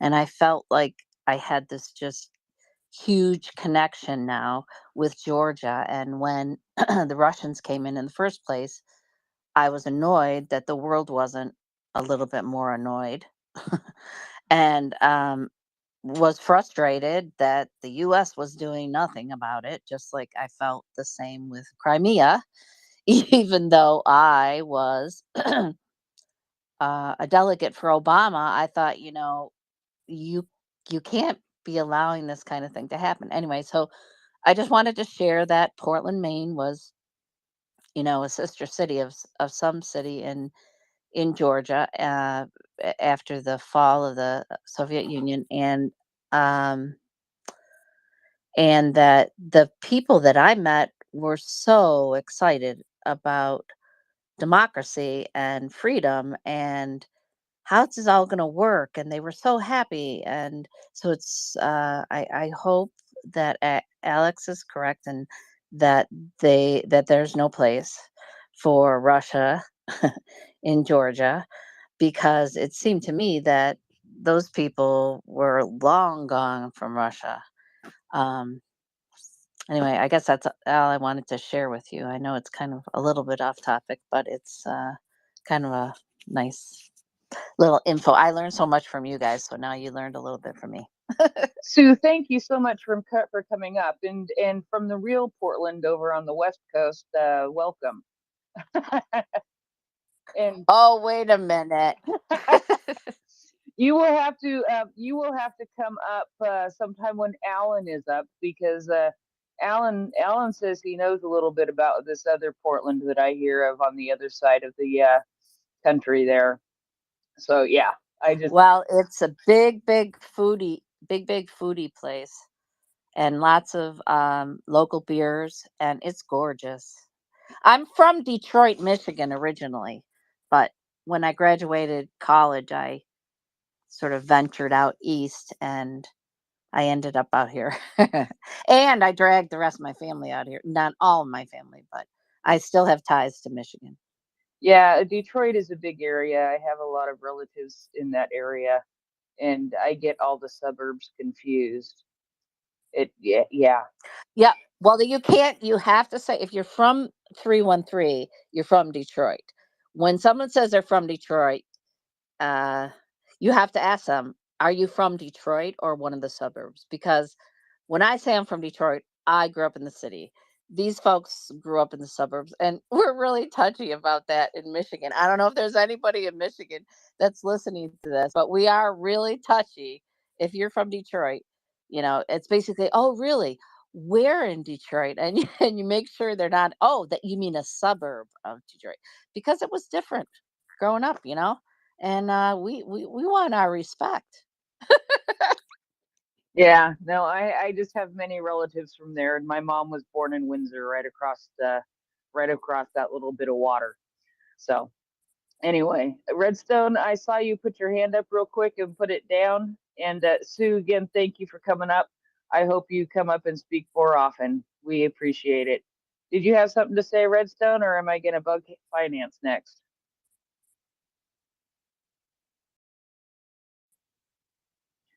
All right, finance. Redstone going once. Redstone going twice. Redstone's asleep. Redstone, you're welcome back up when you're awake. We seem to have lost him. I will push you down if I think you're not there. Your phone may have disconnected. Twitter has so many glitches.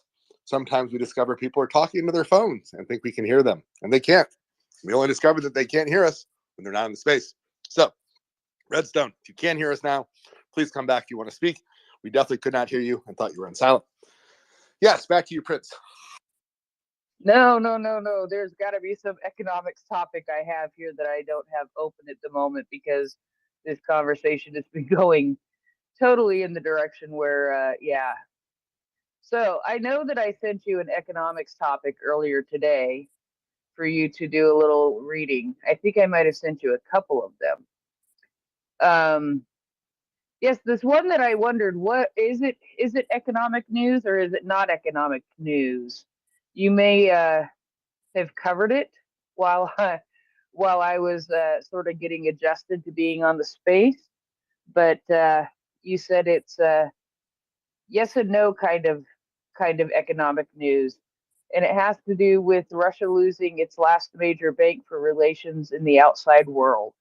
So, is that something you can talk to us about? Wait, hold on. Are you talking about the tweet about how some things are getting through sanctions, or are we talking about something else? No, we're talking about something else. We're talking about the first one I sent you today. It says Russia is losing its last major bank for relations with the outside world. The last major Western bank, which provides Russia connections to the outside world, is lowering the Iron Curtain. And then there was a screenshot of a foreign language that was not translated, which was really bad, which is why I sent it to you. Oh, okay, yeah. So Raiffeisen is the Austrian bank that has significant presence throughout the Russian Federation. They have won awards in Russia for multiple years as the #1 consumer bank in the country. So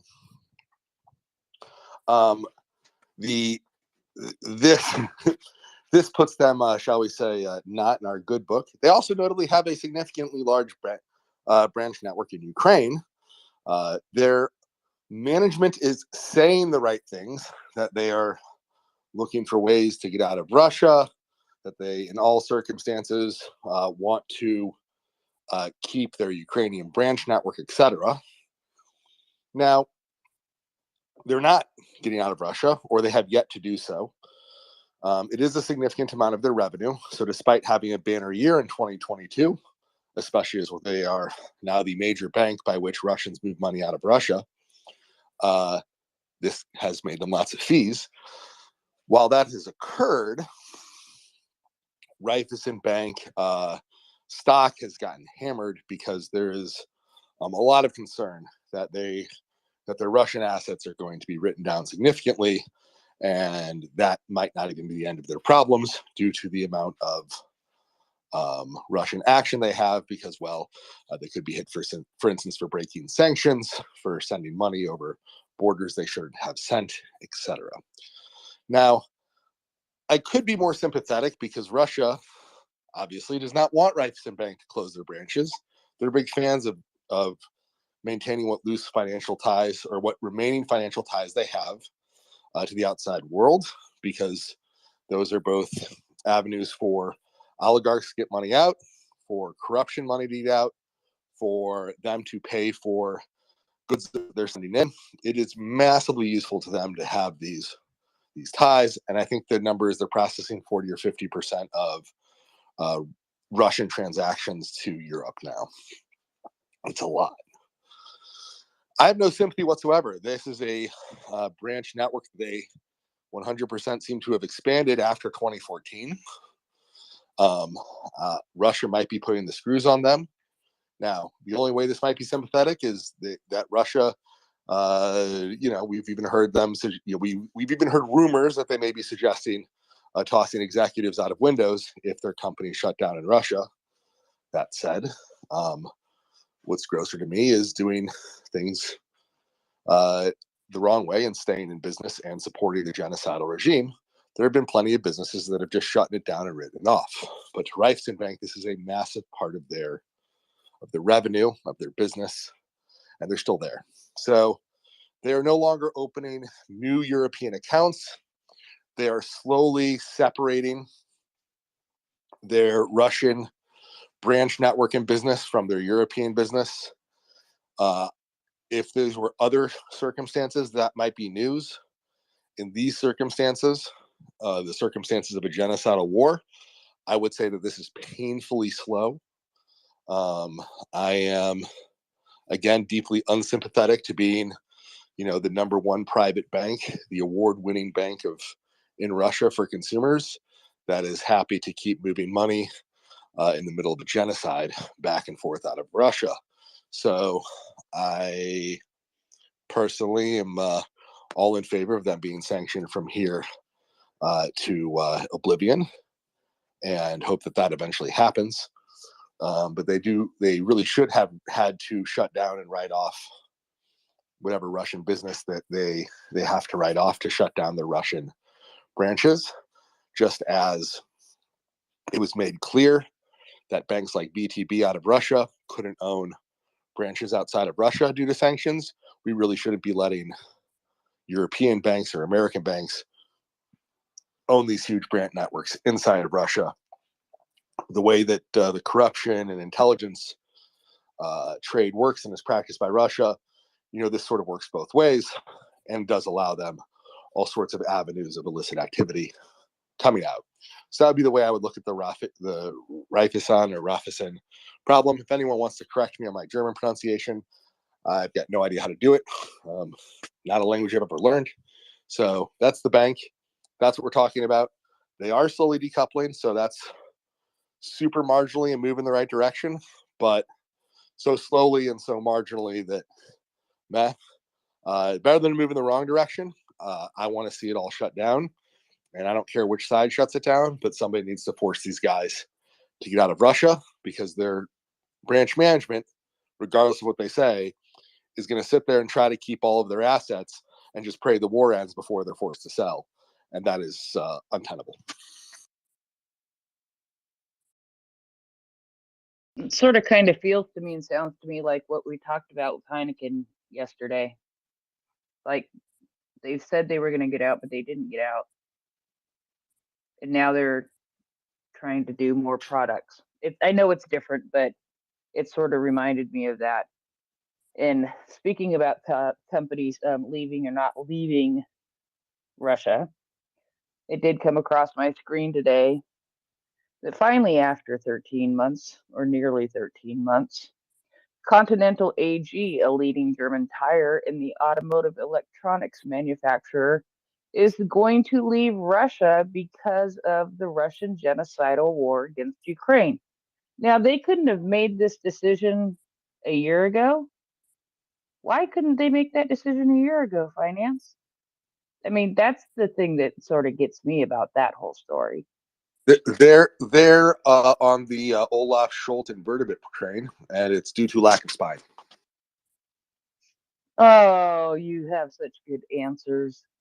And you shut me down so quick because your answers are really good. See, and I thought I'd Yeah, this is right there in chapter 2 of the economics textbook that I've never written, but I really should, which is lack of spine. It's a really significant feature in macroeconomics. It drives lots of corporate decision making. It's what occurs when a corporation is given a decision about whether to make blood money or lower profits and do something moral.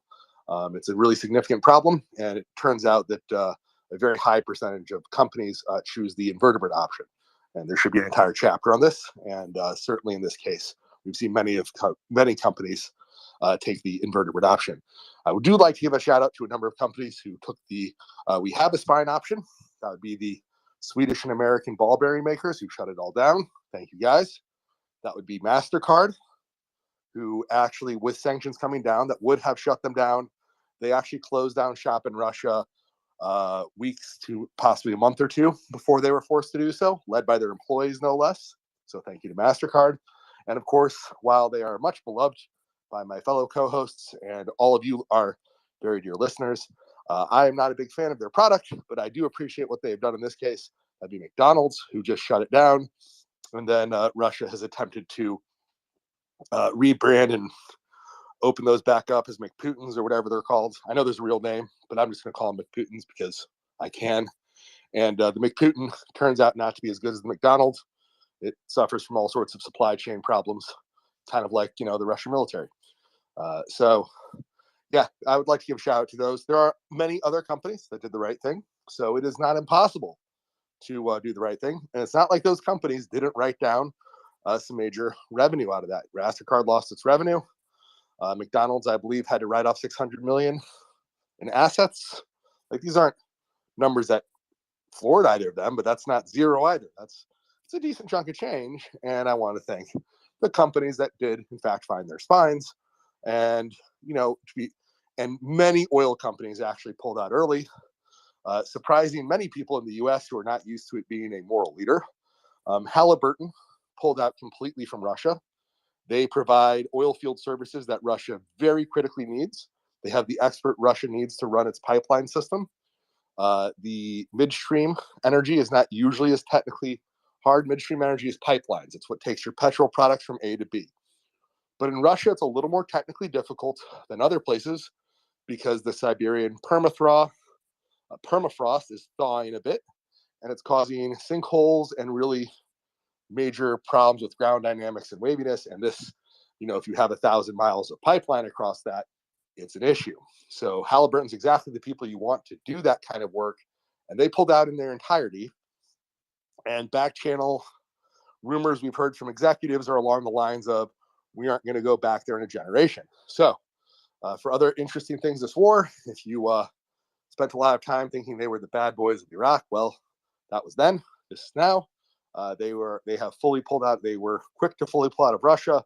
They probably could have tried to linger approach, right? A lot of things that they provide that Russia really needs are experts. Think of them in a certain fashion. They're like a really, really high priced temp firm. But Russia doesn't have those guys domestically. It needs Halliburton. But Halliburton pulled out too. So, there's a number of companies. Most oil firms did pull out in total, speaking of the word itself, took a longer time, and I believe still has some assets there. So we're not putting them at the top of the list. Many other oil companies wrote off billions with the B dollars. And this is why we don't expect they'll be back, because executives aren't going to sit on the same hot stove twice. So with that, we're going to go back to Alex. Alex, your hand is raised, sir. I read somewhere that in Russia, there are delays with government employees getting their salaries. Do you know anything about that?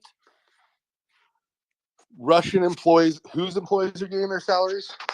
Government employees, like teachers, those government services. I have not seen any recent stories about it. That doesn't mean anything. Where that's most interesting is going to be in the provinces, because the centralized nature of Russian government is that they have centralized revenue while decentralizing costs. So a lot of their provinces pick up the tab for things like infrastructure and education, while the revenue that they collect in taxes doesn't go to the provinces, it goes to Moscow, and then Moscow doles out to the provinces how much Moscow thinks they need. This allows the Muscovites, the actual Moscow residents, to have significantly more wealth and tax base than their tax base would provide, and it sort of keeps the colonial territories more impoverished. But even Russian ethnic areas can fall under this problem, such as Pskov, Krasnodar, etc. So I have not seen this story recently. I have seen stories that were similar since the war has started within about 3 months in, and that was around some province not paying for something that would be in a municipal cost. So it wouldn't shock me. I haven't seen a story. If somebody does, please send it to me. But the place that you would expect to see something like that first would be any kind of municipal worker, because Russia is absolutely going to spend money on the military and spend money on Moscow before it makes sure that a teacher in Krasnodar or Belgorod is paid, or that pensions may be paid in all those provinces. So yeah, that would be the way I would approach that problem. I have not seen this specific one. If there's something new, as I said, if anyone knows it, please send it to me. I love to read this stuff.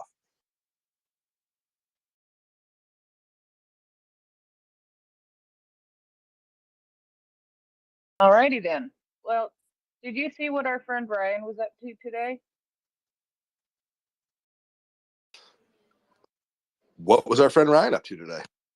Well, it looks like he assembled a convoy and got loaded and on the road with care packages for 5 military units, baby food and coats for an orphanage, bulk food for Kharkiv humanitarian, 102 meal kits prepared for the 3XR team, prepared by the 3XR team, excuse me. Decompression needles bought by 3XR, and 50 cat tourniquets from De Facto Humanity, who we have had on the space.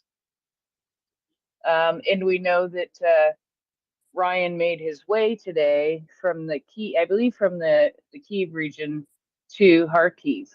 He posted himself a nice picture of him holding a fireman's helmet, and I would believe that that would indicate that he was in the vicinity of our friend Roman, who is a fire chief there in the Kharkiv area. And we know that Kharkiv has been hit tonight, and I would have to look back, but I know they've been hit. So I'm hoping Ryan's safe. I actually saw his avatar popped in here onto the space a little bit ago, but he's not there now. So I take that as a very good sign that he is okay. And it wouldn't be surprising to me if he was out there with Roman somewhere helping him out. What else is new in the world of finance, or do you have another subject? As I said, lately I've been spending much of the week when I'm not co-hosting or doing things I need to do off the space, trying to track down numbers for Russian economics. It turns out that itself is quite difficult because Rostat is politicized and Russia is asking people, and I'm using that in the Russian window shopping sense of asking, not to publish all sorts of numbers that would let you know what's going on in their economy. So I couldn't find anything in English, and finally I gave up trying to find stuff in English and called our old buddy Madi and said, Madi, I can't find numbers. He's like, starts looking around. I was like, yeah, it's because they're not publishing them. The reason you can't find sales data is it's really hard to find sales data in Russia. I said, I know there's a problem with meat. So it turns out early in the war, while Russia still has a lot of farms, that one of the things we don't expect in the economic world is them to run out of food. It turns out that while they have a lot of farms, they get a lot of their feed from the West. So this turns out to be a problem if you want to eat meat. And there was some data early on in the war from the Russian meat industry that was, what's the term? Really bad. There we go. That's the term. Really bad. And I asked, if there's 22 days, like, no, they stopped reporting after 2 or 3 months, right? Some of the changes that were made by Rosstat and by the Kremlin is to stop the requirements for Russian companies to report data, both on key and beneficial owners, so they can hide who owns what. The central bank is stopping to report a bunch of key financial data on banks, like on banking stability, so they don't have to be stable or don't have to pass anything. And even if they do, they don't have to let the West know any information that might make it easier to sanction them, and it will make it easier for them to get out. But there's a lot of opacity, and this becomes a lot of prevention. By the way, doesn't have to report in Russian means do not report this data. Let's be real clear. So no one's reporting data financially and economically that the Russian government isn't basically okay with. And if you start to do that, the Russian government will politely ask you to stop.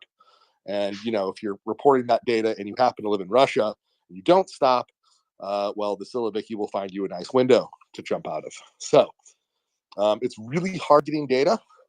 I want to thank Madi for helping me with that. I had to actually change what kind of data I was looking for because of just how bad it is. The short version, the upshot, is that when Rosstat says the Russian GDP was down 2.5%, and the IMF, basically using Rosstat data, says that the Russian GDP is down 3%, that is pure and utter bull stuff. Bull stuff. Yeah, that's the word, right?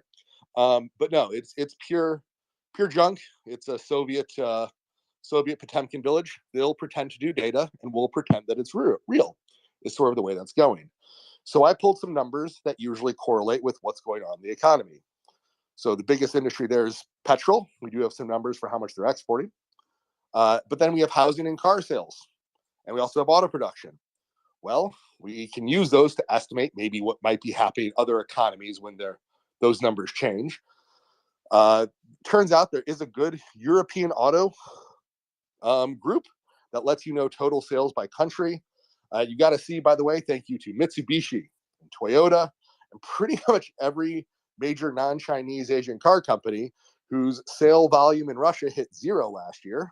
So thank you guys for being good businesses that pulled out of Russia. They are not selling cars in Russia anymore. A big ol' opposite of thank you. So that would be a one-finger salute to the major Chinese car makers of Haval and Great Wall. And there's one that starts with the G, whose name I can't pronounce well. I believe it's Cherry in Chinese. But those guys, they actually are the only people who increase their sales drastically in Russia, and that's because they're willing to sell in Russia. But even Lada's and the other Russian car company reduced their sales over the year as they have significant production problems. They also have worse quality, as joked about. So Russian car sales were down 63%. That's awful. That's like shockingly bad. That's U.S. Great Depression bad in 1 year. U.S. Great Recession was down 40%, I want to say, for auto sales, peak to trough. Madi's feeling was that it will be even worse next year because the first quarter of last year had some blowout sales with some various Russians getting their hands and buying whatever they could and driving out of the country. So he thinks it'll be worse next year. I tend to agree with him for similar reasons. So there's car sales. Housing sales, when we did find some numbers reported originally by RBC, they're the only people who reported anything. And I found one corroborating number from a Russian building developer. The reason why we found these two numbers is they're so far afield from any sort of normal government statistic that they're not going to be looked at as closely by central government. They're not going to be reported as widely by major media, AKA we got some data. And they're showing housing supply in Moscow, St. Petersburg up by 30%. They're showing housing prices broadly countrywide down by over 20%. The construction company that does new construction sales, they were down 22%. The average across the country that RBC reported was down 21%. So that number checks out. What we're looking at is some really bad numbers. Those numbers average into something kind of comparable to the Great Recession. So I would say that that's our bottom end of minus 8% GDP loss. That was the US in the Great Recession, peak to trough. I would say that, the petrol industry is down from revenue wide. We know they've lost significant ability to produce because of their loss of experts, foreign direct investment, and the loss of all revenue that came from Europe in natural gas, which turns out to be like 1/5 of their European, because of the Nord Stream shutdown. You know, they're still sending some natural gas to Hungary, but it's like 1/5 of their European revenue is gone and it's not coming back. So they're having some major issues across their economy. And this is before we discuss the fact that 900,000 Russians left in exile. 150,000 Russians have turned into Ukrainian topsoil, and probably 2 to 5 times that number have severe and permanent, possibly injuries, and are back in Russia. So all of that adds on to that. Their economy is having a horrifically bad year, and we're expecting it to get worse. So that bad year, the other thing that the IMF and other statistical agencies like to do is there's a standard assumption in finance that after a bad year, things get back to normal. And if Russia was a normal country that did normal things, that might hold true. Bad year, people get it back together. There's now opportunity. Things are different. And even if it's not as good as it was before, it's at least better than it was the year before. The economy bounces back at least a little bit. That's not going to happen in Russia. We're not expecting that. We're thinking it's the opposite. Why? All right. The you know, all that import blocking we've done? Yeah, they don't have the machine tools they need to keep their factories up and running. All those guys who are dead in the Ukrainian soil, they're still dead. Those 900,000 Russians, who are mostly their wealthier Russians, their tech sector, their programmers, their engineers, all those guys, they're not coming back to Russia. They don't want to go get mobilized and sent to the Ukrainian topsoil. They're not heroes and patriots, right? They don't want to run business in Russia. They can't run their business in Russia, right? Guys are moving to, you know, the guys who are the entrepreneurial types who set up and build businesses, because Russia did have a smaller tech scene, and it was one of the few private dynamic parts of their economy, but most of that's gone. The guys who want to do that, even if they're Russian chauvinists, who I do not agree with their worldview, they're not patriots. They left. They're setting up businesses in Georgia. They're setting up businesses in Armenia, in UAE, and anywhere in Europe if they have a passport for it, in Kazakh, wherever they could get their Russian rears out of into, that's where they went to go set up shop and start doing business there. So those guys aren't coming back. That business isn't coming back. The private sector's not bouncing back. And Putin's going to keep spending a ton of his country's GDP, which is shrinking, and he's going to expand ever more on this horrific war of the zombie horde. And since we don't expect Russia to walk home and do what it should, just go home and end the war, which might actually end, which could get them on the track to end sanctions, right? Whether it's in the route that I would appreciate or everyone here would appreciate or not, that is the path by which they get there. They're not doing that anytime soon. So it's going to stay bad and it's going to get worse. And if they're not going to, you know, take accountability for all their war crimes and human atrocities, sanctions might not come off. Then we really might have a world where, because they acted like North Korea, we might, thank God, finally treat them like North Korea, because that's who they are. And if we enter that world, their economy might look like North Korea's, where like they don't have, you know, mass transit. They don't have, you know, at least not subway systems. You know, they don't, it goes dark at night. Satellite photos of North Korea are dark because they don't have electricity at night there, really. You know, that's where they're headed. They have starvation every decade. Like there's like a famine in North Korea more or less once a decade. Set your watch to it. That's awful. And it's not that I wish that on anyone, but you also don't wish a genocidal power that's going to flex its muscle and attempt to be territorial aggressive to its neighbors either. And that's what they're doing now. So, you know, because of all these things, we're not expecting it to get better next year. Like they had a bad year in 2022. They're going to have a bad year this year. So it's going to keep going down. So all these assumptions of Russia doing better, which of course Rosstat predicts because it has a political hack at the top and it's a fiction, right? It's a Soviet fiction agency. They also invented 700,000 Russians. Apparently it was too problematic to be reporting the right number of Russians. So they just invented 700,000 Russians recently. That was one that I had a good laugh at. But yeah, that's what we're looking at. It's bad. It's been bad. In 1 year, they basically had at least the Great Recession of the US. Can't pinpoint a number. They don't have good stats. but that is the minimum badness they had. It's in all likelihood worse. Madi thinks I'm being too generous. He thinks it's worse than that. And we are both expecting a continued similar year, if not worse year this year, because nothing is improving and all the things that broke last year are just going to get worse this year.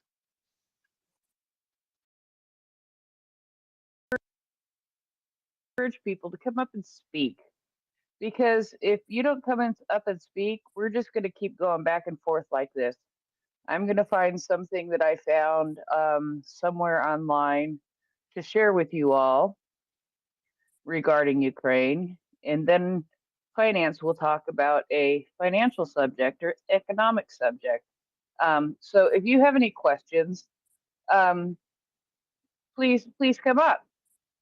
Now, that being said, I would also like to encourage you to please retweet and or quote tweet this space. We appreciate you being here and would appreciate you sharing this space with the people you come across in your day. MriyaReport, as you probably know, has been going 24 hours a day, 7 days a week, since before February 24th, 2022, when the full-scale invasion started. We are a group of volunteers who are here to provide accurate and up-to-date information on what is happening in Ukraine. Please also visit our website, MriyaReport.org. Also, while you're at it, visiting websites, go visit MriyaAid.org and consider making a donation. At MriyaAid.org, you can see the updates on just some of the amazing things that they have done to continue to do. 100% of the funds they raise go to providing non-lethal aid to Ukraine and include such things as tourniquets, bandages, drones, night vision, such as night vision, etc. Things include body armor, vehicles, thermal vision, and none of their funds that they raise go to overhead costs. Excuse me, sorry. I can't speak evidently. Oh, look, we got people wanting to come up. Finance, if you could look through that, I'd appreciate it. I'm almost done with the rest of this.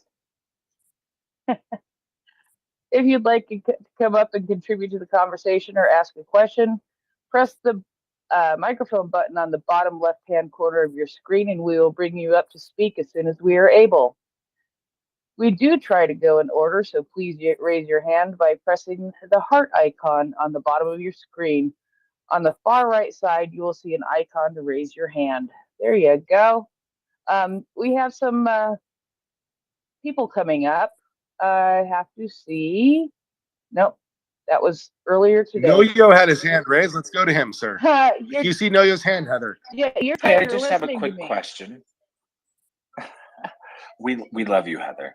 I'm just curious. I hadn't heard much discussion about Belarus, but I'm just seeing reports that there's been some action been launched tonight out of Belarus, and I'm just wondering what impact you think that'll have. Thanks.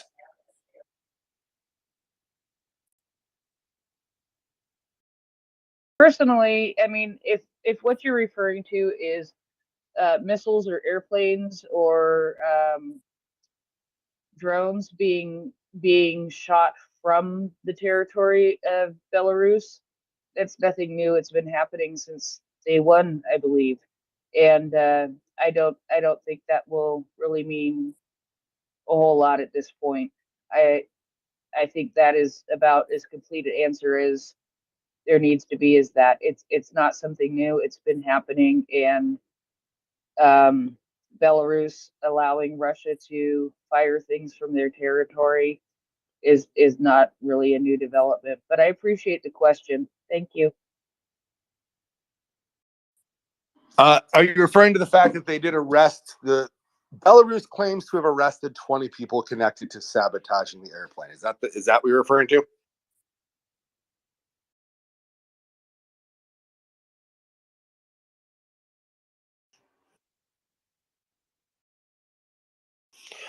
Or are we lost? No, yo. All right. Yeah, no. Heather, also happening in Belarus was they arrested what they claim are 20 people connected to the sabotage of the Russian AWAC on their soil.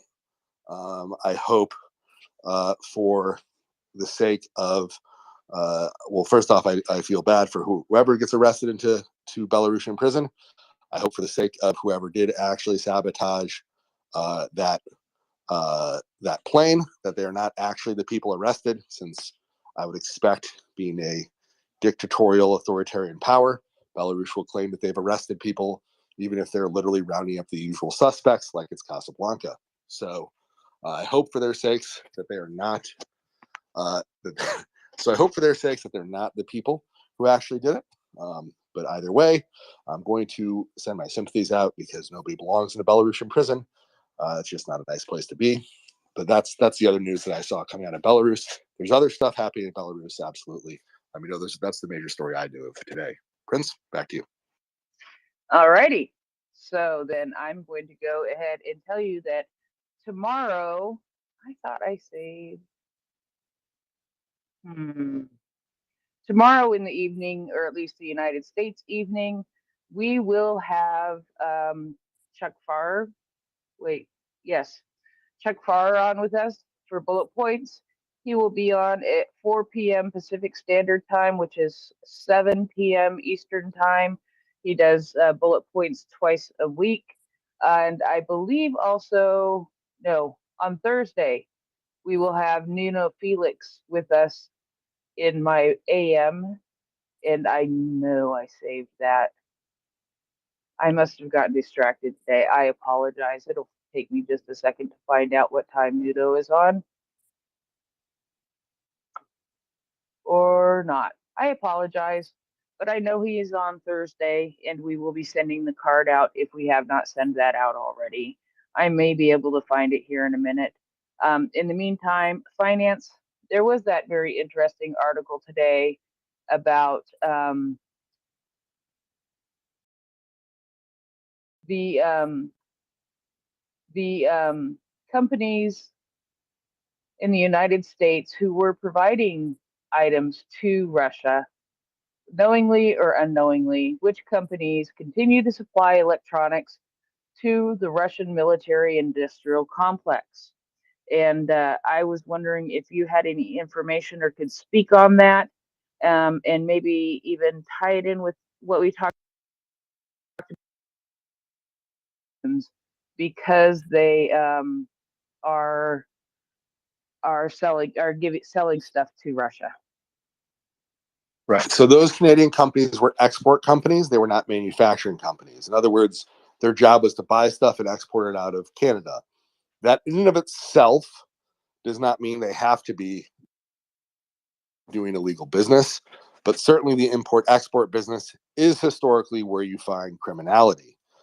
Moving stuff from one country to another, that used to be code for the drug and human trafficking trades, and other criminal enterprises such as gun running. So it is not surprising that a couple export companies have been sanctioned, because it turns out they were being used to acquire Western machines and ship them to an end state that wound up in Russia. I have not.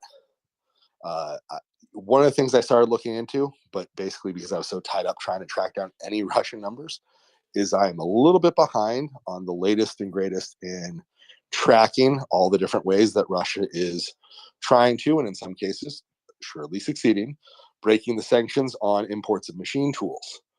Sounds boring, but a quick review. The machine tools import is the key thing to look for, and the sanction that, think of this as the bullet sanction, right? Like, that's what they use to make their weapons. They don't make the machines, all of them, that go into their weapons factories. So they can't run those factories without high-end machines from elsewhere in the world, because they don't make that kind of stuff in Russia in the volumes they need. China, who is willing to trade with them, is also not a producer of this kind of machine tool. China makes the low and middle end manufacturing stuff. This is high end manufacturing. You can get this from Europe, Central, Western Europe, Eastern Europe can all make these things. You can find this in the Scandinavian countries. You can find this in Asia. If you go to Korea, Taiwan, or Japan, are three excellent centers for this kind of stuff. Japan has been pulling away from Russian business since before 2022. Thank you, Japan.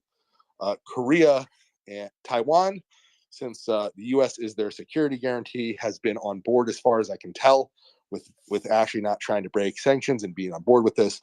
That leaves Korea, who seems to be somewhat on board, but we do think there's leakage coming from Korea and Korean machine tools into Japan. Sorry, not Japan, into Russia. But the bigger suppliers are still out of Europe, and that would be the rise of the Turkish imports. But just because the Europeans are the ones doing that, also along with that is they need industrial semiconductors. So yes, they can buy all of the cheap semiconductors you can want from somebody, right? You can buy, laptop grade computer chips, Raspberry Pi grade computer chips from China, because that's now lower end commoditized manufacturing. China, the Lenovo company, other non-named, non-brand companies can make a bunch of cheap, mediocre computer chips. But if you want an industrial grade computer chip that can help run a rocket, help guide something, help run a satellite, those kinds of things, they don't make that in Russia. Albirus was their top semiconductor manufacturing company, except that they ran their business model by designing and implementing chips, and then they outsourced the actual production, and they outsourced it to a Taiwanese company. As mentioned earlier, Taiwan is 100% on board with sanctioning Russia and Taiwan. It is not totally crazy that they run this way, especially given that they don't like high-end workers in Russia. But if they were, again, acting like a normal country, this wouldn't be a problem. But instead, they're acting like an aggressive genocidal power, and no one wants to work with you when you're doing that. So they're having problems getting stuff in, and it turns out they're trying to get some chips in from the US, and these two Canadian companies were being used to re-export stuff with higher-end industrial computer chips in them, and that is what they were getting from them, and that's a problem. So there's a number of different ways to play that game. All of them are bad, but they were part of the supply chain, part of the whack-a-mole game I talk about. To keep sanctions on, it's going to be a whack-a-mole game. Russia gets a say too, just like in the military affairs. Russia has the best skills possible to try to break sanctions. They're highly corrupt, and they have a big, considered to be pretty useful security service, right? Their espionage is pretty good still. So if you're good at corruption, you're good at paying people off, you're good at developing human sources, those are the skills you want. Corruption works both ways. As much as it makes them really inefficient, and it makes them really bad at doing a ton of things domestically, it's really good as a skill if you want to get illicit products from people who don't want to sell it to you, because you can always find somebody who's willing to take the money and pay them off. And Russia's really good at that. So they're going to keep finding people that they can pay off. That's the nature of the beast. And our job here, specifically our regulators' job, so I want to thank whoever tracked down forensically those companies. Good job, guys. Is to keep tracking down all those different places where the sanctions are going to leak, right? And why we're seeing something that I really support, which is you might see this it doesn't make headlines. It's not as exciting. I mean, you see it in headlines, but it's not as exciting sounding, where people are saying, we don't need new sanctions on Russia. We need to work to enforce the sanctions we have. I actually really support that view, because especially here in the industrial sanctions world, there's way too much leakage happening. And I would love to see more heavy and aggressive enforcement of these sanctions. And I would love to see, if they're moving to new ones, it should be trying to get other non-allied or non-aligned countries. India would be a good start, to try to consider banning exports of, say, machineries to Russia. And when you say, well, India doesn't make high-end machine tools, agreed. But since Russia is currently piling up rupees it doesn't want, India does make things that they might want, like lorries. And right now, Russia's highly short on really basic logistic supplies for their military. And I keep being worried that they're just going to go buy use all their stored rupees and just go buy a whole bunch of basic lorries from India because they make them. India would be thrilled to manufacture something they can sell, and Russia's in bad need of some really boring, really basic auto machines. 4 wheels, they can move equipment in large numbers.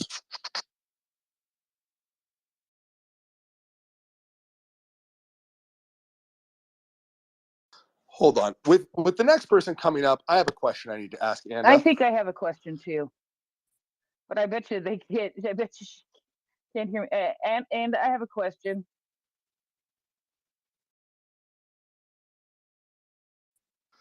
Anna, welcome to the space. Thank you for coming up. Heather and I both have a question for you. Shoot. Good morning. Shoot. Good morning, Anna. Sure. My question is, I love your new profile picture, but what in the world is that ridiculous furry animal? It's adorable, but I have no clue what I'm looking at. I've been told it's a meerkat. You know, the funny little things that are always curious, you know. I will try to find them. They live in large families in the desert,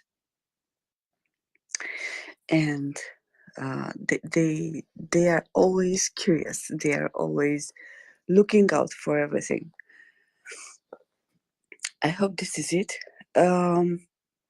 It was so funny, and I feel like this, you know, like exactly like um, this picture, you know.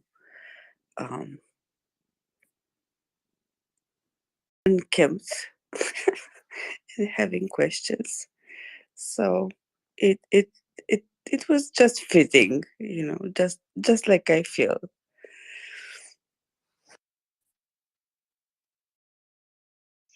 I just find it adorable and hilarious, and I had to ask. Prince, what's your question for Anna? Anda, how much coffee have you had yet this morning?